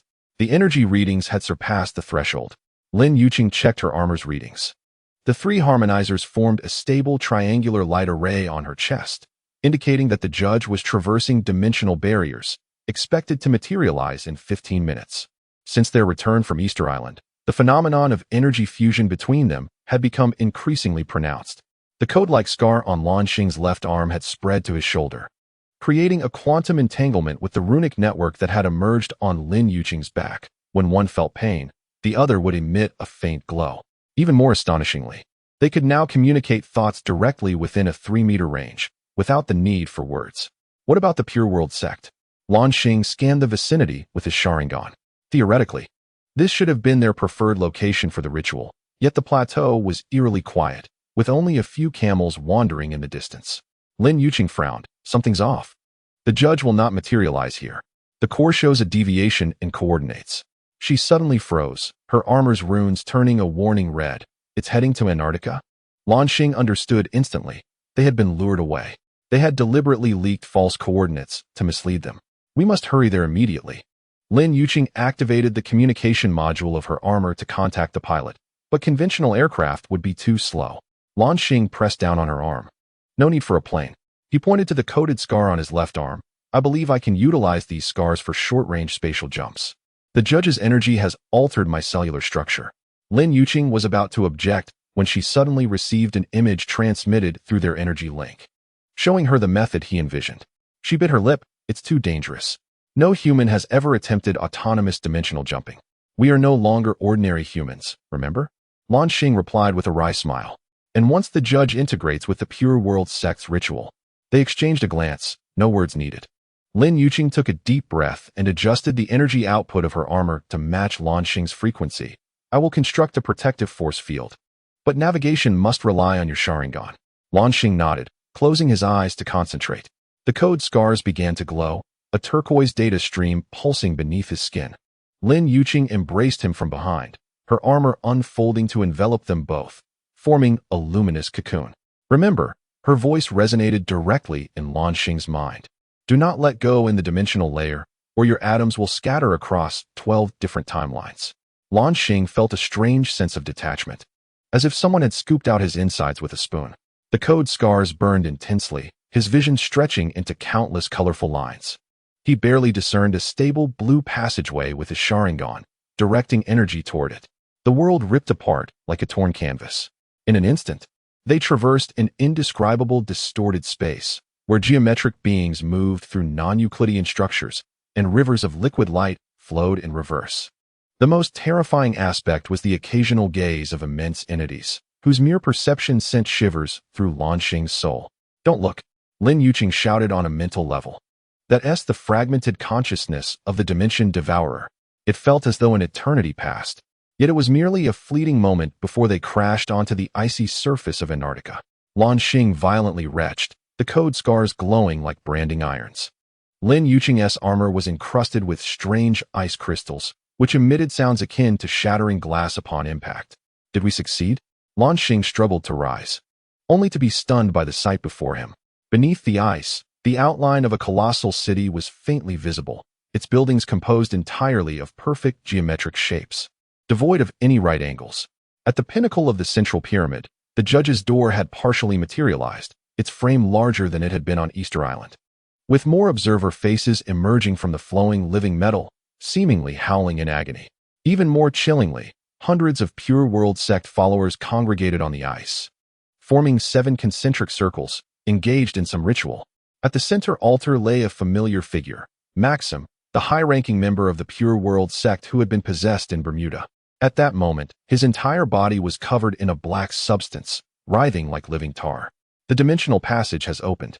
Lin Yuqing read the armor's data. They are contaminating the judge's system with seed energy. Suddenly, a sharp pain pierced Luan Xing's Sharingan, visions flooding in. The black substance within Maxim injected into the judge's door. The living metal frame turned black, some colossal consciousness awakening from slumber. "We must stop the ritual." He grasped Lin Yuqing's hand, taking advantage of the judge's incomplete materialization. They dashed toward the ritual site, but just a few steps out, they collided with an invisible barrier. The ice beneath them suddenly illuminated with countless blue lines, forming a massive array that covered the ancient city. A dimensional blockade. Lin Yuqing attempted to break it with harmonizer energy, requiring a specific frequency to pass through. Luan Xing scrutinized the lines, suddenly recognizing a pattern. It was an enlarged version of the Nazca lines. "Look there," he pointed to several key nodes at the gaps. The ancients left a safe passage. They cautiously circled around the edge of the array, and indeed found a winding path where the blue light beneath the ice was interrupted. Following this route, they successfully infiltrated the perimeter of the ritual. Upon closer inspection, the state of the cult of purity adherents is extraordinarily eerie. Their eyes are entirely black, their movements synchronized with precision, and the incantations escaping their lips are not of any human language, but rather a multisyllabic cacophony that causes the very air to tremble. More terrifyingly, as they chant, their skin gradually becomes semi-transparent, revealing the writhing black filaments beneath. "They have been infected," Lin Yuqing's voice quivers. "The seed energy is tainted with the spores of the devourer." Just as Blue Star intends to respond, the gates of the Judicator emit a deafening hum, fully materializing. The doorframe expands to 50 meters high, and within the swirling blue light at its center, a colossal shadow begins to manifest. Meanwhile, 7 observers project themselves around the gate, forming a circular council. It is the Supreme Council. Lin Yuqing recognizes them, including the azure-marked observer that aided them, though it is being suppressed by the other 6. The towering observer at the center, adorned with a golden crown-like structure, raises 3 arms. All adherents of the cult of purity immediately cease their chanting and kneel in unison. The final assessment begins. The voice of the golden-crowned observer resonates directly in everyone's minds. "Candidates, step forward." What sends chills down Blue Star's spine is that this proclamation is not directed at the cult of purity, but at them. A force compels the 2 to the front of the Judicator's gate, facing the council of observers. "Wait." Blue Star struggles. "We are not." "Silence, Subject 701. The executioner observer interrupts, its red-tipped head gleaming ominously. "Your existence holds meaning only in this moment." Lin Yuqing suddenly gasps. "They are referring to us as candidates." The golden-crowned observer unfolds its arms, projecting a holographic image that displays the interactions between Blue Star and Lin Yuqing throughout multiple cycles, emphasizing the gradual fusion of their energies. 7th Cycle Core Experiment, Human Consciousness Fusion Adaptability Test. It coldly declares, objective, to select containers capable of withstanding the consciousness of the Dimension Sovereign. Blue Star feels as if he is plummeting into an abyss. Have all their sufferings, deaths, and cycles been merely an experiment? To test who could become a vessel for some extraterrestrial entity? You deceived us. Lin Yuqing shouts in fury. The Guardians never mentioned this. Because the Guardians too are unaware of the truth, the azure-marked observer interjects suddenly, even as the other council members attempt to suppress it. The Weavers embedded the ultimate protocol within the creation system, a concept not even most observers comprehend. The Executioner observer immediately retaliates against the azure-marked one. Two beams of energy colliding midair. Chaos ensues within the council, and Blue Star seizes the moment to pull Lin Yuqing back. But a blue light from the Judicator's gate blocks their path. The assessment must be completed. The golden-crowned observer restores order, according to the protocol. The candidates face a choice. Option 1. It points to Lin Yuqing. The guardian host voluntarily becomes the vessel for the Dimension Sovereign, gaining eternal power. But the original personality will be overwritten. Option 2. It gestures towards Blue Star. The Sharingan host undergoes a complete reset, memories entirely erased, and the cycle begins anew. The adherents of the cult of purity erupt in fervent cheers, the black substance within Maxim writhing more violently. Blue Star feels a wave of dizziness. This is the fate they have been resisting? Either Lin Yuqing vanishes, or he loses all memories. No, Lin Yuqing shakes her head. Her armor flickering erratically due to emotional turmoil. There must be another choice. The Executioner observer sneers. The emotional weaknesses of primitive life forms. An inefficient and redundant design. In this moment of despair, Blue Star suddenly notices a detail. The azure-marked observer is subtly pointing towards the top of the Judicator's gate. Following its direction, his Sharingan captures an almost invisible triangular recess at the highest point of the doorframe, perfectly matching the shape of the Guardian core. Yuqing. He communicates silently through their energy link. Do you see that recess at the top of the gate? She imperceptibly nods. The council doesn't want us to notice it. Why? The golden-crowned observer seems to sense the anomaly. 30 seconds remain for the choice. Otherwise, the system will enforce the optimal solution. Blue Star thinks quickly. If they could reach that recess, but both the council and the cult of purity are watching keenly. Distraction is necessary. I choose the third option, he suddenly declares loudly. We refuse your game. The council members tremble in unison, clearly caught off guard by this response. The Executioner observer bellows in rage, arrogance. You are but experimental subjects. No. Lin Yuqing suddenly comprehends Blue Star's plan, continuing his thought. We are human beings, not your tools. With a fierce burst, she unleashes all three harmonizers' energies. A blinding blue light erupts, temporarily blinding everyone. Blue Star is already prepared, adjusting his Sharingan to high-intensity light mode, seizing the opportunity to dash towards the Judicator's gate. Stop him. The golden-crowned observer roars. The cult of purity surges forward like a tide, but their movements suddenly slow as Lin Yuqing's overloaded energy disrupts the surrounding spacetime. Blue Star leaps onto the shoulders of several adherents, the code scars providing an additional burst of power, propelling him almost to the top of the doorframe. Blue Star now? Lin Yuqing shouts from below. He forcefully presses the Guardian core into the triangular recess. In that instant, the entire Judicator's gate violently trembles, the living metal of the doorframe roiling like boiling water. The council members emit simultaneous cries of agony, their projections becoming unstable. The azure-marked observer seizes the chance to break free, rushing towards the gate. Did you see that? They have found the backdoor protocol left by the Weavers. This is the true test. The golden-crowned observer attempts to maintain order. System error. Terminate the assessment. But it is too late. The Judicator's gate projects a brand new holographic image, not the version provided by the observers, but the authentic record of the Weaver civilization in its final moments. Within the scene, Weaver scientists frantically operate the control panel. As the Dimension Sovereign they created, a perfect black triangular entity, goes berserk. It greedily absorbs all surrounding matter and energy, including its creators. The last surviving Weavers initiate some protocol, splitting and sealing the Sovereign in 7 dimensions. Lies. The executioner observer screams, "This is tainted data." The azure-marked observer retorts loudly, "This is the truth."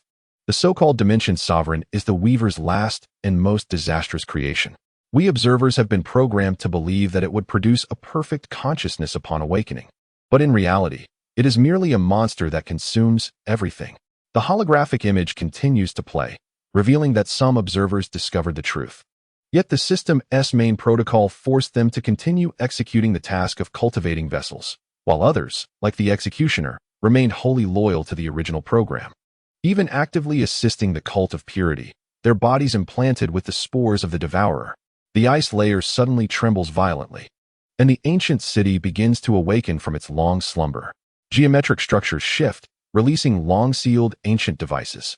The black substance within the cult of purity adherents surges towards the Judicator's gate as if summoned, and Maxim's body collapses like a rag. It is awakening. Lin Yuqing watches in horror as the black substance converges at the doorframe. The devourer seeks to reorganize.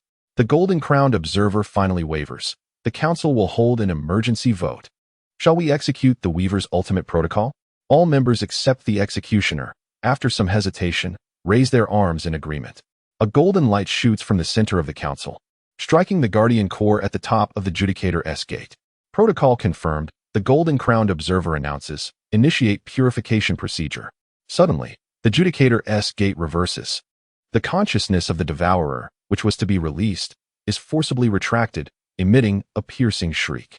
The executioner observer madly attacks its companions, but is subdued through combined effort.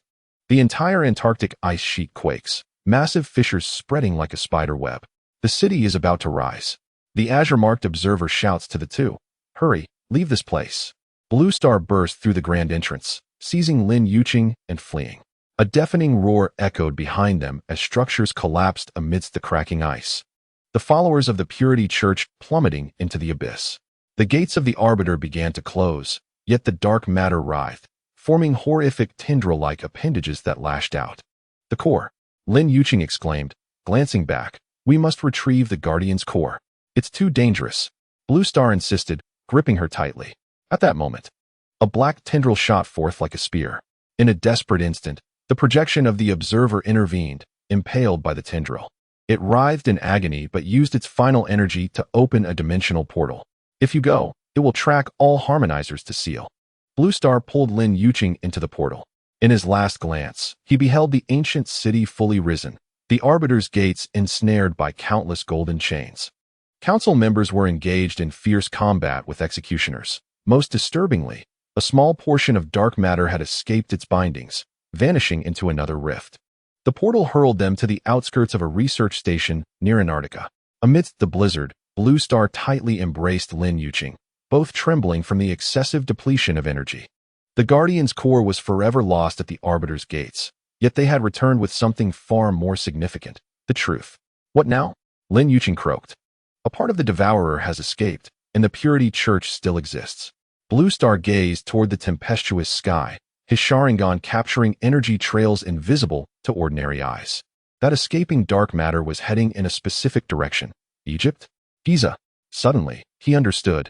It was destined for the Great Pyramid, where other gates or devices must surely lie. Lin Yuqing assessed the residual energy of her armor.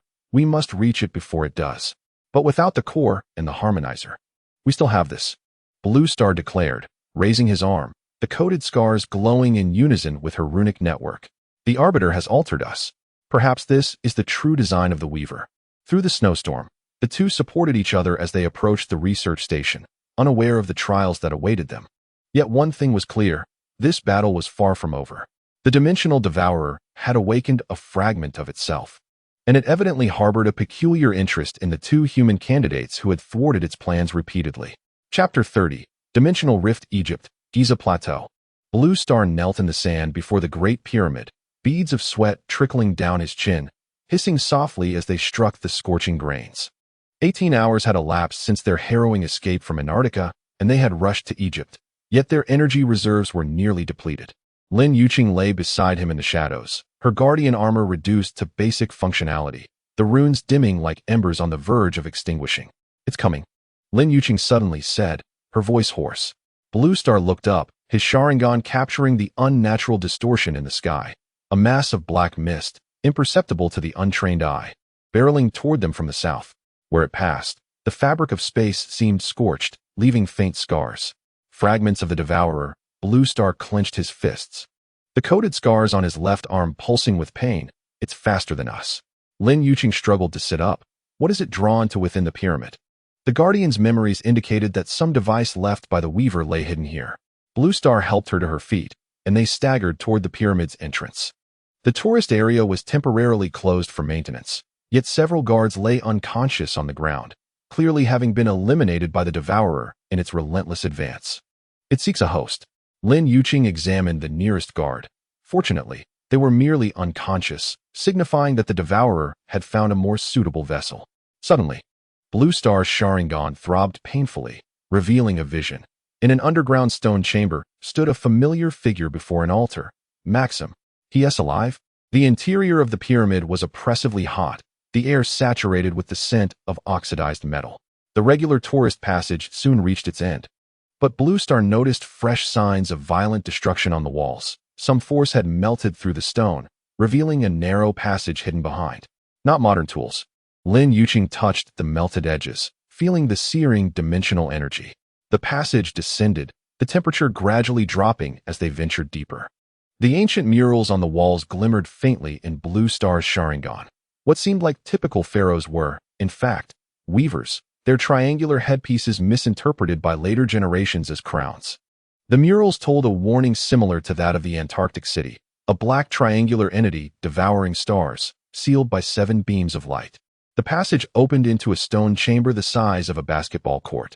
At its center, an altar bore the same living metal patterns as the Arbiter's gates, now emanating an eerie black light. Maxim stood with his back to them before the altar, but when he turned, Blue Star gasped in horror. His upper body was nearly entirely enveloped in black matter, with only his left face retaining human features. More terrifyingly, his chest cavity was exposed, containing not organs, but a miniature black triangular entity, slowly rotating within. Candidate Maxim's voice was no longer human, but a cacophony of overlapping tones. You have come to witness the complete awakening of the great existence. Lin Yuqing concentrated the remaining energy of her armor into her right hand. What are you? A puppet of the devourer? I am the harbinger. The black matter writhed violently. A fragment of the great existence's consciousness escaped during the last sealing, concealed within seed energy, awaiting countless cycles. Blue Star suddenly realized the Purity Church had been manipulated by the devourer from the outset. You exploited humanity's desire to evolve. Maxim, or rather, the fragment of the devourer inhabiting him, let out a piercing laugh. Clever, but too late. The Arbiter has been sealed by the Council, yet the ancient device here. He caressed the altar, can open a direct passage to the dimensional rift, sufficient to free other portions of the great existence. The black light on the altar surged abruptly, projecting a horrifying vision. Within the dimensional rift, a colossal black triangular entity was battering against the 7 colored chains, each impact sending tremors through the void. Behold, the fragment of the devourer exclaimed frantically, it is about to be free, and you shall become the final sacrifice. Blue Star shoved Lin Yuqing aside, only to be pierced by the black spear through his shoulder. The pain far exceeded mere physical harm. He felt an entity tearing at his soul, attempting to infect his consciousness. The coated scars reacted violently, the emerald light intertwining with the black mist in a fierce struggle. Blue Star. Lin Yuqing unleashed the last energy beam from her armor, temporarily driving back the fragment of the devourer. I'm fine, Blue Star gritted his teeth. Rising despite the agony, his Sharingan bloodshot as it attempted to infect the seed energy, but the coated scars were resisting. The fragment of the devourer reassembled. Maxim's remaining human traits were fading, a futile struggle. You have lost the Guardian's core and the Harmonizer.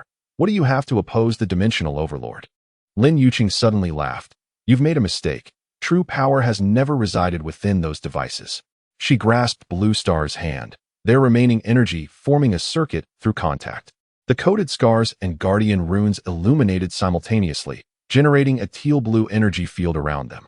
The fragment of the devourer exhibited hesitation for the first time. Impossible. The human body cannot withstand primordial coating. Blue Star felt energy surging within him, more potent than ever before. The Sharingan evolved instinctively, the tomo connecting into a new pattern. Remnants of Lin Yuqing's armor reconfigured into a lighter, yet more intricate form. Most astonishingly, they could now sense every inch of each other's energy flow, as if sharing the same nervous system. Not enduring, Lin Yuqing raised her hand, the energy field coalescing into a tangible light blade, but mastering. The fragment of the devourer lunged with a roar, countless spikes extending from the black mist. Blue Star spoke no words, a single thought conveyed to Lin Yuqing, who understood intuitively. She faced the onslaught, the light blade deftly parrying each attack. Blue Star maneuvered to the side, his Sharingan locking onto the black triangular entity within Maxim's chest. You cannot harm the great existence. The fragments of the devourer roared, and the black mist suddenly expanded, filling half of the stone chamber. The vision of Blue Star was engulfed by darkness, yet Lin Yuqing's energy perception, through the link, conveyed the true location to him. He formed a seal and unleashed the fire dragon technique. The flames transformed into a cerulean hue under the energy's enhancement, scorching the black mist and eliciting a piercing scream. Now, Lin Yuqing shouted as the armor released its final pulse wave, temporarily immobilizing the fragments of the devourer. Blue Star dashed forward, his fingers like blades aimed at Maxim's chest. Just as he was about to make contact with the black triangular entity, his Sharingan suddenly foresaw a terrifying image. Direct contact would lead to his own infection. In a split second, he transformed his thrust into a grasp, tearing down the amulet hanging from Maxim's neck. An ordinary carving of a scarab, yet etched on the back was a symbol reminiscent of the Guardian Core. That is of no use. The fragments of the devourer broke free from their restraints, and Maxim's body began to disintegrate. The ritual was complete. The portal was opening. A black light erupted from the altar, forming a vortex at the top of the stone chamber. The black triangular entity in the void sensed the summoning and struck with increasing frenzy. Blue Star noticed that 3 of the 7 colored chains had already snapped. We must close the portal. Lin Yuqing examined the scarab. Was this the key? Blue Star's Sharingan analyzed the symbol. No, it was a safety protocol trigger device. Look here, he pointed to the nearly worn-down engravings on the altar's edge, matching the back of the scarab. The fragments of the devourer realized their intentions and attacked frantically. The black mist surged like a tide, each droplet laden with corrosive energy. Back to back, Blue Star and Lin Yuqing defended themselves, but their energy was quickly depleting, and it seemed they would not hold out much longer. Blue Star, Lin Yuqing suddenly communicated through their mental link. I have a plan, but I need you to trust me. He instantly understood her intention. It was too dangerous. If they failed, there is no if, she stated, her gaze as resolute as steel. This was their only option. The fragments of the devourer coalesced into a massive claw aimed to strike. Gritting his teeth, Blue Star nodded, and at the last moment, he exchanged positions with Lin Yuqing. She met the giant claw head-on, buying him a precious second. He lunged toward the altar, pressing the scarab into the recess. In an instant, the entire stone chamber trembled violently. The altar's living metal patterns turned golden, and the blacklight vortex began to reverse. The black triangular entity in the void emitted an enraged roar, but it was forcibly dragged back into the depths by the remaining chains. No. The fragments of the devourer struggled madly. You do not comprehend what you have done. This dimension is destined for destruction. Without the great existence, the observer will. The voice cut off abruptly. The black mist was pulled back into the vortex, and Maxim's body fell to the ground like a tattered cloth. The vortex shrank increasingly smaller until it collapsed into a pinprick of blackness, then vanished completely. Silence. Blue Star collapsed to the ground, the code scars burning painfully from overuse. Lin Yuqing knelt beside him, her armor completely drained of energy, reverting to ordinary clothing. Both were battered and bruised, yet the altar had returned to tranquility, with only the ancient murals silently witnessing their battle. Is it over? Blue Star rasped. Lin Yuqing shook her head. It is merely a temporary reprieve. The main body of the devourer remains sealed within the dimensional rift, but the chains are damaged. She pointed to the mural, which clearly displayed that 3 of the 7 chains had broken. It would escape sooner or later. Struggling to sit up, Blue Star activated his Sharingan to automatically record the details of the mural. They needed to find a way to repair the chains or a means to permanently eliminate it. The Guardian's memories showed Lin Yuqing suddenly coughing, blood seeping from the corner of her mouth. The Weaver had left behind an ultimate weapon capable of completely annihilating the Devourer. But the cost was what? The user would also be erased. From all timelines, the two fell into silence. In the stone chamber, only the sound of their breathing could be heard. After a long while, Blue Star softly asked, "Where is this weapon?" "I do not know. The memory is incomplete." Lin Yuqing leaned against his shoulder. "Perhaps the council knows." Blue Star recalled the final warning from the Azure Scar Observer. It said the Devourer would track all harmonizers. Now they had lost the core and 3 harmonizers, yet they still bore their marks. Lin Yuqing traced the code scars on his arm. These were remnants of energy, perhaps sufficient to serve as a clue. In the distance, footsteps and shouts echoed. The Egyptian authorities had finally detected the anomaly. Blue Star helped Lin Yuqing up. "We must leave before we are branded as terrorists." They stumbled toward a concealed exit. As they traversed the narrow corridor, Lin Yuqing suddenly halted. "Blue Star, if it ultimately comes to using that weapon, let us find another way together." He interrupted her. 7 cycles, 7 doors, 7 harmonizers. The system must have other vulnerabilities. Morning light streamed through the exit, casting a golden hue over their battered bodies. Blue Star's Sharingan turned amber in the sunlight, reflecting Lin Yuqing's weary yet steadfast visage. Without words, they both comprehended that the journey ahead would be more perilous than any before. Pursuers had become the hunted. Allies were few, and they faced not only the Observer and the Devourer, but the entire established system. Yet, simultaneously, a peculiar tranquility enveloped them. The fusion of energies brought not only an enhancement of abilities, but a deeper transformation was underway. The boundaries of their consciousness began to blur, and a new form of existence, transcending individuality, was taking shape. Perhaps, Blue Star thought, this is the evolution the Weaver truly wished to witness, not to become a vessel, but to surpass the confines of being a vessel. Lin Yuqing seemed to hear his thoughts, gently grasping his hand. In the sunlight, the code scars resonated harmoniously with the faint glow of the guardian runes, akin to 2 stars finding each other in the depths of the cosmos. Chapter 31. The Labyrinth of Memories. Cappadocia, Turkey, in the underground city. Blue Star lit the last candle, the dim light flickering in the ancient stone chamber. It had been 3 days since their harrowing escape from the Egyptian pyramids, and they had found their way to this little-known underground refuge. Lin Yuqing lay on a makeshift mattress, soundly asleep, her chest rising and falling gently with each breath. Since overextending the Guardian's energy, she had succumbed to a state akin to a coma. Her body was unharmed, yet her consciousness was slow to return. Under the candlelight, Blue Star examined the code scars on his left arm. The marks left by the judgers had expanded since yesterday, now covering his entire left shoulder. Strangely, they no longer pained him. Instead, they bore an eerie sense of belonging, as if they were always meant to be a part of him. "Still no contact with Professor Chen?" he asked softly. A broken electronic voice crackled through the earpiece. "Signal interference after the Antarctic incident has rendered global communication entirely silent." Blue Star tossed it aside, rubbing his temples. Since the Judger's Gate had been sealed, anomalies had appeared worldwide. Auroras at the equator, brief gravitational failures, and peculiar time flow in certain regions. Most concerning was the increasing unreliability of ordinary electronic devices, as if some fundamental physical laws were being rewritten. He turned to Lin Yuqing, gently brushing a strand of hair from her forehead. Even in her comatose state, the guardian runes on her skin still glimmered faintly, resonating with his code scars.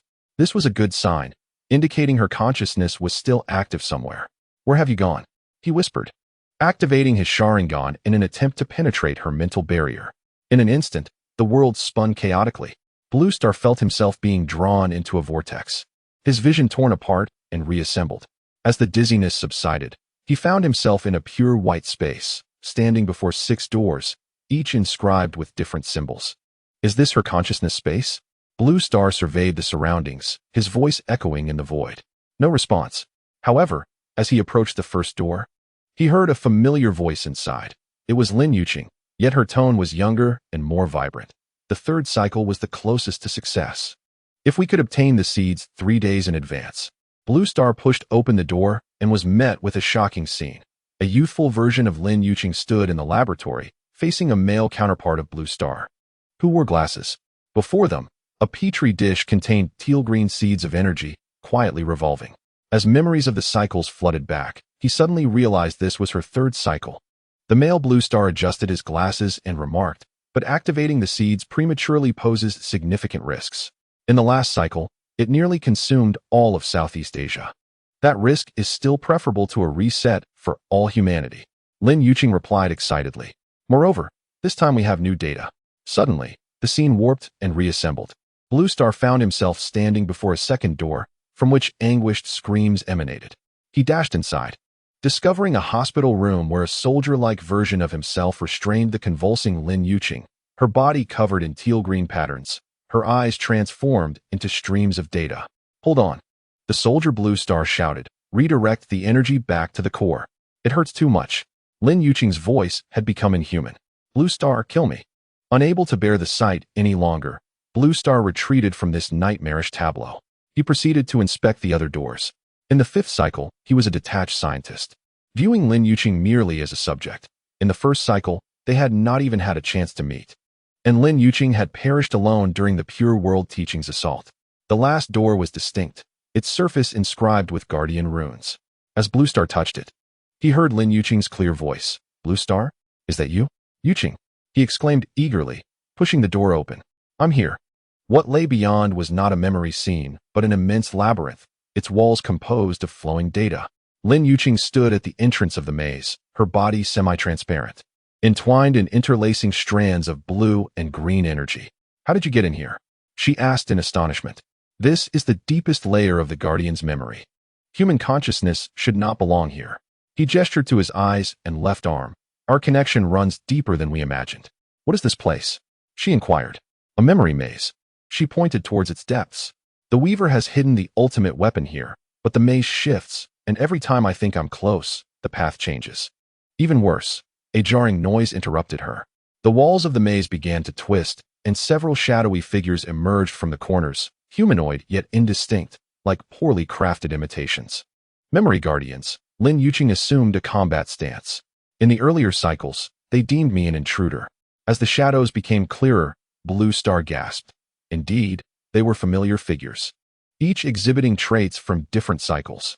Lin Yuqing from the third cycle as a scientist, the soldier Blue Star from the fifth cycle, even the young researcher from the first cycle, whom he had never met. They are not real, he whispered, merely projections of memory. But the damage is real. Lin Yuqing dodged an energy beam. In the realm of consciousness, injuries can affect the physical body. The soldier Blue Star raised his energy gun and fired. A bullet grazed Blue Star's cheek, leaving a burn. The genuine pain made him aware of the severity of the situation. He attempted to use his Sharingan to predict the attacks, but all 6 of his iterations struck simultaneously, each with a different pattern. We must break through them. Lin Yuqing created an energy shield. The weapon's design is hidden at the center of the maze. Blue Star nodded and suddenly charged at his fifth cycle self. The two engaged in close combat, and he was astonished to find not only were their moves identical, but their thought processes mirrored each other as well. You can't save her, the soldier Blue Star sneered, landing an elbow strike to his ribs. Every cycle ends with her death. It's fate. This time is different. Blue Star countered with a sweeping kick. We have the experience of 7 cycles. 7. The scientist Lin Yuqing abruptly halted her assault, but the system had only recorded 6. Blue Star and Lin Yuqing exchanged a glance, both realizing something simultaneously. The 7th cycle is not a continuation. Lin Yuqing's eyes widened. It's a brand new beginning. The Weaver has reset the entire protocol. The memory guardians suddenly froze, as if a pause button had been pressed. The walls of the maze began to reorganize, revealing new paths that had previously been concealed. They are restricted by the program, Blue Star observed cautiously. They can only comprehend the logic of 6 cycles. Seizing the opportunity, the two rushed deeper into the maze. The paths continuously shifted, yet Lin Yuqing now seemed able to anticipate the changing patterns, guiding them closer to the center. The Guardian's memory is merging with me, she explained while running. At first, it was painful, as if another existence were enveloping me. But now I understand. This is not replacement, but evolution? Blue Star helped her articulate, and she nodded, a flicker of worry in her eyes. But at what cost? Am I still Lin Yuqing? Or how much of me remains? At the center of the maze, an expansive circular space opened up, with a glowing triangular object suspended in the air, resembling the form of a devourer, but radiating a pure blue hue. As they approached, the triangular object projected a holographic image, a dizzyingly complex code rewriting reality on a cosmic scale. This is the weapon. Blue Star struggled to grasp the content. It's not a bomb or a ray. It's a fundamental code. A reality rewriting program. Lin Yuqing interpreted the Guardian's memory. Once activated, it will erase the target's existence from the quantum level, including all traces across every timeline. The image shifted to demonstration mode. An entity similar to a devourer was locked by the code, disintegrating from the most microscopic level. But horrifyingly, the user was similarly affected by the coding waves, vanishing like pencil marks erased by an eraser. Mutual destruction? Blue Star's throat tightened. Is there no other way? Lin Yuqing shook her head. The Weaver never intended for the user to survive when designing it. This is the last resort of the ultimate protocol. Silence enveloped them. Blue Star reached out to touch the projection, and the scene shifted to another setting. 7 apocalyptic gates forming some kind of energy network. If activated precisely, it could create a global protective shield in a short time. Wait, he exclaimed, this looks like an alternative plan. Lin Yuqing scrutinized it closely. It's not a weapon. It's a containment system. It can temporarily seal the devourer within dimensional gaps, but it requires her. She abruptly halted. 7 harmonizers to be activated simultaneously. We only have 3. No, 4, if we count the judges, Blue Star calculated. And the core of the Guardian has. It doesn't necessarily need original harmonizers. Lin Yuqing interjected suddenly. Look at this footnote. Any entity that can simulate its energy characteristics can suffice. They both glanced at each other. At the code scars on Blue Star's arm, and the Guardian runes on Lin Yuqing's body. We are living harmonizers. The realization struck Blue Star. So that's why the Devourer has been hunting us. The tranquility of the maze was abruptly shattered. The walls shook violently, and the Memory Guardians resumed their activity. But this time they did not attack. Instead, they formed a line, as if awaiting something. What is happening? Blue Star scanned the surroundings warily. Lin Yuqing's face turned pale. It's not the maze changing. Something is happening outside. Our physical bodies are under threat. The pain of reality surged like a tide. Blue Star felt a burning pain in his back, while simultaneously hearing Lin Yuqing's anguished groans. The maze began to collapse, forcibly pulling them back to reality. In the stone chamber of the underground city, acrid smoke filled the air. Blue Star awoke, coughing violently, realizing the ceiling was caving in. An acidic substance seeping through the cracks, corroding everything it touched. Lin Yuqing convulsed beside him, the Guardian runes flickering erratically. The pure world teaching has found us, she said with difficulty, blood seeping from the corner of her mouth. Blue Star scooped her up and rushed towards a concealed exit. Behind them, the stone wall was violently breached, and several humanoid creatures covered in black matter crawled in, emitting inhuman howls. Devourer-infected entities. He forcefully opened the hidden door leading to deeper darkness. How they managed to track him down was left unspoken. The answer was glaringly evident. The code scar on his left arm emitted a bright emerald glow, serving as a beacon. Lin Yuqing bore similar runes, pulsating with energy. They're hunting for living harmonizers. He gritted his teeth. The narrow tunnel descended, leading to an ancient subterranean lake. Blue Star pondered strategies as he ran. The discoveries within the labyrinth of memories might hold the key, but time was of the essence, and they were running perilously low on it. The lake's surface shimmered with an unnatural azure light. As they stumbled ashore, a familiar silhouette emerged from the water, the projection of the Azure Mark Observer. Though it appeared significantly weakened since their last encounter, a fissure in its head nearly extending to its neck. Candidates, its voice was intermittent. The council is divided. War. What war? Lin Yuqing managed to steady herself. Is it a civil war among the observers? The projection nodded. The Judicators cling to the original procedures, while the corrupt faction has allied with the Devourers. We are the minority. It suddenly distorted, seemingly affected by some interference. When it stabilized, its speech quickened. Listen carefully. The geophysical rules are collapsing. The corrupt faction has sabotaged the dimensional stabilizer. You must gather all harmonizer energies to restart the Judicator Gate. How? Blue Star pressed. We only have 7 living harmonizers. The Azure Mark Observer glanced behind them. A horde of infected entities surged from the tunnel, but more alarming was the figure at the center, Maxim, or rather what remained of his corporeal form. The black substance had transformed him into a grotesque entity, with a black triangular mass in his chest emitting countless tendrils, akin to a nerve bundle controlling the other infected. Run! Blue Star grabbed Lin Yuqing and leaped into the lake. The Azure Mark Observer summoned its last strength, forming an energy barrier on the lake's surface to temporarily halt their pursuers. Yet, the barrier weakened by the second, the black substance corroding it like acid. Listen to me. The observer's voice grew fainter. Find the other candidates before the 6 cycles of what? They're still alive? Lin Yuqing asked in shock. Not only are the energy signatures intact, but some special humans carry fragments. It began to disintegrate. Seek in the Himalayas. The infected breached the barrier. Blue Star and Lin Yuqing submerged, discovering a narrow waterway at the lake's bottom leading to an unknown realm. Just before their last breath of air ran out, they surfaced in a pitch-black cave. The other candidates the Azure Mark mentioned, Blue Star gasped. Are they referring to those of us with cyclical memories? Lin Yuqing felt her way through the darkness, perhaps. But does Himalayas refer to Mount Kailash? We've just come from there. She suddenly halted.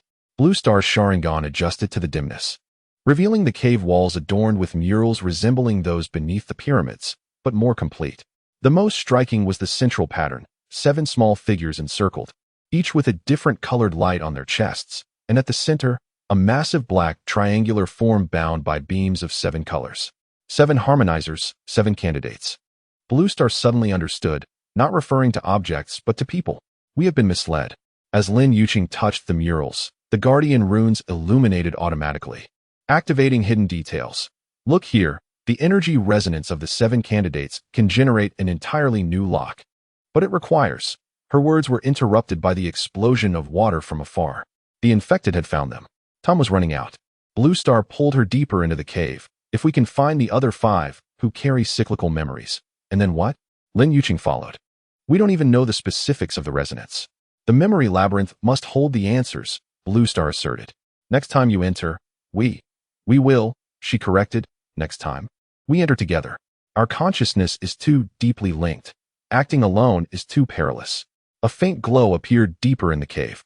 The two cautiously approached, discovering an ancient stone chamber, at the center of which lay a small metallic device shaped like a pyramid, with a triangular recess at the top. Another harmonizer? Blue Star queried, perplexed. Lin Yuqing shook her head. No, this is a navigation device. Look at the shape of the recess. She raised her hand. The guardian runes forming a similar pattern in her palm. It will guide us to find the other candidates. The sound of water approached from behind. Time was nearly up.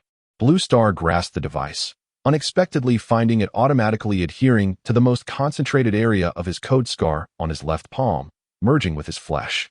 It recognized the harmonizer energy. Lin Yuqing observed. Now you are its vessel. The howls of the infected drew near, just as the two prepared for a final stand. The cave's ceiling suddenly cracked open, a beam of golden light pouring in, emanating from the energy signature of the Azure Mark observer, but purer and more potent. Hurry up, a stranger's voice called, throwing down a rope ladder, unless you want to become lunch for those things. Blue Star pushed Lin Yuqing up first, then followed closely behind. As they climbed out through the fissure, they were met by an unexpected rescuer, a young woman in her 20s, clad in ill-fitting guardian armor, wielding a weapon evidently modified from harmonizer fragments. Hello, candidates, she grinned, revealing sharp canines. I am Aya, a survivor of the 6th cycle, or rather, a fragment of my memory. Chapter 32, Fractured Cycles. The helicopter jolted violently over the Himalayas. Blue Star clutched the armrest tightly, gazing through the window at the sprawling snow-capped peaks below. Opposite him, Aya, the young girl who claimed to be a memory vessel of the 6th cycle, was intently adjusting her homemade energy detector, beads of sweat glistening on her brow. Confirm once more. Blue Star raised his voice to drown out the roar of the engine. Are you saying that each time cycle has a survivor carrying fragments of that cycle's memories? Without looking up, Aya replied, not a survivor, a vessel, like a hard drive backup. She tapped her temple. I have fragments of the 6th cycle's memories, primarily from the last few days. In that cycle, Lin Yuqing was my sister. Lin Yuqing looked up at this revelation. Since their escape from the cave, she had remained taciturn, her guardian runes more vibrant than usual, flickering with a bluish glow. The 6th cycle, she murmured. Is that the one where you detonated the seed energy in the lab, perishing alongside the purification sect? Aya grinned, revealing her canines. Exactly. But don't worry. This time we'll choose a different way to die. Blue Star frowned. The way this girl, seemingly not yet 20, spoke of death was unsettling. Yet, what troubled him more were the markings on her arm, reminiscent of his and Lin Yuqing's, a hybrid of code scars and guardian runes. How did you acquire these memories? He inquired. Ordinary people cannot. I'm not ordinary. Aya finally set the device down, lifting her shirt to reveal an ugly scar shaped like a triangle on her side. I was kidnapped by the purification sect when I was 9. They injected something into me. Ever since then, I've been having strange dreams about the apocalypse, cycles. And you too.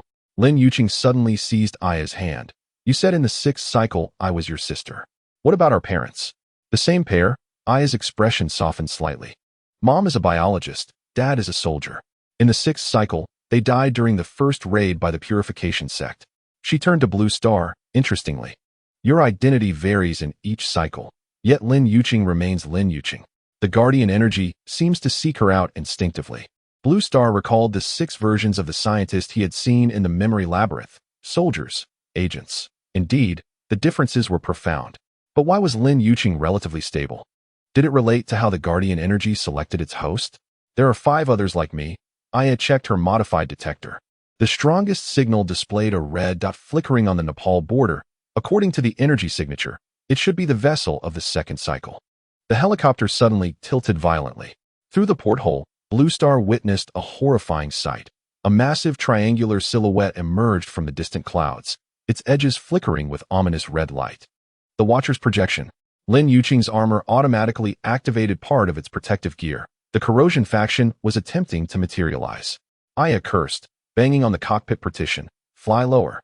Being illuminated by that thing will lead to immediate data conversion. The helicopter descended rapidly, almost skimming the mountain ridge. Blue Star's Sharingan captured energy beams sweeping across the ground from the projection space. Where they passed, trees disintegrated into digital particles instead of catching fire. The projection over Paris had devoured half the city just yesterday. Aya gritted her teeth, stating that the news called it a terrorist attack, but she made an explosion gesture. Lin Yuqing turned to Blue Star. The corrosion faction is weakening the dimensional barrier. Once enough Watchers materialize, they will be able to rewrite the rules of Earth from the physical plane. That is why we need to gather 7 candidates. Aya patted her bulging backpack, which contained a navigation device obtained from the cave. The 7 energy resonances could theoretically restore the barrier, at least in theory. Blue Star recalled the 7 figures in the mural. How do we do it? I don't know the details, Aya shrugged. My memory fragments cut off before the activation sequence. But the good news is that the helicopter has started to land. She pointed out the window. We have arrived. The 2nd cycle's vessel is in this temple. The helicopter landed on a small platform in the valley. In the distance, a Tibetan Buddhist temple was built against the mountainside, its golden dome shining in the sunlight. However, Blue Star's Sharingan immediately detected an anomaly. The energy field surrounding the temple was abnormal, the space refracting light like a distorted mirror. Someone arrived before us. He warned in a low voice. The energy signature is of the Pure World sect. Aya grabbed a modified weapon, a metal short staff embedded with a glowing blue fragment, then let us attack. The 2nd cycle's vessel is a llama named Zaxi. But her words were interrupted by an explosion. The eastern wing of the temple suddenly erupted in flames, thick black smoke billowing upwards. Several dark figures leaped from the blasted walls, moving swiftly across the snow.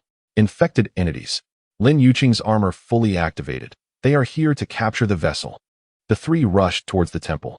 Along the way, Blue Star's Sharingan observed further details. The infected entities were not randomly destroying, but were purposefully searching for something. Most disturbingly, several of the infected were wearing monk robes. The temple's inhabitants had already been transformed. Split up and search. Aya shouted.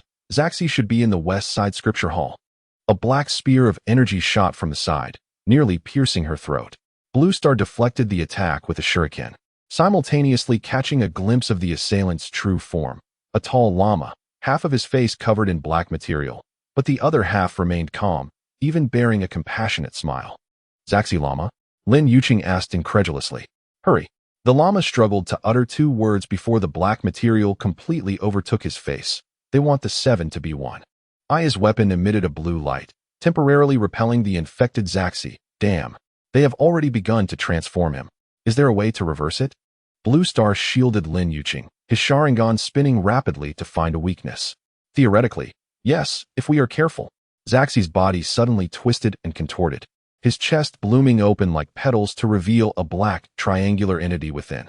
Unlike Maxim's, this triangular body bore golden patterns on its surface, as if 2 energies were contesting. He has not yet been fully controlled. Lin Yuqing exclaimed. The guardian energy is resisting, seizing the opportunity. Blue Star felt an unprecedented surge of energy pouring from his left hand, forming a solid light strand that ensnared Zaxi. Surprisingly, the black material recoiled upon encountering this energy, revealing more human skin. Effective. Keep going. Aya approached from another side, her weapon releasing pulses of a stable frequency.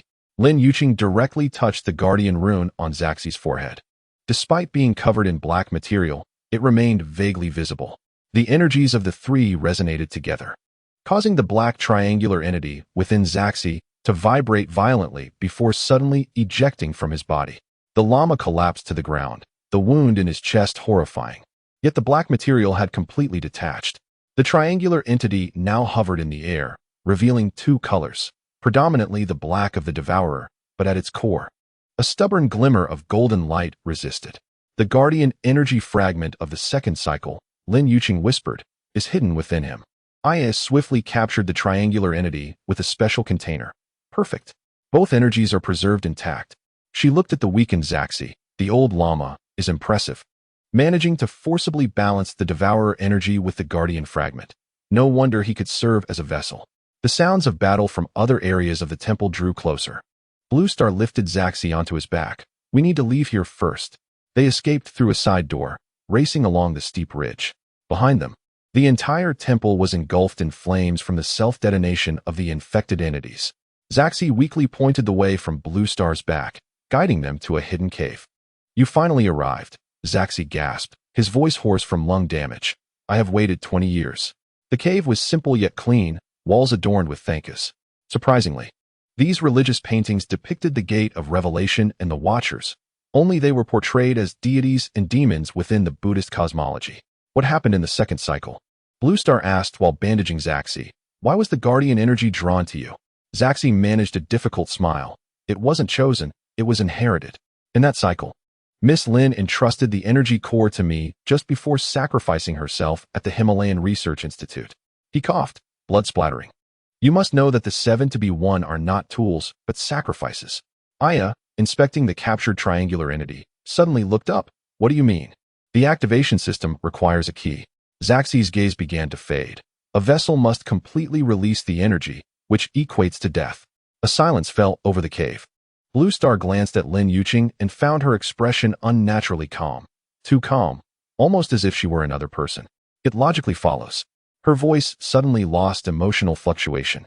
The resonance of the 7 energies requires a critical mass. Sacrificing one vessel is akin to detonating the device. She turned to Blue Star, her gaze unfamiliar, suggesting prioritizing Aya or Zaxi. Their energy purity is lower, thus having the least impact on the system. Blue Star felt a chill run down his spine. Yuqing?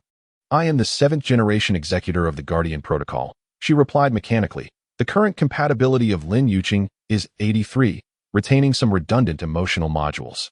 Aya gasped. This is bad. She has overused the Guardian energy. The original protocol is overriding her personality.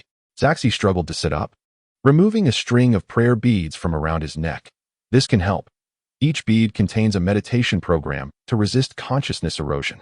Blue Star took the beads, his mind racing. In the labyrinth of memories, they had briefly merged consciousness before. Perhaps they could awaken the true Lin Yuqing that way once more. But the risk is immense. If it fails, he too might be assimilated by the protocol. There was no time to hesitate. He grasped Lin Yuqing's hand while pressing the beads against her forehead. Look at me. Do you remember our first encounter in Bermuda? You almost shot me.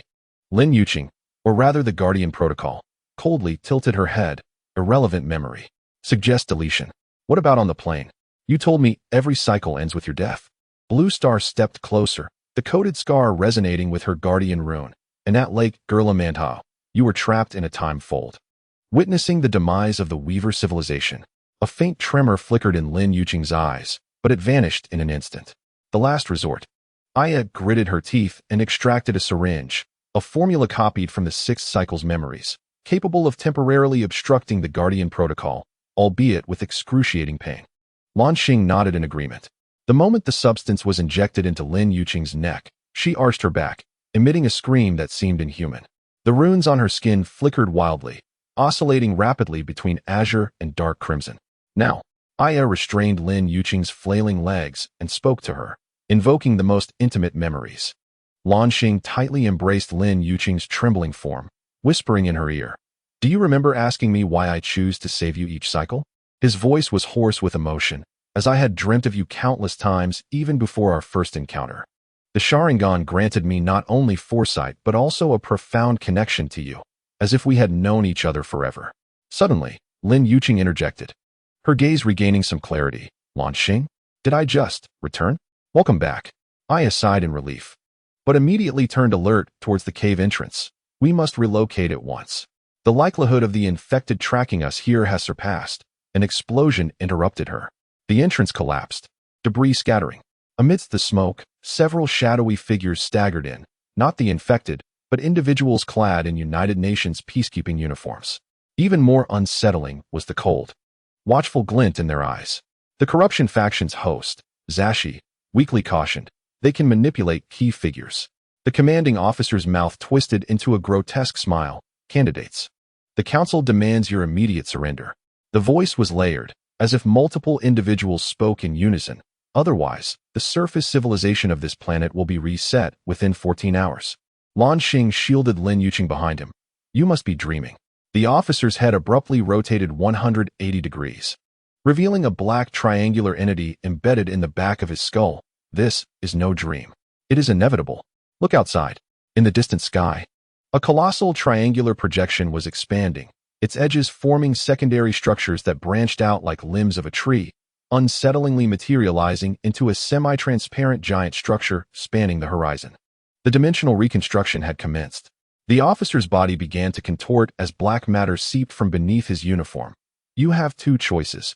Join the corruption faction for eternal life, or be reclaimed as ineffective specimens." Aya suddenly laughed. "Eternal life? Like you, reduced to a mass of walking tar?"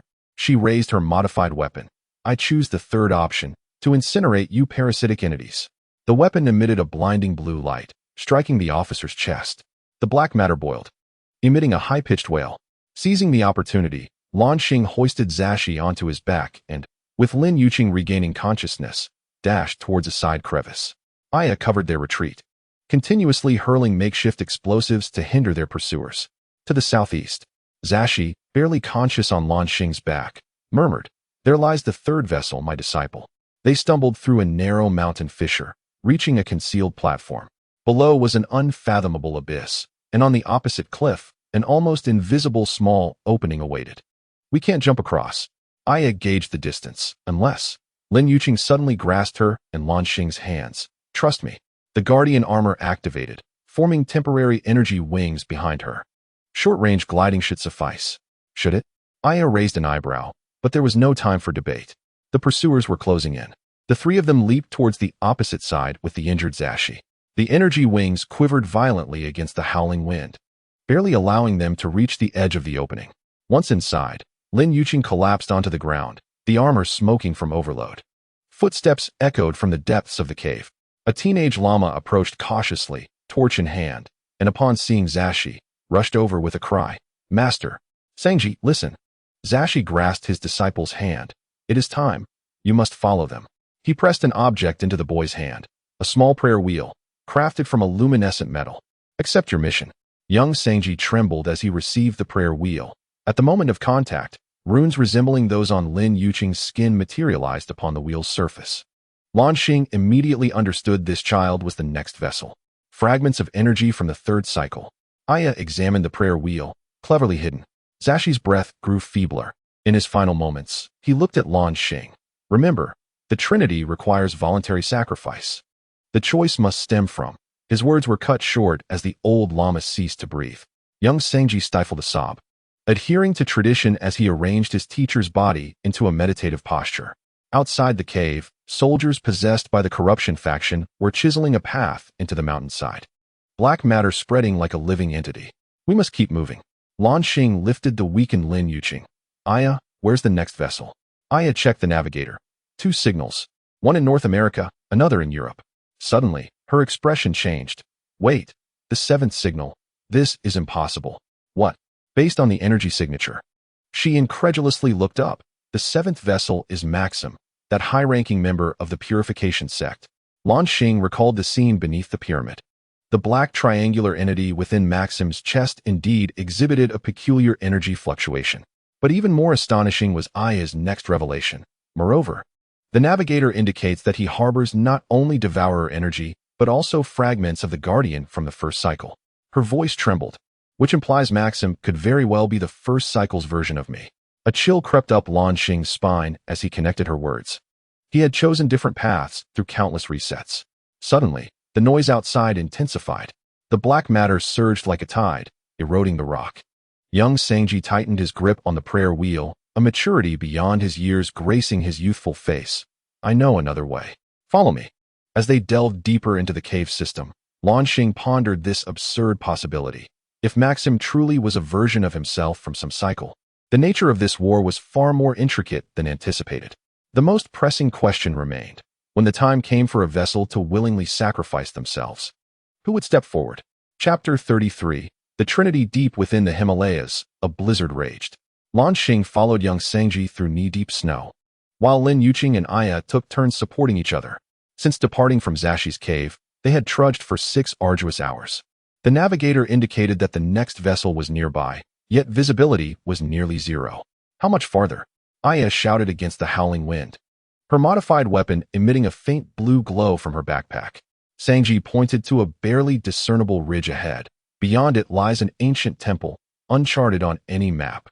Luan Xing's Sharingan barely penetrated the snowstorm, capturing the outline of a structure on the other side of the ridge, not a typical Tibetan monastery, but a more ancient, step pyramid-like edifice, astonishingly reminiscent of the weaver's architecture in the Antarctic city. That was not built by humans, Lin Yuqing gasped, her skin's runes glaringly visible amidst the snowstorm. The Guardian memories recognized it as a relic from a previous cycle. Upon finally reaching the base of the pyramid, the blizzard suddenly ceased, as if some force were controlling the weather.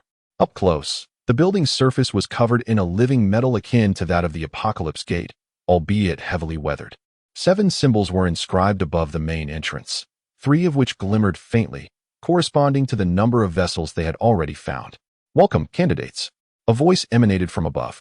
A tall man clad in a tattered monk's robe stood at the top of the steps, holding a prayer wheel identical to Sangji's. Surprisingly, he appeared European, with blonde hair and blue eyes contrasting starkly with his Tibetan garb. The 4th cycle vessel, Aya murmured, codenamed the Hermit. I have fragments of his memory. The Hermit descended the steps slowly, revealing a peculiar tattoo on his right arm, a fusion of code and Sanskrit. Blue Star immediately recognized the similarities between this and the coded scar on his left arm. We have been waiting for you for a long time. The Hermit spoke in English tinged with a German accent. The other 3 are already inside. The other 3? Blue Star asked alertly, as the navigation device only displayed energy signatures. The Hermit turned to Lin Yuqing, explaining that some vessels had learned to conceal themselves, such as you, the guardian of the 7th cycle. The interior of the pyramid was far more expansive than its exterior suggested, with corridors spiraling down in perfect helixes. The murals on the walls illuminated as they passed, narrating a story spanning millions of years. An advanced civilization, the Weavers, created a system of 7 gates, initially intended for the sharing of knowledge, which later transformed into a prison for their uncontrollable creations, the Devourers. In the circular hall at the lowest level, 3 figures were seated around a central hearth. Blue Star instantly recognized 2 of them. One was an archaeologist with whom he had crossed paths in Egypt, and the other a Silicon Valley genius he had seen on the news. However, the 3rd figure made him tense. Maxim, a high-ranking member of the Pure World sect who was supposed to have perished beneath the pyramid. Traitor! Aya instantly raised her weapon. Maxim calmly looked up, revealing a chest wrapped in bandages beneath his black robe. Disturbingly, his left eye had completely transformed into the pitch black of a devourer, while his right eye retained human features. If I were a traitor, his voice was surprisingly gentle, I would not have brought them here. The archaeologist, a vessel of the 5th cycle, stood to mediate. Maxim was the first to locate this temple. Without him, we could not have activated the navigation beacon to draw you here. But he harbors devourer energy. Lin Yuqing's armor activated. Look at his eyes. This was indeed the case. The Silicon Valley genius, a vessel of the 3rd cycle, adjusted his glasses, revealing complex data on his tablet.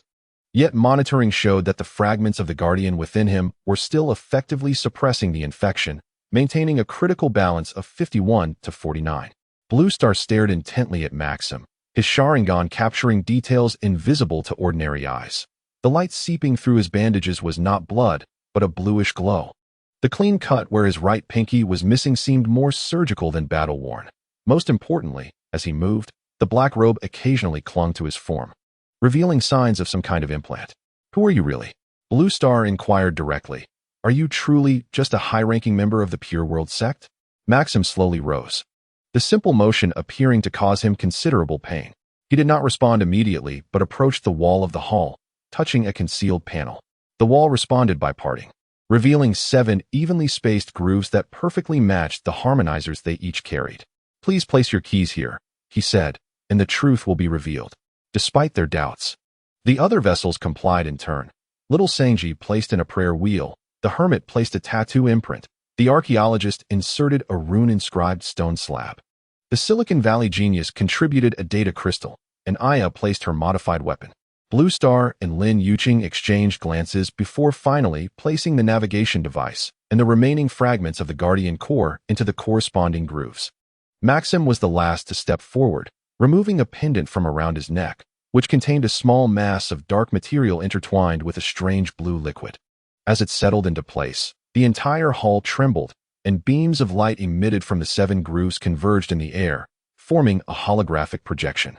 The projection displayed fragments of the 7 cycles from perspectives never seen before. Each cycle's conclusion was not a complete reset. Rather, a survivor was marked by the system, carrying fragments of memory into the next cycle. Most shocking was the footage from the first cycle. It depicted a younger Blue Star, resembling his current appearance, making a crucial choice in a laboratory, perfectly overlapping with Maxim's figure now. "You are Blue Star," his voice caught in his throat. Maxim, or rather the Blue Star of the first cycle, began to unravel the bandages from his chest. "In the initial cycle, we failed. Lin Yuqing died during the Pure World sect's first assault, and I did not even have the chance to know her." As the bandages fell away, the coded scar beneath mirrored that of Blue Star's left arm. "When the system reset, I forcibly retained my memories, at the cost of partially digitizing my body." The holographic image switched to the aftermath of the first cycle, the younger Blue Star confronting the Overseer in a white void, choosing to join the Pure World sect for internal intelligence. "I thought I could change the outcome," Maxim sighed, but each cycle ended in a similar manner. Until the 7th cycle, when the system unexpectedly granted you a new beginning. Lin Yuqing's face turned pale. "So you have been observing us?" "Guiding, to be more precise." Maxim re-wrapped his bandages, ensuring this cycle did not follow the same path as the previous 6.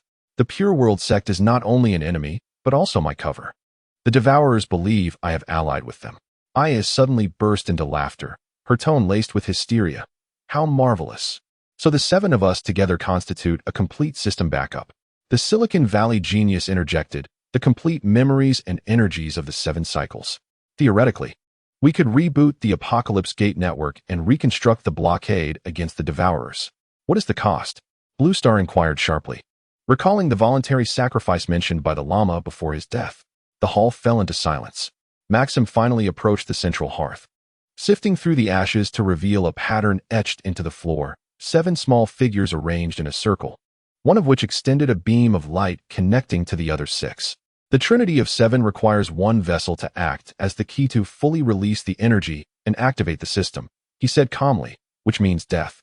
The projection timely displayed similar scenes from the first 6 cycles, where each time a vessel attempted to activate the system, they failed due to insufficient numbers or impure energy. The only near success occurred in the 6th cycle, when Aya's sister Lin Yuqing sacrificed herself, but this merely delayed the awakening of the Devourers. "Now it is different," the archaeologist pointed out. "We possess the complete 7 energies, and the purity is up to standard. But who will be the sacrifice?"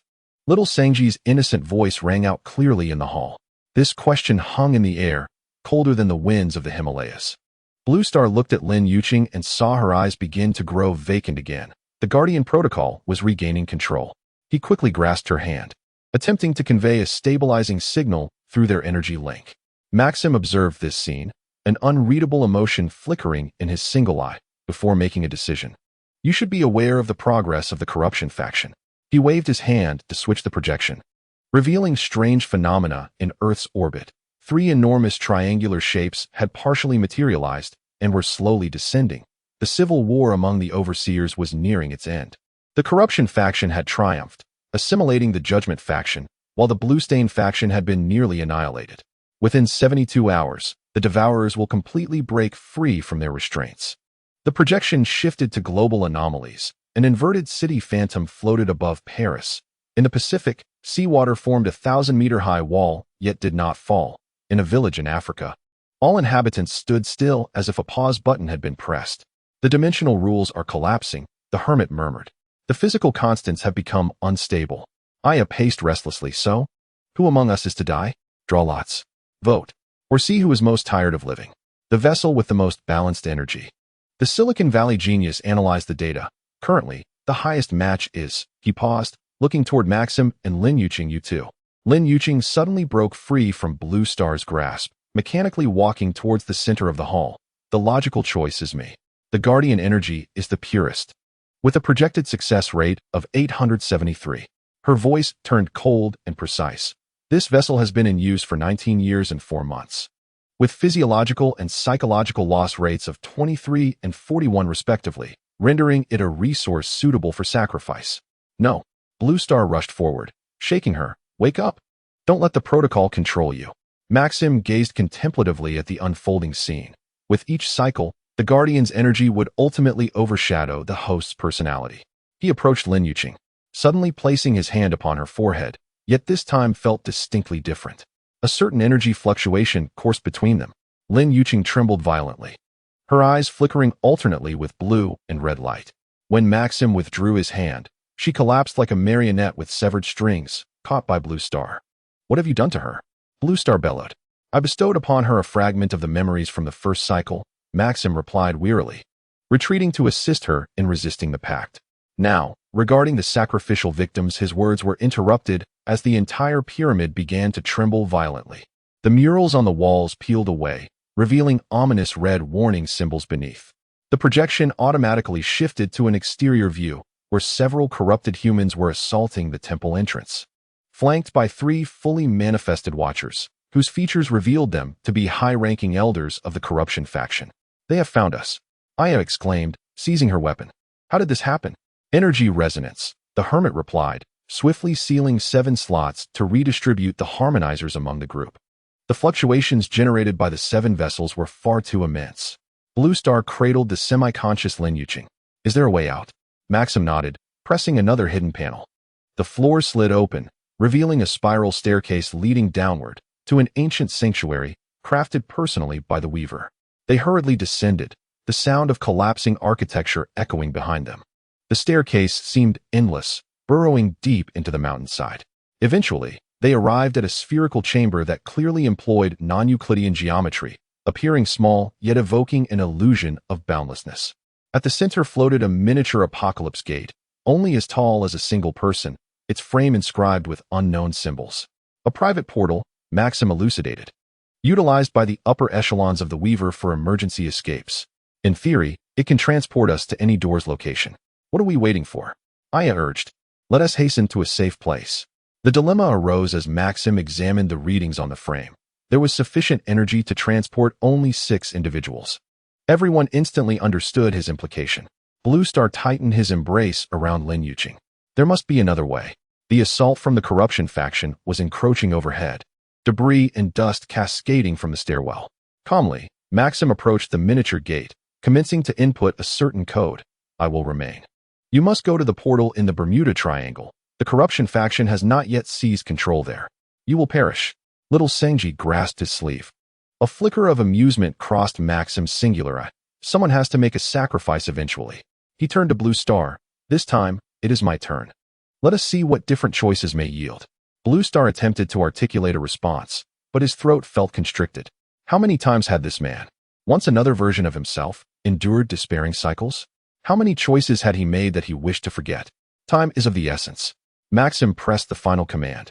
The miniature gate began to glow. Remember, once we reach Bermuda, activate the resonance program immediately. Do not hesitate. Do not. A tremendous roar interrupted him. The stairwell collapsed entirely, and a torrent of black substance cascaded downward. The voice of the corruption faction's watchers reverberated through the space. Surrendering is the only rational choice. Maxim forcefully shoved the three nearest individuals towards the activated portal. Go. Blue Star followed closely behind, and in the final moment before leaping into the light, he saw Maxim turn to confront the deluge of black matter, arms outstretched to form some sort of energy barrier. Then the world transformed into light. When their vision returned, they found themselves standing in the central hall of the underwater temple in the Bermuda Triangle, the very place where their journey had commenced. The portal closed behind them, leaving an everlasting void. Is he dead? Aya's voice trembled. Blue Star glanced at the navigational device in his hand. The light representing Maxim had indeed vanished. Yet, more alarmingly, the instrument now displayed the locations of other apocalypse gates on Earth turning red one by one, signifying that the corruption faction was seizing control of the entire network. We have no time to mourn. The archaeologist examined the temple's control panel and, according to Maxim's instructions, initiated the resonance program without delay. But we are only 6. Little Senji pointed out, the Trinity requires 7 vessels. Suddenly, Lin Yuqing stirred from Blue Star's embrace, weak yet alert. No, Maxim's energy still lingers. She pointed to her forehead. He bestowed upon me a fragment of the Guardian's essence from the first cycle. It is sufficient to fill the void. Blue Star assisted her into a sitting position. Are you certain you can manage? The Guardian's pact is temporarily suppressed. She managed a faint smile. Thanks to another version of you, I possess his memories. Her gaze grew complex, reflecting the profound suffering he had endured, far beyond what they could fathom. Aya had already begun arranging the equipment. Then let us commence. The 6 formed a circle, with Lin Yuqing at the center as the bridge. As they took their positions and retrieved their respective harmonizers, the temple suddenly convulsed violently. Sea water gushed in from the cracks in the ceiling, and a piercing sound of metal tearing resonated from afar. The corruption faction has traced the transmission. The hermit shouted, they are breaching the door. There was no time to hesitate. The 6 simultaneously activated their energy codes, scars, guardian runes, modified weapons, prayer wheels, data crystals, and ancient tablets. All their radiance converged upon Lin Yuqing at the center. She levitated into the air, her body gradually becoming translucent, revealing the intricate energy network within. Blue Star felt his consciousness drawn into a shared space. Memories from 6 cycles surged like a torrent, revealing countless versions of himself and Lin Yuqing grappling and sacrificing across different timelines. Most striking were the complete memories from the first cycle, depicting how Maxim, in despair, chose to infiltrate the purification sect, how he subtly guided events in every cycle, and how he reignited hope upon witnessing new possibilities in the 7th cycle. System initiating, a mechanical voice resonated in everyone's minds. Trinity protocol activated. Sacrifice mode selected. 1. Energy release 2. Consciousness upload. Lin Yuqing's voice echoed within the shared space. Choose the second option. Maxim's consciousness resides within me. If uploaded to the system core, the others immediately concurred. The moment the program was initiated, the entire expanse of the Bermuda Triangle erupted into a tumult of golden light, soaring skyward. The screams of the corruption faction's watchers pierced through the water layers, as the black substance dissolved like snow under sunlight. Blue Star struggled to maintain his consciousness within the torrent of energy, witnessing Lin Yuqing's body beginning to crystallize, yet her eyes retained the light of humanity. He desperately attempted to reach for her, but was thwarted by an invisible force. Do not fear, her voice resonated directly in his mind. This is not the end, but merely a different form of existence. As the golden light peaked, 7 voices simultaneously echoed above every apocalypse gate worldwide, employing the ancient language of the Weavers, yet all humanity inexplicably understood the meaning. System reset initiated. Corruption protocol terminated. Dimensional barriers under repair on land. People watched in terror and awe as the immense triangular projection in the sky began to disintegrate, black matter raining down like a deluge, yet transforming into harmless ashes midair. The inverted city phantoms above Paris gradually faded. The waters of the Pacific collapsed thunderously, and the village caught in a time freeze revived with life. In the underwater temple, the golden light gradually diminished. Blue Star staggered towards the center, where only a crystalline statue of Lin Yuqing remained, her expression serene as if in slumber. Yet, upon touching the crystal's surface, a faint warmth coursed through him. She is still alive, Aya whispered, in some form. The hermit examined the temple's main control panel. The system indicated that her, or rather their, Consciousness now permeated the entire network of apocalypse gates, neither fully alive nor entirely dead. Little Senji knelt before the crystal, softly reciting incantations. Silicon Valley geniuses and archaeologists have begun to investigate how to stabilize this state. Blue Star presses his forehead against the crystal, the scars of code resonating subtly with the surface of the crystal, on a level only he can perceive. A familiar voice gently responds, "I am still here, just more dispersed. Find a way to bring me home." Tears blur his vision, yet a resolute smile graces his lips. Regardless of how many dimensions he must traverse or puzzles he must unravel, he is determined to find a way to restore her completely. For this is not merely a promise, but an inevitable truth that has occurred countless times in a cycle worth persevering.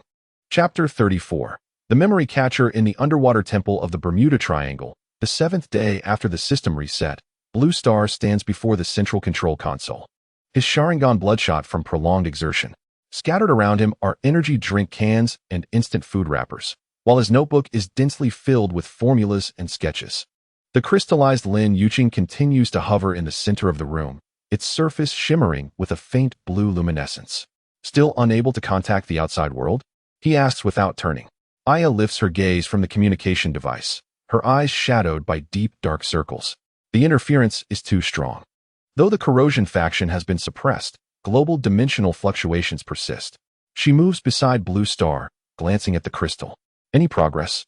Blue Star gestures towards his makeshift consciousness scanning device, pieced together from temple components and navigational instruments. 6 cycles, 6 energy peaks.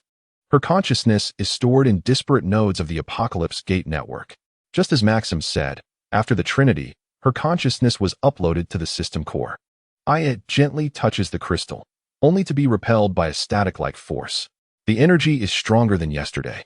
Because I have found fragments of her in every layer of memory within each cycle, Blue Star explains, projecting a hologram that displays 6 light points circling the central crystal. With each fragment returned, the crystal's energy stabilizes further. Aya's eyes widen. Wait, you personally entered the system? That's the quantum consciousness network. A single misstep, and your brain could be turned to mush. My Sharingan and code scars can protect me.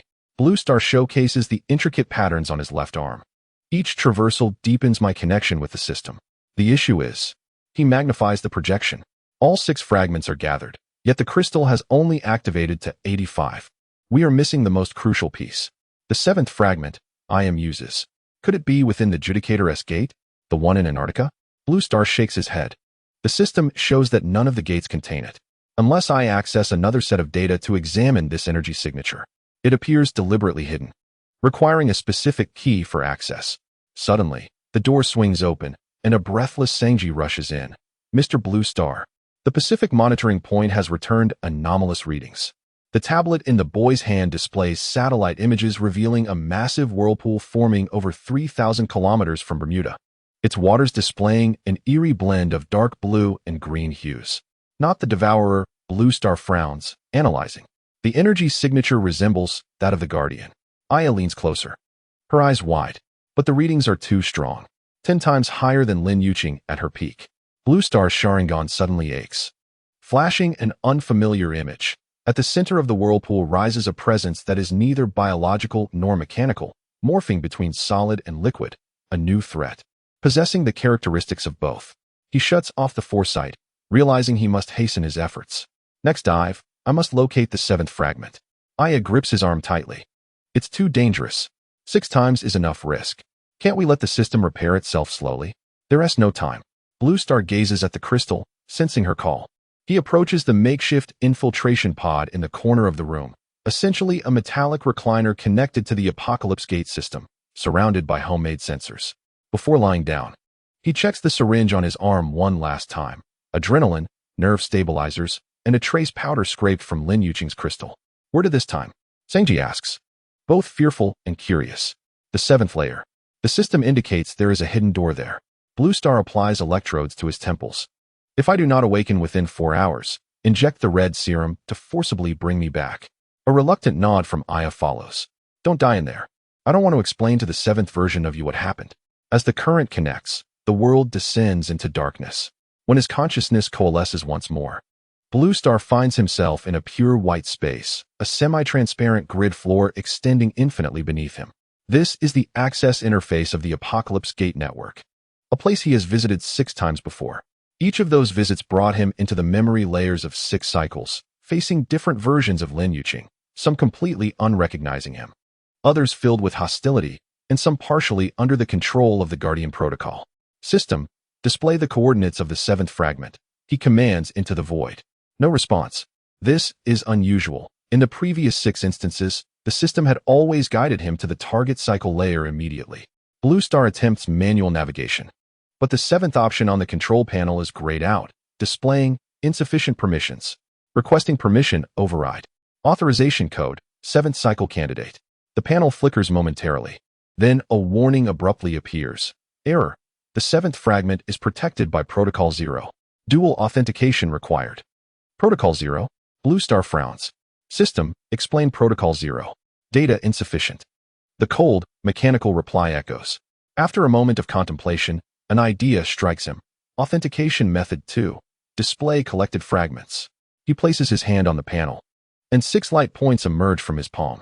After a brief analysis, the white space warps, the ground splitting open to reveal a spiraling staircase leading downward, identical to the one Maxim had shown him in the Temple of the Himalayas. Indeed, Blue Star murmurs. The 7th fragment is related to the 0 cycle. The staircase seems endless. With each descent, the surrounding scenery grows increasingly bizarre. The walls are composed of flowing data, occasionally solidifying into fragments of memories, familiar scenes alongside completely foreign ones. Most unsettling are those that portray him, markedly older in some cycles, while in others, he appears almost as a child. At last, the staircase culminates at a great black door. 7 symbols are carved into the frame, 6 of which glow, while the topmost one remains dull and lifeless.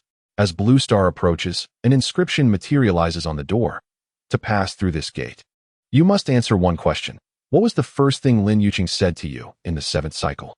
Blue Star is taken aback. The question appears simple. Yet upon deeper reflection, it is treacherously cunning. Each cycle begins with different words from Lin Yuqing, and the system is clearly testing whether he truly belongs to the 7th cycle. He closes his eyes, recalling the moment after the reset when he first encountered her in Bermuda. At that time, she had aimed a gun at him and said, "Don't move, or I'll shoot." Blue Star recites, "Then I said, we were supposed to be teammates," to which she replied, "I have no teammates." The door silently glides open. Inside lies a circular room. At its center, a glowing orb, indeed the 7th fragment. Yet even more astonishing is the presence of another figure within the room, Maxim, or rather, the Blue Star from the 1st cycle. "I knew you would come." Maxim's projection is clearer than in life, almost corporeal, arriving 12 hours earlier than I had anticipated. "Are you real or a system simulation?" Blue Star inquires warily. "Does it matter?" Maxim smiles. "What is important is the reason I am here waiting for you." He gestures towards the luminous orb. That is not an ordinary memory fragment. It is the key to the 0 cycle. What exactly is the 0 cycle? The system has never mentioned it. Maxim's projection flickers momentarily, because it represents the greatest failure of the Weavers. Before officially initiating the 7 cycles, they attempted a prototype test, the 0 cycle. The outcome was far worse than the Devourer disaster. The walls of the room suddenly transformed into a screen, displaying a horrifying image. A silvery substance engulfed an entire galaxy, converting everything into a mere data structure. The Weavers referred to it as the Purifier. They believed that a perfect existence should eliminate all organic components, completely digitizing the universe. The image shifted, revealing how the Weavers sealed the Purifier deep within the 7th gate and reset the entire experiment. The 0 cycle was erased from official records, yet the core of the system retained the entrance. Lin Yuqing's 7th fragment was caught at that very entrance. Luan Xing approached the luminous sphere. "So, she remembers the 0 cycle?" "Not entirely." Maxim shook his head, "but her consciousness structure is unique. Each cycle is the same person, unlike us who have different versions.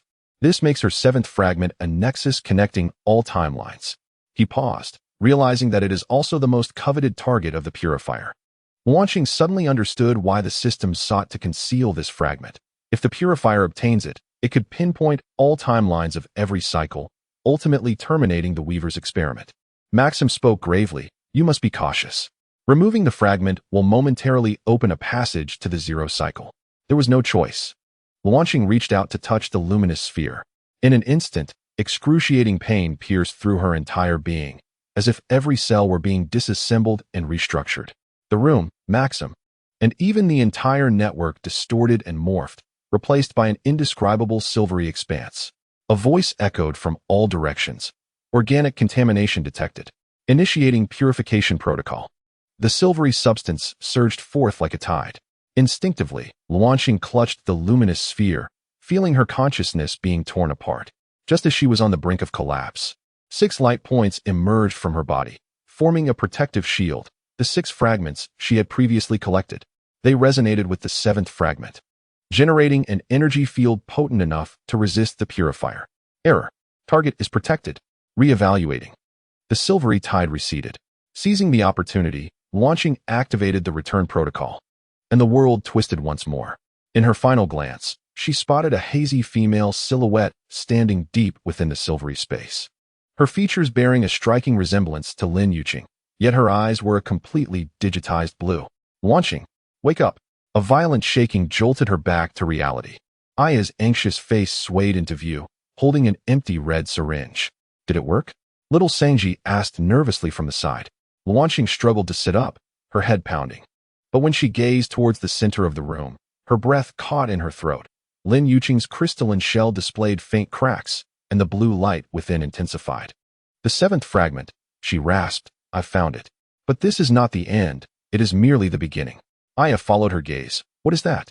Within the crystal, 7 light points could be discerned slowly converging, but at the center was an imperceptible silver speck, discordant with the other energies. The mark of the zero cycle. Luan Xing fought to stand. The purifier had already taken notice of us. Suddenly, the entire temple shook violently. Sparks erupted from the control panel, and seawater gushed in from the cracks in the ceiling. The Pacific anomaly has erupted. Aya checked the monitor screen, her voice sharp with fear. That thing is moving towards us. On the screen, a dark azure vortex had expanded tenfold, with a blurred gigantic humanoid form rising at its center. Each step creating towering waves upon the sea. Most terrifyingly, its energy signature simultaneously embodied the darkness of the Devourer and the blue light of the Guardian, yet belonged to neither entirely. A new existence, Luan Xing recalled the premonitory image, possessing the characteristics of both. Little Sangji suddenly pointed at the crystal. Look, the cracks are widening, accompanied by a sharp cracking sound. A beam of blue light shot forth from the fissure, forming a hazy holographic image in the air, Lin Yuqing's face. Though her expression was unnaturally serene, almost inhuman, the holographic image of Luan Xing spoke, her voice infused with an electronic synthetic quality. I have seen all cycles, all possibilities. Yuqing? Luan Xing reached out to touch the image, but only encountered empty light. Can you return? Not entirely. The image shook its head. Too dispersed. I need an anchor point. Aya suddenly understood. She requires a physical connection, just like the Trinity ceremony. Without hesitation, Luan Xing approached the crystal, placing her hands on its surface. The coated scars immediately illuminated in a blinding turquoise, reacting violently with the blue light within the crystal. The cracks spread like a web, more beams of light shot forth, forming intricate optical structures within the room. Not enough. Aya shouted, more energy input is needed. She and little Sangji joined in, each contributing their feeble energy. The crystal now shone like a miniature sun, its shell shedding in large chunks. The holographic image grew increasingly clear, gradually revealing Lin Yuqing's complete bodily outline. Just then, an ear-splitting impact resonated from the temple's outer wall. Something colossal was attacking from outside. Water poured in like a waterfall from newly formed cracks, quickly rising to their ankles. It's here, Aya exclaimed in terror. It will be here in no more than 3 minutes. Her words were drowned out by the thunderous explosion of the crystal. A blinding light filled the entire room, rendering everyone temporarily blind. When their vision returned, Lin Yuqing, real and corporeal, lay on the crystal base, her chest rising and falling faintly. Luan Xing rushed forward to embrace her, scarcely believing the sensation was real. Her skin still bore the runes of the Guardian, yet they were now more intricate. As her eyes opened, her irises displayed an unprecedented azure hue, with data streams flickering deep within her pupils. I have returned, she said weakly, her voice echoing with the resonance of 7 cycles. but I have brought back something that should not have been returned. The temple trembled violently once more, this time as an entire wall collapsed, revealing a horrifying sight outside. A giant composed of dark azure matter loomed over them. Its head a perfect triangle devoid of facial features, only an ever-changing pattern of energy. The purifier, Lin Yuqing struggled to stand. It has tracked the mark of the zero cycle. The new existence extended its hand, a gaping vortex forming in its palm. Just as it was about to strike, a golden beam descended from above, striking its arm with precision. The giant emitted a scream unlike any creature, staggering back. In the sky, 3 projections of watchers hovered there, remnants of the Blue Scar faction, each head bearing similar fissures. "Run," the leading watcher shouted, the voice belonging to one who had once aided them. "We will hold it off. Use the temple portal." Luan Xing scooped up the still weak Lin Yuqing, with Aya and little Sangji following closely behind, racing towards the small teleportation device on the other side of the room. As they leaped into the portal of light, the last thing they saw was the collective self-detonation of the watchers, forming an energy storm, and the purifier giant being temporarily repelled. The portal transported them to the underground city of Cappadocia, Aya's safe house.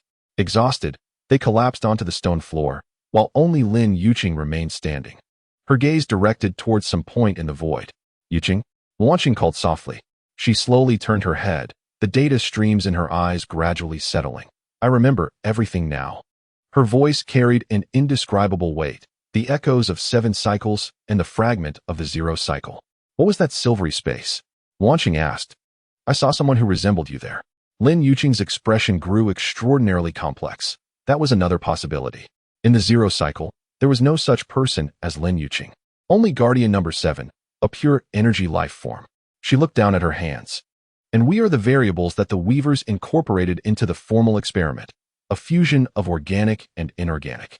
Aya gasped. "So that's why every cycle is Lin Yuqing? Because the Weavers wanted to test if organic life could embody a perfect existence?" Lin Yuqing nodded, suddenly staggering slightly.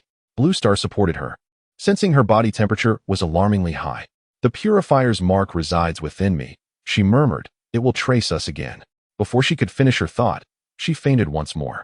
Blue Star gently laid her on a makeshift bed and turned to the startled Aya and little Sangji. "Rest for 2 hours. Then we shall seek the remaining vessel hermits, archaeologists, and Silicon Valley geniuses. If the purifier truly approaches, we require the complete trinity to resist it." Outside, the skyline shimmered ominously with an ethereal silver light. Even from this distance, Blue Star's Sharingan discerned the data-structured clouds expanding at an unnatural pace. The nightmare of the zero cycle had begun to seep into this world. Chapter 35. The Silver Truth in the underground city of Cappadocia. Within the safe house, Blue Star wiped Lin Yuqing's feverish forehead with a damp cloth. 3 days had passed, and her high fever showed no signs of abating. Beneath her skin, the guardian runes and silver marks flickered like opposing armies locked in battle within her veins. Most terrifying were her brief moments of lucidity when her eyes transformed entirely into a data flow of blue, speaking in a voice that was not her own. Her temperature spiked again. Aya checked the rudimentary monitoring equipment. 403 degrees. "If this continues, get some ice," Blue Star interrupted, unwilling to entertain that possibility. Little Sangji dashed out of the room, having become their sole connection to the outside world in recent days. The safe house was nestled in the most concealed corner of the underground city, once a refuge for early Christians fleeing persecution. The ancient carvings on the stone walls formed a bizarre contrast with the modern electronic devices in the corners. Blue Star's gaze fell upon the device in the center of the room, the consciousness connector pieced together from temple components. Their only hope of linking with other vessels in the outside world. Suddenly, Lin Yuqing grasped his wrist with an inhuman strength. Her eyes opened, but all that was visible was the whites, with data streams flickering across the surface of her pupils. Coordinates 34815, 386. Her voice bore an electronic synthetic quality. The lowest level of the church. The answer lies there. "Yuqing?" Blue Star gently tapped her cheek. "What church?" "Guardian number 7. She, or rather, it, corrected. The Lin Yuqing vessel is temporarily offline. I am the surveillance protocol of the zero cycle." The data flow momentarily calmed, revealing her original irises. "It wishes to take you. Do not believe." Before she could finish, her body convulsed violently, silver light surging beneath her skin. Blue Star rushed to hold her down, but was repelled by an invisible force. Lin Yuqing levitated into the air, her limbs stretching unnaturally, her hair swirling as if alive. When her mouth opened again, her voice had entirely transformed into a mechanical tone, an unstable amalgamation of organic and inorganic. Purification is imperative. Aya seized a modified weapon. Damn, it's taken over again. Don't shoot. Blue Star blocked her. You will harm Lin Yuqing's body. The floating figure turned toward them, its facial contours subtly shifting, becoming more angular and almost inhuman. What you call the purifier is merely a system cleaning protocol. The zero cycle was prematurely terminated, leaving behind a dangerous, incomplete existence. We must rectify this error. Blue Star cautiously approached, his Sharingan capturing the minute fluctuations of energy. What error? Lin Yuqing? Or me? Oh. Guardian number 7's hand suddenly gripped her own throat, as if battling something. You are an unintended product of the experiment. Its voice began to stutter. To the church coordinates, the silver light abruptly extinguished. Lin Yuqing fell like a marionette with severed strings, caught by Blue Star. She was drenched in cold sweat, breathing rapidly. But her eyes had returned to their human form. It's growing stronger, she gasped. Each time it emerges, it takes away some of my memories. Little Sangji returned with ice and immediately placed it on Lin Yuqing's forehead. Aya was already searching for that coordinate on the map. Found it. She pointed to the screen, indicating the underground church of Dalinkyu, the deepest purification room. It was said that early Christians performed exorcisms there. Blue Star furrowed his brow. Exorcisms are hiding something. Lin Yuqing weakly grasped his sleeve. Don't go into a trap. No, we must go. Blue Star gently stroked her face. Each time Guardian number 7 appears, it mentions that place. There must be crucial clues. Then I'll go with you. Aya began to gather equipment, while Sangji tended to Lin Yuqing. No. Blue Star shook his head. You continue trying to contact the other vessels. If there is indeed danger in the church, we will need backup. He conducted a final check of his weapons, several shurikens, homemade explosive talismans, and most importantly, the minuscule powder scraped from Lin Yuqing's crystal, sealed within a syringe. Before departing, he pressed a soft kiss on Lin Yuqing's lips, and a complex emotion flickered in her eyes. Come back, she whispered, before I completely vanish. The underground city of Dalinkyu was 10 times larger than the safe house, a vast labyrinth capable of accommodating 20,000 people. Blue Star descended along the steep steps, the humidity in the air increasing. The ancient candlesticks on the walls had long been replaced by modern electric lights, but at this moment, the power was out, forcing him to rely on the night vision granted by his Sharingan. The area indicated by the coordinates was sealed off by iron bars, adorned with a sign declaring it an archaeological restricted zone. Blue Star easily pried open the lock and ventured deeper.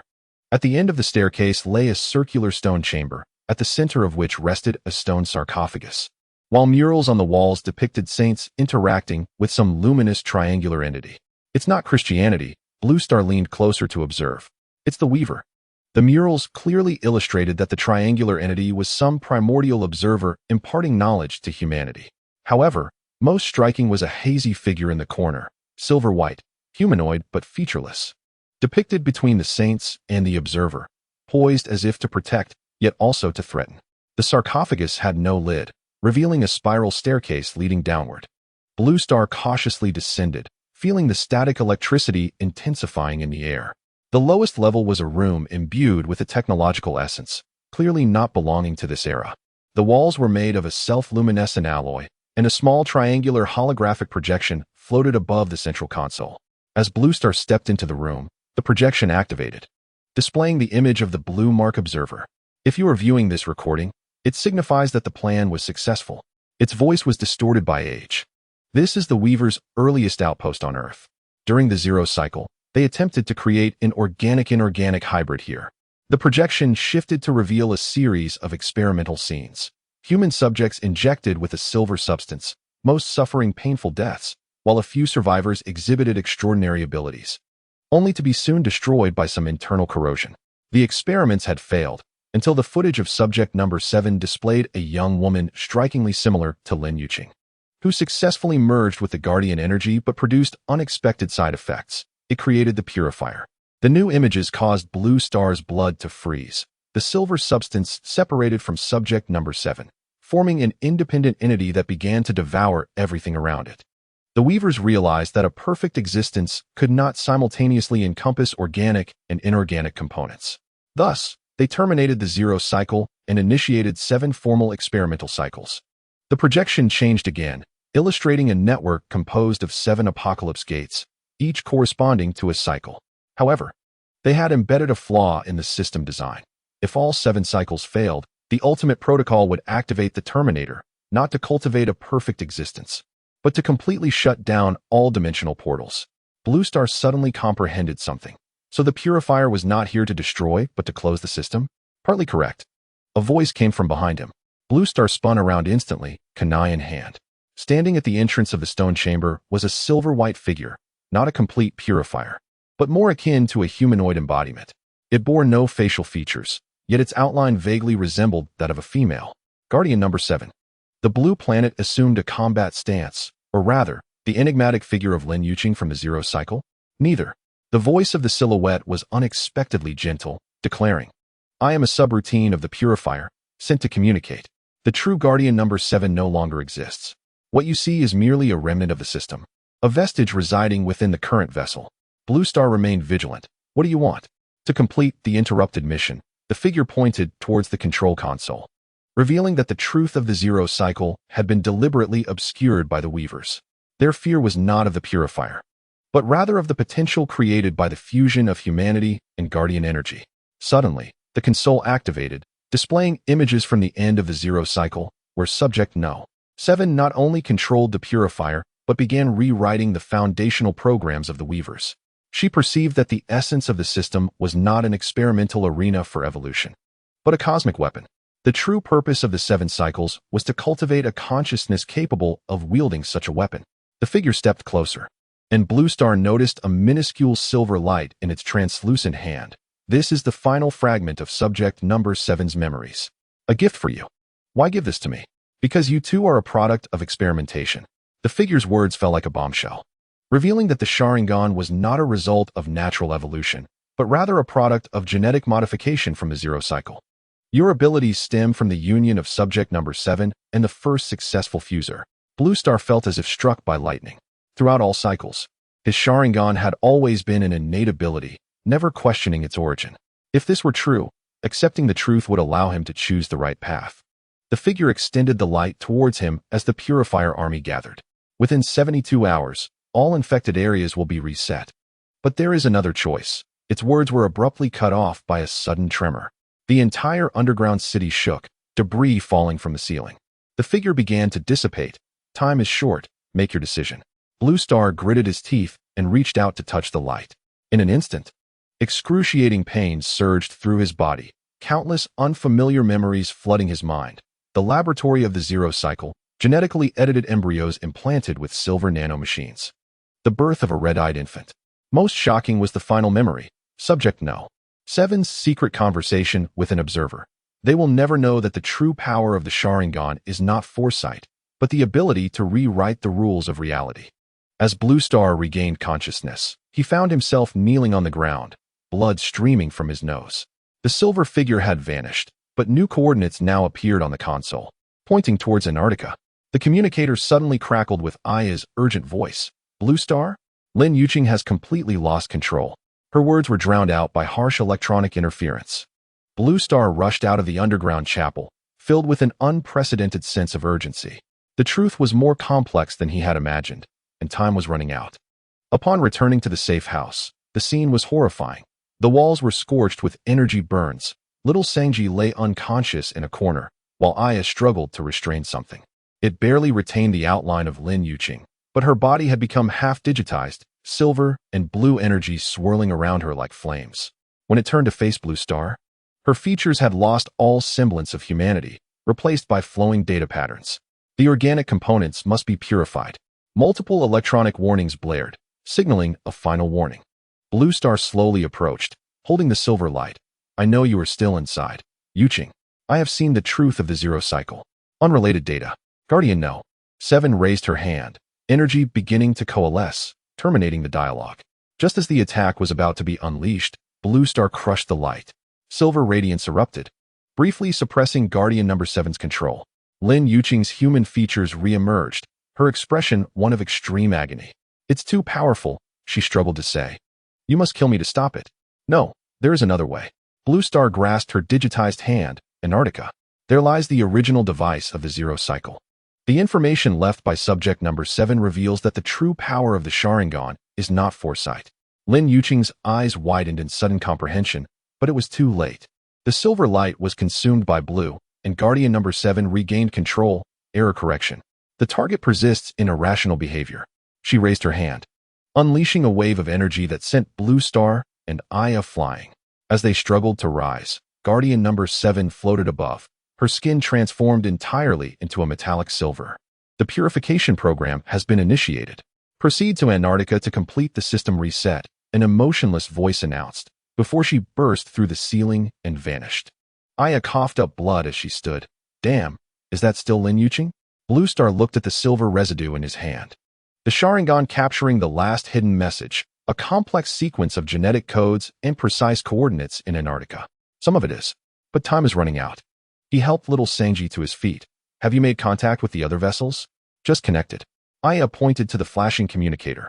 "The hermit and the archaeologist have met in Tibet."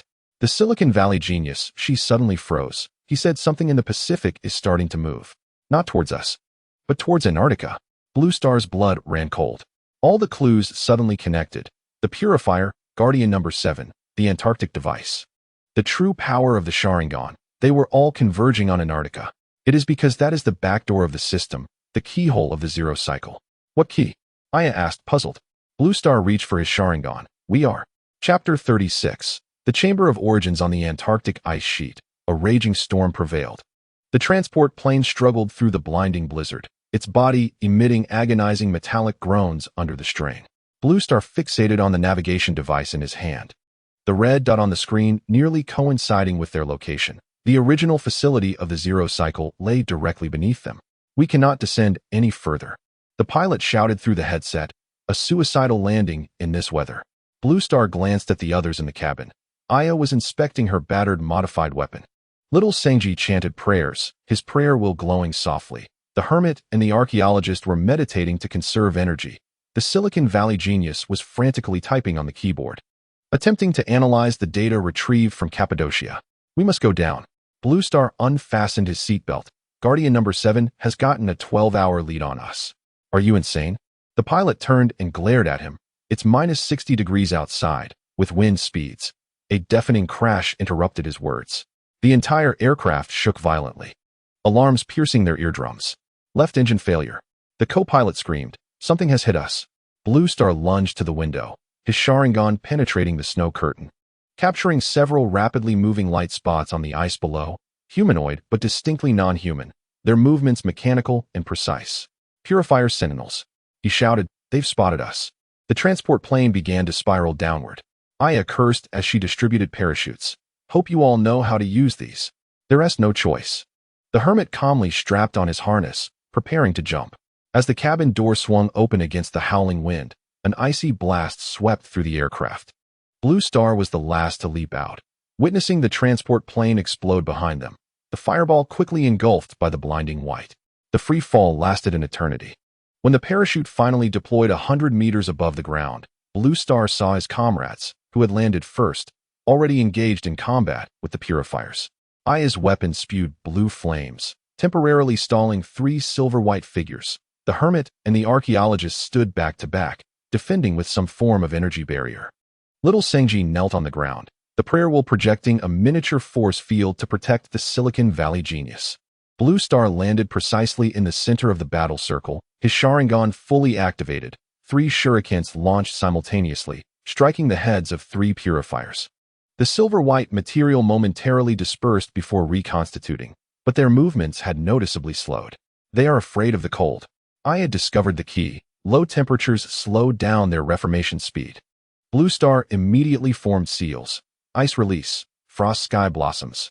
The unutilized ninjutsu naturally manifested through the code scar, and the Sharingan birthed new abilities under pressure. Suddenly, a blizzard intensified, sending countless ice crystals slicing towards the purifiers, temporarily freezing them. "Let us go." He grasped little Sanji. "Where's the entrance to the facility?" The Silicon Valley genius pointed to a nearby ice mound. The underground scan indicates a hollow structure. Abruptly, his tablet displayed abnormal readings. Energy activity was detected. Guardian No. 7 had arrived. They trudged through knee-deep snow towards the ice mound. Upon closer inspection, it became evident that this was not a natural formation, but ice and snow covering some kind of structure. Blue Star, enhanced by the code scar, melted the ice at the entrance, revealing a metallic door identical in material to that discovered in Cappadocia, but larger and more intricate. The door featured 7 slots arranged in a circle with an eye-shaped pattern at the center. The hermit immediately understood 7 vessels were required.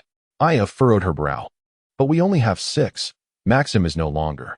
A sudden thought struck Blue Star, and he produced the powder collected from Lin Yuqing's crystal. The 7th piece is here. They each placed their harmonizers into the slots, while Blue Star scattered the powder on the central eye pattern. The door silently slid open, revealing a spiraling passageway leading downward, with walls that emitted an eerie bluish-white glow.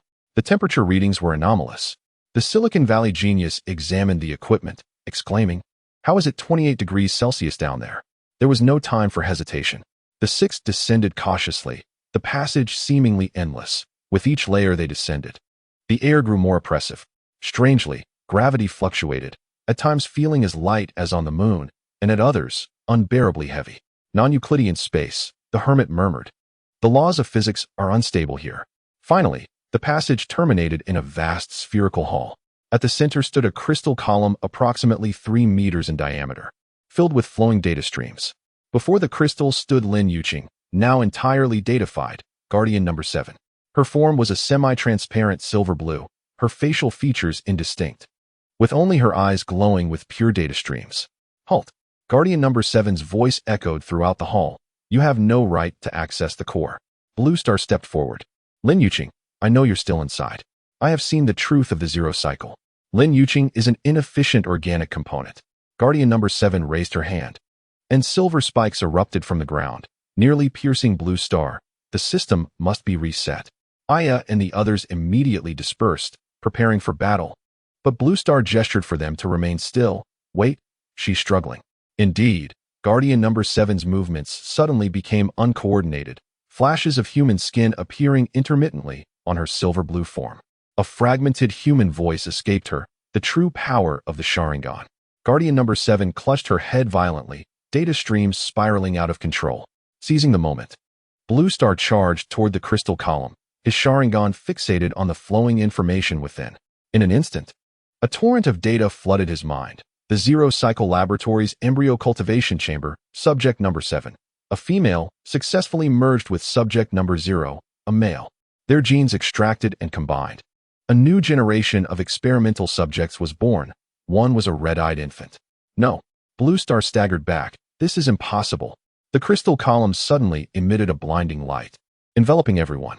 The world twisted and reformed, revealing them standing in the memory scene of the Zero Cycle, in a pristine white laboratory. 2 figures stood before the cultivation chamber, Subject No. 7, strikingly similar to Lin Yuqing, and Subject No. 0, bearing Blue Star's Sharingan.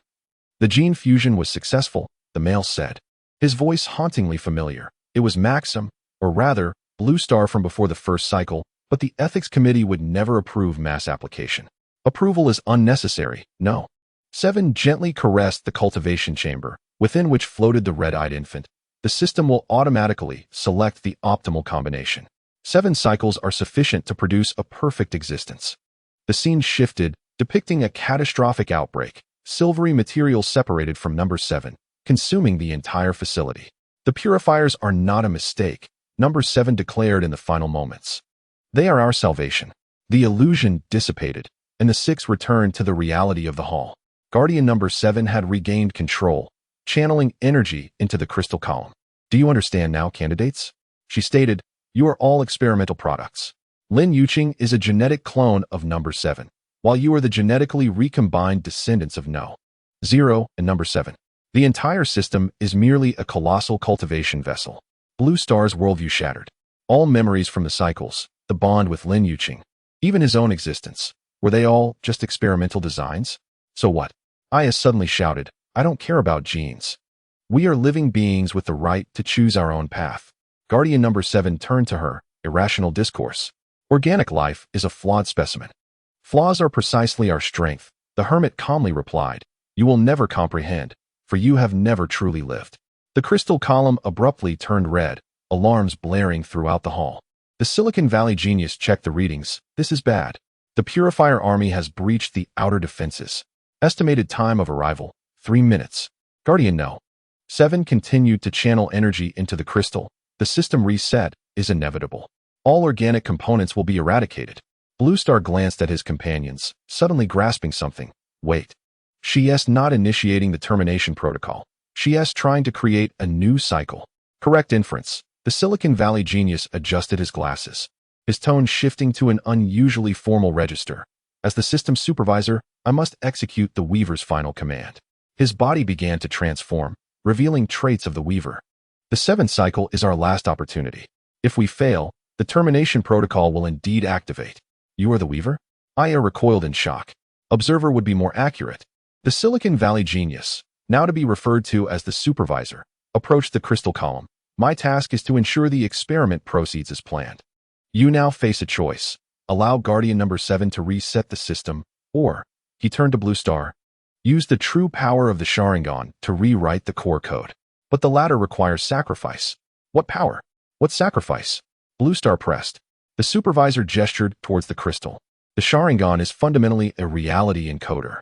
In the 0 cycle, subject number 0 could alter local physical laws with thought. The cost was becoming part of the system. Just as I am now, Guardian number 7 interjected. The sound of ice cracking echoed from above. The Purifier Army had arrived. The moment of decision, the supervisor stated impassively. Choose. Allow her to fully transform into the Guardian number 7 control system, or sacrifice yourself to rewrite the rules. One or the other. Blue Star gazed at the struggling Lin Yuqing, her human features diminishing, her datafication exceeding 85. Memories from the 7 cycles flashed through his mind, each of her deaths. Each reunion after a reset, the silent promises exchanged in their gazes. I choose a third path, he suddenly declared. Without waiting for the supervisor's reaction, Blue Star dashed toward Lin Yuqing, disregarding the searing pain of the silver energy scorching his skin, and embraced her tightly. You're committing suicide, the supervisor warned. Physical contact will accelerate your datafication. Indeed, Blue Star's left arm was beginning to transform into a semi-transparent blue. Yet he held her even tighter. His Sharingan meeting Lin Yuqing's data stream eyes. Listen to me. I remember every moment from each cycle. In Bermuda, you pointed a gun at me. Analyzing seed energy on the plane, while trapped in the fears of time, folds beneath Lake Kailash. His voice choked as he recalled the note you secretly slipped into my pocket before sacrificing yourself in the 3rd cycle to detonate the laboratory. I remember in the 5th cycle, after you transformed into an infected being, you turned the gun on yourself in your final moment of clarity. I remember your eyes filled with loneliness when you declared, I have no teammates, at the onset of the 7th cycle. Incredible events began to unfold as Lin Yuqing's digitization started to reverse. The silvery blue hue faded, revealing human skin. The data-streamed eyes regained their irises and pupils. This was impossible. The overseer staggered back, astonished.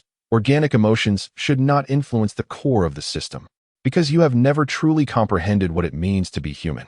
The Blue Star continued to gaze at Lin Yuqing, who increasingly resembled her, saying, Do you remember your words when you awakened in Cappadocia? Take me home. This is home, not a place. But within each other's eyes. Lin Yuqing interjected suddenly, her voice fully restored to human qualities. I remember all cycles. All of you. At that moment, the purifiers surged into the hall, yet unexpectedly, they ceased their assault and stood silently. The foremost purifier, a manifestation that had appeared in Cappadocia, stepped forward, emotional resonance confirmed. The final agreement of the 0 cycle meets the criteria. The overseer was struck dumb. What final agreement? There is no record of this in the system. This was secretly implanted by Subject 7 before her demise, the purifier explained. She foresaw that the Weaver would distort the purpose of the experiment, thus implanting this trigger. If 2 opposing entities could achieve pure emotional resonance at the core of the system, the crystal pillar erupted in an unprecedented golden light. The entire facility trembled, and ancient symbols on the walls reconfigured into a new design, no longer cold geometric shapes, but a beautiful fusion of organic curves and inorganic precision. Perfect existence is neither purely inorganic nor purely organic. Luan Xing, fully restored, rose from the embrace of the blue star, her guardian runes now harmoniously intertwined with code scars, representing a balanced union of both emotion and reason, chaos and order, as we have learned throughout the 7 cycles. The overseer collapsed to the ground. Was the weaver wrong? The purifiers collectively turned toward the crystal pillar, beginning to disintegrate into silvery particles, merging into the golden light. Our mission is complete, the manifestation declared. The redemption protocol for Subject 7 has been activated. The system will operate as originally designed, not to cultivate weapons, but to safeguard balance. The golden light gradually coalesced, forming a stable double helix structure within the crystal pillar, one blue, one silver, entwined. Luan Xing touched the crystal, effortlessly bringing forth a holographic interface, witnessing all the apocalypse gates come online once more. The Overseer Council restored its initial settings. The Devourers were permanently sealed within dimensional rifts. Aya whistled. So did we win? No, the Blue Star replied, gazing at his semi-digitized left arm. This is merely a new beginning. The system reset implies that the memories of the 7 cycles will gradually fade. Luan Xing grasped his hand, the price being the preservation of their emotional bond. We will not forget each other, but we will forget the specific experiences. The Overseer slowly rose, a complex expression on his face. The Weavers will know what transpired here. They will not relinquish control over this system. Then let them come, the Blue Star declared, his Sharingan glimmering with unprecedented brilliance. Now, this system has acquired a new guardian. As they departed the Antarctic facility, the blizzard had ceased. Beneath the clear night sky, the auroras danced like ribbons. The 6 stood on the icy expanse, observing the fading energy imprints upon each other. What comes next? Asked little Sangji, as the prayer will cease to glow. Luan Xing gazed into the distance, rebuilding, learning, growing. She intertwined her fingers with the blue stars. Perhaps one day, when the Weavers return, they will be ready. The Blue Star said nothing, merely tightening his grip on her hand. In his Sharingan, he beheld countless possible futures branching out, some dark, some bright, but all shared a singular truth. Those unforgettable eyes, which he traversed 7 cycles to never forget, would forever remain with him. And in some white space beyond dimensions, 3 overseers encircled a triangular platform, observing it all. The central figure, with a subtle blue crack upon his head, nodded imperceptibly. The 7th cycle had concluded, yet a wholly new phenomenon, unforeseen by the Weavers, was just beginning to awaken. The end.